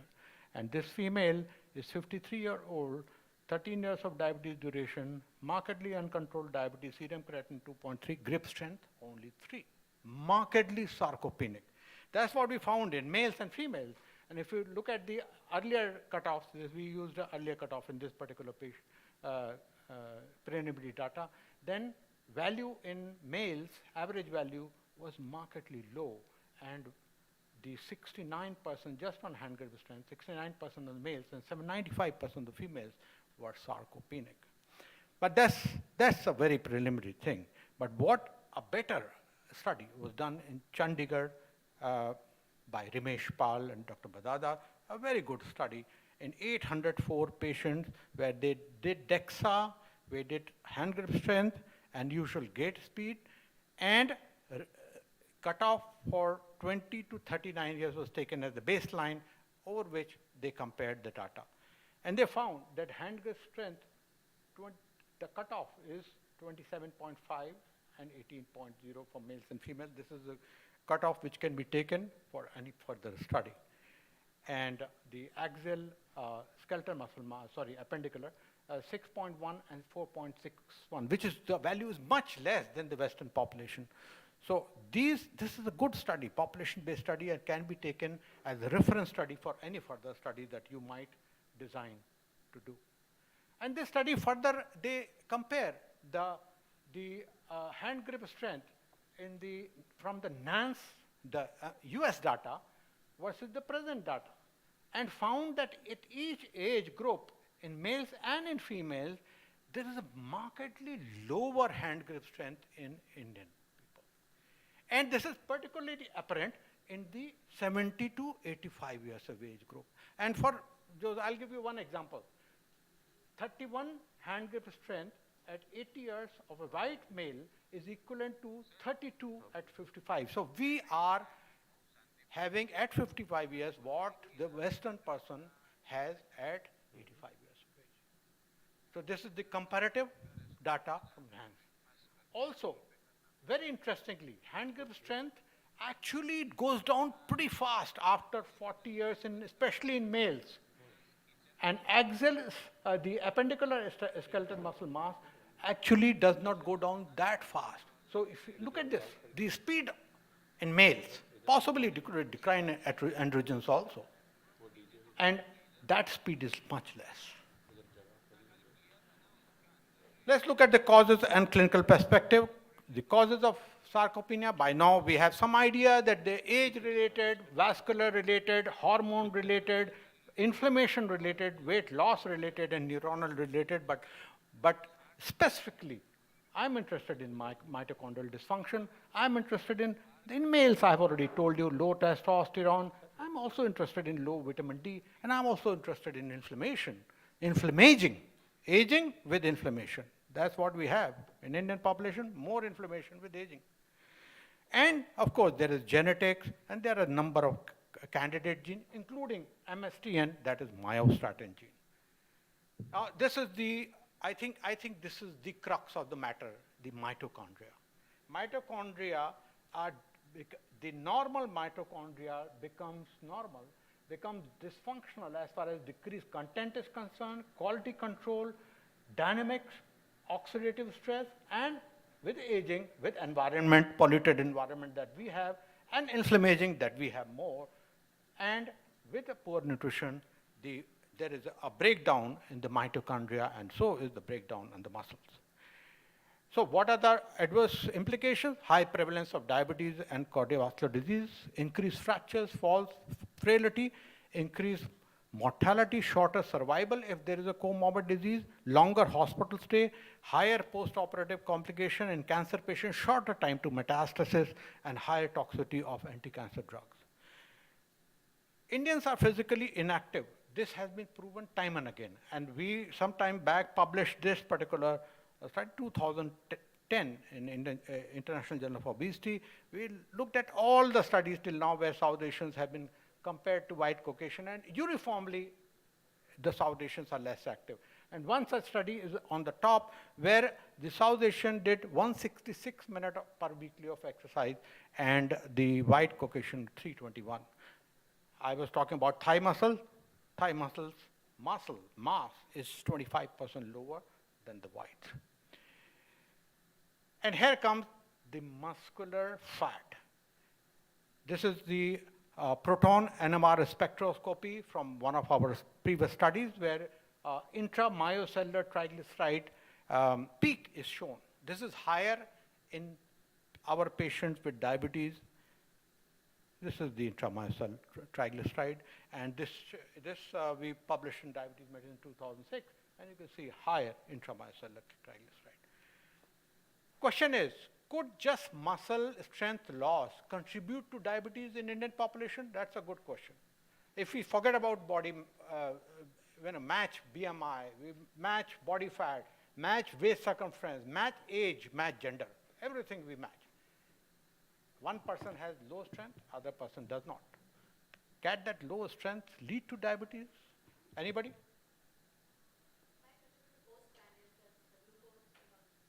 So there is some evidence. So this is the evidence. Now this is the hand grip strength of whites, black, and South Asian. On the top, South Asians have 6-point lower grip strength than blacks and white. We know that by now, by previous data. But what is important to see here is that the graph for diabetes goes up with the lower hand grip strength. And for 1 kg per kg body weight hand grip, South Asians have 12 times more diabetes. So you may think that you're thin and you're okay, your muscles are weak, you're at high risk for diabetes. This is a very good study published in 2017 by my colleagues. Now comes what happens in COVID-19. What happens if we treat patients of diabetes with some drugs? What happens to sarcopenia? This is the model I want you to understand. So traditionally, there is a gradual decline, which we have seen, and we have seen the decline in hand grip strength so acutely in males and Indians. But the moment illness occurs, say typhoid, COVID-19, UTI, COVID-19 again, we have seen this repeatedly. And the usual curve is deviated to more steep curve of sarcopenia. This is what happens. We did some study in patients of diabetes who had COVID-19 versus who did not have COVID-19. We found marked high fatigue score on the top. And in those with the highest fatigue score, the hand strength was low and physical activity is low. So COVID-19 itself will produce sarcopenia in those with severe disease, and they will have more fatigue, more difficulty in walking, more withering of muscles. They must be handled in a multidisciplinary manner. What about the diabetes? You know, the appendicular skeletal muscle declines by 1% per year in patient with diabetes versus 0.7% per year in patient without diabetes. And suppose we give them bigonide, we don't know what happens, but bigonides have been now tried in Duchenne muscular dystrophy, so they may have some good effect on the muscle. What about insulin secretagogue? Hypoglycemia-induced myocyte apoptosis. So they are not good in patients with sarcopenia. Alpha-glucosidase inhibitor, we don't have much data, but thiazolidinones, they decrease intramyocellular triglyceride, which I showed you. And the GLP-1 may prevent protein breakdown, and DPP-4 inhibitor may be also good for muscles. And we are unclear as far as SGLT2 inhibitors are concerned. But I'll show you this study which we recently published due to something else. We looked at pancreatic fat and liver fat. We also found that their weight decreased, their subcutaneous fat decreased. But that is not the point of showing this slide here. Point of showing this slide is their hand grip strength improved despite loss of fat in this study with SGLT2 inhibitor. Now management, I'll take 5 to 7 minutes if it's okay with you. Judicious management is required. Balanced diet, no fat diets. I have seen the keto diets and everything being discussed here. No fat diets here, please. Keep in mind, 75% of the diet-induced weight loss is composed of fat tissue and 25% fat-free mass. So the moment they regain weight, it is all fat. No muscle is regained. So muscle is lost with diet-induced weight loss. So adverse effect of weight loss diets include aggravation of sarcopenic obesity, loss of bone density, risk of fracture. So you have to target both sarcopenia and obesity. And here I'll show you this graph, how the muscle protein synthesis occurs and what is the threshold of protein. There are a couple of people who are nutritionists here. Good. Look at this. In young people, just 10 to 15 grams of protein is required for muscle protein synthesis, somewhere which you can achieve here, and they will synthesize protein. In old people, almost double. This is what is called as anabolic resistance. And specifically, there's a leucine threshold. 1 gram of leucine is required for young people, and that's somewhere here, leucine threshold, and for elderly, 2 grams. So there is a greater amount of protein which is required. So this slide is important for all nutritionists. 500 kilocalorie deficit diet with sufficient amount of high protein, 1 to 1.5 kg, comprising up to 30% of the total intake, usually 15%, to overcome anabolic resistance. Potential anabolic action of protein distribute evenly throughout the day. Higher per meal protein threshold, 25 to 30 grams, 3 times a day, away from carbohydrate. And leucine must be 6 to 8 grams per day. Of course, some people say you do exercise and take protein afterwards. This is our study where we did a high protein diet, found that body mass index, waist circumference, everything was lost, but the fat-free mass increased. So high protein in Indian patients over a period of time may help. And other things also can help. So vitamin D, there are some genomic effect, increase in the contraction, improved contraction, increased muscle synthesis, and there is non-genomic effect, rapid entry of calcium. And people say falls are reduced, muscular function is improved, gait is improved, but that's not true always. And one meta-analysis says only in those people with the low vitamin D, and another meta-analysis says that nothing occurs with vitamin D supplementation. So this alone may not be sufficient, but if you add vitamin D and leucine, appendicular skeletal muscle mass increase. This experiment, very well done experiment, shows. And there are several things which can decrease the inflammation in the body. interleukin-6 CRP, and omega-3 fatty acid is one of them. And one very good study showed, with a comparison with corn oil, that using a clamp technique, the omega-3 PUFAs actually increase the muscle protein synthesis. So we can stabilize mitochondria, which I showed you, their biogenesis, quality control, metabolism, dynamics using branch chain amino acid, which is leucine, isoleucine, and valine, and maybe vitamin D, maybe PUFA, maybe selenium, and maybe zinc. Exercise, resistance exercise is number 1. Aerobic is number 2, and balance is number 3. A combination of all exercises is absolutely important, which increase myostatin expression, IGF-1, and mitochondrial function improve. And if you see, diet alone, weight reduced from 95 to 75 kg, 30% fat reduced, 10% muscle also reduced. Multiple exercises with diet, the reduction 91 to 82 kg, 18% fat reduced, and if you see the muscle, 4% increase. This is what happens, so please do not use diet alone. And we showed some time back in Diabetes Care, we published that 3 months of resistance exercise in diabetic patients actually improves muscle strength and function while reducing body fat and improving A1C. And there are a number of other, so lack of time, I'm not going to, but just myostatin, we published that myostatin mutation actually is linked to low muscle mass in Indian population and increase in the fat mass. So this is gain of function, and loss of function may improve muscle mass and decrease body fat. And see this bull, Belgian blue bull, breed of cattle born without myostatin is only muscle. There's hardly any fat here. So myostatin is current area of interest. So I just summarize my presentation. Aging is associated with sarcopenia, obesity, and redistribution of fat in ectopic tissues. Indians are particularly prone to it. All these changes are associated with inflammation, insulin resistance, hyperglycemia, CVD, frailty, disability, and excess mortality. Therapy of sarcopenia, obesity must be managed judiciously.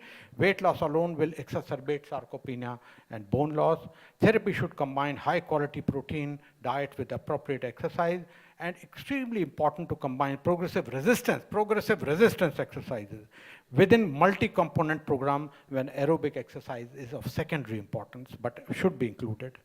And other things like vitamin D, omega-3 PUFAs, along with balanced diet will help. And there are other therapies which are coming in. We don't know the significance of it. Thank you for allowing extra time to me. Thank you. Thank you very much, sir.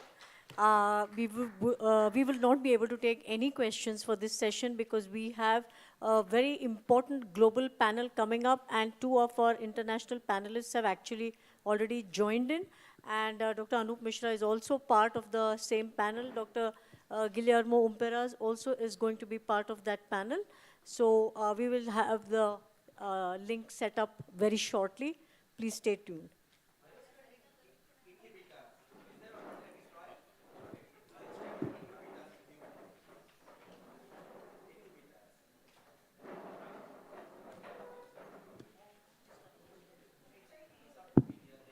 May I request Dr. Anup Mishra, sir, to please receive a memento on our behalf. Sir.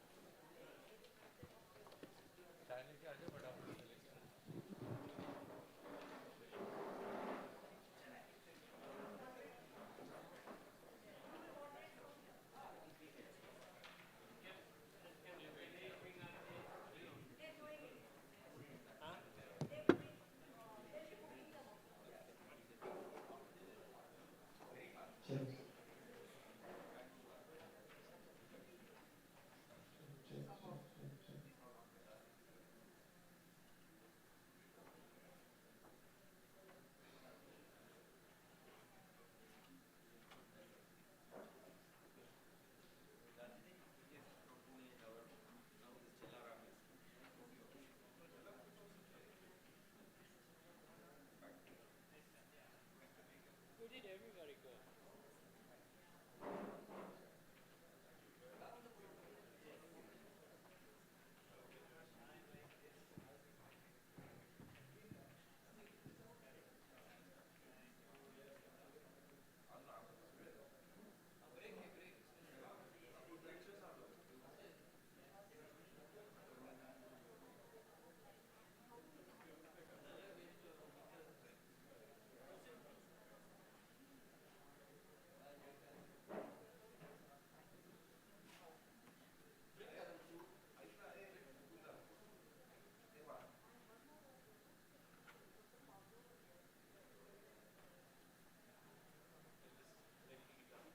Hi.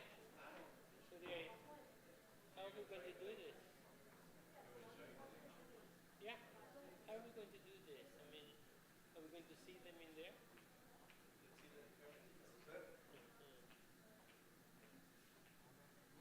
And what happened with the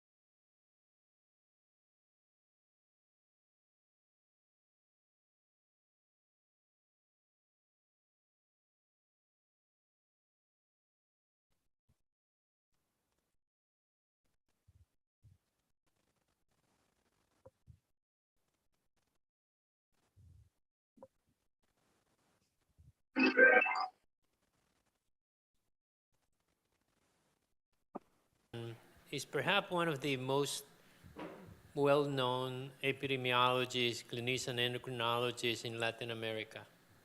And he has been involved with multiple guidelines. He also worked with the World Health Organization. He has been the leader from the Latin American Diabetes Association for many years. So welcome, Pablo. Thank you. Thank you, Guillermo.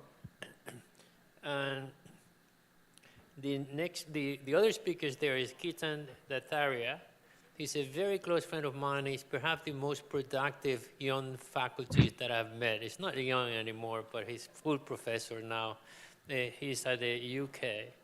And he has been the lead author for most of the inpatient, everything related to diabetes in the hospital, everything related to diabetes in the hospital setting. In addition, he works very, very close with all of the guidelines in the UK. Welcome, Kitan. And Thanks, I had Guillermo. the pleasure to write several papers with him, and we are reviewing the DKA guideline for the American Diabetes Association. So he's just so prolific and so productive. And with me, we're going to have Anup Misra, that we just presented the previous lectures and is very well known to all of you. I don't know if you would like to introduce you to the two speakers that we have here. So I'm a clinician.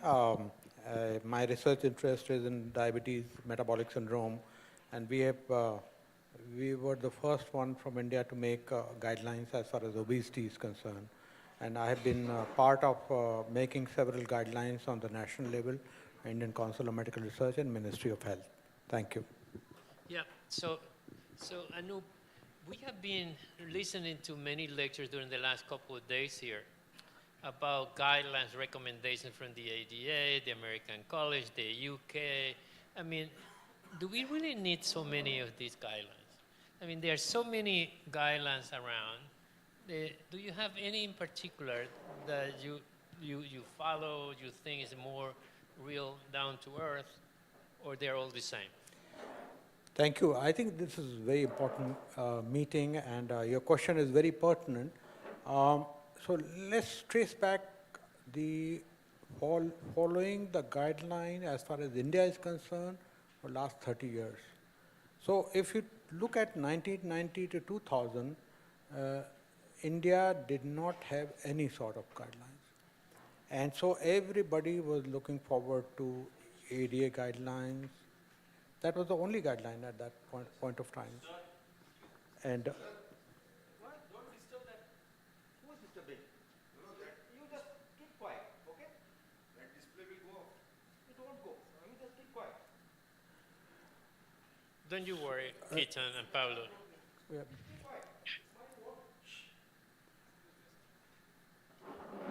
Hello? So the scene somewhat changed from 2000 to 2010.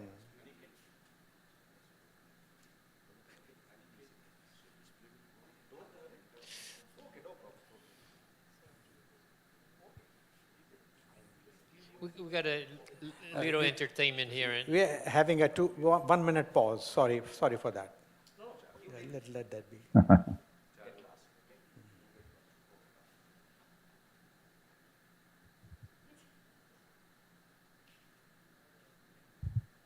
Keep going. Okay.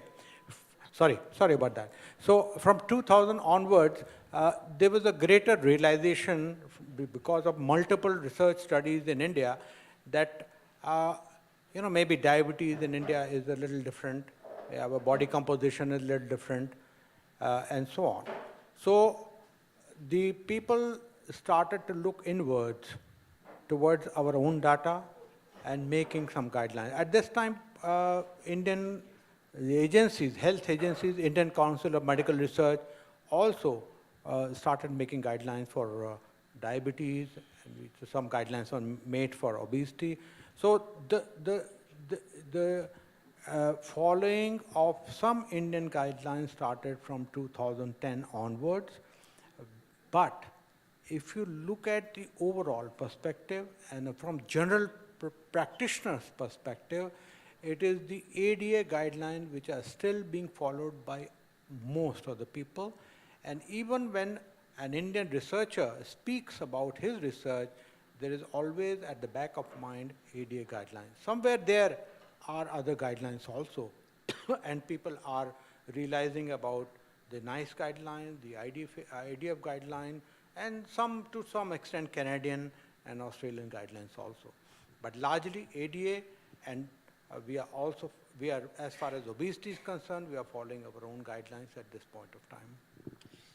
So Keaton, today we review the NICE guidelines that recommend the metformin SGLT2s, and they're ignoring the GLP-1, they're ignoring other drugs. Would you like to comment about the UK guidelines regarding to diabetes care?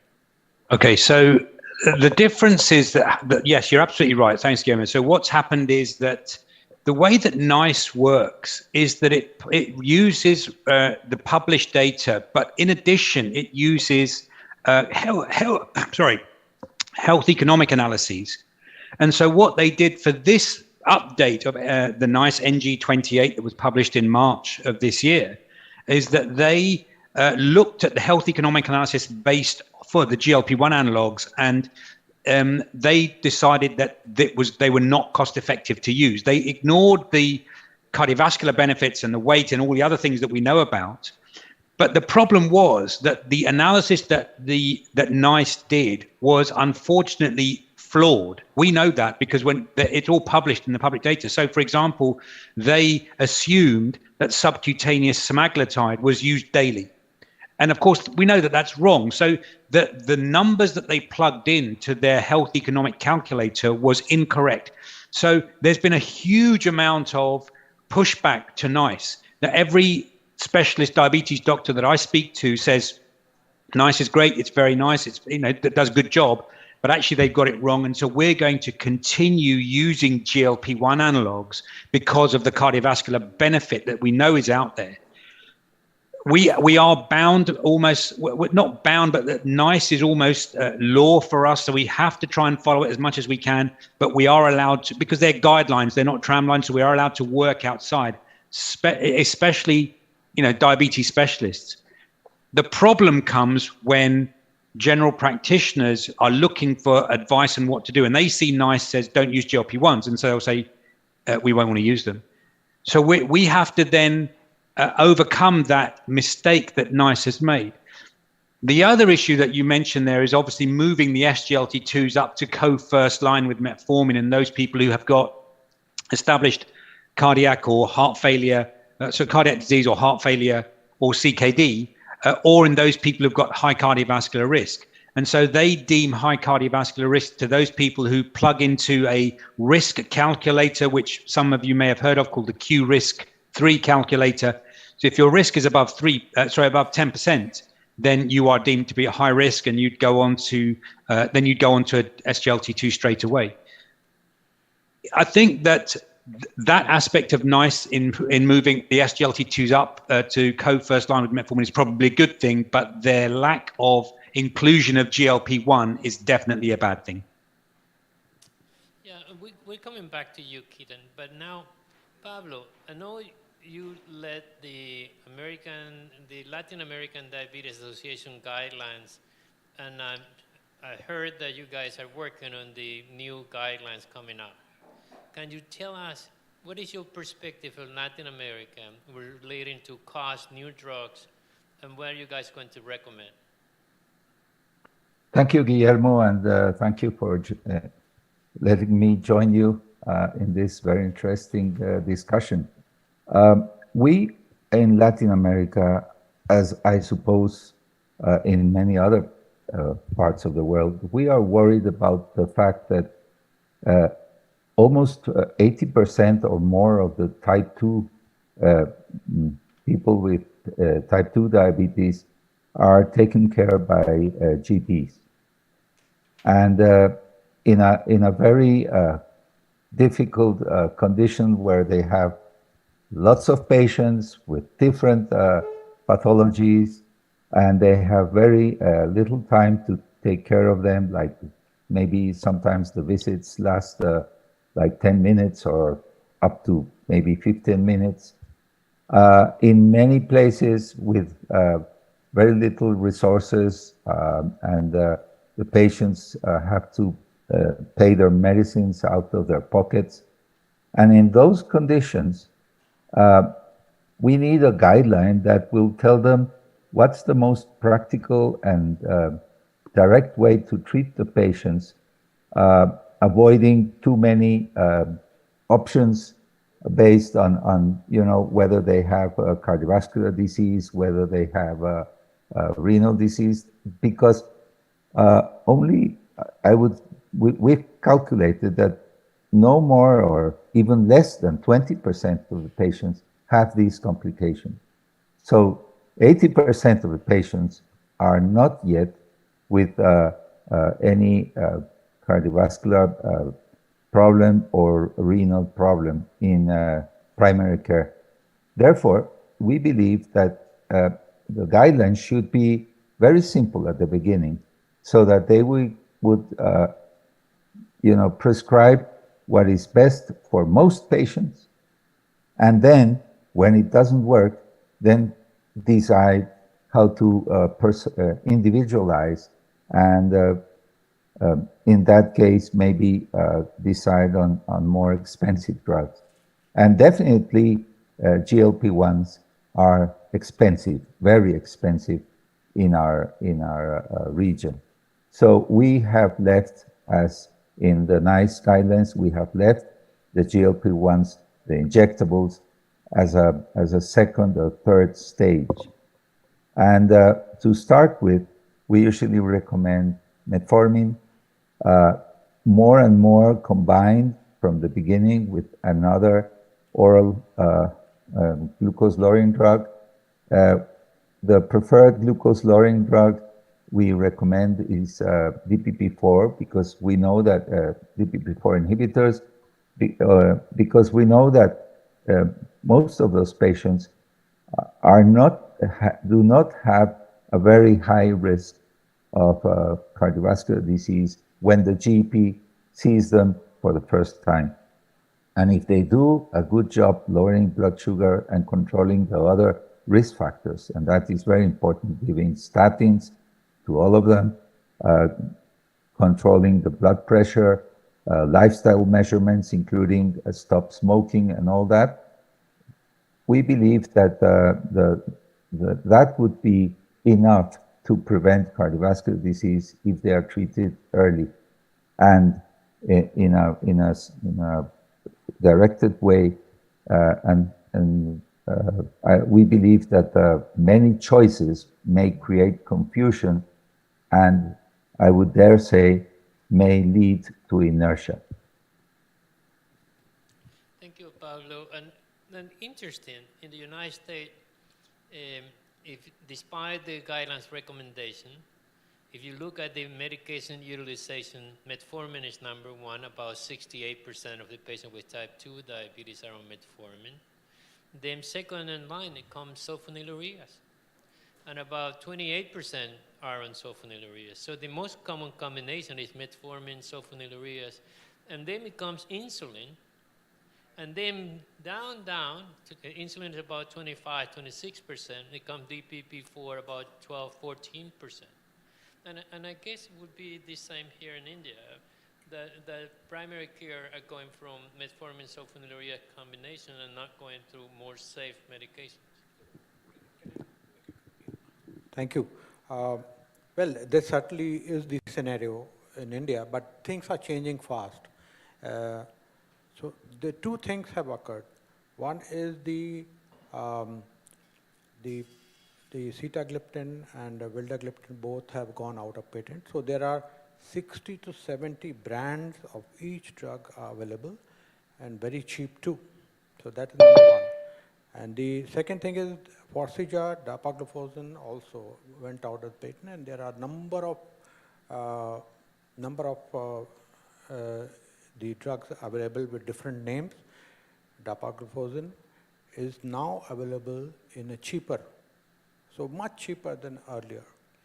So what is happening is while largely rural and semi-urban based Indian practitioners are using sulfonylurea, metformin as the first line of therapy, and maybe sometimes using pioglitazone also, but increasingly now using DPP-4 inhibitor and even SGLT2. There are market forces also here. If there are 60 companies telling you that this is good, then somewhere down the line somebody believes that that is good.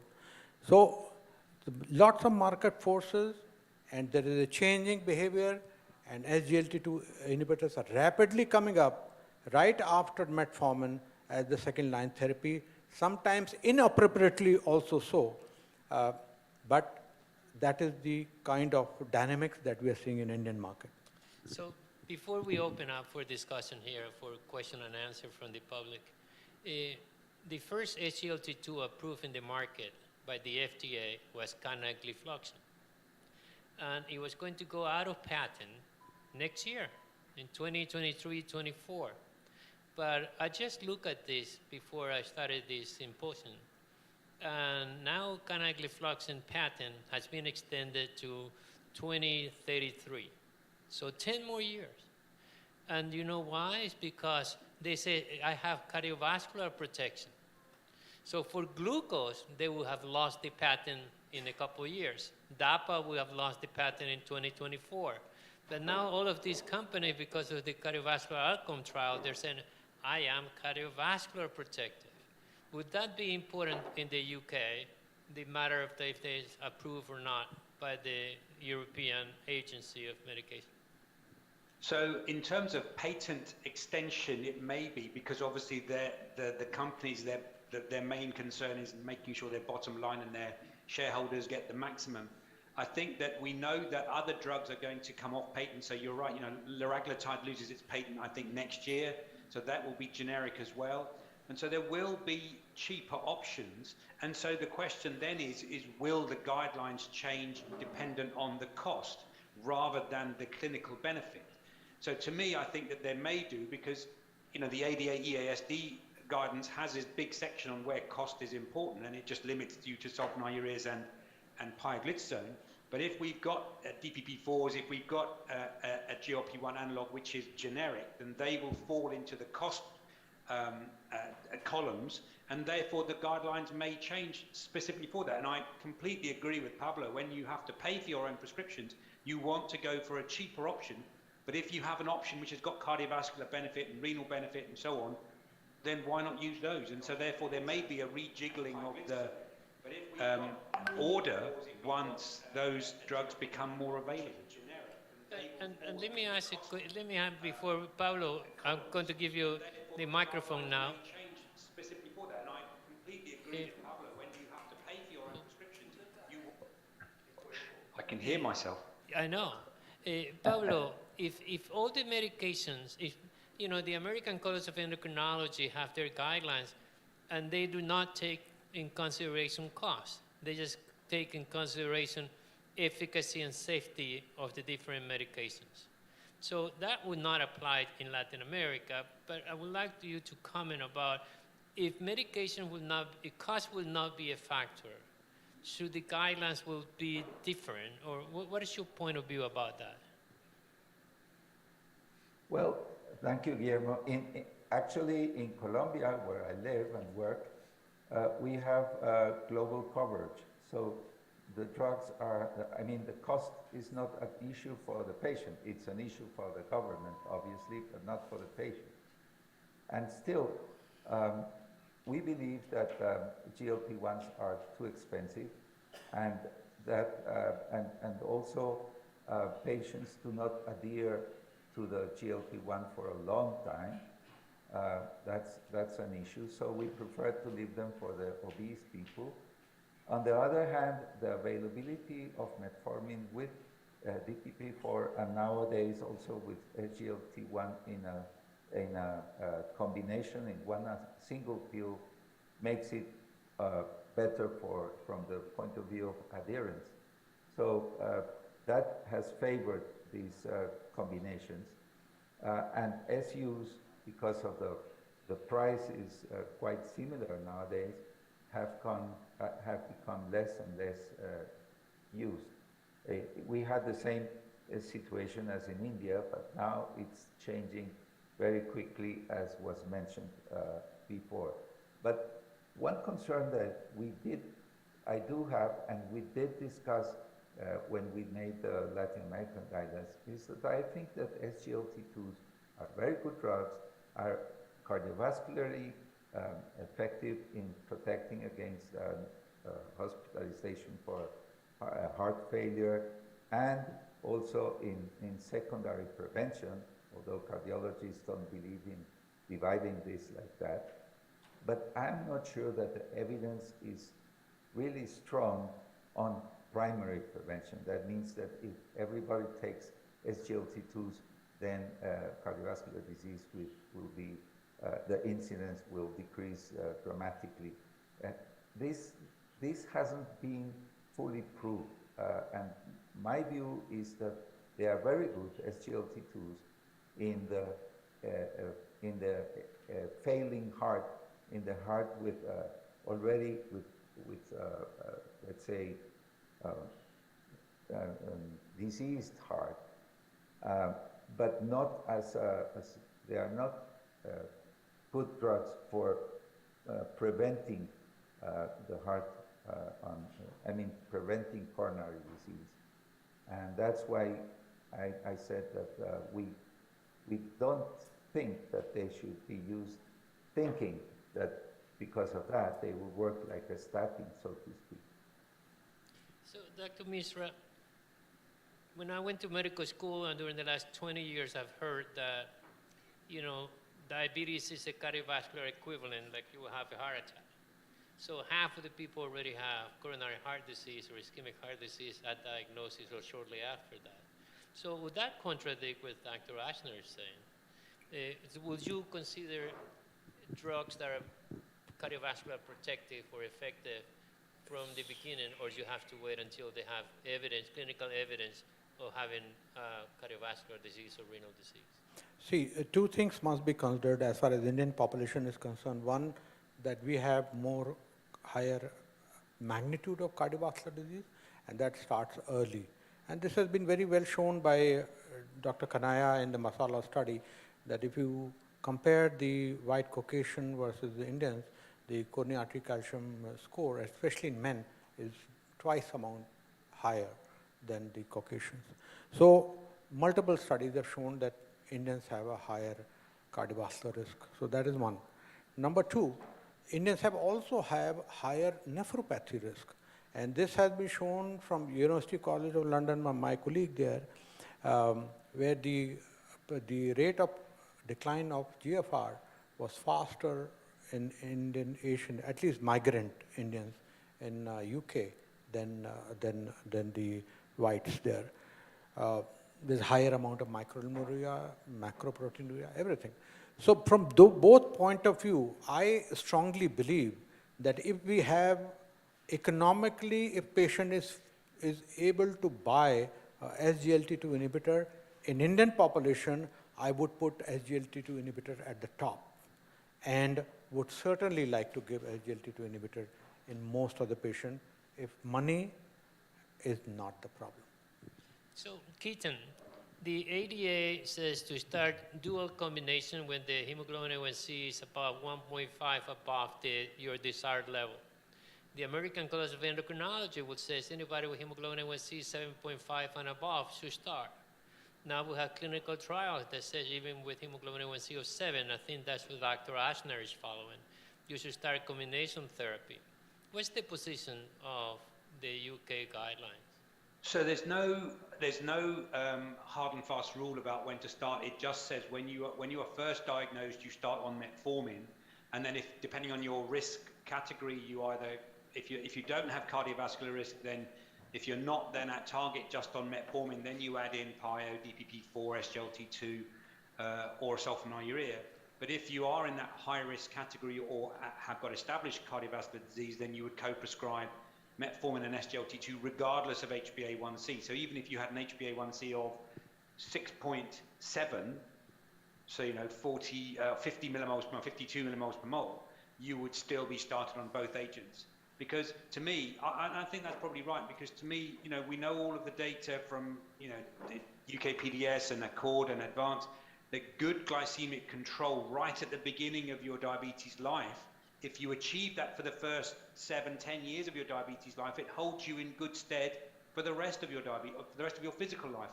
So to me, I don't think it makes much sense to say, okay, start on one drug, let you drift a little bit, and then we'll bring you down and let you drift a little bit, when you have the option of hitting them hard and keeping them well controlled for the first 10 years. So certainly many of my colleagues, and many of my colleagues try to do that. It's more difficult in primary care, where the vast majority of people are seen, because as Pablo said, people are seen once a year maybe for 10 or 15 minutes, and you see a nurse or a different nurse, and your HbA1c rises, I'll come back next year, it's a bit high. And you go on holiday and you miss your appointment, it drifts up, okay, we'll try and bring it down now, and you've lost that attempt. So to me, being more aggressive right at the beginning and having a guidance that says, use whatever agents you can, is probably a good thing. The difficulty, of course, as we've all said, is the money. And often we all live in society where there is no money to spend now to save later. But ideally, if in an ideal world, we'd want to treat them aggressively right from the beginning. So let me open this symposium for any comments or questions from the audience. Please. And while somebody comes to the microphone, they have to come to the microphone, because if not, Keaton and Pablo will not be able to hear. Pablo, if there is any magic number of A1C that you use to start combination therapy, or you start always from the beginning? Well, the verified trial showed that if you start from the beginning, the durability of the treatment as far as lowering blood glucose almost doubled. So, and because of the cost is almost the same, more and more often we are starting with a combination, regardless of the level of HbA1c, as Keaton mentioned also. Yes. Keaton was my registrar at Isle of Wight. Dr. Chatterjee, good to see you. I don't know if you recognize it. The thing is about SGLT2, whatever. See, India is from a 5-star hospital, poor community hospitals, and the corporate hospital differ. And we have very poor regulatory mechanisms. We don't report any side effects. So in our country, whenever a new drug is introduced, we get lots of seminars, we get VIPs like this, people like me are proud of. Yeah. Okay? So we wait. So sulfonylureas, we know that it's not an ideal drug, but we know it's safe. Okay? So SGLT2 inhibitor, so many people come, even it's available not easy. That is the problem in this country. I agree with you, it's safe, but what will happen if somebody dies out of Fournier's gang? Even our parliament, luckily now, thanks to all these irrelevant conferences, the parliament has introduced Fournier's gangrene. So we wait. As in the medical school, they say that whenever a new drug is introduced, you should be the last to prescribe, and you should be the first to stop that drug. A new drug is that you people. Some of us are. They Yeah. So, Dr. Karunanidhi, we got your point. Let's hold on. Would you? Okay. Please. Thank you very much. Please take your seat. Please take your seat. Please take your seat. Don't get excited, please.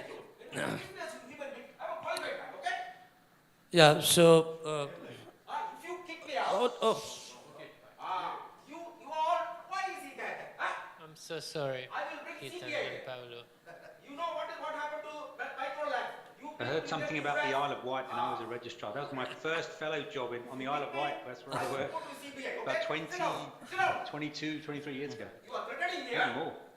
I paid for the conference. Who paid you? Sit down. Okay. Because you hit me. Sit down. Hello, Dr. Karunanidhi. Don't be super excited. If you intimidate me, I'm alone. Please keep quiet. Please. Every day he shouts at me. Let me apologize. Dr. Singh, Dr. Singh, would you please? Yes, sir. Yeah. Sit down. You sit down. Aniket, Who are you then? Look at him. This is how you conduct the seminar. I'm glad. Bring thugs. I'm glad Keaton and Paolo, you're not able to see.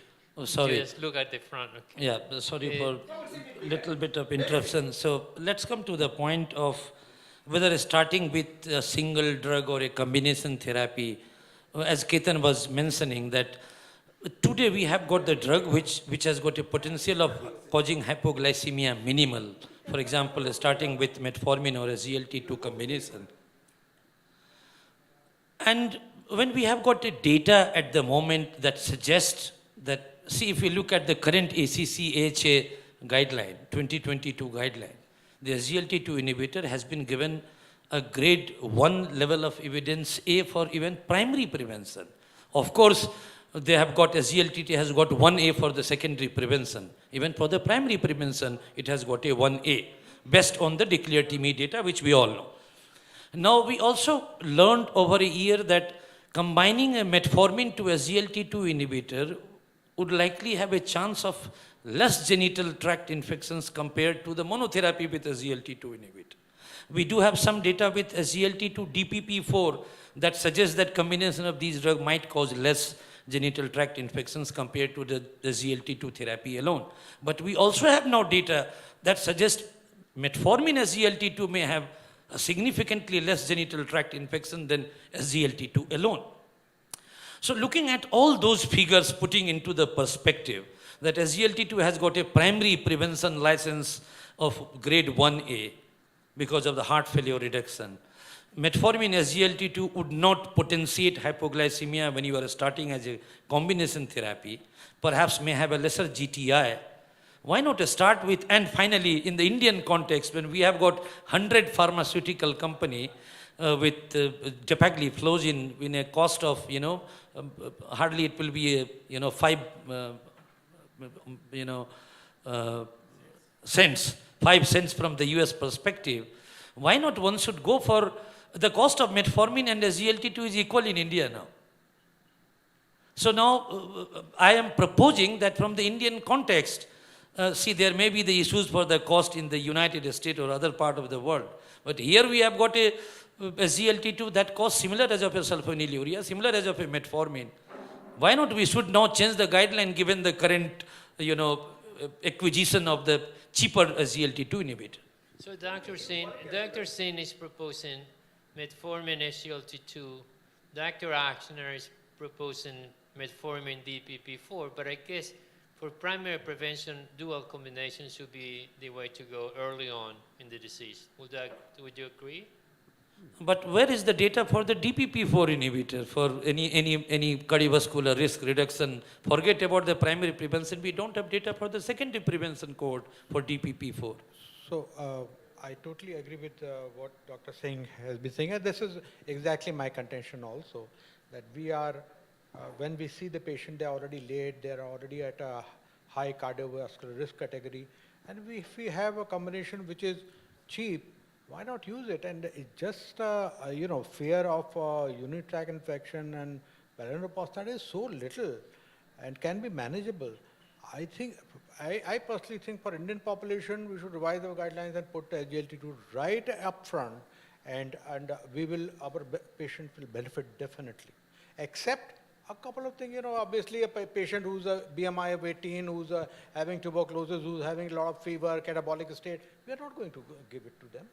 But appropriately choice patient, and we put metformin, SGLT2 inhibitor right up front. And most of them, anyway, sir, uncontrolled diabetes, 70% are uncontrolled. So this thing of 1.5% is already fulfilled there. They have 8, 8.5, 9, 9.5, 10 hemoglobin A1C.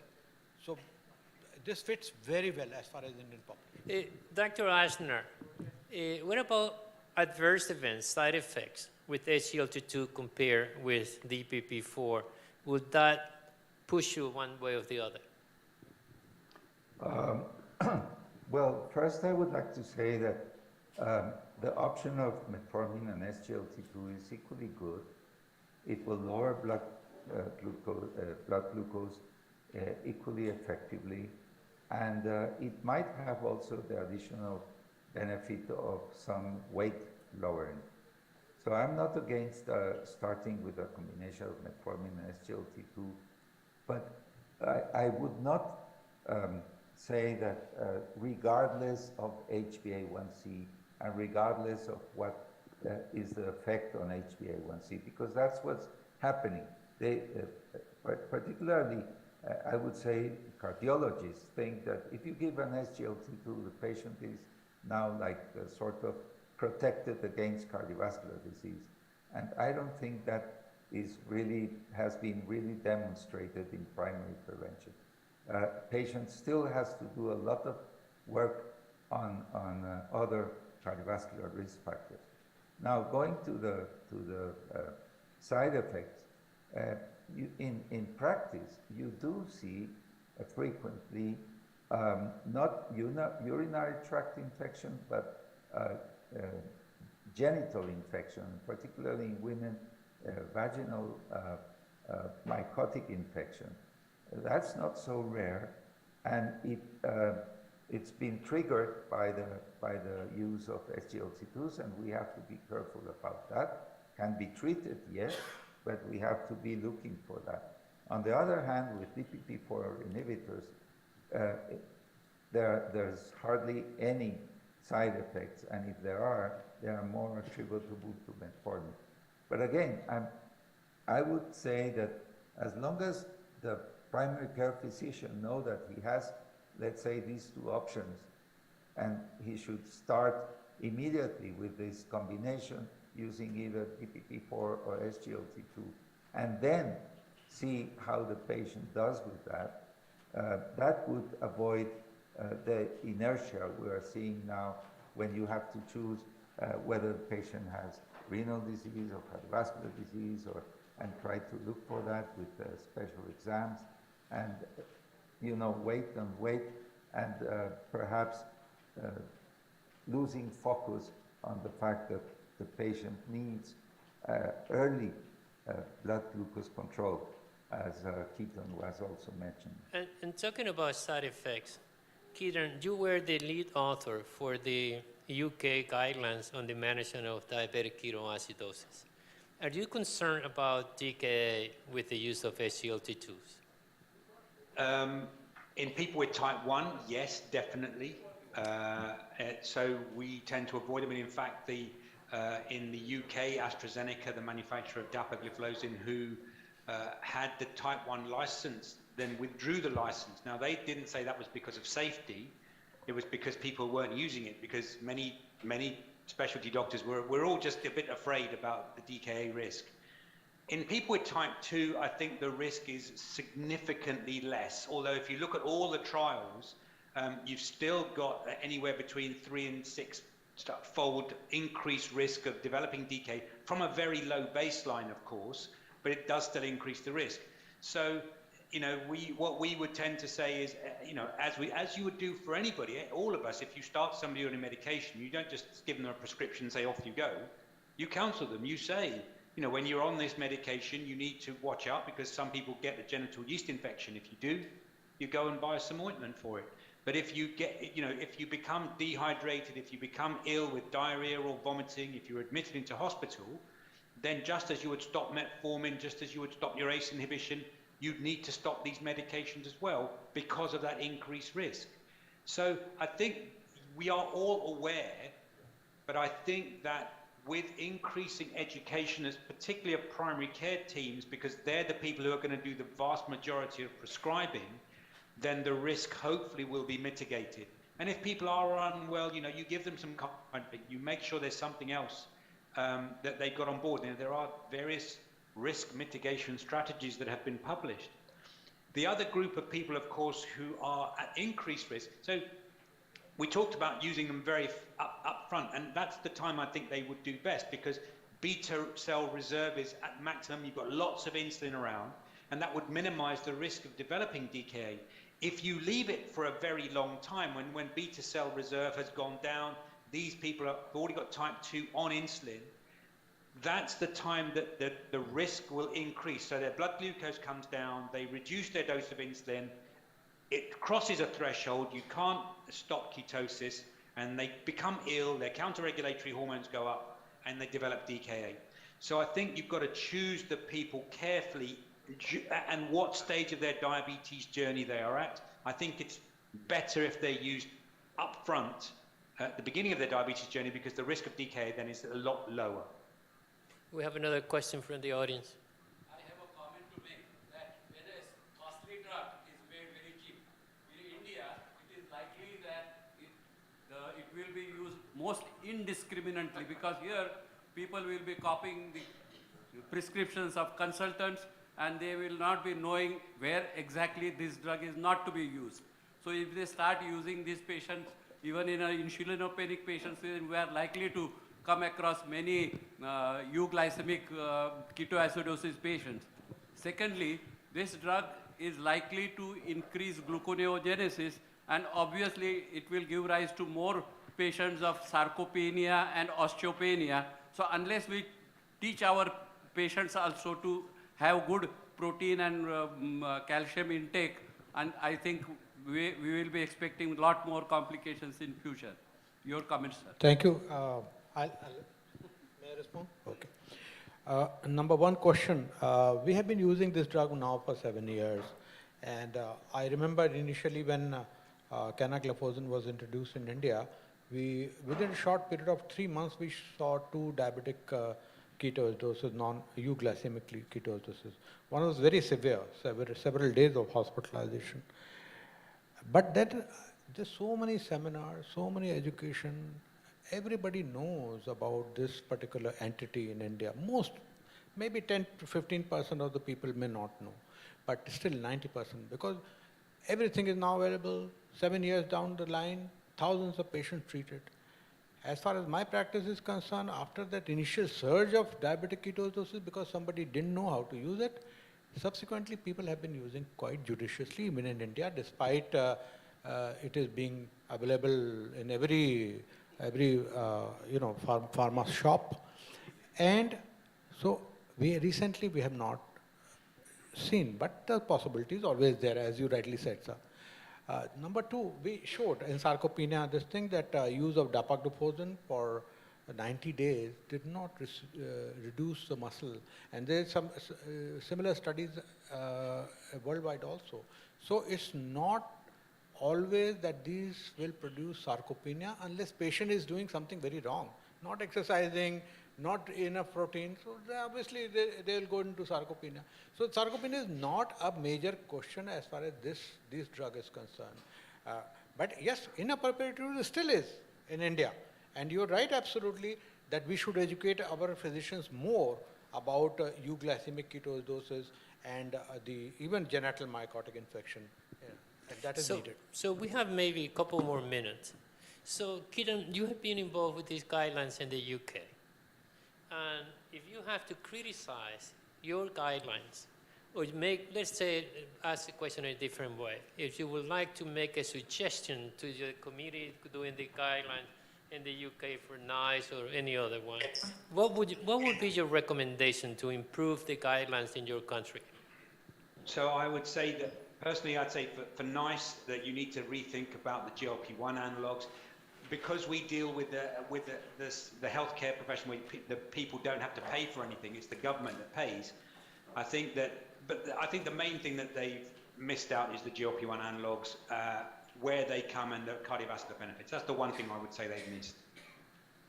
What about you, Pablo? If you would like to make a recommendation from your guidelines, listening to these comments today, what would you say? What would you suggest?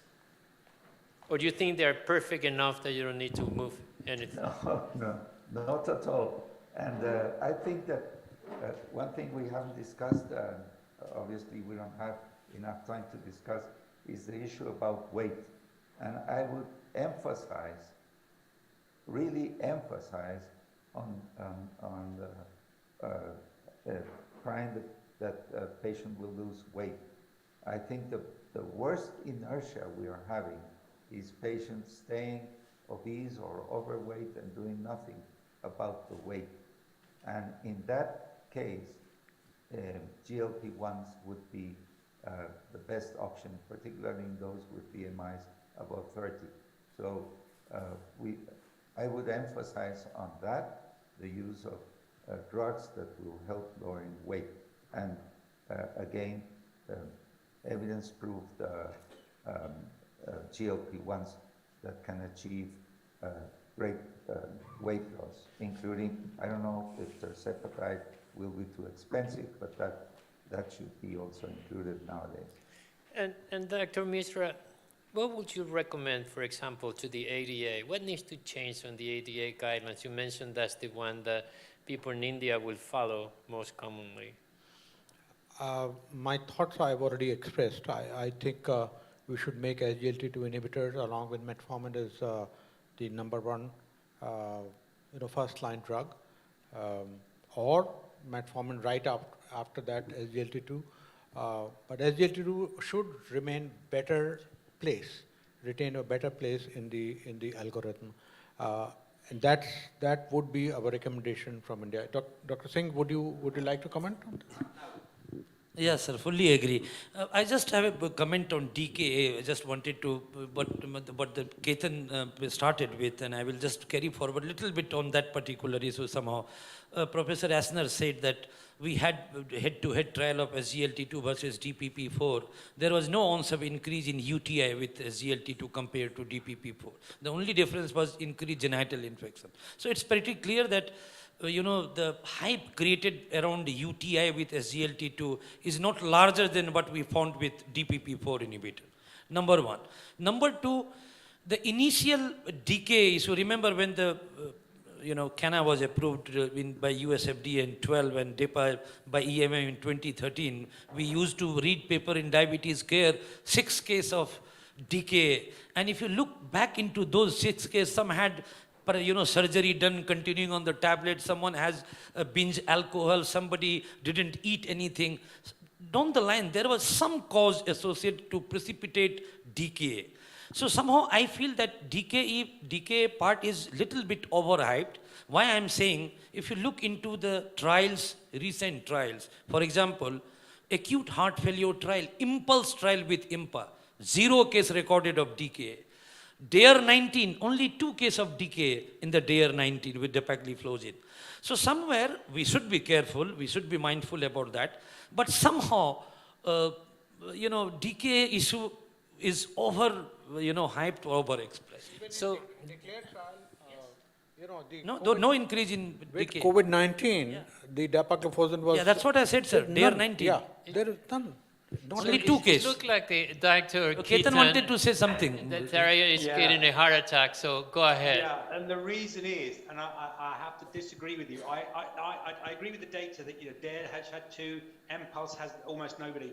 But the problem is, what you need to remember is that the big cardiovascular outcome studies went on for 3-4 years. DARE 19 went on for 3 months. So the actual and the sample size was pretty small compared to the thousands. So you could guarantee, even I could tell you, before they did the trial, that the number of DKA events they would see would be 0 or very small, because their sample size and length of follow-up was not the same, and therefore you cannot compare that data. So I have to disagree on that. Sorry, Ketan, I would argue on that. So let's look at the DECLARE-TIMI trial, the longest SGLT2 trials. There was no increase in DKA with dapagliflozin in DECLARE-TIMI. Right? So at the mean duration of 4.2 years, you don't have an increased proportion. Yeah, there was a numerical increase, but it wasn't statistically significant. So this is, we can talk about this offline, but I could talk about this for a long time. So you also have to think about how DKA was diagnosed. Okay, what is the diagnostic criteria, and were they what you would normally use DKA to diagnose them with? And for some of these trials, they were not. And so, I don't think this is the time or the place to talk about it. But in DECLARE-TIMI, Ketan... Dr. Singh, if we're going to... I've been asked by the ADA to update the DKA guidelines. And of course, the previous one was done in 2009, so it's time to do it. And I do agree that it's a rare event, but there is no, we have 19 cases at Emory, at my hospital, with DKA in type 2s. But it's usually, you're right, there's always a precipitating cause where people has been, bariatric surgery is the number one. We learned to stop the SGLT2 3 or 4 days before, and mitigation has been suggested. So we have another speaker from, two more from the United States coming up. No, one from the United States, Amy Rodberg, who is an expert in obesity. She's at the University of Michigan. And then we have exercise and diabetes by Dr. Napoli from Rome, who is an extreme guy. Hey, I just wanted to say thank you for all of you to attending this session. Dr. Misra, thank you. And Kitan, Paolo, my buddies, thank you so much. Bye. Old sulfonylurea is good, still don't throw it away for the sake of idiots. Bye, Kitan. Hey, Amy Rodberg, it's Hill 9. Thank you for that very insightful discussion. Indeed, we've all learned a lot. May I now invite Dr. Suresh Shinde to please come up on stage, along with Dr. Sunil Gupta, to please chair the next session. We already have our international plenary speakers online. May I invite Dr. Amy Rothberg online, and may I request the tech team to show the Zoom link. I request the chairpersons to introduce the topic and the speaker.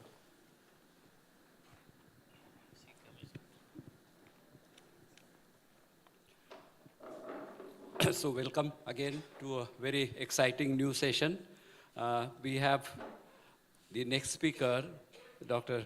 Amy Rothberg, and the topic will be definition and interpretation of type 2 diabetes remission. Over to Doctor.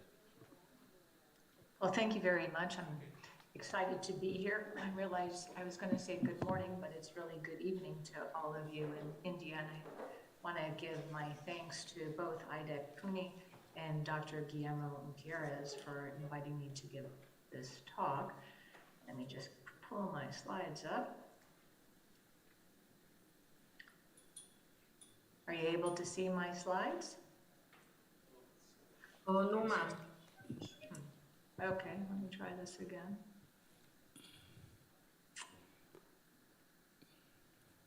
We can't see your slide, Brad. We can see you.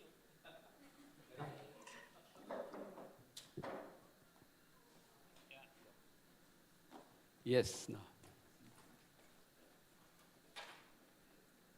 Are you seeing a single slide then? No, you are in a presentation mode. Please go to the full view. Yes. Okay, I should be in full view. Are you not seeing full view?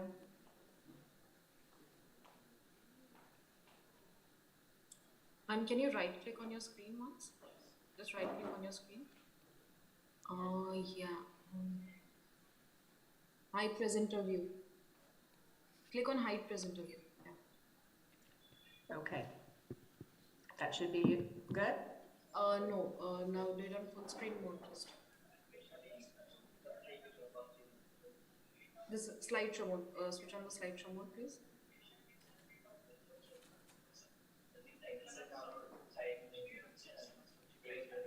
You know, I'm going to try this.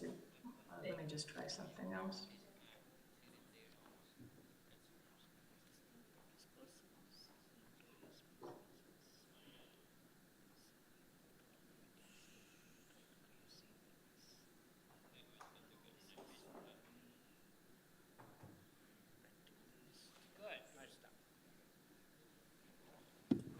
Yeah, it's perfect. Yeah. Okay, great. Well, today I'll be discussing the definition and interpretation of remission of type 2 diabetes. And my intention is to provide some clarity around this topic, although I'm hoping to be a little bit provocative and maybe actually leave you with more questions than answers. So, not able to advance my slides. Just click on your screen once and then try changing them.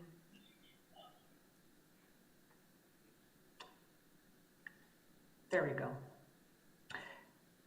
So much of this information is derived from the American Diabetes Consensus Statement that was published in these 4 journals in 2021. And this was the consensus writing group, which consisted of deemed international experts, and I was privileged to contribute to that. I'm highlighting Professor Knox's name simply because he was generous enough to provide me with a couple of slides for this talk.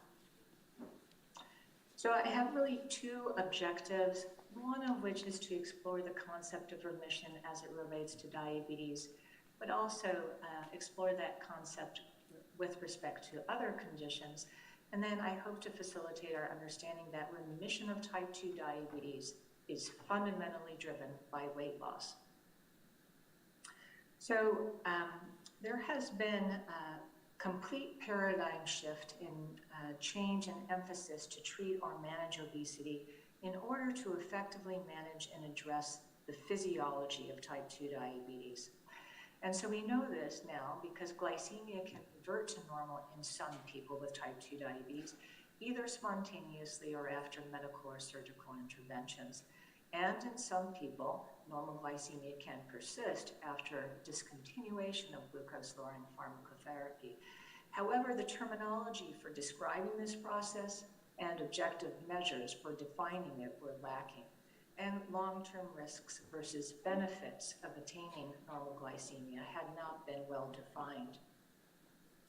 So we all know, because there's been a lot of discussion, I imagine, at this conference, that therapies targeting metabolic control in type 2 diabetes have vastly improved, and some also result in substantial weight loss and have downstream pleiotropic effects, such as the glucagon-like peptide receptor agonist and the sodium glucose cotransporter 2 inhibitors that you were all just discussing.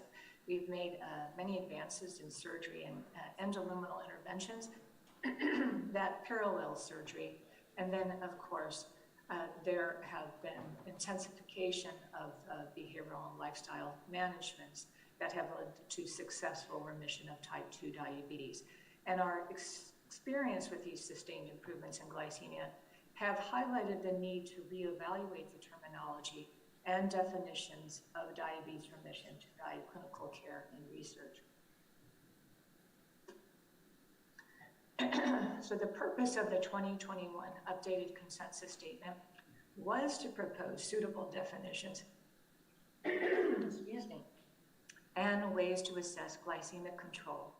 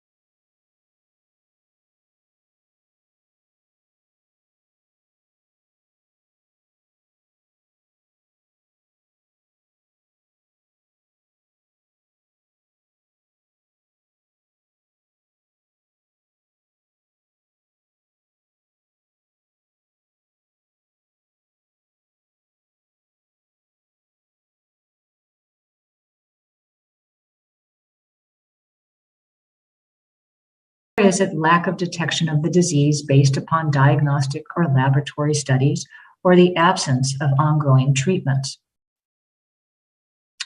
So I want to talk about this. So this is neoplastic disease as an example of a relentlessly progressive disease, nevertheless responding to therapy, and active disease, remission, and relapse are mutually exclusive categories, somewhat depending upon the sensitivity of the detection methods.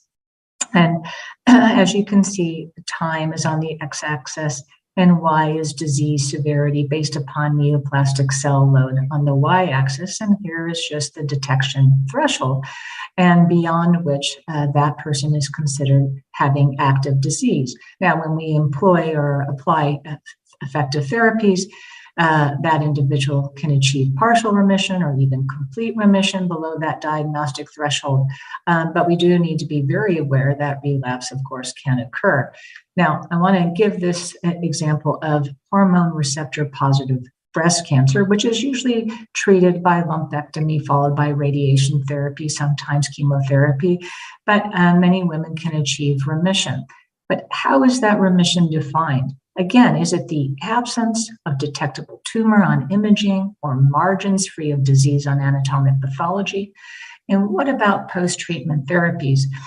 For many, many women, it's recommended that they take letrozole or tamoxifen or Arimidex for a period of 5 years. And what about surveillance? How does that factor into defining remission? If we're monitoring 3 months, that's very different than monitoring at 1 year intervals. And perhaps we can only consider remission when we're retrospectively, that is time to recurrence or disease-free survival. I want to give another example. This is an autoimmune disease with which I'm sure you're all familiar and can commonly occur with people with type 1 diabetes. And here is just the composite of clinical findings such as diarrhea or weight loss, or even extraintestinal manifestations such as arthritis. Diagnostic procedure is really a small intestinal biopsy. And of course, there are biomarkers such as the antitransglutaminase antibodies. Again, time on the x-axis and the GI symptom activity score on the y-axis. And here again is the detection limit, this threshold being somewhat arbitrary because there is a lot of intra-individual, not just inter-individual variability. But nevertheless, this is a waxing and waning disease. And the only sort of therapy is dietary restrictions. So we know that treatment is elimination of gluten from diet. But what if gluten is inadvertently consumed and symptoms flare for 1 to 2 days? Do we consider that person no longer in remission? Conversely, what if someone purposefully consumes an ad libitum diet of gluten? So they're not adherent to dietary restrictions for a period of time. But let's say they do not have any overt symptoms. Can we consider that individual to be in remission? Because they have disappearance of symptoms, because we are unlikely to biopsy that person in the absence of symptomatology. So I'm going to leave you to ponder that.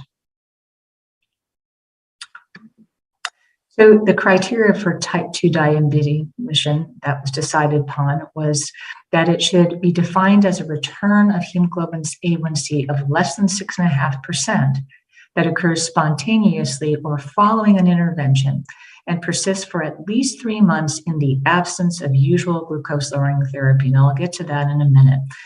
And what are those interventions and then temporal factors in determining remission? So just as an aside, when hemoglobin A1C is determined to be an unreliable marker of long-term glycemic control, fasting plasma glucose of less than 126 milligrams per deciliter, or an estimated hemoglobin A1C of less than 6.5% calculated from continuous glucose monitoring values can be used as alternate criteria. But the requirement was this: a diagnosis of remission can only be made after all glucose-lowering agents have been withheld for an interval that is sufficient both to allow waning of the drug's effects and to assess the effect of the absence of drugs on A1C values or other diagnostic criteria, even when glucose-lowering therapies are used for other purposes. For example, SGLT2 inhibitors for heart failure or renal protection, and we had a discussion before. Our cardiologists are prescribing these very readily. The GLP-1 receptor agonist for cardiovascular risk reduction or weight loss, metformin for PCOS or other insulin resistance syndromes, or for just as purported downstream positive outcomes.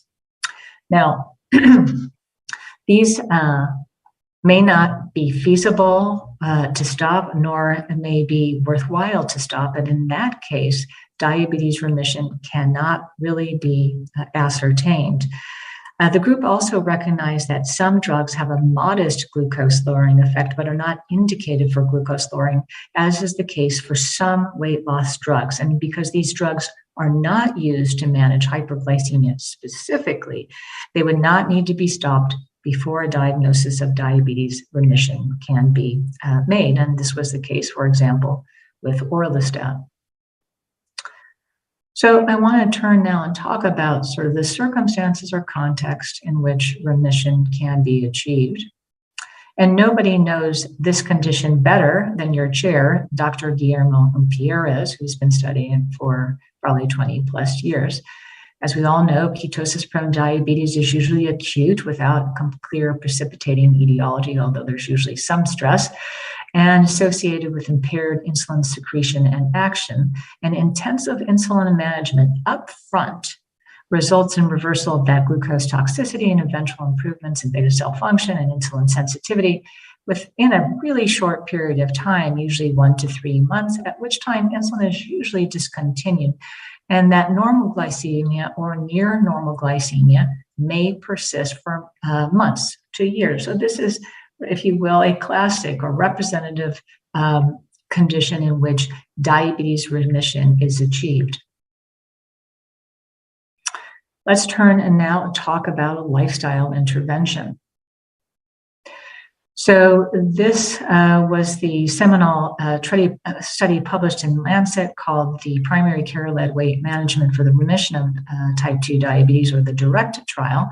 And this was to determine whether intensive weight management within routine primary care could achieve remission of type 2 diabetes. And it was an open-label cluster randomized trial done in general practice clinics stratified by sex and practice size in the north of England and Scotland. The intervention comprised a structured intensive weight loss program delivered by a nurse or dietitian that included very low energy diet in the form of total diet meal replacement for 12 weeks, followed by gradual reintroduction of a low-calorie food-based diet. The control was usual diabetes care, and I'm just showing you the baseline characteristics on the bottom. They had a large representation from men. These were middle-aged people with mild to moderate obesity with relatively new onset type 2 diabetes of a mean duration of 3 years. Nevertheless, 75% of the participant population were taking oral diabetes medications at baseline. Now, these were stopped at the initiation of the intervention, but could be later reintroduced when needed. So here I'm just showing you on the right panel the percentage achieving diabetes remission in the blue in the intervention group and gray in the usual care group. And as you can see, it was markedly better. There were 48% of the participants in the intervention group achieving diabetes remission at 12 years, defined by hemoglobin A1C of less than 6.5%, again, without drug therapy for a period of at least 2 months. And that was still very durable or sustained at 24 months, a little bit less, 10% less, but still good, compared to only 3% in the usual care group. And here I'm showing you on this left panel the percentage or proportion achieving diabetes remission by weight loss. And this was driven, of course, by the intervention group, who lost considerable amounts of weight. But as you can see, the more the greater the percent weight loss, the more likely one is to achieve remission. And we now know from other studies that have been recently published that we used to sort of anchor on 10%, but it's probably clearly better if one achieves 15% or more weight loss. Now, that's very hard to do, but nevertheless, that's the threshold that we should be driving. Here on the right is again, let me just remind you that 3/4 of the participant population were taking drugs at baseline. And you can see out at 2 years in the intervention group, only 40% were on oral diabetes medications. There was obviously a worsening in the usual care group where 84% were taking diabetes. So lifestyle management can lead to type 2 diabetes remission, and it's relatively durable. So I want to turn now and talk about bariatric surgery. And this was a really well done, well conceived trial that was recently published in Diabetes Care, entitled Effect of Banded Roux-en-Y Gastric Bypass versus Sleeve Gastrectomy on Diabetes Remission at 5 years among patients with obesity and type 2 diabetes. This is a blinded randomized clinical trial. And in fact, these were double-blinded in that the patient and assessor were blinded. This is a study of 114 patients, 52% of whom were female, to determine whether a silastic ring, so think of gastric banding, on top of Roux-en-Y gastric bypass compared to laparoscopic sleeve gastrectomy produced superior diabetes remission at 5 years. And this was a relatively diverse population, including indigenous peoples of New Zealand. Part of the reason for this study was to demonstrate that adding that silastic ring on top of Roux-en-Y could lessen weight regain, and to demonstrate that type 2 diabetes relapse was tied to weight regain. So here I'm just showing you the baseline characteristics, and you can see they're stratified by duration of diabetes, and some having diabetes for longer than 10 years. They had really suboptimal control with baseline hemoglobin A1Cs in the 7.9% range. And as you can see, they were moderately to severely obese. But I'm just showing you the table from the paper of the primary and secondary endpoints at 5 years, which I have blown up in the next slide. So with most of the bariatric surgery literature, the primary endpoint is usually a hemoglobin A1C of less than 6% without diabetes medications. And as you can see, 48% of the Roux-en-Y with the silastic ring achieved that, compared to only 31%, which is a odds ratio of difference of 4.2. I'm going to just use the secondary endpoint just to align ourselves with the consensus report. So a hemoglobin A1C of less than 6.5%, where 33 or 62% achieve that in the Roux-en-Y with the silastic ring, compared to only 51% in the laparoscopic sleeve group. So the primary outcome, the hemoglobin A1C of less than 6% without any glucose-lowering medications, was just excellent. We do know that nadir hemoglobin A1C was reached by about 24 months after both procedures, and it was maintained, as I'll show you on the next slide, through to 5 years on fewer diabetes medications. Diabetes remission at 5 years was more likely after the sleeve at 47% compared with, Roux-en-Y at 47% compared with sleeve gastrectomy at 33%. There was missing data on 6 individuals. But diabetes remission was related to the magnitude of weight loss. Participants who underwent laparoscopic Roux-en-Y gastric bypass with the sling had a greater percent body weight loss from baseline than those who underwent sleeve gastrectomy. And this was about 27% versus 16%, with an absolute difference of 11%. And the difference in absolute weight change, as I'm showing you on this graph from baseline between those who underwent Roux-en-Y gastric bypass versus sleeve, was 12.2 kilograms, or a difference of 4.7 kilograms per meter squared, or a reduction in units of BMI. So here I'm just showing you on the top panel change in hemoglobin A1C from baseline out to 16 months in the Roux-en-Y gastric bypass group in the closed circles, and in the open circles, laparoscopic sleeve gastrectomy. And as you can see, again, they reached their nadir A1C at about 24 months, and this was relatively sustained for those who underwent the Roux-en-Y versus those who underwent sleeve. And then you can see, as I told you before, the reduction in BMI. And clearly the weight loss was greater in the upfront in the Roux-en-Y gastric bypass, and relatively well sustained compared to the laparoscopic sleeve gastrectomy. So what was very compelling was if you look at insulin, nearly 25% or a quarter of the population was taking that at baseline, and very few were taking it at follow-up, although clearly superior in the Roux-en-Y compared to laparoscopic sleeve gastrectomy. And also, nearly 3/4 of the participants in the silastic ring Roux-en-Y gastric bypass were taking no drugs at 5 years, 58% in the sleeve gastrectomy group. But there were a handful, a quarter of the patient population in the Roux-en-Y gastric bypass, although this was worse for sleeve gastrectomy, were taking one or more drugs at follow-up. So I want to turn and talk about incretin therapy, and I'm just going to give the example of this novel dual incretin therapy, though it will be triple therapy on the market pretty soon. These are GIP, GLP-1, and they work on many receptors and tissues. And here I'm just showing you the comparison of glucose-lowering mechanisms active after bariatric surgery on the left, and with tirzepatide treatment, the treatment with a GIP, GLP-1 receptor co-agonist on the right. And they parallel each other.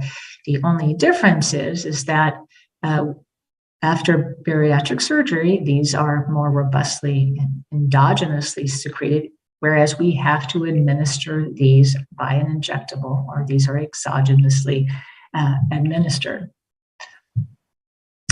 But is active management, that is, medication therapy to achieve a target A1C, necessarily failure of the other intervention?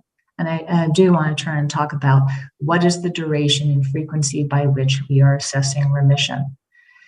So subsequent testing to determine long-term maintenance of a remission should be done at least yearly, together with the testing routinely recommended for potential complications of diabetes. And ongoing attention to a healthy lifestyle is critical, and that is true for all of these modalities. The risks and benefits of therapies that potentiate weight gain, and we use a lot of medications in the treatment for other conditions that are associated with obesity that actually potentiate weight gain, really need to be carefully considered, and these therapies avoided when possible.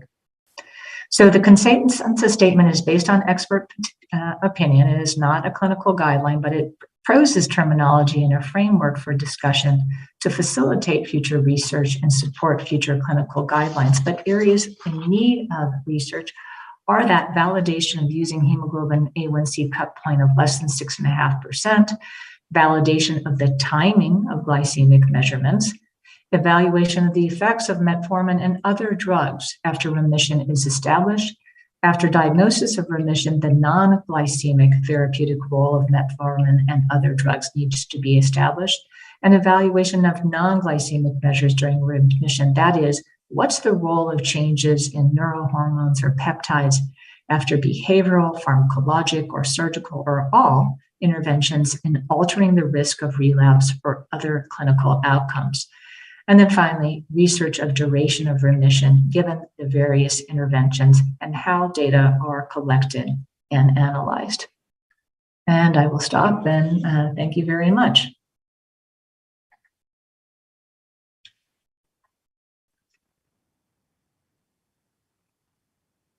Nicely covered talk, and can we have some, if there's some questions from the floor? Or I can just initiate. Yeah, sorry. I have two questions for you, Amy. So the Of course you would, Guillermo. So the first one is that, if you lose 10 to 15 kilos, about 50 to 60% of those patients in the direct intervention achieve remission. That means there was about 50% who did not. So what are the predictors, clinical or biochemical, to predict remission or lack of remission?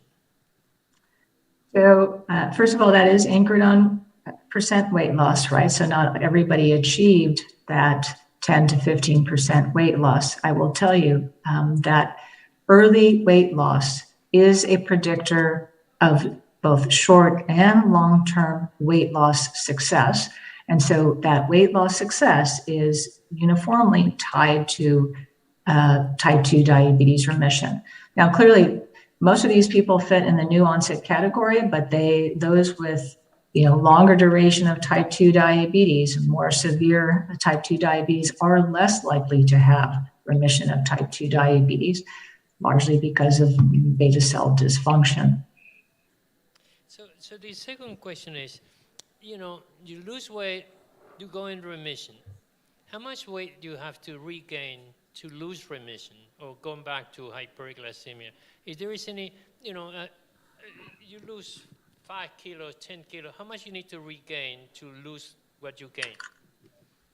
So I will just talk to you based upon my own experience in the last 15 years, that it is about 5%. If you regain 5%? 5%, yes. Of what you lost? Correct. And there's no questions here. I like the analogy that you had given regarding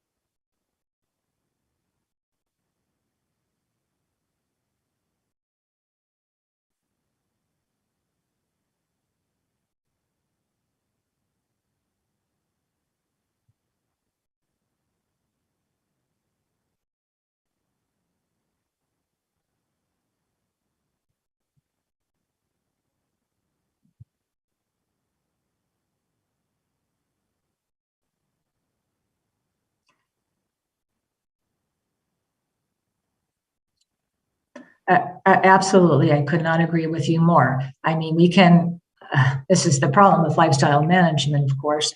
And I will tell you, I'm biased as I am a lifestyle interventionist. So I see this all the time, this sort of relapsing or weaning or waxing and waning or weight regain, which is largely driven. Let me just digress for a minute by our underlying biology, right? There are a number of counter-regulatory responses that are invoked that reset our weight once we're in a weight-reduced state. But yes, we should give people the opportunity for re-intensification of whatever that therapy may be, the cornerstone being lifestyle, at periods when we are seeing some uptick in weight or some metabolic slide, if you will. And this is true, again, with any modality. I mean, there is tachyphylaxis to the GLP-1s, that may be less with these co-agonists. There is, weight regain, weight recidivism after, as I demonstrated in that study related to bariatric surgery. I mean, it is critical that we employ whatever necessary strategy there is, and it may be every 3 months, it may be 6 months, yes, but making a correction, you make an incredibly valid point.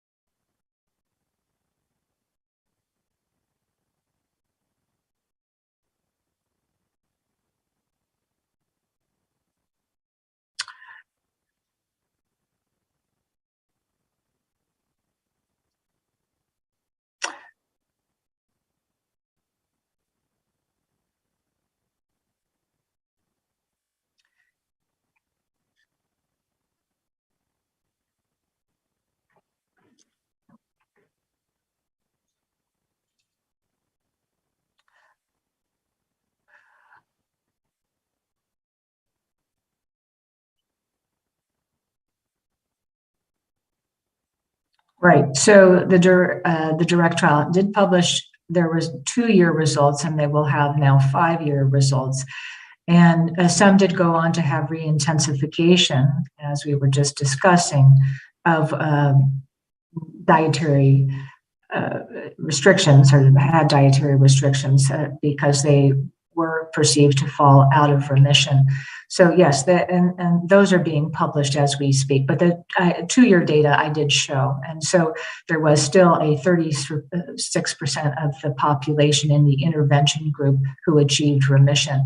Now, with respect to your second question, is 3 months too short? Well, I mean, as I said, ongoing monitoring has to be done. So that was just that was just the threshold at which, at the earliest at which they could assess the remission of diabetes. Because they felt they had to wait at least that long for hemoglobin A1C to catch up. But they did do ongoing monitoring. And cure, while I recognize that remission is maybe difficult to swallow for a lay person, I think we need to be careful with cure, because I think that sends the wrong message to our patients that, great, I'm cured, I don't need to come back for follow-up. And people do need to have ongoing attention like any chronic disease. So that's part and parcel why we got away from cure. And we didn't want to use reversal for a number of other reasons. So I think we just need to sort of educate our patient population. While this is good news that their A1C now is so low and they could consider themselves cure in quotation marks, that does not obviate the need that they need to have continued follow-up. We do not want them lost to follow-up.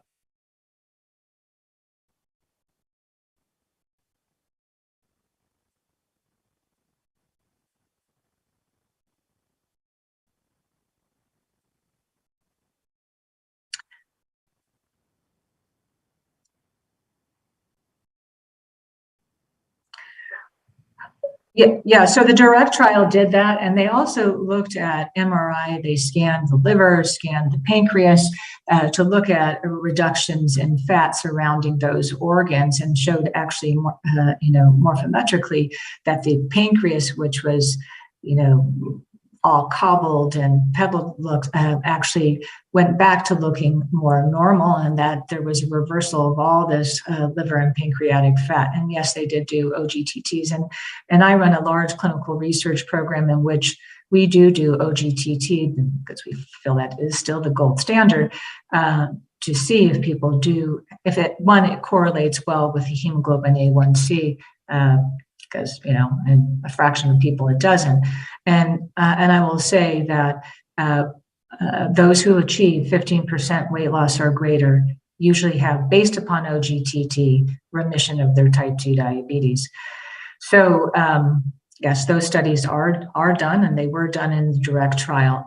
Let me just say something. So you can't use OGTTs. This is very disingenuous when bariatric surgeons report on OGTT data after Roux-en-Y gastric bypass, because the physiology is all different.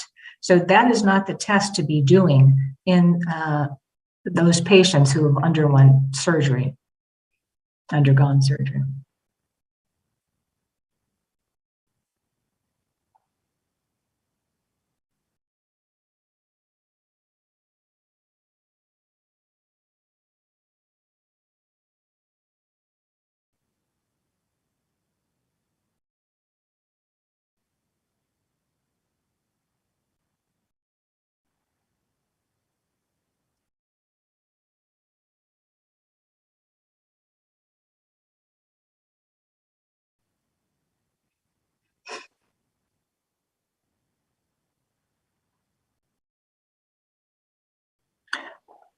Well, I think CGM is a great marker. However, not everybody uses CGM.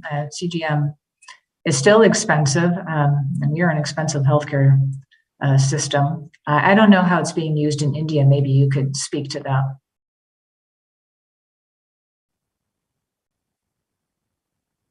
Sure.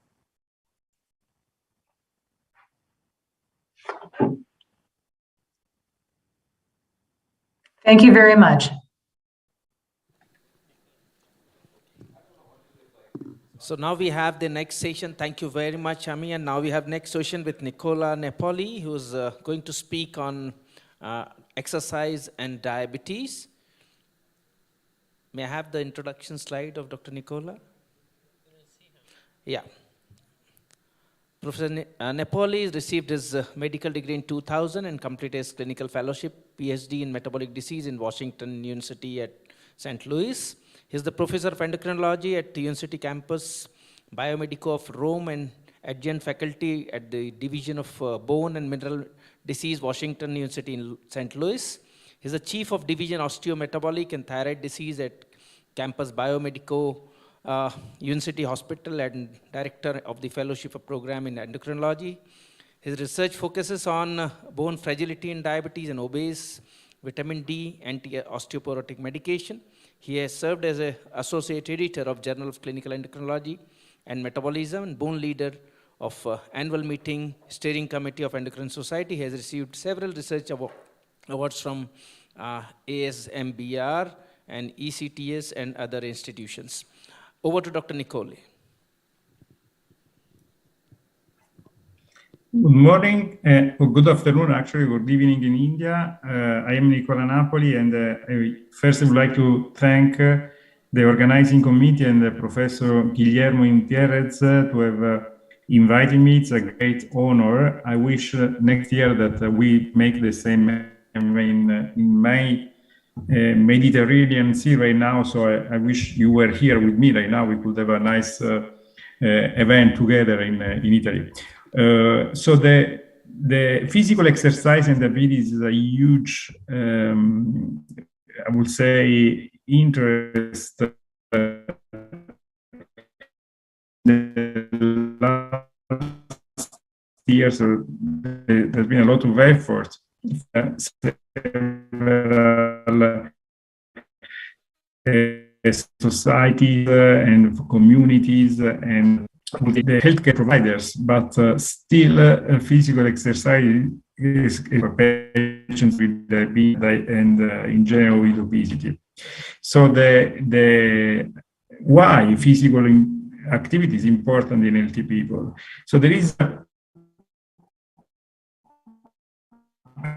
problem because inactivity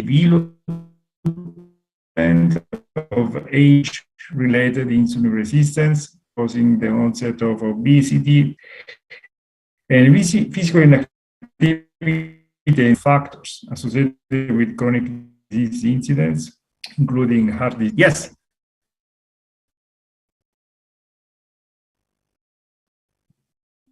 Okay. Okay.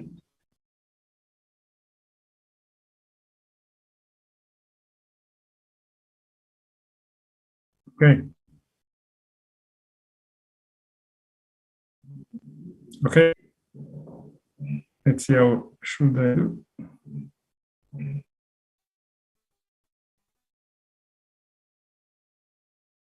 It will improve. Sorry about the connection, but I gave a talk this morning. It was okay, so I hope.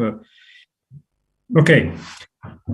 Okay, thank you. So I was saying that the physical inactivity is associated to insulin resistance, obesity, and diabetes.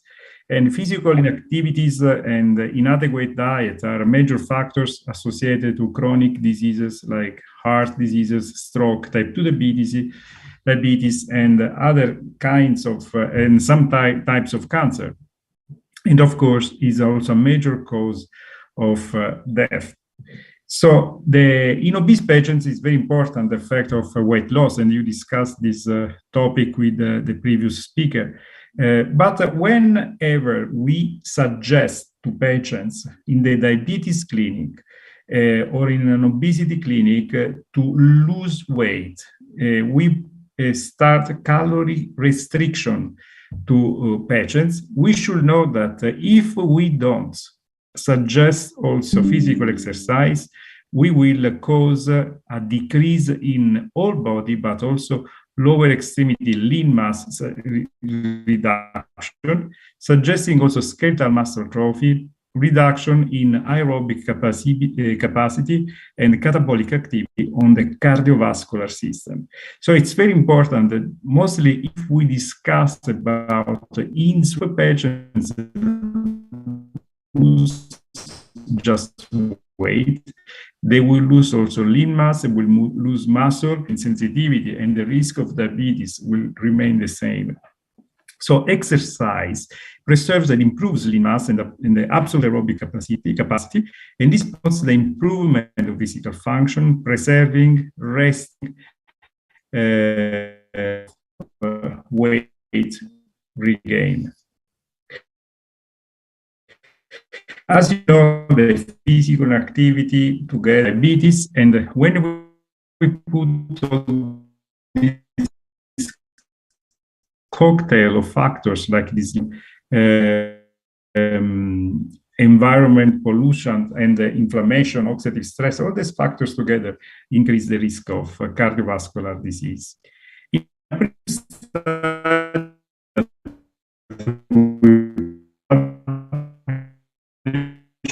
In England a few years ago, we randomized obese subjects according to what was a group of control subjects. Exercise was basically exercise supervised by physical therapy, exercise, 30 minutes of endurance, and 30 minutes of resistance, and 15 minutes of balance. These were all obese, elderly, frail subjects.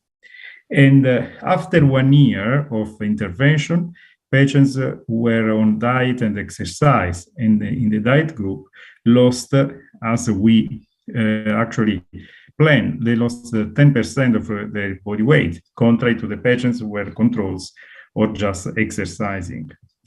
But when we analyze the effect on physical function and on quality of life, we found that patients on a diet plus exercise had an improvement in PPT, that is a very important measure for frailties, the physical performance test.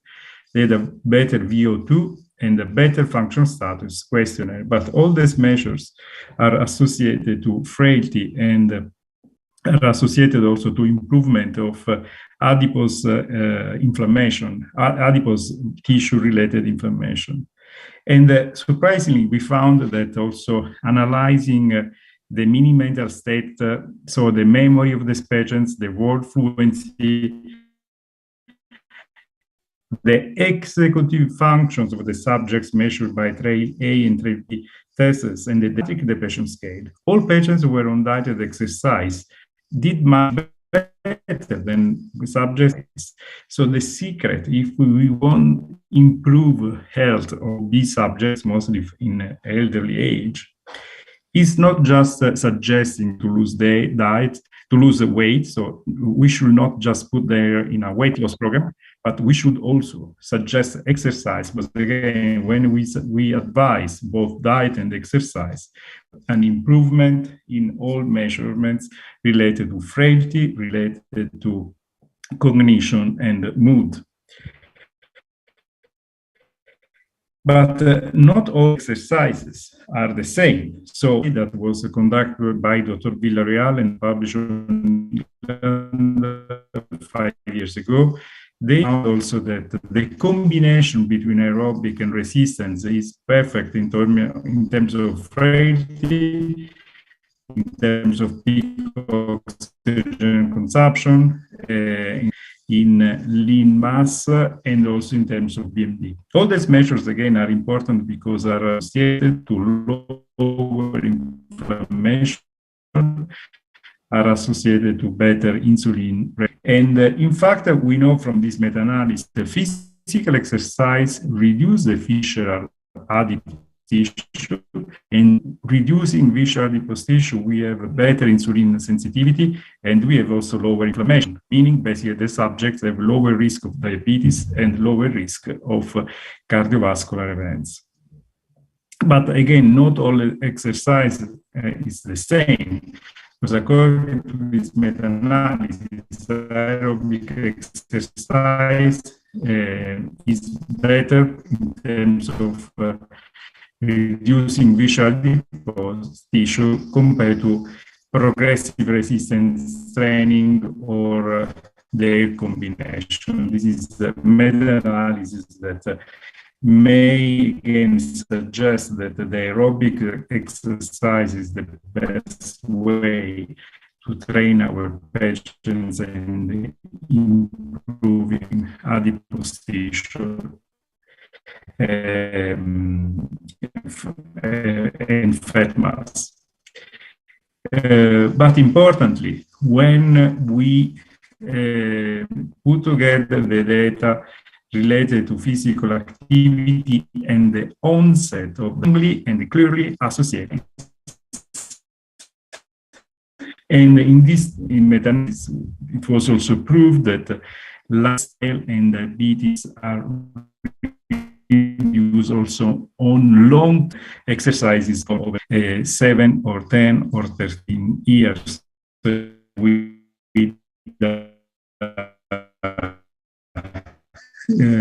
with a reduction. And this is another study that has been just published by Dr. Villarreal, and it was a study that was funded by the American Diabetes Association, and the president, Umpierrez, who is there in India right now, was in the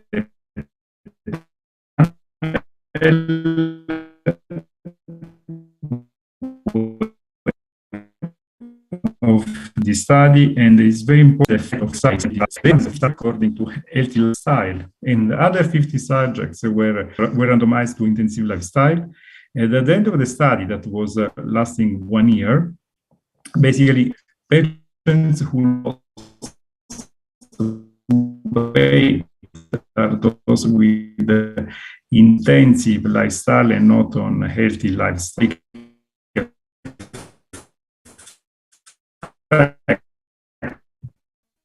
Of the intensive lifestyle, authors found a reduction in that was the primary outcome, strong effect on A1C patients were treated just for 1 year with the lifestyle and the intensive lifestyle intervention. And then in terms of secondary outcomes, authors found an improvement in insulin sensitivity and secretion. They found an improvement in OMA index. There was a reduction in visceral adipose tissue, an improvement in the physical function and quality of life, better VO2, better muscle strength, gait speed, and physical activity. So all these parameters, all these secondary outcomes prove again that physical exercise is extremely important, even in diabetic subjects, to improve metabolic outcomes, again, OMA index, insulin sensitivity, and A1C, but also improving physical function. And this improves also the chance that these patients are less frail and they may reduce the need of medications.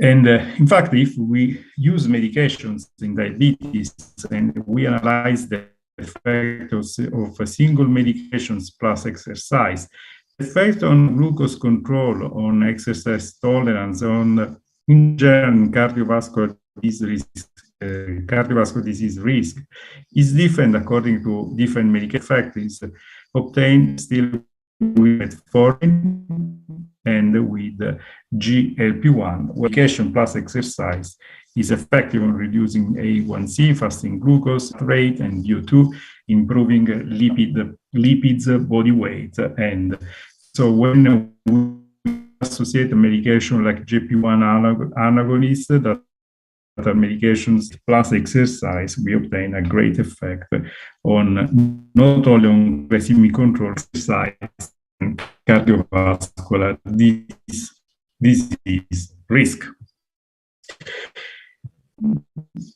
Then it's how important it is to avoid breaking the sitting of the subjects. In fact, if you look the glucose tolerance test and the risk of hyperglycemia in subjects who are having a normal life. So if you compare to sitting less, to breaking this, there is an improvement in the subject who are sitting less in terms of glucose according to glucose tolerance, hyperglycemia, and OMA index. And this is because this study was the basis also for the recommendations released by IDEC in 2022, and we'll go through these recommendations in the next slides. Again, suggest sometimes to break the sitting, asking patients to do not sit for more than 30 minutes, because this improves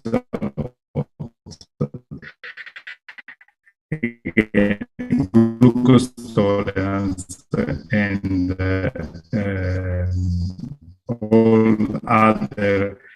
metabolic related factors. And when we apply exercise to these patients, there is also an improvement in ectopic fat. And again, this is another important topic for improving glucose tolerance. Anyway, there are other studies that I cannot go through all the details, but would like to show also that high intensity intermittent exercise improves the cardiac structure and function and reduces liver fat in patients with diabetes. For example, in this study, were randomized subjects to routine care, supervised aerobic exercise or low energy diets, and was good also to use only improving exercise capital in glycated hemoglobin and reduction. Left ventricular peak early diastolic, that is one of the earliest manifestations of the big cardiomyopathy. So basically, if you look at the effect of exercise,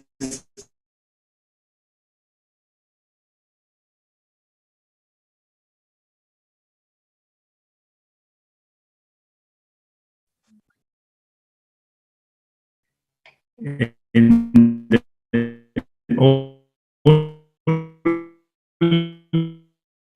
those subjects who were on exercise were those who had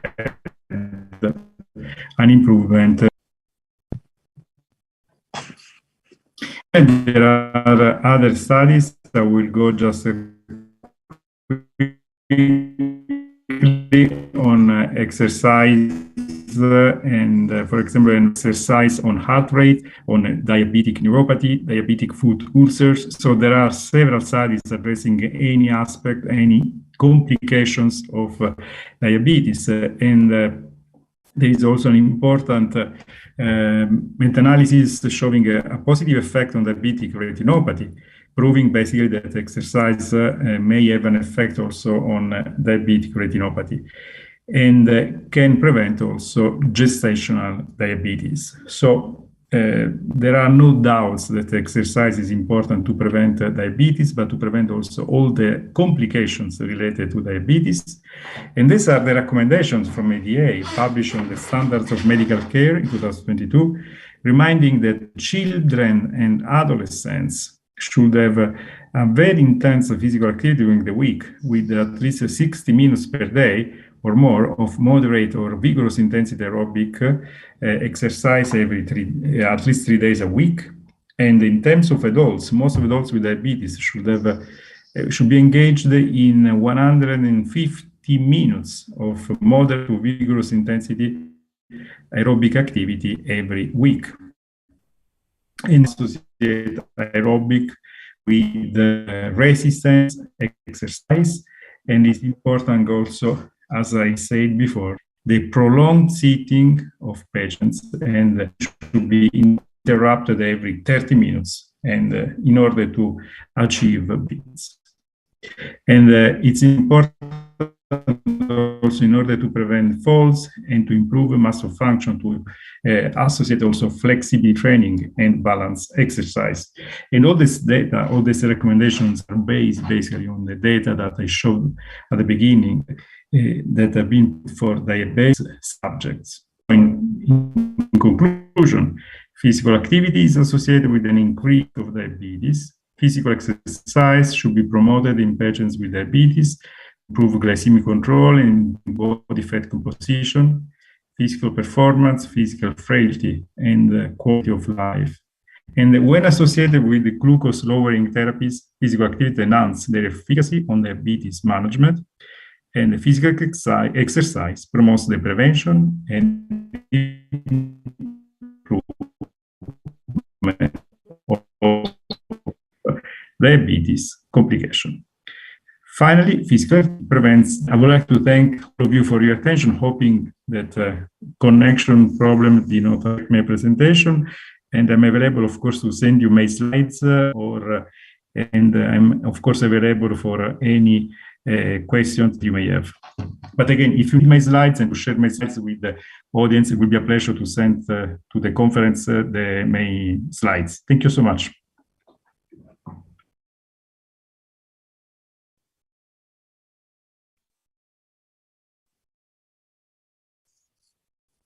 Yes, Guillermo, thank you.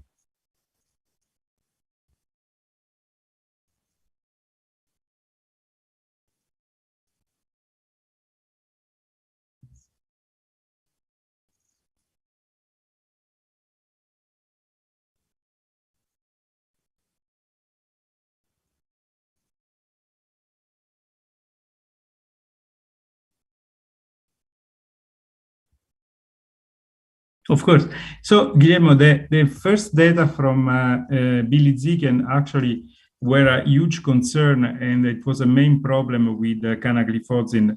But then there was the prolongation of the same study that was using the same cohort, but with a longer follow-up. And then from the Credence study,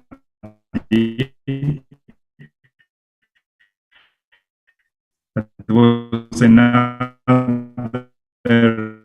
group of patients they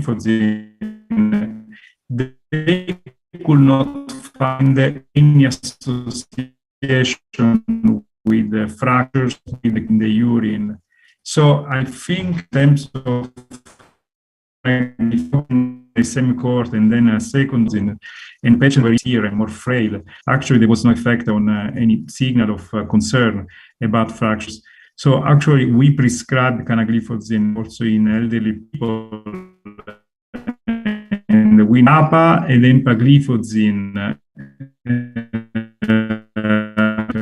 trials in both medications, and there is no signal of increased risk of fracture. They are quite safe. Maybe canagliflozin should be still maybe some more concern in patients with high risk of fractures, just if we want to be more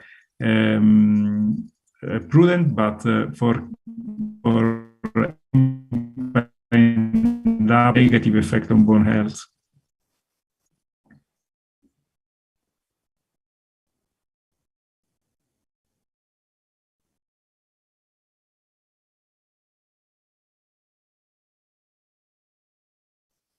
Sorry, Guillermo, can you say again? I don't hear you very well.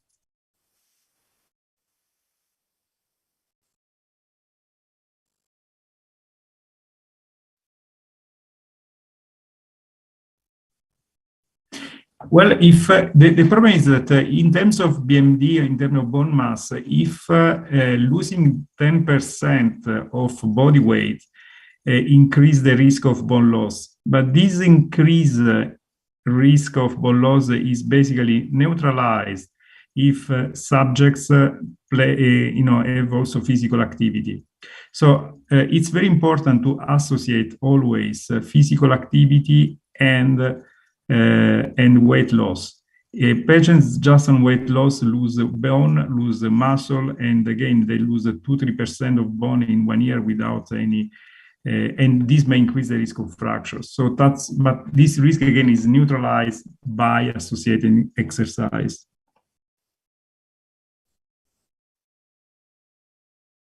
Thank you.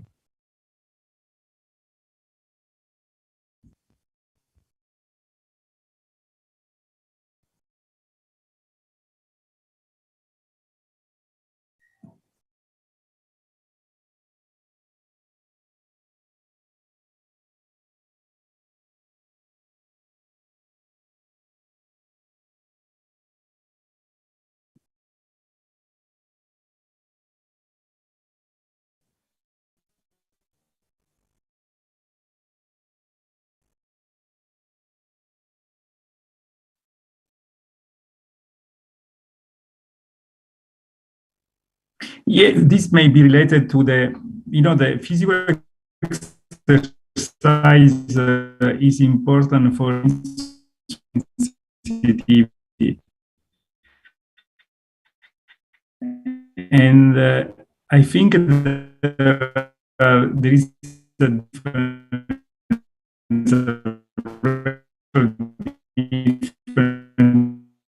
and actually difference in effect on insulin sensitivity.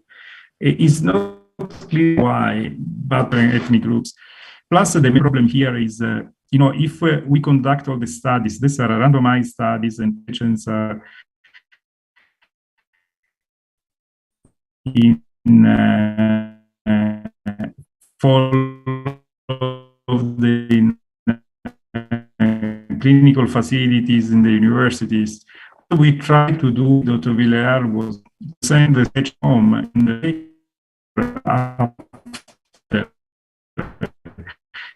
patients are released by the studies, and they become again kind of less active. And so that's why the ADA study that I just showed had the first 6 months in the clinical facility, in the university facility, and the other 6 months in a gym that was chosen by the patients. This was a difference because we found that the compliance to patients once are out of the studies is very low. And again, this may explain also the results, because I don't know the compliance in Asia in physical activity compared to Europeans or in the US. And again, this is another problem.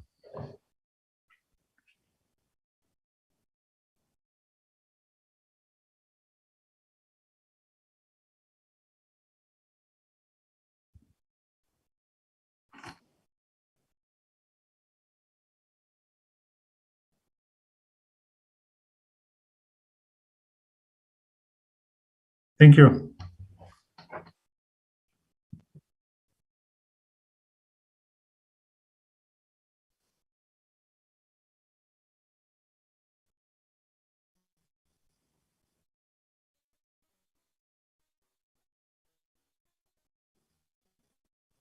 And they have an other two they have declared, and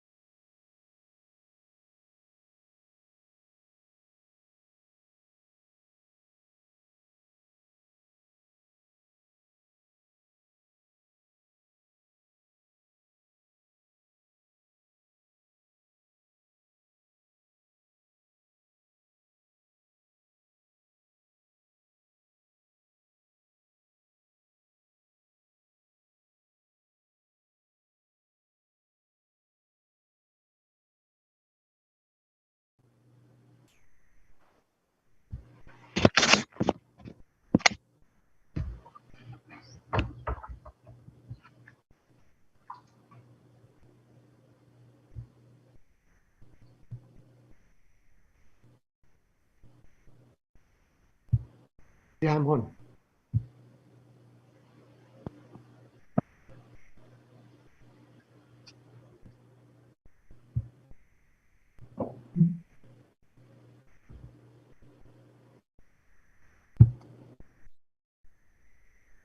Hi, Sam.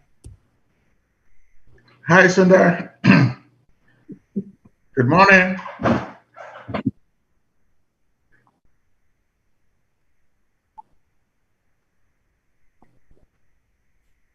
Okay. Oh, I thought I was early for my lecture.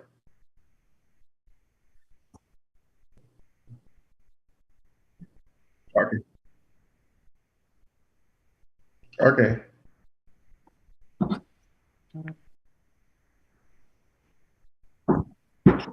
Oh, I thought, oh, Guillermo's already finished. I thought mine was at 6. Oh my God, sorry. Guillermo will go first, please.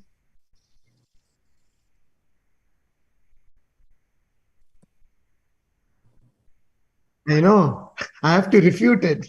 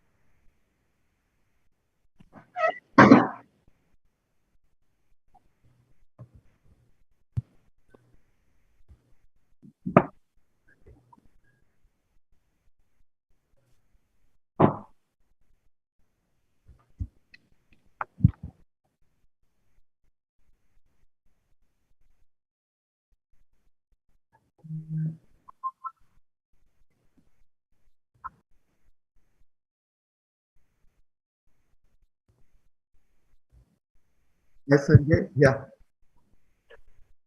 I cannot see the slides. I thought it was starting at 6:50.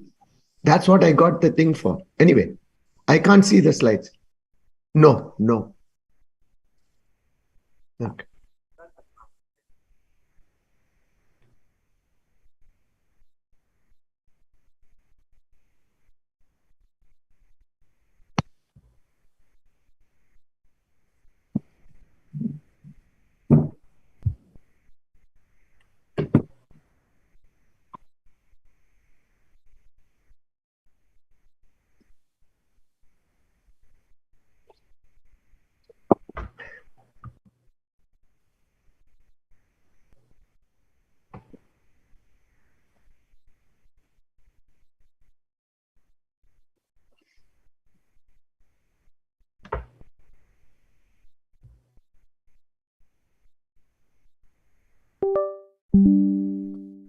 Okay, that's good.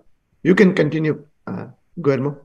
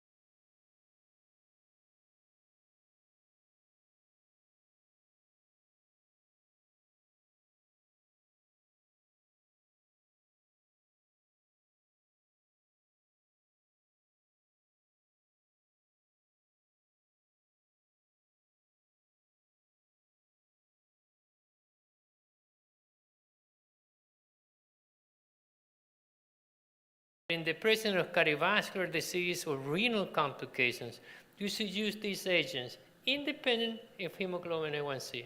You can have hemoglobin A1C of 7 and I would still start SGLT2 in somebody who had heart failure. And the other thing to keep in mind is that the only two groups of drugs, so the GLP-1 and SGLT2s, are the only two drugs that we have for diabetes therapy that are associated with weight loss. So weight loss is extremely important. And I think this is going to be what we call the next frontier in diabetes care.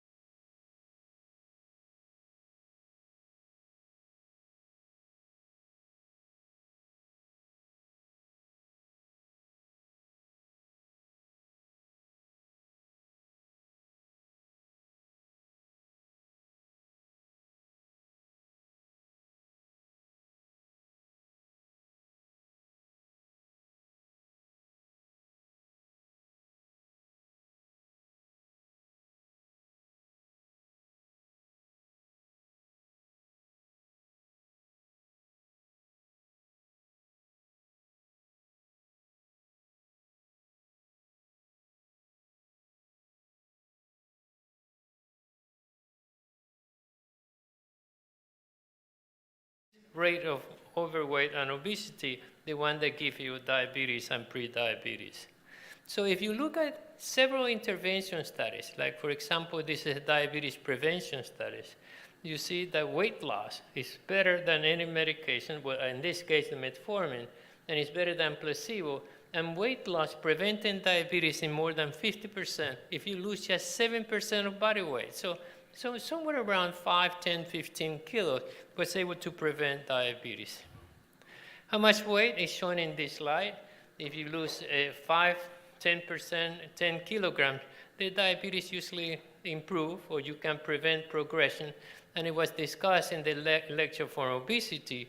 You know, you can even go to diabetes remission. And this is what it was discussed by Amy in the previous lecture of the DIRECT trial. This was an intervention in general internal medicine to produce weight loss, and the baseline characteristics are listed here to the left. About 59% were male, the BMI was 35, age is 50, duration of diabetes 3 years, and they have a 7.7 in hemoglobin A1C, and weight loss of 5, 10, 15 kilograms. If you lose 10 kilograms, the diabetes, 50% of people went into remission. Diabetes went away. Well, it didn't go away. It went to the remission that was defined as having a normal hemoglobin A1C less than 6.5 off any medicine for at least 3 months. And you see that if you lose 12 and 24 months, here you have, in this group of people who lost weight, about half of them went and achieved remission.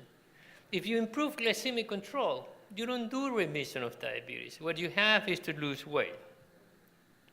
There is another trial that was done, the previous trial was done in Europe. This was done in Africa. And same concept, intervention to produce weight loss, same group of people. In this case, there were more male, to 73% were male, but about the same BMI, 35% BMI for a duration of 2 years. Hemoglobin A1C about 7.7. And producing weight loss was associated with 60% remission. So people with diabetes who already have diabetes for a couple of years, 60% of them stopped taking medicine, normalized blood glucose, and achieve very good glucose control. If you give any medicine for diabetes, glucose comes down, but the risk of complications all the way is going to be there. Not only weight, but there are medications for obesity. I'm not sure how many of you use this, but if you use phentermine topiramide, what is called the sequel studies, you're going to see that you're going to prevent progression from pre-diabetes to diabetes in about half of the patients. So weight loss, independent of how you achieve, is associated with improvement or decreased risk of progression to diabetes. What about cardiovascular risk factors? That's right. We know that about 60 to 80% of patients with type 2 diabetes are going to die because of cardiovascular disease. So this is the result of what is called the Look Ahead trials. And this is studies on weight loss or intervention for weight loss in patients with established type 2. And you're looking in here are the different cardiovascular risk factors. In the upper corner is hemoglobin A1C. You have here blood pressure. Here you have fasting glucose, triglycerides, HDL. And you will see that there is a very nice decrease in hemoglobin A1C. Same thing here for fasting glucose. Diastolic and systolic blood pressures came down. Here you have triglyceride. Look at these magnitudes of reduction of triglyceride concentration. And here you have the increase in HDL. So weight loss is associated with a significant improvement of cardiovascular risk factors. And if you look at series, for example, on bariatric surgery and cardiovascular mortalities, this is a meta-analysis showing all-cause mortalities in a large number of clinical trials. And you see that bariatric surgery with weight loss is associated with a significant risk of dying of cardiovascular complications. And here you have the more common cardiovascular complication with weight loss. Here you have atrial fibrillation, significant decrease, heart failure. And this is independent of SGLT2s or any other medicine. Just weight loss decreased the risk of heart failure, decreased the risk of myocardial infarction, decreased the risk of stroke. This is much better than what you're going to achieve with medication for blood glucose control. So weight loss is not only the cause why people develop diabetes and pre-diabetes, but it's associated with significant risk of cardiovascular disease. The other thing is quality of life. If you have an obese patient that loses 10, 15 kilograms, it's associated with improvement of quality of life. Here in the top is those who lose weight. Here in the top, those who are in this trial and where they didn't lose weight. So weight loss per itself improves your quality of life of patients. So there is much, much to do, much more that you can achieve with glucose control. And there are several trials that look at pharmacoeconomics. Weight loss reduces the lifetime healthcare costs. And this is decreased because of complications. This is because of quality of life. Both direct and indirect costs are significantly improved. This is why the American Diabetes Association will concentrate and will tell you that weight loss has to be assessed in everybody who is treated with diabetes. And we have to avoid medications that are associated with weight gain and use medications such as, looking here, the GLP-1 receptor analogs and SGLT2s as the preferred agent for those who are overweight. There's multiple trials that is showing that intervention for weight loss prevent diabetes. You don't need to lose much. Just 5 to 7% of weight loss, of body weight, is associated with 50%, 70% reduction in the risk to going to diabetes. I mentioned to you this trial before. If you lose 10 to 15 kilograms, more than 50% of patients have diabetes remission. Normal hemoglobin A1C, off medications. If they happen to lose more than 15 kilograms, about 86% goes into remissions. Even if you just lose 5 to 10 kilograms, 33%. So it's much more than what you can achieve given medication for glucose. You have to achieve weight loss. So what we have right now, we have several incretin that is the most effective agent for produce weight loss. The SGLT2s produce somewhere around 2 to 3 kilograms weight loss, but the GLP-1 has been shown to have much more success. And these are the different agents that we have or the different trials. So liraglutide, for example, 3 milligrams, is associated with significant weight loss. And in patients who have pre-diabetes, it prevents the development of type 2 diabetes. Look at the improvement of glycemic control. So weight loss, independent of any medication, if you just use any medicine, GLP-1, that produce weight loss, you prevent diabetes. This is semaglutide, 2.4 milligrams, that is for weight loss. And you see here to the left, it changes from baseline in body weight, and to the right, here you have the changes over time in kilograms. And you can achieve with these agents somewhere around 10 to 16% of body weight. So you're talking about 10 to 20 kilograms using these agents in patients with type 2 diabetes. The previous speaker talked about the GLP-1 receptor analogs combination. This is called tirzepatide, recently approved by the FDA. And here you have to the left is hemoglobin A1C. You can achieve a reduction of 2.5% just with weight loss. And to your right is changes in body weight that you can achieve somewhere around 10 to 20 kilograms of weight loss.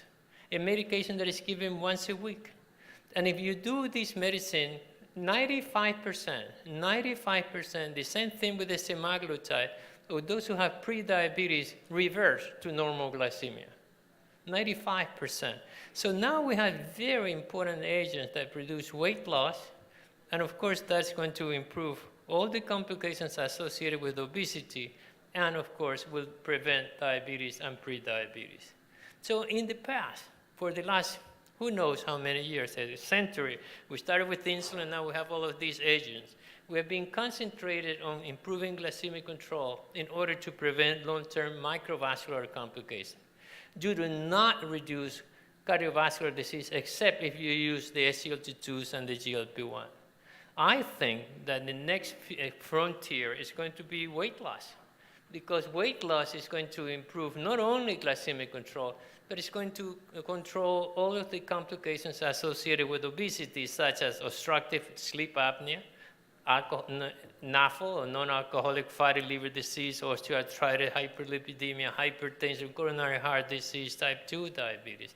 This is where we're going to go. Weight-centric approach have much greater benefit in a patient who is overweight, with 80% of people with diabetes or pre-diabetes are overweight or obese. This is the way we should manage patients, not just giving medication to bring the blood glucose down that have not been shown to decrease all of the cardiovascular mortality. Thank you.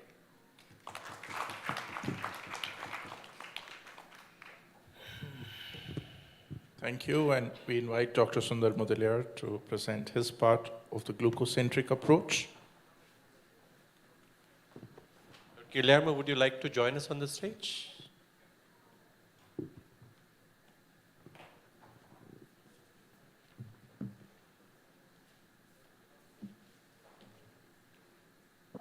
Can you see my slides, please?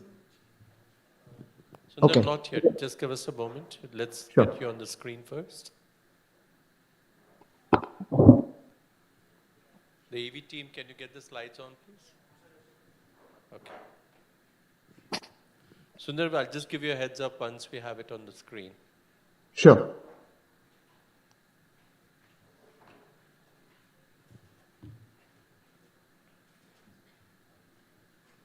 Yeah, we have your slides on the screen now. Okay, and you can see me, right? And hear me? Okay, Guillermo, what can I say? You've given a fantastic presentation of the benefits of a weight-centric approach, but I have to defend the other side, and these are my conflict of interest disclosures. Really nothing they're not paying me to give this talk. And of course, my biggest conflict is that I support glucose-centric approach.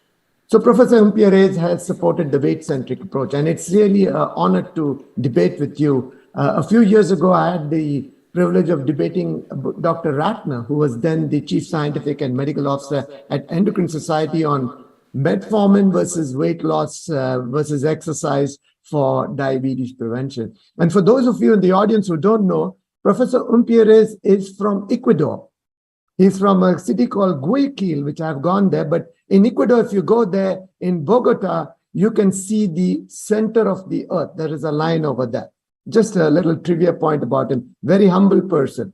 But I'm going to support the glucocentric approach. And I will argue that I think this is the right choice for your patient.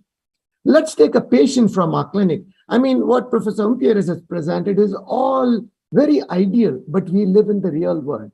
So here you have this patient, 52 years old, diabetes, hypertension, dyslipidemia, A1C 8.4. He's on metformin, lisinopril, atorvastatin. He's been told lose weight, but he's got a living to make. He's got a job to go to. BMI 30, blood pressure's okay, and he's, of course, centrally obese. So what would you advise this patient? Weight-centric or glucocentric? But before we decide, as Guillermo has nicely pointed out, only about 10 to 15% of those who have diabetes, they are lean. They have other problems over there. By far and away, yes, the bulk are there. And of course, he said, how do we define obesity? It's actually a linear relationship. 30, 25. There are people who are 22 and the lean fat Indian who's got, how do you find him out over there? Do you do a CT scan, DEXA, skin fold thickness? Well, we can do what it is. But let's say you just decided on a weight-centric approach because Professor Guillermo has convinced you that, hey, it's really good. But let's look at intensive diet and lifestyle. The cost is variable. It could be low if you just do walking, but you're not going to get much benefit. And moderate to high, you need to go to a gym, you need to, get a trainer and all that. Adherence is highly variable. 2 times a week, 3 times a week, you might miss it. It's raining, it's too cold. Recidivism rate is extremely high, 80 to 90% in most studies at 2 years.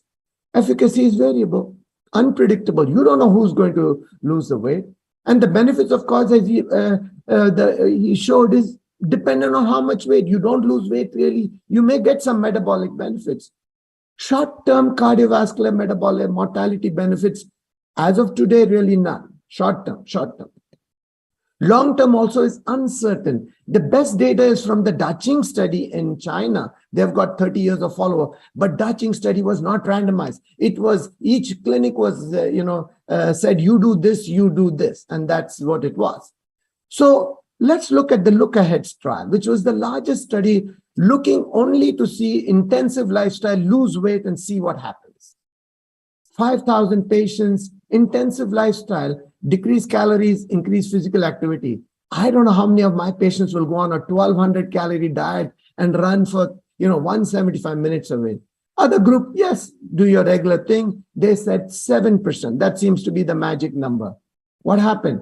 The trial was stopped early by the NIH because they said, futile. There's no point continuing on. Follow up for 10 years almost. So what was the weight loss? They started at 100 kilos, came down to 92, and by the end of the study, they were 93. Pretty good, actually.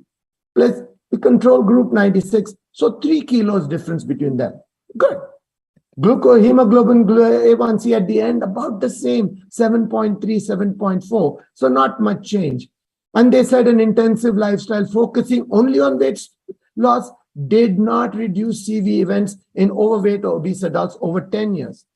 But they went back and looked at it. They said, let's see if it affects mortality. Again, did not significantly affect mortality risk. This is the cumulative hazard for mortality. 20 years of follow-up. Look what's there. Hazard ratio 0.91, not significant. And you can see over there. Of course, over 20 years, almost 38, more than a third of the people have died, but you cannot find any difference between the two groups. Yes, they had less blood pressure medication, but ultimately nothing. And yeah, of course, we have the direct study from the UK. Interpretation at 12 months, half of people achieve remission. Pretty good. But let's look at the study. 298 subjects, BMI 35, A1C 7.7. They wanted 15 kilos. How did they do it? 850 calories a day. I don't know that many of my patients are going to do 850 calories. 3 months, and then they could go up to 5 months. And of course, they did all this follow-up and everything. Let's look at the results. They started at 100 kilos. A regular group, 100 kilos. Intensive group, they came down to about 85. And credit to them, they stayed at 85. But there were some people who didn't do it. They go back after the first phase, they said, yeah, we can't do this anymore. Even after that, when they went to the from 6 months, 12 months, we can't do it anymore. 17% of people, but 83% of people did do it. They went back and looked at 2 years. Now what it is, at 2 years, it's not half the people. It's a third of the people who've come down. Granted, they get some glycemic legacy or whatever it is, weight legacy. Let's look at the weight. 100 kilos. These people have come down about 98 kilos. These people are about 90. So good deficit over there. But again, some people are not, about 17% are not really, they're not dropping out over there. Best study, Swedish obesity study. So let's look at it. They had 2,000 subjects. 20% got gastric banding, vertical banded gastroplasty, 12%. This is because the study was done in the 1980s and 90s. Control group, non-randomized. So they just said, hey, you guys, maybe the person was not fit for surgery. That's why he was put there. And it's a poor case anyway. It was matched prospective. As of December 2018, they had follow-up for 24 years. So, I mean, that's a pretty good amount. And they had a control group, 22 years. What did they find? They didn't give me weight over there. They gave BMI. These people pretty obese, 40, 41 in Sweden, came down to about 32, 33, went up a little bit to 35. Control group stayed over there, BMI. But you can see huge spread over there. The brown are the people who got the surgery. Let's look at mortality. Now, this is over 30 years, which they are showing us over here. That is a general group, their reference group, no obesity. Their death rate is 5.2 per thousand. What about the guys who got bariatric surgery? It is reduced, but it is doubled the original group. They are 10.7 per thousand at 30 years. And how much difference between the other people? Yeah, 13.2, a little heavy. But remember, this was not a randomized group. They were just chosen over there, but because maybe, in my opinion, they were not fit for surgery or they were not motivated. I don't want surgery. Anyway, among patients, obese bariatric surgery, longer life expectancy, but still double that in the other population. And this is a bad disease. I agree with you, obesity and diabetes. Were there problems? Of course there are problems. Alcohol consumption, alcohol problems, all are increased after gastric bypass surgery and over there. Granted, this is in Sweden. How much? About a justice hazard ratio of about 5, actually. That's okay. They lost the weight, but now, hopefully they're drinking red wine. They're falling more and hurting themselves. They get admitted to hospital. How much? Increased risk of serious fall-related injury. Hazard ratio, 1.21. So they're falling more. I don't know, they lost weight, they lost muscle mass, they became a little bit there. What about the cost? I looked it up in India, it's about 5 lakhs. People have to put the money up front. It's very ideal, but not really practical. This is from the NIH website. What are all the things of weight loss? Bleeding, infection, leaking from the stomach, small intestines, they're stapled, diarrhea, blood clots. Follow-up intervention, surgery, hospitalization, very common in 5 months. 1/3 of patients will need that. Follow-up procedures are more frequent after bypass, which is the best surgery. Rarely you can get death. You went to lose weight. Unfortunately, the person died. Of course, this is well known. Dumping syndrome, low blood sugar, gallstones, well known. You get much more gallstones, malnutrition, vomiting, ulcers, bowel obstruction, hernia. This is what really caught me. In the look ahead study, they went back and looked at cognitive performance. Now, you would think if you lose your weight, yeah, you're going to do it. But get what? This is what they said. Improvements in glycemic control, but not necessarily weight status during intensive lifestyle, may be associated with better subsequent cognitive performance. These associations vary, of course, by adiposity and CVD history. So it was glucose control which improved cognition, not weight. And the first author on this, Owen Carmichael, guess what he said? This is to an online journal. The more you lowered your blood sugar, the better cognitive function was. Weight loss was a mixed bag. And they gave lots of reasons. For want of time, I'm not able to go into that. So what if you decide for your patient glucocentric approach? And Professor Goenma nicely said, yes, there are these 2 drugs, GLP-1 receptor agonists and the SGLT2 inhibitors. But remember, they were introduced for glucose control. And of course, they do it independent of your diabetes. That is different. But they do lower your blood glucose. By the way, they also, through different mechanisms, lower body weight. But that's an added benefit. But your glucose control comes down. And diabetes, as of today, is defined by blood glucose. So let's see. Let's come back to our patients. 57 years old, dyslipidemia, hypertension. I would submit if you did a echo, he's got diastolic dysfunction, but he meets the inclusion criteria for the declared study with SGLT2 inhibitor. As you all know, 17,000 patients, but 10,000 patients did not have established atherosclerotic disease. So like our patient in the clinic, and they were followed for 4 years, not 20 years, 4 years. Of course, there were 2 primary endpoints, CV death, hospitalization for heart failure, 17% relative risk reduction, and P was significant for superiority. Of course, the MACE did not meet the endpoint over there, but this is in 4 years. But you get some bonus, and MACE, of course, as I showed you, the P was not significant for superiority, but in people who had established cardiovascular disease, yes, it was superior post hoc analysis. Renal composite. The EGFR fall more than 40% with EGFR less than 60 and all that. 24% relative risk reduction.